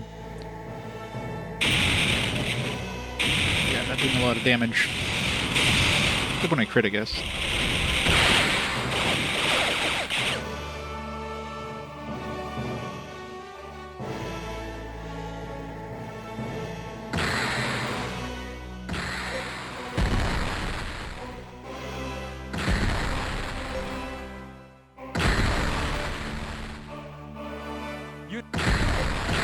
Starting to lose some dudes here.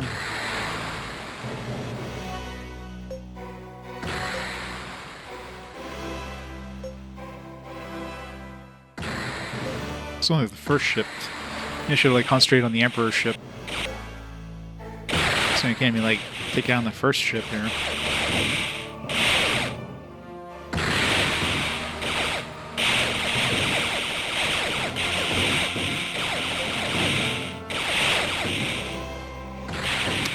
Using dodge and he doesn't use barrage. Fucks me up. Shit. As soon as I use barrage, he like...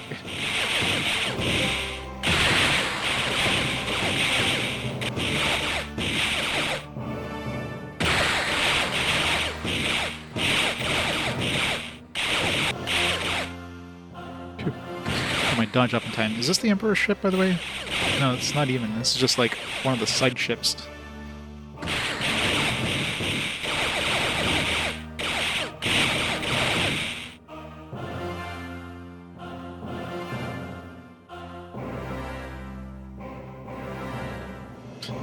He's like, no, I'm not attacking. Shut. What the fuck? Just did like a super barrage against this guy and he still hasn't, like, haven't taken out one ship yet.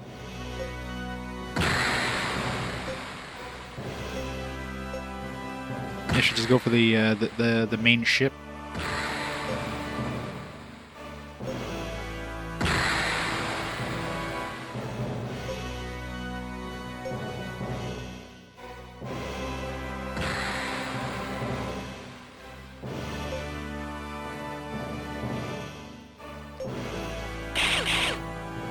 I haven't even, like, taken out one ship yet. This is ridiculous. How much am I even doing here? Like, that was a good hit.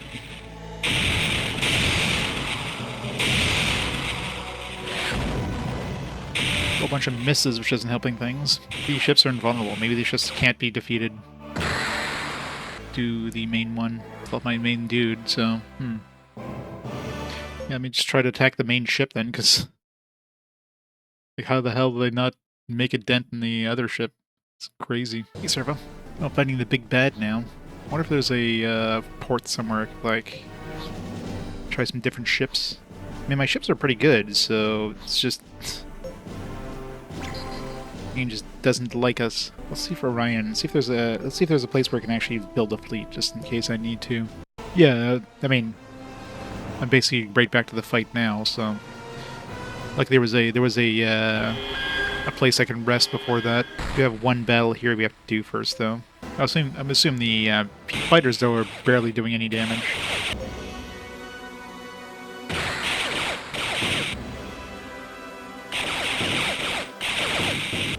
He's got dodge up. I don't think I have any fighters left. If you fight the main dude, you can take him out no problem. If you fight like the side dudes, like I threw everything at those side dudes and they didn't even die. My fleet has gone silent. Believe me, they're not finished yet. Maybe they've got like a million hit points, but you just have to do a certain amount of damage to the main dude. Grr, this battle ends when I say it does. Quickly, orders to the Adnoba and Epona. Open the ward gate system. And obviously you probably can't even defeat those other ones. They're probably like literally infinite hit points, otherwise, you know, this would make no sense. Like, oh well, the Epnoba and Epona are dead because the other guy defeated them. Macklin, what is the meaning of this? I shall accept my punishment later, Your Majesty. You cannot afford to lose Your Majesty here.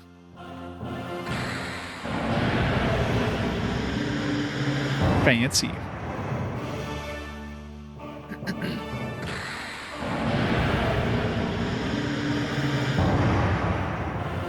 Portable gate system.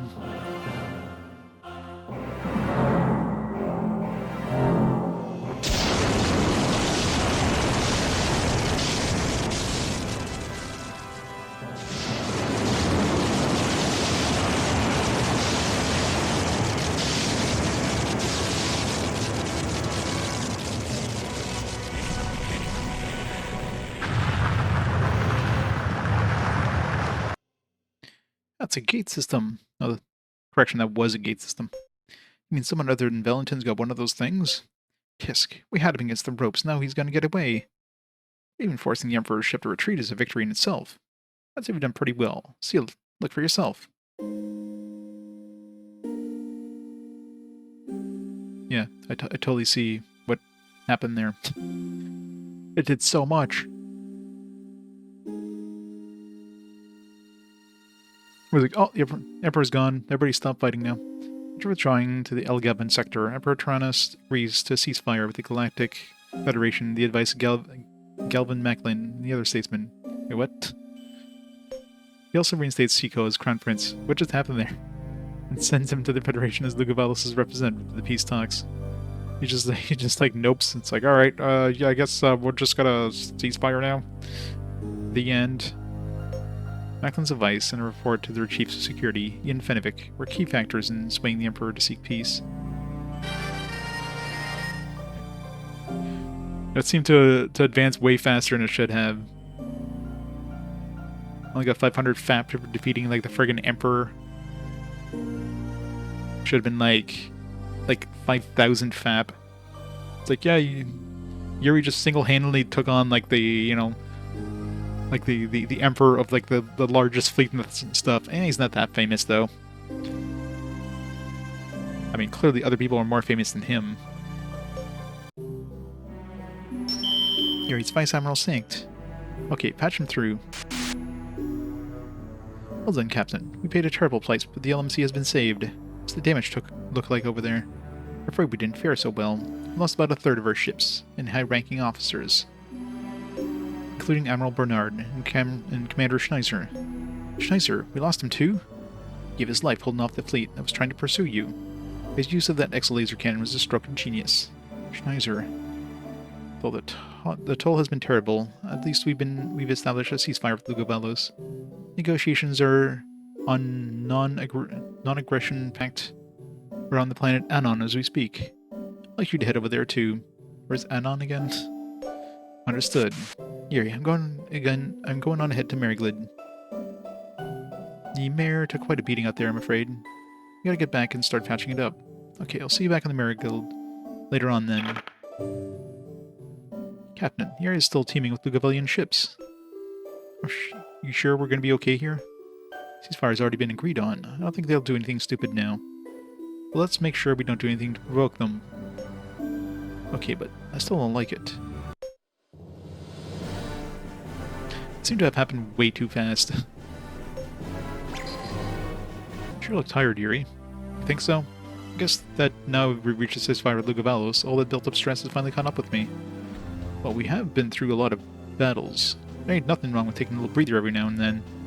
We lost so many comrades in arms. Oops. Alien Schneiser. I think I'd be used to the people dying by now, but this is really hard. Yuri, don't you think it's about time you found a special someone you can lean on? Especially at times like these? Huh? Yeah, she's totally right, Yuri. It's about time you got yourself a little lady friend. That way you wouldn't have to be alone when heavy stuff like this goes down. It's not a bad deal, you know? Come on, Yuri. This has to be a special someone in your heart set on. With the Nashian princess, or... Heh. You can only manage a right chuckle at Tordo Adkin and Tatiana Argorokov's simplistic yell, well-intentioned meddling. Why is there no save? Like, some places just don't have a save for some reason. Can even talk to my friends here. Be healed up. Alright. Voyage, maybe? Voyage Frontier? Yes, once I decided to fight the boss, like, you know, that battle was, like, super fast, so all the last couple bosses have been, like, pretty easy. So I don't think I need to, like, upgrade my ships anymore. Sector. Oh, where even am I right now? Oh, alright. There's Anon. Yeah, true. Oh yeah, that last place had a shipyard. Should I check see if there's any, like, weapon upgrades I could do on the rest of my ships? Oh, did we never come here? Maybe we didn't have access because we couldn't go past Anon, right? Before, so... There, maybe we can get some new ships. We got cruisers, battleships, I'm not sure what other... It's tiny, whatever it is. This thing's a big boy. This one's a really big boy. This thing's massive. Tavern is deserted. And I can check see if there's any upgrades I could do to my modules too and stuff like that. Speaking of modules, even more modules. Radar room level 10, engine room level 13, maintenance room level 6. One of the taverns that give me the ability to talk to my friends. Oh, we're in chapter 9 now. Alright, that was a short chapter, jeez. I thought we would still be, like, part of the chapter. I guess defeating Luke... I mean, we did defeat the Emperor, so... It did seem like that chapter kind of, like, the conclusion just felt like it was weird. Emperor just, like, nopes it out of there, and, like, 5 seconds later, like, oh yeah, Lugovalos arranged for a ceasefire. Nobody's fighting anymore. It's like, what? But why? Because the Emperor just noped it out of there? It's just weird. Sharpie with the raid! Feels like they're just... Even the developers are done. It's like, alright, let's just have it done now. Actually, I guess they wouldn't knock on the door. They just bash the door down. All quick games. You need some quick games after a long game. Yeah, they do. Yuri, look, over there. Anon. There, over Anon. Over Anon. I don't know what I'm supposed to be looking at. Just a bunch of ships. Lugavalian and Libertasian ships side by side. Must mean negotiations are still underway down on the surface. When Yuri disembarks at the spaceport, an unfamiliar-looking Lugavalian officer comes over to talk to him. Yuri tenses up slightly, but is surprised by the officer's friendly manner.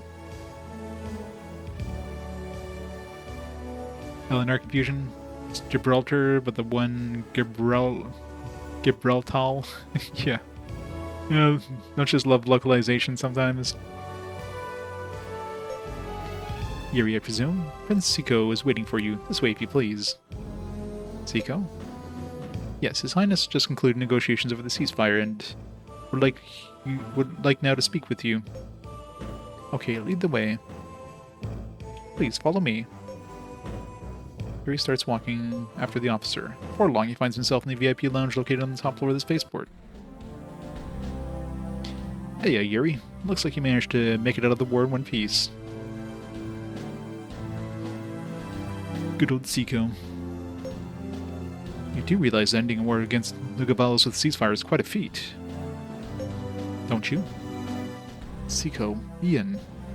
I now just signed the ceasefire agreement as my father's representative. Congratulations, Yuri. You got what you always wanted. Thanks, I guess I did. Siko grabs Yuri's outstretched hand and gives him a firm shake. You should also thank Ian, Yuri. His report really helped convince my father. Ian? Really? Yes, well, I wanted to find out the Emperor Trans's true objective. Once I did, I saw it as an opportunity to seek an alliance with you and your people. Is that why you joined Lugavalos? So you could wait for an opportunity like... Oh no, don't get me wrong, I meant everything I said. I had no intention of disavowing my allegiance to the Lugavalian Empire. And despite what other nations might think, Lugavalos can't be considered especially brutal from a historic standpoint. Contrary, I'd say that they're one of the more just governments out there. Naturally, there's discontent when we replace a conquered nation's rulers, but it's almost always short-lived. That is, as long as they abandon their nationalist sentiments. Well, that sounds like something you'd say, Ian.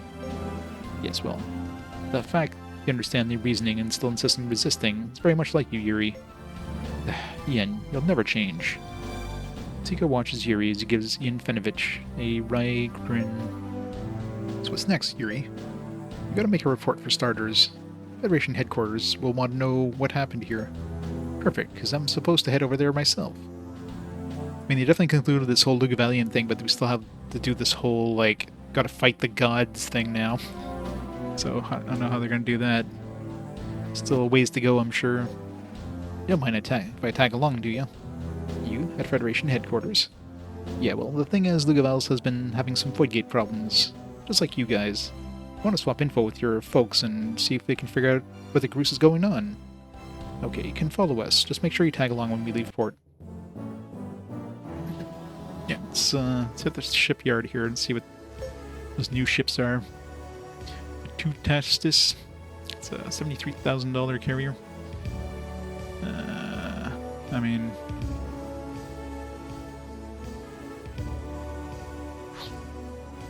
does it have anything special? Not really. Belinus. So we can have fighters other than that. It's tanky, I guess. We got this Chahi. This one doesn't have anything special either. Should buy one of these. How much money do we have? You know what, screw it. Still have 200,000 after I buy this.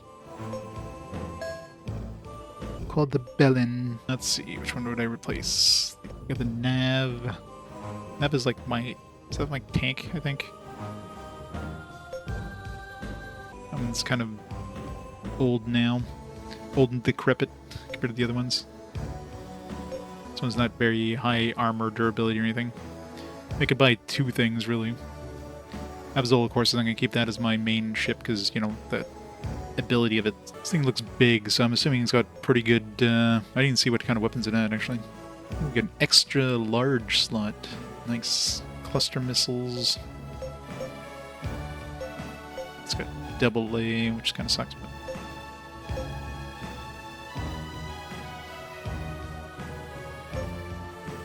430 times 1. Nice thing. Oh, I didn't check the other ship, yeah. My doubt's good. It looked tiny. I don't know what it was, but it probably wasn't that good. Modules. Sorry. How much space this thing has. Look big. Yeah, it's fucking tiny. Okay, it's got some space in the back. So I can put in like two hangars, I guess. Squeeze in there. They have just that little notch in the backside, so you can't fit like a full size hanger on the back end. So I can fit like one of these and then another one of these, but I can't fit like one of these followed by one of these. Yeah, it definitely seems like they're heading towards the end of this pretty quick single hit guy. So yeah, I'm for sure gonna be beating this very soon. Control unit in there before we do anything. Still need quite a few crew. Yeah, it's not like story-wise, it's not bad. The story, like the actual gameplay, has been pretty meh. Nothing to write home about, but the story is really good. Goes off the rails quite a bit though. Best bridge right now. 18 to 1610. This one can fit in this spot here if I need to. 59. If I'm gonna do this one, I might as well do this one since I'd have a little slot anyways. If I find anything better. Let's put the big boy in. Wonk. 24, 19, 24, 26, but that's like 3 times the size. Well, I guess the cruise speed doesn't really matter, it's the battle speed is what really matters. I think most of our weapons were like solid except for the one laser, so I don't think it's really point putting an amplifier. Crystal control room, might as well. Right there. Shield generator. Frame. Make it as tanky as possible. Before I do anything else, let's put some spots for crew. Those, like right now, like this will give me the most space with like still being able to squeeze some stuff in there. You want to leave like any ones if you can. I mean, it doesn't really matter too much. I'm not probably not going to fill this one perfectly, but how much crew do I need? 300 be enough.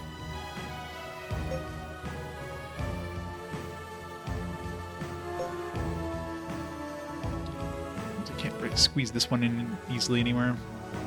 How much do I need if I throw this in? Need 75 more. I can just throw still not enough. 100. Throw 2 of these, but then let's throw this here. I have in here that's gonna squeeze into these little spots. Better off to go with like a. It's not really too much I could throw in this level. Like I can't fit 2 good things on top of those hangers, so might as well throw in something and lose a spot. And good vertical, navigating grid, ability, fire control room, level lookout, sick bay level 3. I mean, this thing's not gonna be in the front row anyways, so what's its stats right now? To me, something with more mobility and battle speed would be good. Might as well. There's no point in increasing my radar because I always have like a perfect space where I want to get in that gives me the most weapon coverage. So squeezing, whoops, good enough. Man, $137,000 worth of modules. That's more expensive than like the entire ship and then some. Let's just place the Agril, I guess. So Agril, it's got 79 anti-ship, got 61 mobility, got way more durability. Got less livability. It's got way more armor. Anyway, you look at it, so it's definitely better. Put it in the front row. I don't know. It's got pretty good tankiness. So you got the other ship. If I can remember which one it was.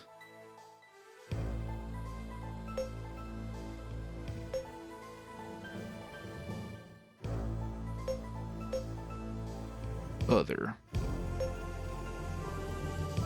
So this one, the Bellicina, doesn't have any special abilities. What is this thing even good for? I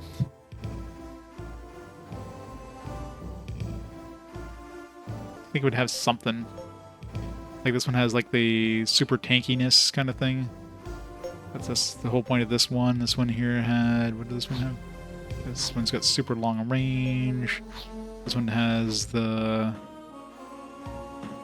I don't know what this one does, but yeah, you would think I have something. This one had that anti, like, discrimination thing in that one. It's like using one area in the entire game. It doesn't have anything special either. I mean, it depends on the kind of weapons too. Like maybe it has some special weapons. Yeah, it's got 4 weapons pre-installed that you can't change. So maybe the weapons it has is special. Good enough. Save. I already forgot.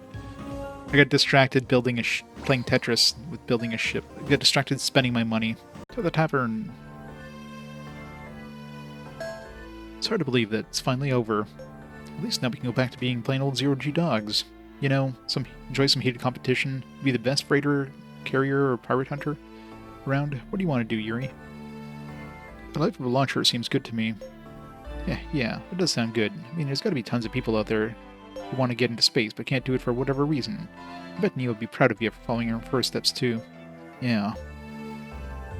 Yeah, talking about Nia, they still haven't, like, confirmed she's dead or not. I'm sure she's gonna show up, like, right at the last scene of the game. It's like, hey, by the way, I'm here. The end.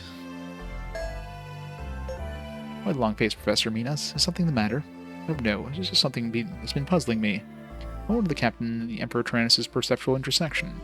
Oh, never mind. Don't mind me. It's probably nothing at all. You say so.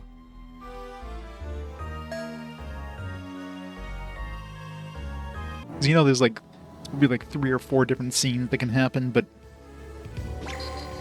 you just keep hitting the same thing like 20 times in a row. Okay. The observers are pissed off now, or the overlords, or whatever the hell their names are. Yeah, it's not over yet, I guess. Now we gotta fight these guys.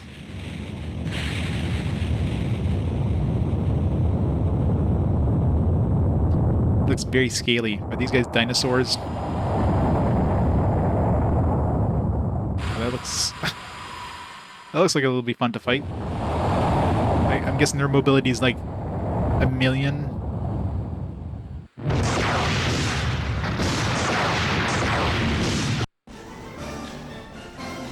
Well, time for episode 3. What the goose is that? I don't know, just gated out from nowhere. Could it be some sort of new Federation weapon? They could go this far just to break the peace agreement? That'll be stupid. That's not Federation technology. See, it's attacking everything in its path.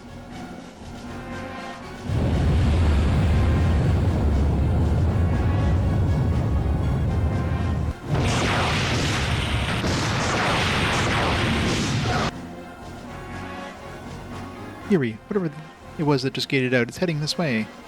I don't know what this thing is, but if we shoot first, I say we shoot first and ask questions later.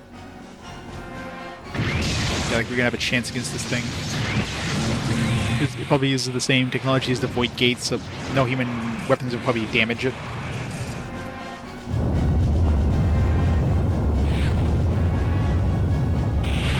The maneuverability is insane too.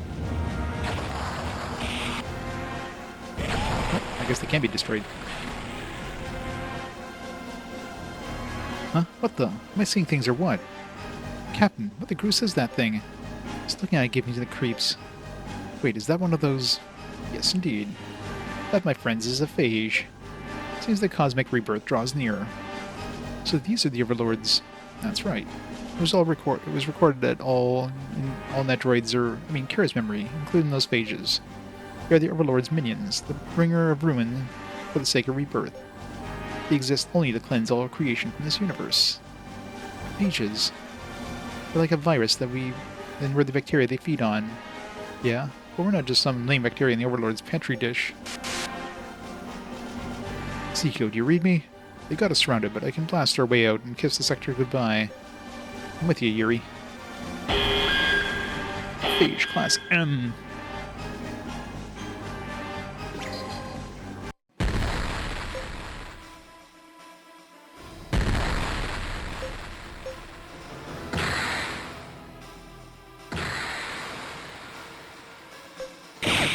Are we doing damage to this guy?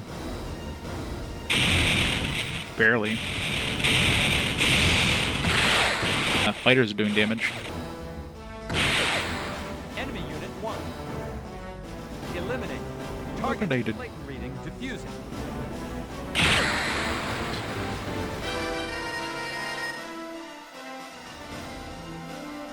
Only 35 pep. I forgot to check my my current rating. Must have gone up a few steps there. Okay, punch the hole through the recording. Let's make a break for it. Professor, look. Not on the entire planet. It's... Good heavens.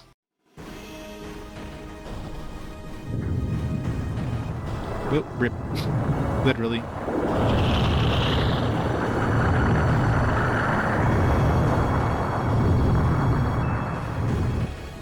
whole planet's been obliterated. Captain, they keep getting out like there's no tomorrow. Full power, all engines. Let's leave them in the cosmic dust.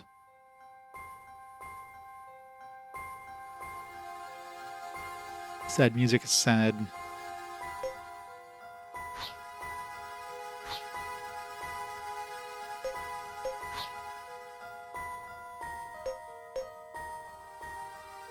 Isn't there like another planet here?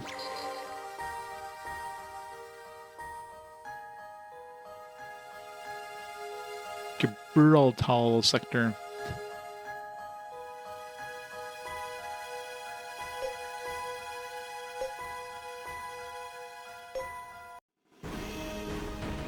Hey, Yuri. Ain't this the exact location where that planet Bolog used to be? I was gonna say, there used to be a lot more planets here.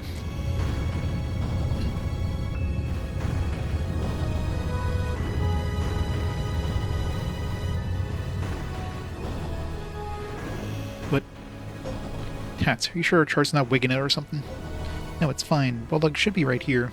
Think those things took the whole damn planet out?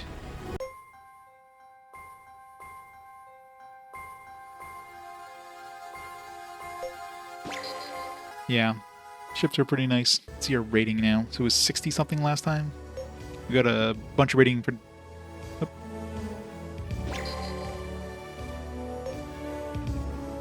39, man, we jumped up a few steps. We only need another 4,000, only 4,000 more and we can be number 1. So close.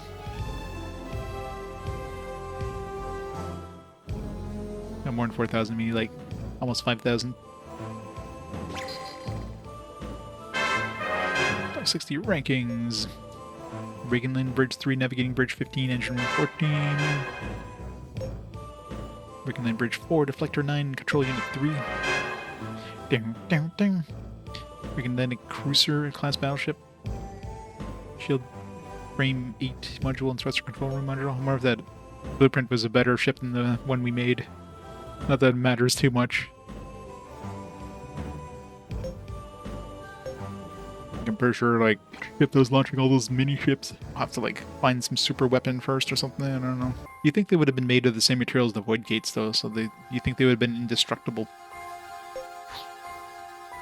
At least it was better than Belinus. What was the thing we just unlocked? I don't know. It was a cruiser or something, right? Yeah. Not as good, I think. Doesn't have any specials. Frontline headquarters. No. Let's go to the tavern. As the, like, planets are getting shredded. Here, this planet could disappear any moment, you know?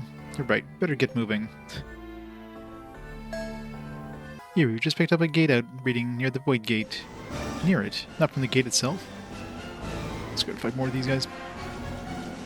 Yeah, just a few ships. Just a few. That's right, we have enemies getting out, one after the other. 20, no 30. And more of them coming. Captain, we don't stand a chance. I mean, these guys are just popping out of nowhere. Can't give up. Or we can give up when we're dead. Until then, we give them grease. Let's blast our way out. All guns, fire. Lucky we only have to fight them one at a time.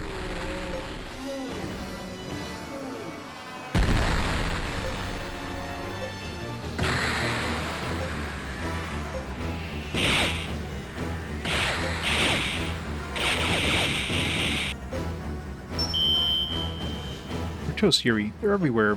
Maintain speed. Focus on the enemy in our way. Forget about the rest of them. Yeah, but the others will just end up coming after us anyway. Trust me, focus your gun sight on the enemy ahead. Nothing else, Torlo. Attack me so I can... How much damage I do to this guy. Let's check how much damage that new XL laser did. Pretty obvious. I'm not sure if that was the XL laser. Phase, maybe. I don't know. On gate out readings around our ship. We're surrounded.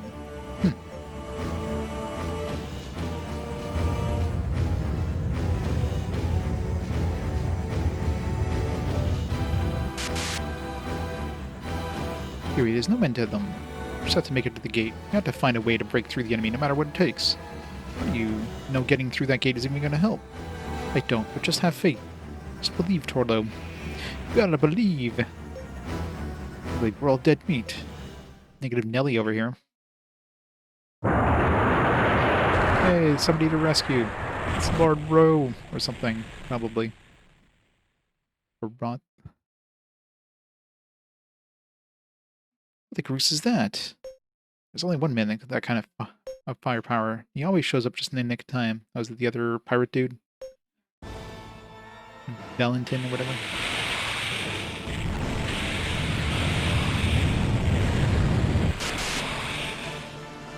Har har har. Hey there, Yuri. Guess you can call me your guardian angel. Sorry, Valentin, but you definitely don't qualify as an angel. But I do appreciate the help. Mention it. Well, you better get on through that gate. The enemy is even too much for me to handle.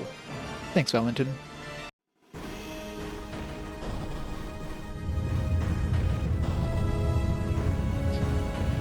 Why are they, like, are they not going through the gate? Because they're just passing through as if nothing's happening here. Oh, rip those ships. What now? I'm picking up an abnormal emission of drone Higgs particles. Any ideas, Professor? It's the beginning of the final phase. Void gates across the universe are likely showing signs of such functional abnormalities. It's the end of a way of life. One of them was made possible by the gates linking the vast network of cosmic trade routes.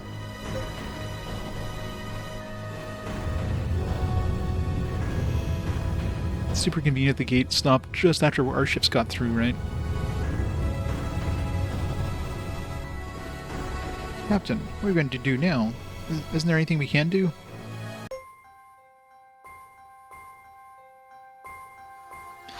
Doomed. Doomed. It would be. It'd be kind of funny, though.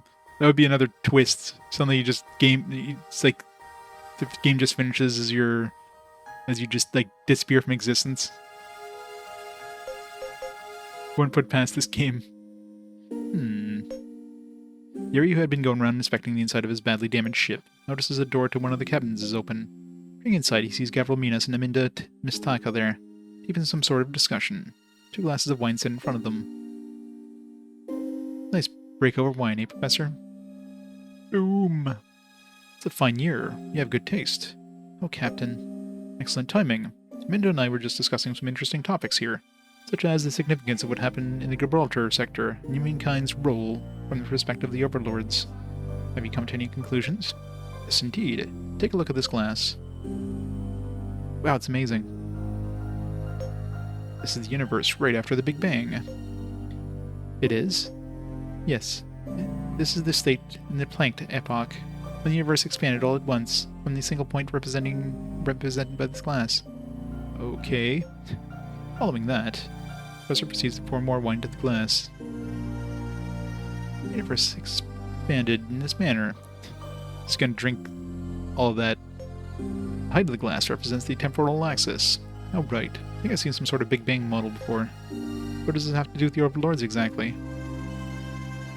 Yes, well, I derived a hypothesis based on the data we recovered from the Ark of the Progenitors. I believe that the size ratio between us and this glass is analogous to the size ratio of the overlords in our universe. So are there really living creatures that big? So we're just like, our entire universe is basically just like a microscopic speck. Well, I'm not even sure if the beings we know as the overlords can be classified as living creatures. That's because the laws of physics as we know it most likely don't apply in their world. And perhaps our universe to them exists on the quantum level. That's what we were discussing when you came in. That's some pretty heavy stuff. No one would expect you to understand or even believe all this right away. Once you think about it, everything may start to make sense. The existence of observers like you, my humankind is driven to venture into that universe, things like that. You realize that there are many universes beyond our own, don't you? Perhaps the overlords are the creator beings mentioned many religions throughout the universe. If it has something incomprehensibly advanced that we do not, what might that be is unclear. What is clear is that they are using our universe as some sort of raw material for creating one new universe after another. However, from the standpoint of their scale order, our universe is in an unstable state. They cannot use it as raw material for universe creations unless they stabilize it. Our solution to this has been to employ a quantum Xeno effect. Quantum Xeno effect? That's right. When an unstable system is frequently observed, its quantum state is unable to evolve. This universe is being stabilized by continual observation, using humankind and observers as elements, causing decoherence. But damn the technobabble in this. I believe this to be true objectives of the overlords. In short, when they're done, our universe will be stabilized and they won't need us anymore? Precisely. Everything in the universe will be destroyed, reducing it to dark matter, which is the pure unadulterated building blocks of a new universe. At least that is our hypothesis. Well, you can't let that happen. Captain, it is time for your regularly scheduled report. Please return to the bridge at once. Captain, it is time to depart. Please return to the bridge at once. Sounds like you're being paged, Captain. You better return to the bridge now. Okay, I'll talk to you guys later. Yuri nods at the professor and Aminda, and then leaves the lab room as if he's fleeing an unpleasant dream. Thoughts of the universe ending and humankind's role within it finished raced through his mind and refused to go away. How many ships we lose through this? Without an issue there. Figured something would have happened. Where are we going now? Green Company, who have just gone through their entire check-in port, find Seiko and his people waiting for them. This is Marigold, huh? Not too shabby. Your Highness, it doesn't appear to be all that popular. True. Is it always like this, Yuri? No, I bet word of the incident in the Gibraltar sector must have gotten around. There aren't many people who would dare venture into space after hearing about something like that. So that's it. I bet they can't even imagine what we're really in for. Am I right? Nevertheless, they probably sense that a tremendous crisis is looming. That's just human instinct. The fact that communication with the other star systems has been cut off is enough to put anyone on edge. Can't get in touch with my father either. I don't think he'd let an enemy like that take him down. Anyway, listen, Yuri. I'm gonna head over to the Federation headquarters of yours. We've got important stuff to talk about. Luxuries like peace talks are just gonna have to wait. I'll be heading over there later, but first I have to meet with the President face to face. Okay then, I'll see you over at the Federation headquarters later then. Tiku gives a casual wave goodbye before stepping into the orbital elevator with Ian Fenovic. The door closes and the two Lugavelian head down to the surface of Marigold. To the President's office, I guess. Repent. The day of judgment is nigh. God's wrath shall be visited upon all who have forsaken their planet and defiled the universe in all its purity. The normally silent atheists seem quite vocal today as they march by, shouting up to the heavens. It's as if something has possessed them. God's wrath? Yeah, right. Forget about them, Torlo. We don't have time for the people who just sit back and wait for the end to come. And say that again. Torlo Atkin casts an annoyed glance at the atheists, and hurries to catch up with Yuri and the rest, who have gone up ahead.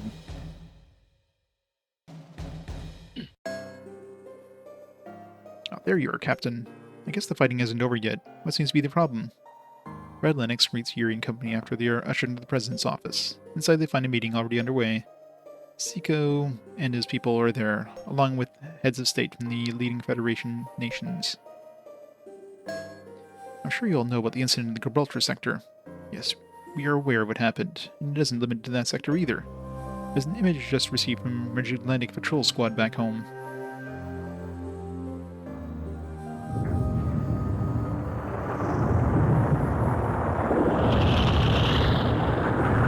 Just reuse that same cutscene. What's... It's not Anon. You said that was in Ravenland. Where? Umbach, capital planet of our homeland. It's not just there. We lost contact with all the planets within the home world sector. It's as if our homeland has simply vanished into thin air. Oh man, this is bad. What about Libertas? What about the planet Telron? It's my homeworld. That's where... We're trying to assess the situation, but we've already lost contact with a number of star systems. I fear it's only a matter of time before Libertas 2 is... No, this can't be happening. The situation is the same in Monzo and Nasho as well. Even back home in Escondido, some of our planets have already... If this continues unabated, sooner or later this sector will surely suffer the same fate. Captain, If you've never told me about the overlords, I would probably be sitting here too stunned to do anything. But maybe that would have been easier to stomach than the helpless situation we're in right now. No, there's always a way. Suddenly a fierce voice rings out within the hushed room. Everyone turns to see who it is. Valentin. Valentin. Isn't Valentin the pirate? How did you get in here? You just said it yourself, I'm a pirate. That means I come and go as I please. Leave him be, Lennox. Criminal trespass is the least of our worries, considering the fact these planets are vanishing before our eyes. So, Valentin, would you mind sharing us with what you mean there is a way?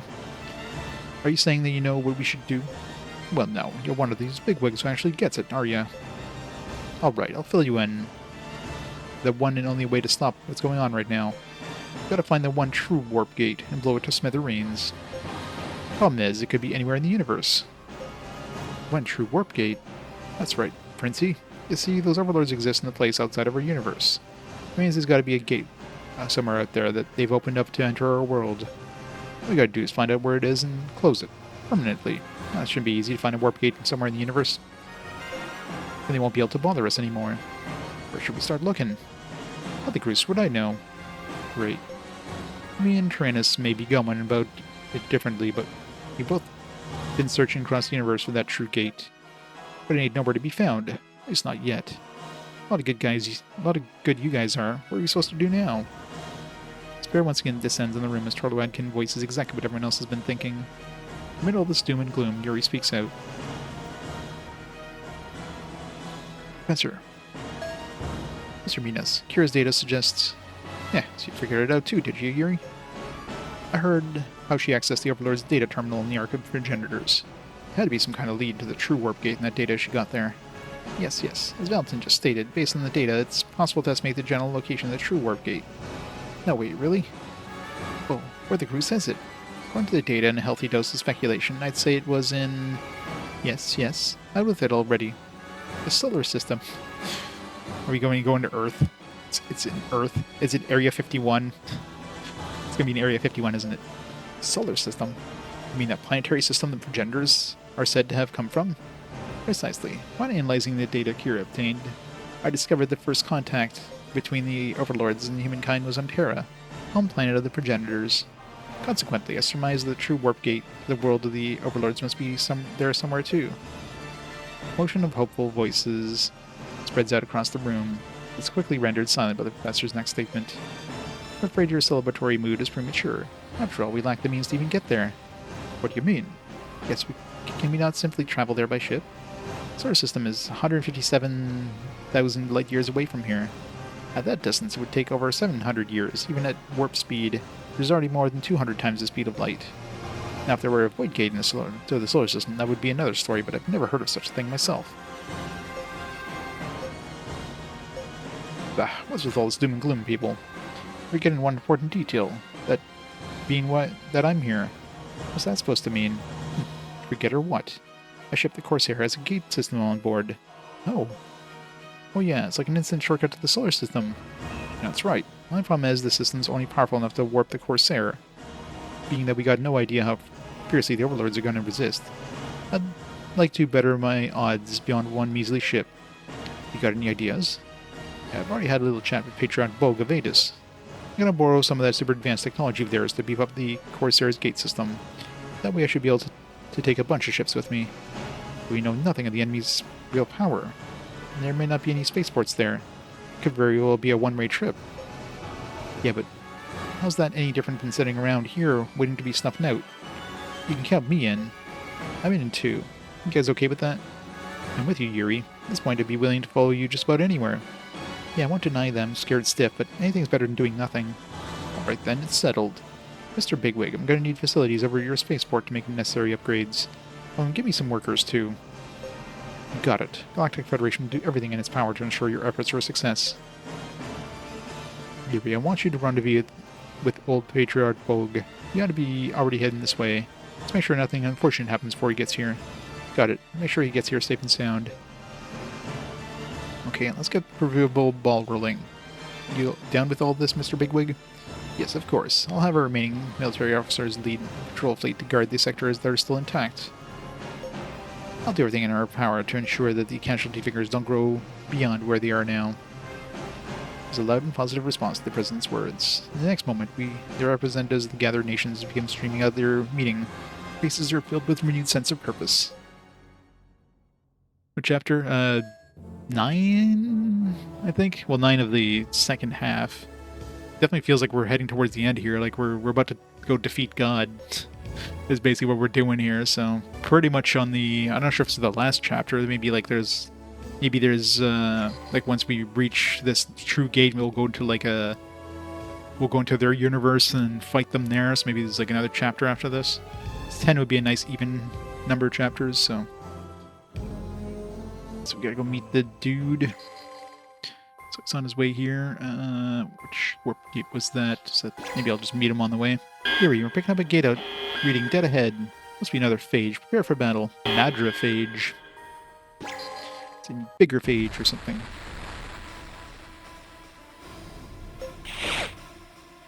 It's like a super big one.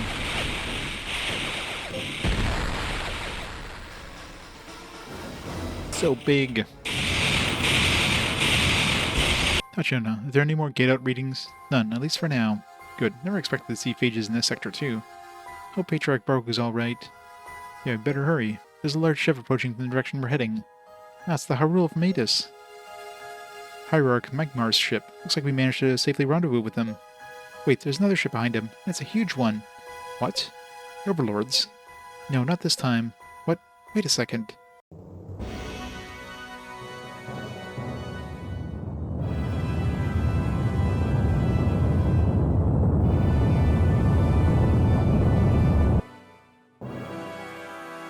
Hey, ain't that the Emperor Tyrannus' ship? What the goose is he doing here? We have an incoming transmission from the Harul. I'll patch it through. Thanks. I see you have come to meet us, Captain. You're most grateful. Hierarch Miyagmar, isn't that the Emperor Tyrannus' ship you're traveling with? That is. The Emperor came to escort us on the behest of the pirate Valentin. Without his help, we may have very well been destroyed by the Overlord ships. Never thought I'd see the day when Lugavalian Emperor would be working with an escort. Yeah, but how did you get all the way over to Addis so fast? We'll still have ships that have the gate system of theirs. Well, that explains it. At any rate, everyone's safe. And that's all that matters. If you'll just follow us to Mariglid. Patriarch is aboard too, right? No, His Eminence stayed behind Yanagoran. He felt it was better that he stay with our people.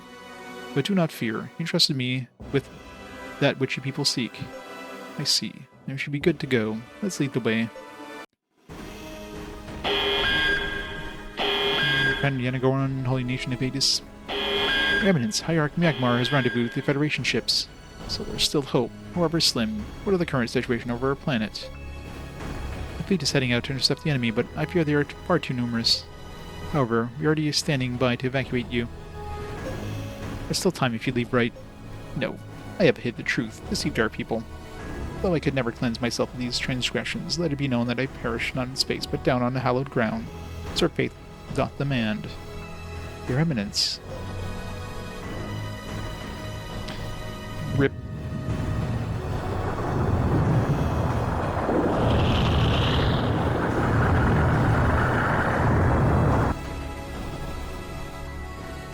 Your Excellency, all communication with the homeworld has been lost. What? It's not too late to turn back. Perhaps we should go assess the situation back home. Patriarch commanded us to deliver our DH control system into Federation hands. Now we are falling behind Yuri's ship. Increase our speed at once. Yes, Your Excellency. Everybody's dying. Town, or that... We might as well call them towns. For all intents and purposes, they're towns. That escalated quickly, yeah. Pretty much. Like, how many billions of people have like, died now? With all these planets getting destroyed? Like, 100 billion people? Like, this place here has, what, like... 5.6 billion people just for this little town middle of nowhere. So all these home planets there must be at least like 50 billion people.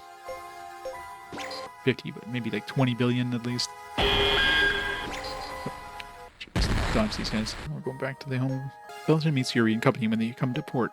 Hey there. Glad to see you made it back. All in one piece too. How are the gate system repairs going? All done actually. Got to thank Mr. Big Shot President for the help. All that's left is to add the DH control system for Matus. You brought the system as promised. Alrighty then, we're about good to go. What do you say we head over to the strategy meeting and hash out that little raid we're planning on the solar system? Everyone else is already waiting for us on the second floor of the FSN headquarters. Don't be late, Yuri. Hold on, by everyone you mean there ain't many ships that can go on our little raid right now. But while you were away, I managed to scrape up a damn fine team. Give me the crop, all of them. A dream team that may make Armchair General drool in his shorts. Okay, I'll hurry on over there. Satisfied with Yuri's response, Valentin gives him a casual wave goodbye. As Yuri watches him walk off towards the orbital elevator, Hierarch Miyagmar begins talking to him. Captain, His Eminence Patriarch Bogue has commanded me to help you and your people in any way I can. I'd like to serve on your crew if you would have me. Yeah. Here's a new crew member right at the end of the game. I'm sure about this? Once we leave, we might not ever see this galaxy again. I've already surrendered myself to fate. I look forward to working with... Okay then, glad to have you, Miyagmar. Drool in his shorts is not likely what was written originally? Yeah. Yeah, I don't think you're drooling on your shorts generally. I mean, something's drooling on your shorts, but it ain't your mouth. Eric Miyagmar joined your crew. Who's this Zazad guy? So here's another random dude that joined your crew. Don't know who this guy is, but yeah, he's with your crew too. Highly doubt he's good for anything, but Nikitita, like, other than the one thing when we like picked her up again, she basically had like no, like she basically just doesn't exist anymore in terms of her party. This guy's got really good navigation, actually. Yeah, this guy's got really good leadership. It's good. Inciter level 3. It's got better leadership than Alec, but I think the formation foe might be needed if we fight a boss or something. It's good. Good navigation. 42, 40. Never mind, everybody else is better navigation. Even 36 navigation just isn't enough. Yeah, everybody's just too strong at this point. Yeah, the only thing, like the other guy would be good for leadership, but the only thing that's like slightly better, but a formation foe is pretty damn needed if you fight a boss that's in the back row or something. We're always going to be fighting some sort of boss here. We're still in Chapter 9, or are we like Chapter 10 now? War room. As your company head towards the second floor of the FSN headquarters, they are met by a nervous, low-ranking officer. Ah, Captain Yuri. We've been waiting for you. Huh. Why are you shaking like that? Is something the matter? No, it's just... I can't help feeling a bit intimidated by being here. Now come. Please step inside. Still trembling, the lower-ranking officer shows them into the war room. As the door is swinging open, Yuri realizes it's no surprise the officer would be so nervous. In the war room, he finds the pirate Valentin and Seiko, Crown Prince of Lugabalos, Lord Roth, and other illustrious GOG dogs, even some from beyond the LMC, have gathered here. Valentin, you weren't kidding when you said you'd assemble a dream team. Why it didn't yet. There's still one still to come. One more? Who else? Is going to be Nia. Nia's going to show up, isn't she? Before Semius Alistar can finish, they hear the sound of a heavy, powerful boot steps approaching from outside the room. A while later, they hear some low-ranking officer give a soft shriek of fear, perhaps alarm, in case the Emperor. Yeah. Be funny for him. Still expecting Nia to show up at some point. Like they never killed her off officially. It's just like, yeah, maybe she's alive? Question mark. But she's gonna be showing up in the last scene. I just know it. Like we're gonna go like defeat the gods, and then she'll be like, hey, by the way, I'm here. Menacing figure, almost tall enough to bump his head on the ceiling, walks in. Yikes. That's one big dude. It can't be. Yes, it can. It's the big cheese himself, Tyrannus Mogons Lucas, Emperor Lugovalos. Whoa. Even Yuri feels intimidated by the awe-inspiring grandeur oozing from the Emperor's massive presence. Emperor Tyrannus cast a glance at Yuri before speaking in an imposing voice. You must be Yuri. That's right. That's a fine battle you waged against us, boy. Oh, nice of you to say. Nodding as if satisfied by Yuri's reply, the proud-looking Emperor slowly walks forward to join the meeting. At the same time, Valentin gives a signal and the strategy monitor built into the floor lights up. The final strategy meeting has begun. The final meeting. Okay, let's get on with this. Don't worry, I ain't got a lot to say. Who's the old dude? Is that the professor? He looks like a freaking skeleton. basic idea is this. Our 5 ships are going to gate out to the solar system. Once we're there, we're going to destroy the true warp gate. It's supposed to be near Terra, the progenitor's home planet. Pretty simple, eh? You make it sound simple, but how are we supposed to destroy the gate when the weapons we have don't even make a scratch? We can figure that out once we get a good look at it. In other words, you mean it's a roll of the dice. We ain't got any info, and we got even less time. But what we do have is the greatest bunch of zero-G dogs the universe has ever seen. Personally, I'd say those are pretty damn good odds. Sure hope so. So the gate-up point is near the planet Terra, is it? Professor Minos. Gerald Minos steps forward when prompted by Valentin. Yes, allow me to explain. Amid the data we retrieved in the Ark of the Progenitors was a navigation chart of the epic journey from Terra to the LMC. Now, this planetary chart you see here was created by computing the position of the solar system based on that chart. Then I projected it onto at the present planetary alignments, like so. Professor taps on the monitor with his cane, and instantly a chart of the solar system appears. Since we'll be warping without the benefit of a void gate, we'll need to find a suitable spot for arrival. By suitable, I mean a wide open area of space, free of large objects that would instantly destroy us.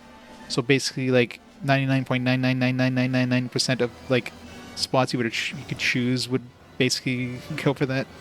Because I'm pretty sure if you just choose a random spot in the universe, you're not hitting anything. Almost guaranteed you're not hitting anything. This is the chart. This chart is the result of countless computational iterations. Midway between the system star known as Sol and the region known as the Kuiper Belt lies a open area of space near the planet Saturn. That's where we're going to gate out before we head off to Terra. Precisely. Of course, there won't be any spaceports or anything of that sort there. Must therefore ensure all necessary ship maintenance is complete, and all crew members are in tip-top shape before we depart. Right. All I can say is that we ain't never been there, so who knows what we'll find when we get in. We are. You know, we're at the end of the game where we're heading towards Earth to defeat God. That said, an ounce of prevention is worth a pound of cure. In other words, you better be prepared, people. Agreed. Got it. Alright then, we're done here. Head over to the spaceport and ready to ship out. Once you're all ready to go, come check with me back here. Gordon nods silently in response to Valentin's instructions and hurries off the respective ships. Alright, sounds like point of no return.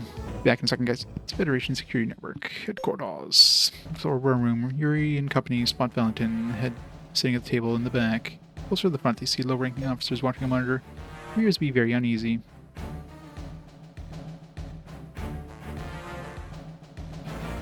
Are you ready to leave spaceport yet?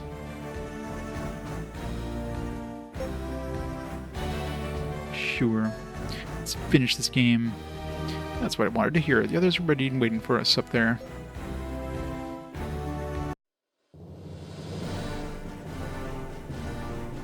Here, the inventory checks for medical supplies and basic goods are all done.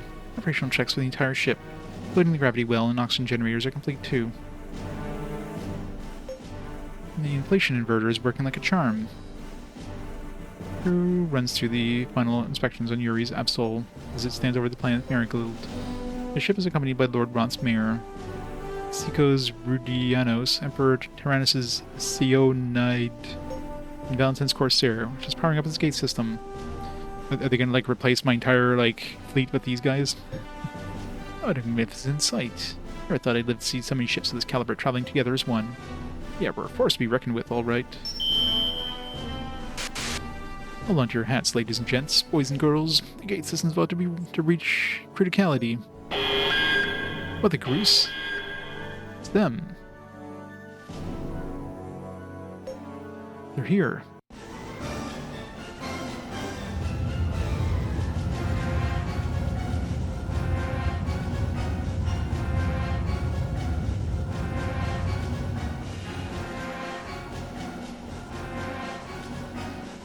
Here we have several Overlord ships heading our way.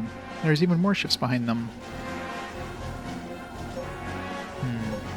Captain, Marigold's going to be toast if we don't do something fast.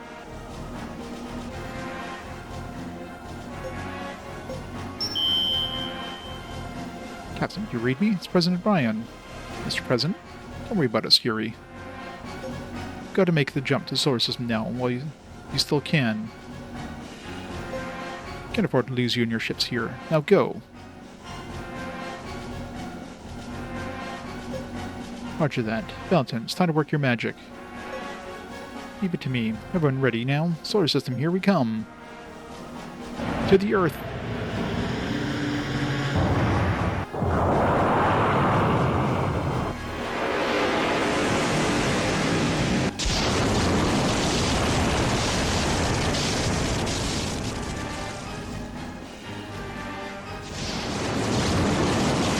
ZRSBZNS? I have no idea what that is.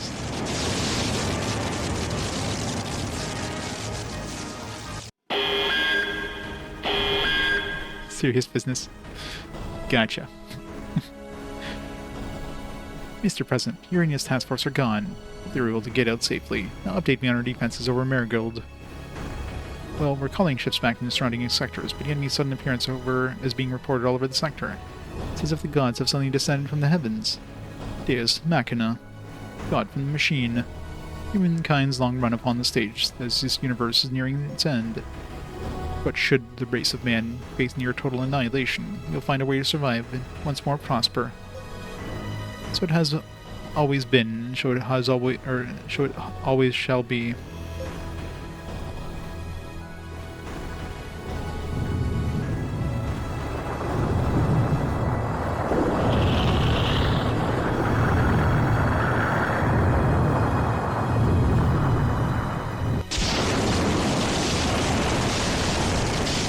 It's the Oath.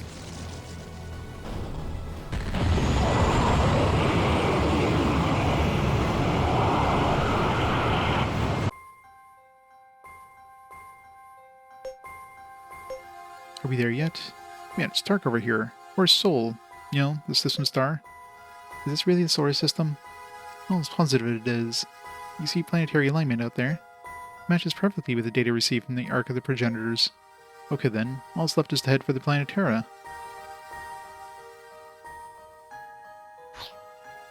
Saturn. Can we go to Pluto? Let's go to the planet Pluto. Yeah, I know, right? Age class.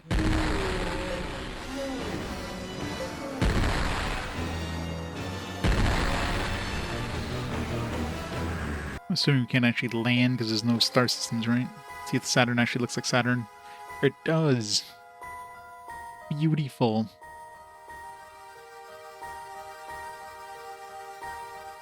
Here, I found a new star lane. I'll put it up on our chart. Go to Jupiter. Jupiter. Gotta go see what's over here. Nothing. I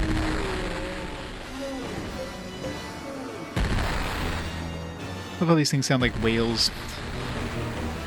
Can we fight them? Yeah, pretty much, right? Saw him turn green just before I was able to use that ability. Okay, look at my mobility there is pretty high, so it doesn't seem to be hitting me too often. Even with this barrage, and basically no damage. Jupiter. There, confirm Mars along our present course, another planet beyond it. Unless I'm mistaken, it must be Terra. Terra, can you bring up a visual on the monitor? I gotta see this legendary planet for myself. Sorry, but it's still too dark in this region of space. I'll be there soon enough. We can pretty much assume the next planet will be Terra. Yeah. I'd say this is the perfect place to take a break while enjoying the view. Break now? Yeah, we ain't got much further to go, and I figure we should rest our crew and make some repairs and whatnot before the big battle. Good point. Okay, everyone, 3 hours. If there's anything that needs to be done, do it. Otherwise, use the time to rest up. I guess they're giving us a free heal. Roger that. Understood.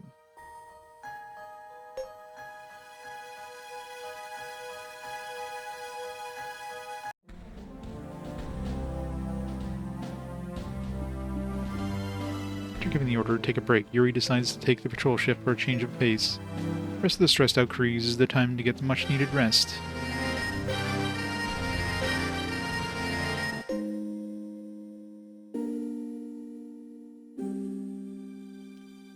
He returns to the bridge, feeling slightly more relaxed than before, and proceeds to sink back in his seat. Out of nowhere, he decides to try sending a private message to the Corsair. Valentine appears almost instantly on the monitor before him.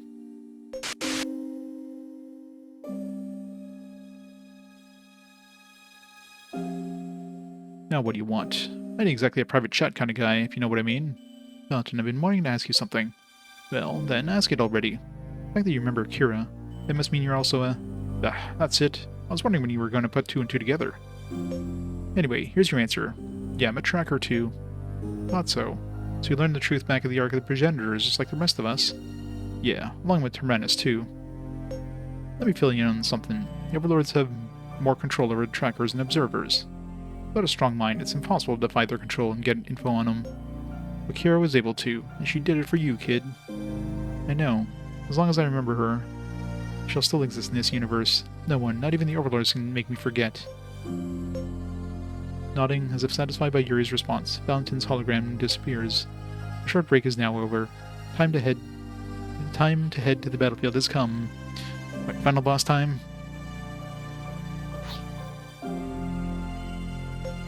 Let's see what's over here first. Nothing. What's even the point of going to these to do nothing? Terra.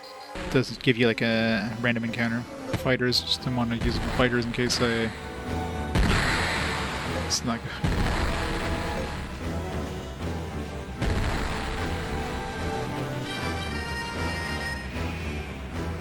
Picked up a gate out, reading ahead. Here they come. I expect them to just let us get past here so easily. All hands, prepare to intercept. Padre Anaphage.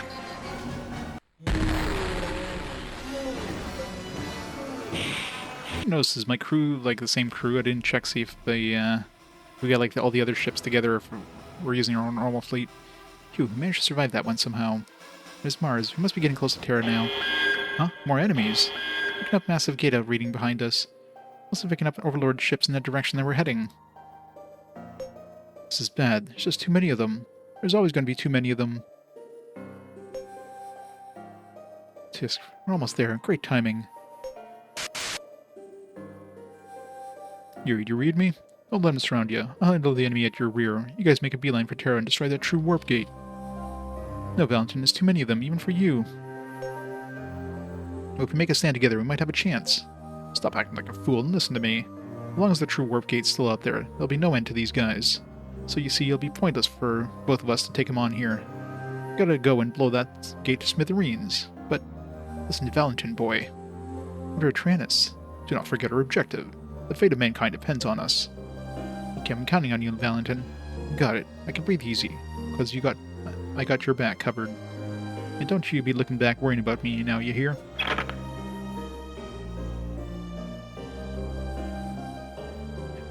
So there's a few doubts, yeah. Set a course for Terra, full speed ahead.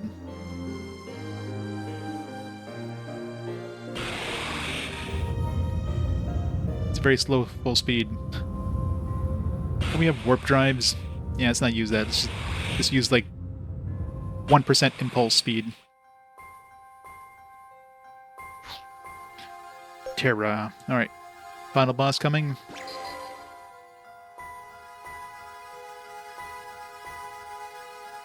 What's the Earth gonna look like?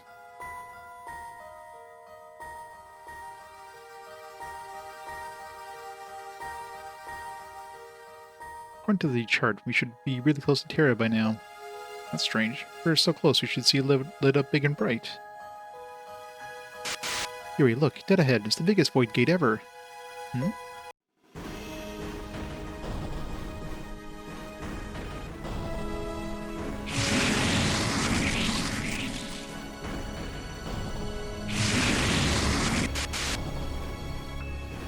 What the goose is that thing? Looks like a huge black ball that's shooting plasma out of it. Into our charts where the system star Sol should be. Must be a Dyson sphere. It surrounds Sol, absorbing all of its energy. I mean, if we destroy that sphere, then... Exactly. The gate loses energy source, rendering it inactive. Yeah, let's go destroy Dyson sphere. I'm sure that'll be nice and easy. What the goose are we waiting for? Let's blow that puppy to bits. I mean, I guess to be fair, we did use lasers to blow up stars, so...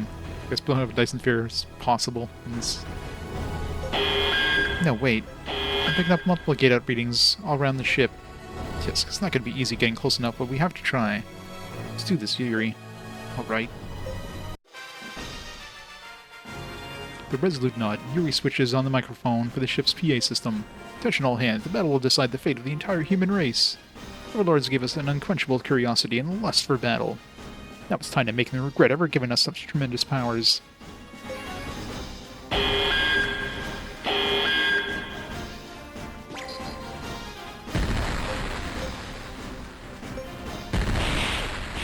attack, normal attacks. Ooh, this one's got a lot of stuff in bug class.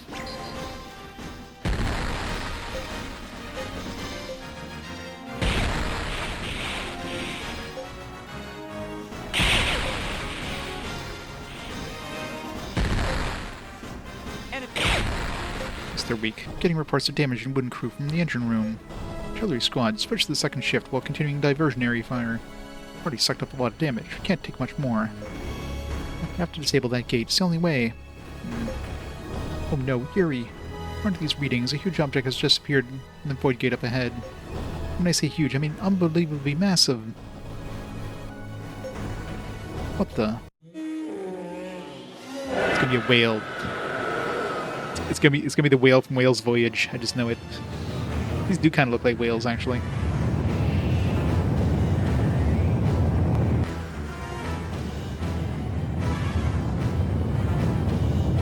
That's a big boy. Jesus. That's a final boss if I've ever seen one. Ah. Here, we're history. These things keep pouring out like this, one after the other. I know. We'll destroy that Dyson sphere. Father? It's insane. There's no time for a suicide mission that might not even work. I need the rest of you to keep the enemy busy as best you can. You understand me? Now wait, Emperor Tranus. Father. Yuri, the Emperor's ship has left our ranks. Damn it. Quick, we need to fire the massive ship dead ahead. Don't let the enemy anywhere near the Emperor. Elite Phage. At least we're fighting by itself. Right, before we fight this thing, give me one quick minute. It's gonna take a quick bathroom break. Homeworld, yeah, it definitely has a homeworld vibe to it, doesn't it? Alright. Final boss, maybe, potentially. Let's go.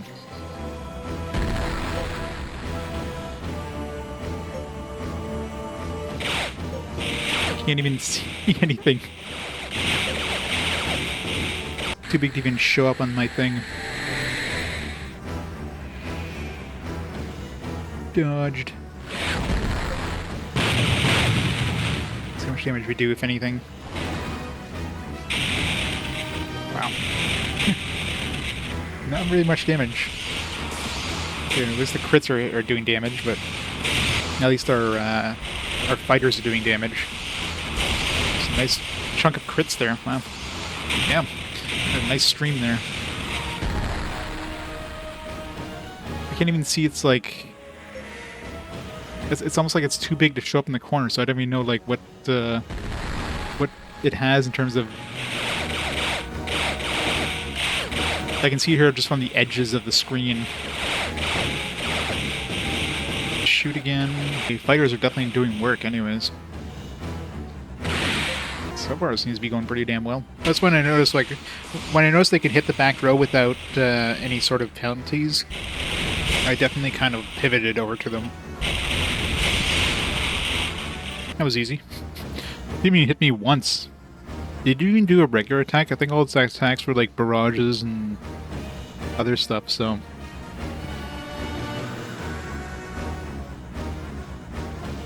As if it's only worth like 1,700 gold. And like 55 FAP.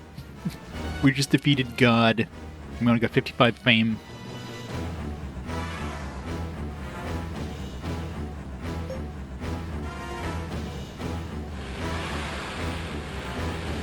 I mean, unless it's not the final boss, but I mean, that kind of looks like a final boss ship. Of course, it can't be a final boss. It didn't have multiple forms. We did it? Or did we? Bad news, Yuri. We're picking up another object getting great. Never mind. Here's its second form. Getting out. It's the same one as before. Damn, Emperor Tranus.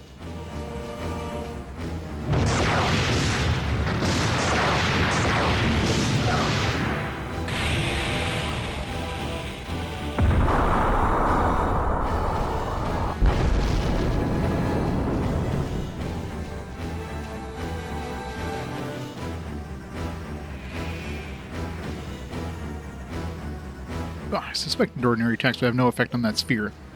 Leaves us with only one option: destroy it. Ramming speed. Macklin, you may evacuate now if you wish. Oh, please, your majesty. I couldn't think of a better end to this decrepit old man than to make my final journey to the great hereafter with you. Immaculate. I can always count on you for some meaningless dribble. Well, everybody knew it was coming.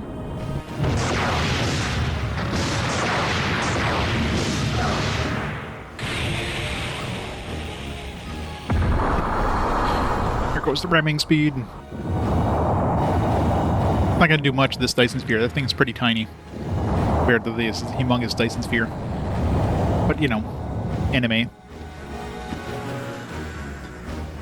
Oh, fallen brothers in arms, I follow in your wake. Why does he have his, like, arm lifted up like he's gonna smash down the console? Throw open the door wide, for I come for you now. Grah! I guess it must be self-destruct.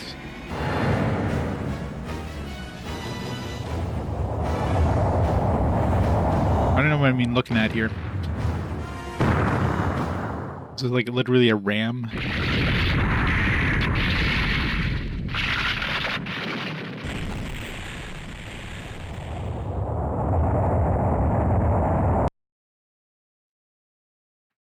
Yuri, look! No. No, no! Whoa.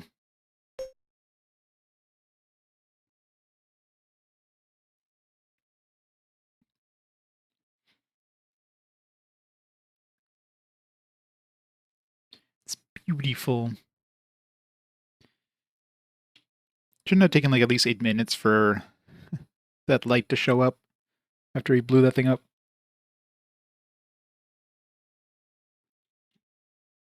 Big one part and it falls apart, yeah.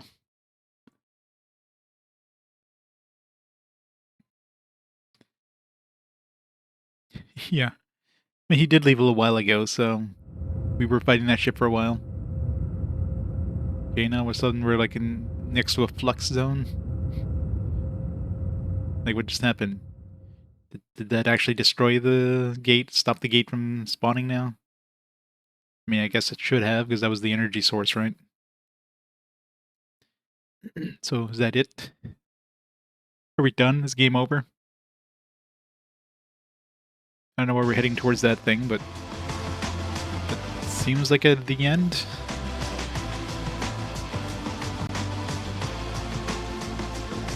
Credits.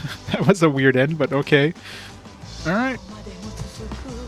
It's over. Thanks to the GGs. Yep, made by Nude Maker. Yeah, like the story in this was fantastic, but the gameplay was definitely like subpar.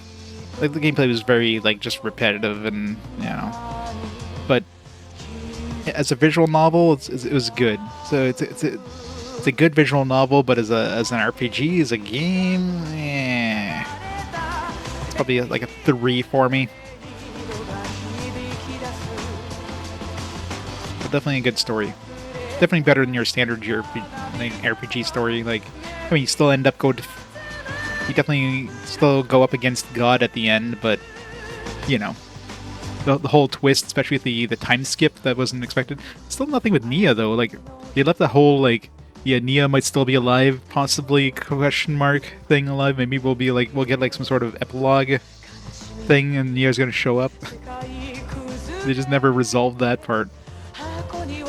And it seems like they definitely like towards the end they seem to have like sped through a lot of stuff. Like when we basically defeated the Emperor like noped it out of there. You think he would have like been able to like retreat somewhere safe, and then you know they still keep fighting on, but all of a sudden it's like he retreats, and all of a sudden like oh they're negotiating a ceasefire now. Like why? He could have just retreated somewhere safe, and they could have kept going. Like there was still like their forces were way stronger than the enemy forces. They could have easily just kept going, right? Yeah, there could be like some post-game stuff, new game stuff, new game plus stuff. I guess we'll see in a minute.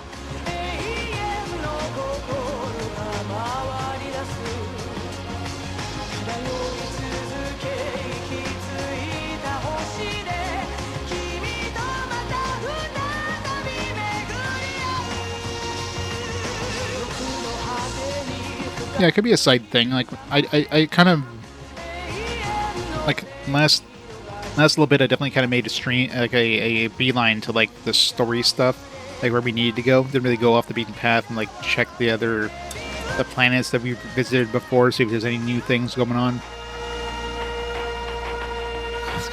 It's gonna be 5 Nep games. You know it will.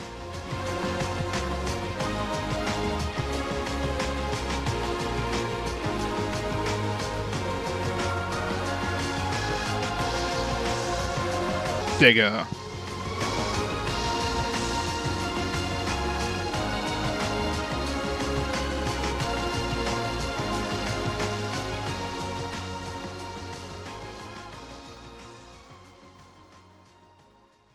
Kira's back. Was able to bring Kira back all along. But Nia.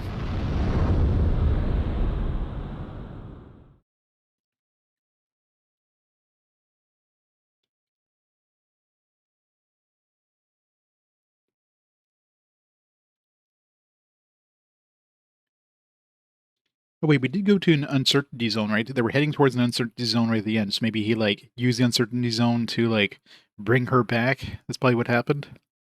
The end. Should be a question mark at the end of that. Extra mode has been unlocked.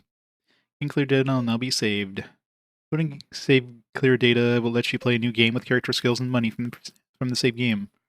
Well, the money doesn't really help unless you have the ships. Game will return to the title screen after the game clear data has been saved. Well, there is this new game plus thing. Like maybe there's potentially like a new game plus end, maybe with Nia coming back. Because the fact they basically kind of left that Nia thing as a question mark, like potentially she might still be alive. I wouldn't be surprised if there's some sort of like of good ending where Nia comes back. Alright, so what these extra modes are. Extra mode. Welcome to extra mode. Would you like to see an explanation of extra mode? Yes, let's see what actually it does. Extra mode takes place in a universe parallel to that in the main story. Therefore, you'll find all the sectors are arranged differently than they are in the main story. In extra mode, there aren't any facilities on the planets. You won't be able to buy blueprints. Well, you provided with a small ship and a small amount of money. You will, however, still retain the experience blueprints and allies you gain while playing the main game. Use these strengths you have gained to your advantage as you make your way through the sectors of extra mode. You encounter 3 to 5 bosses in each sector. The gate into the next sector will open once you manage to defeat all of them. See how far you can get in the journey. Come back to the best CRG dog you can be. This concludes the explanation of extra mode.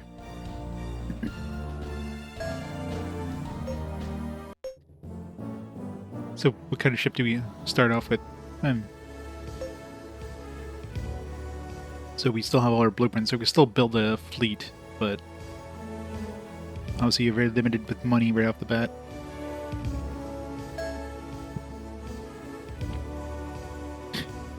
Yeah, it sounds like it, doesn't it? It's like, here's some randomized things. Let me start off with the Daisy only. See how fast we die with the Daisy.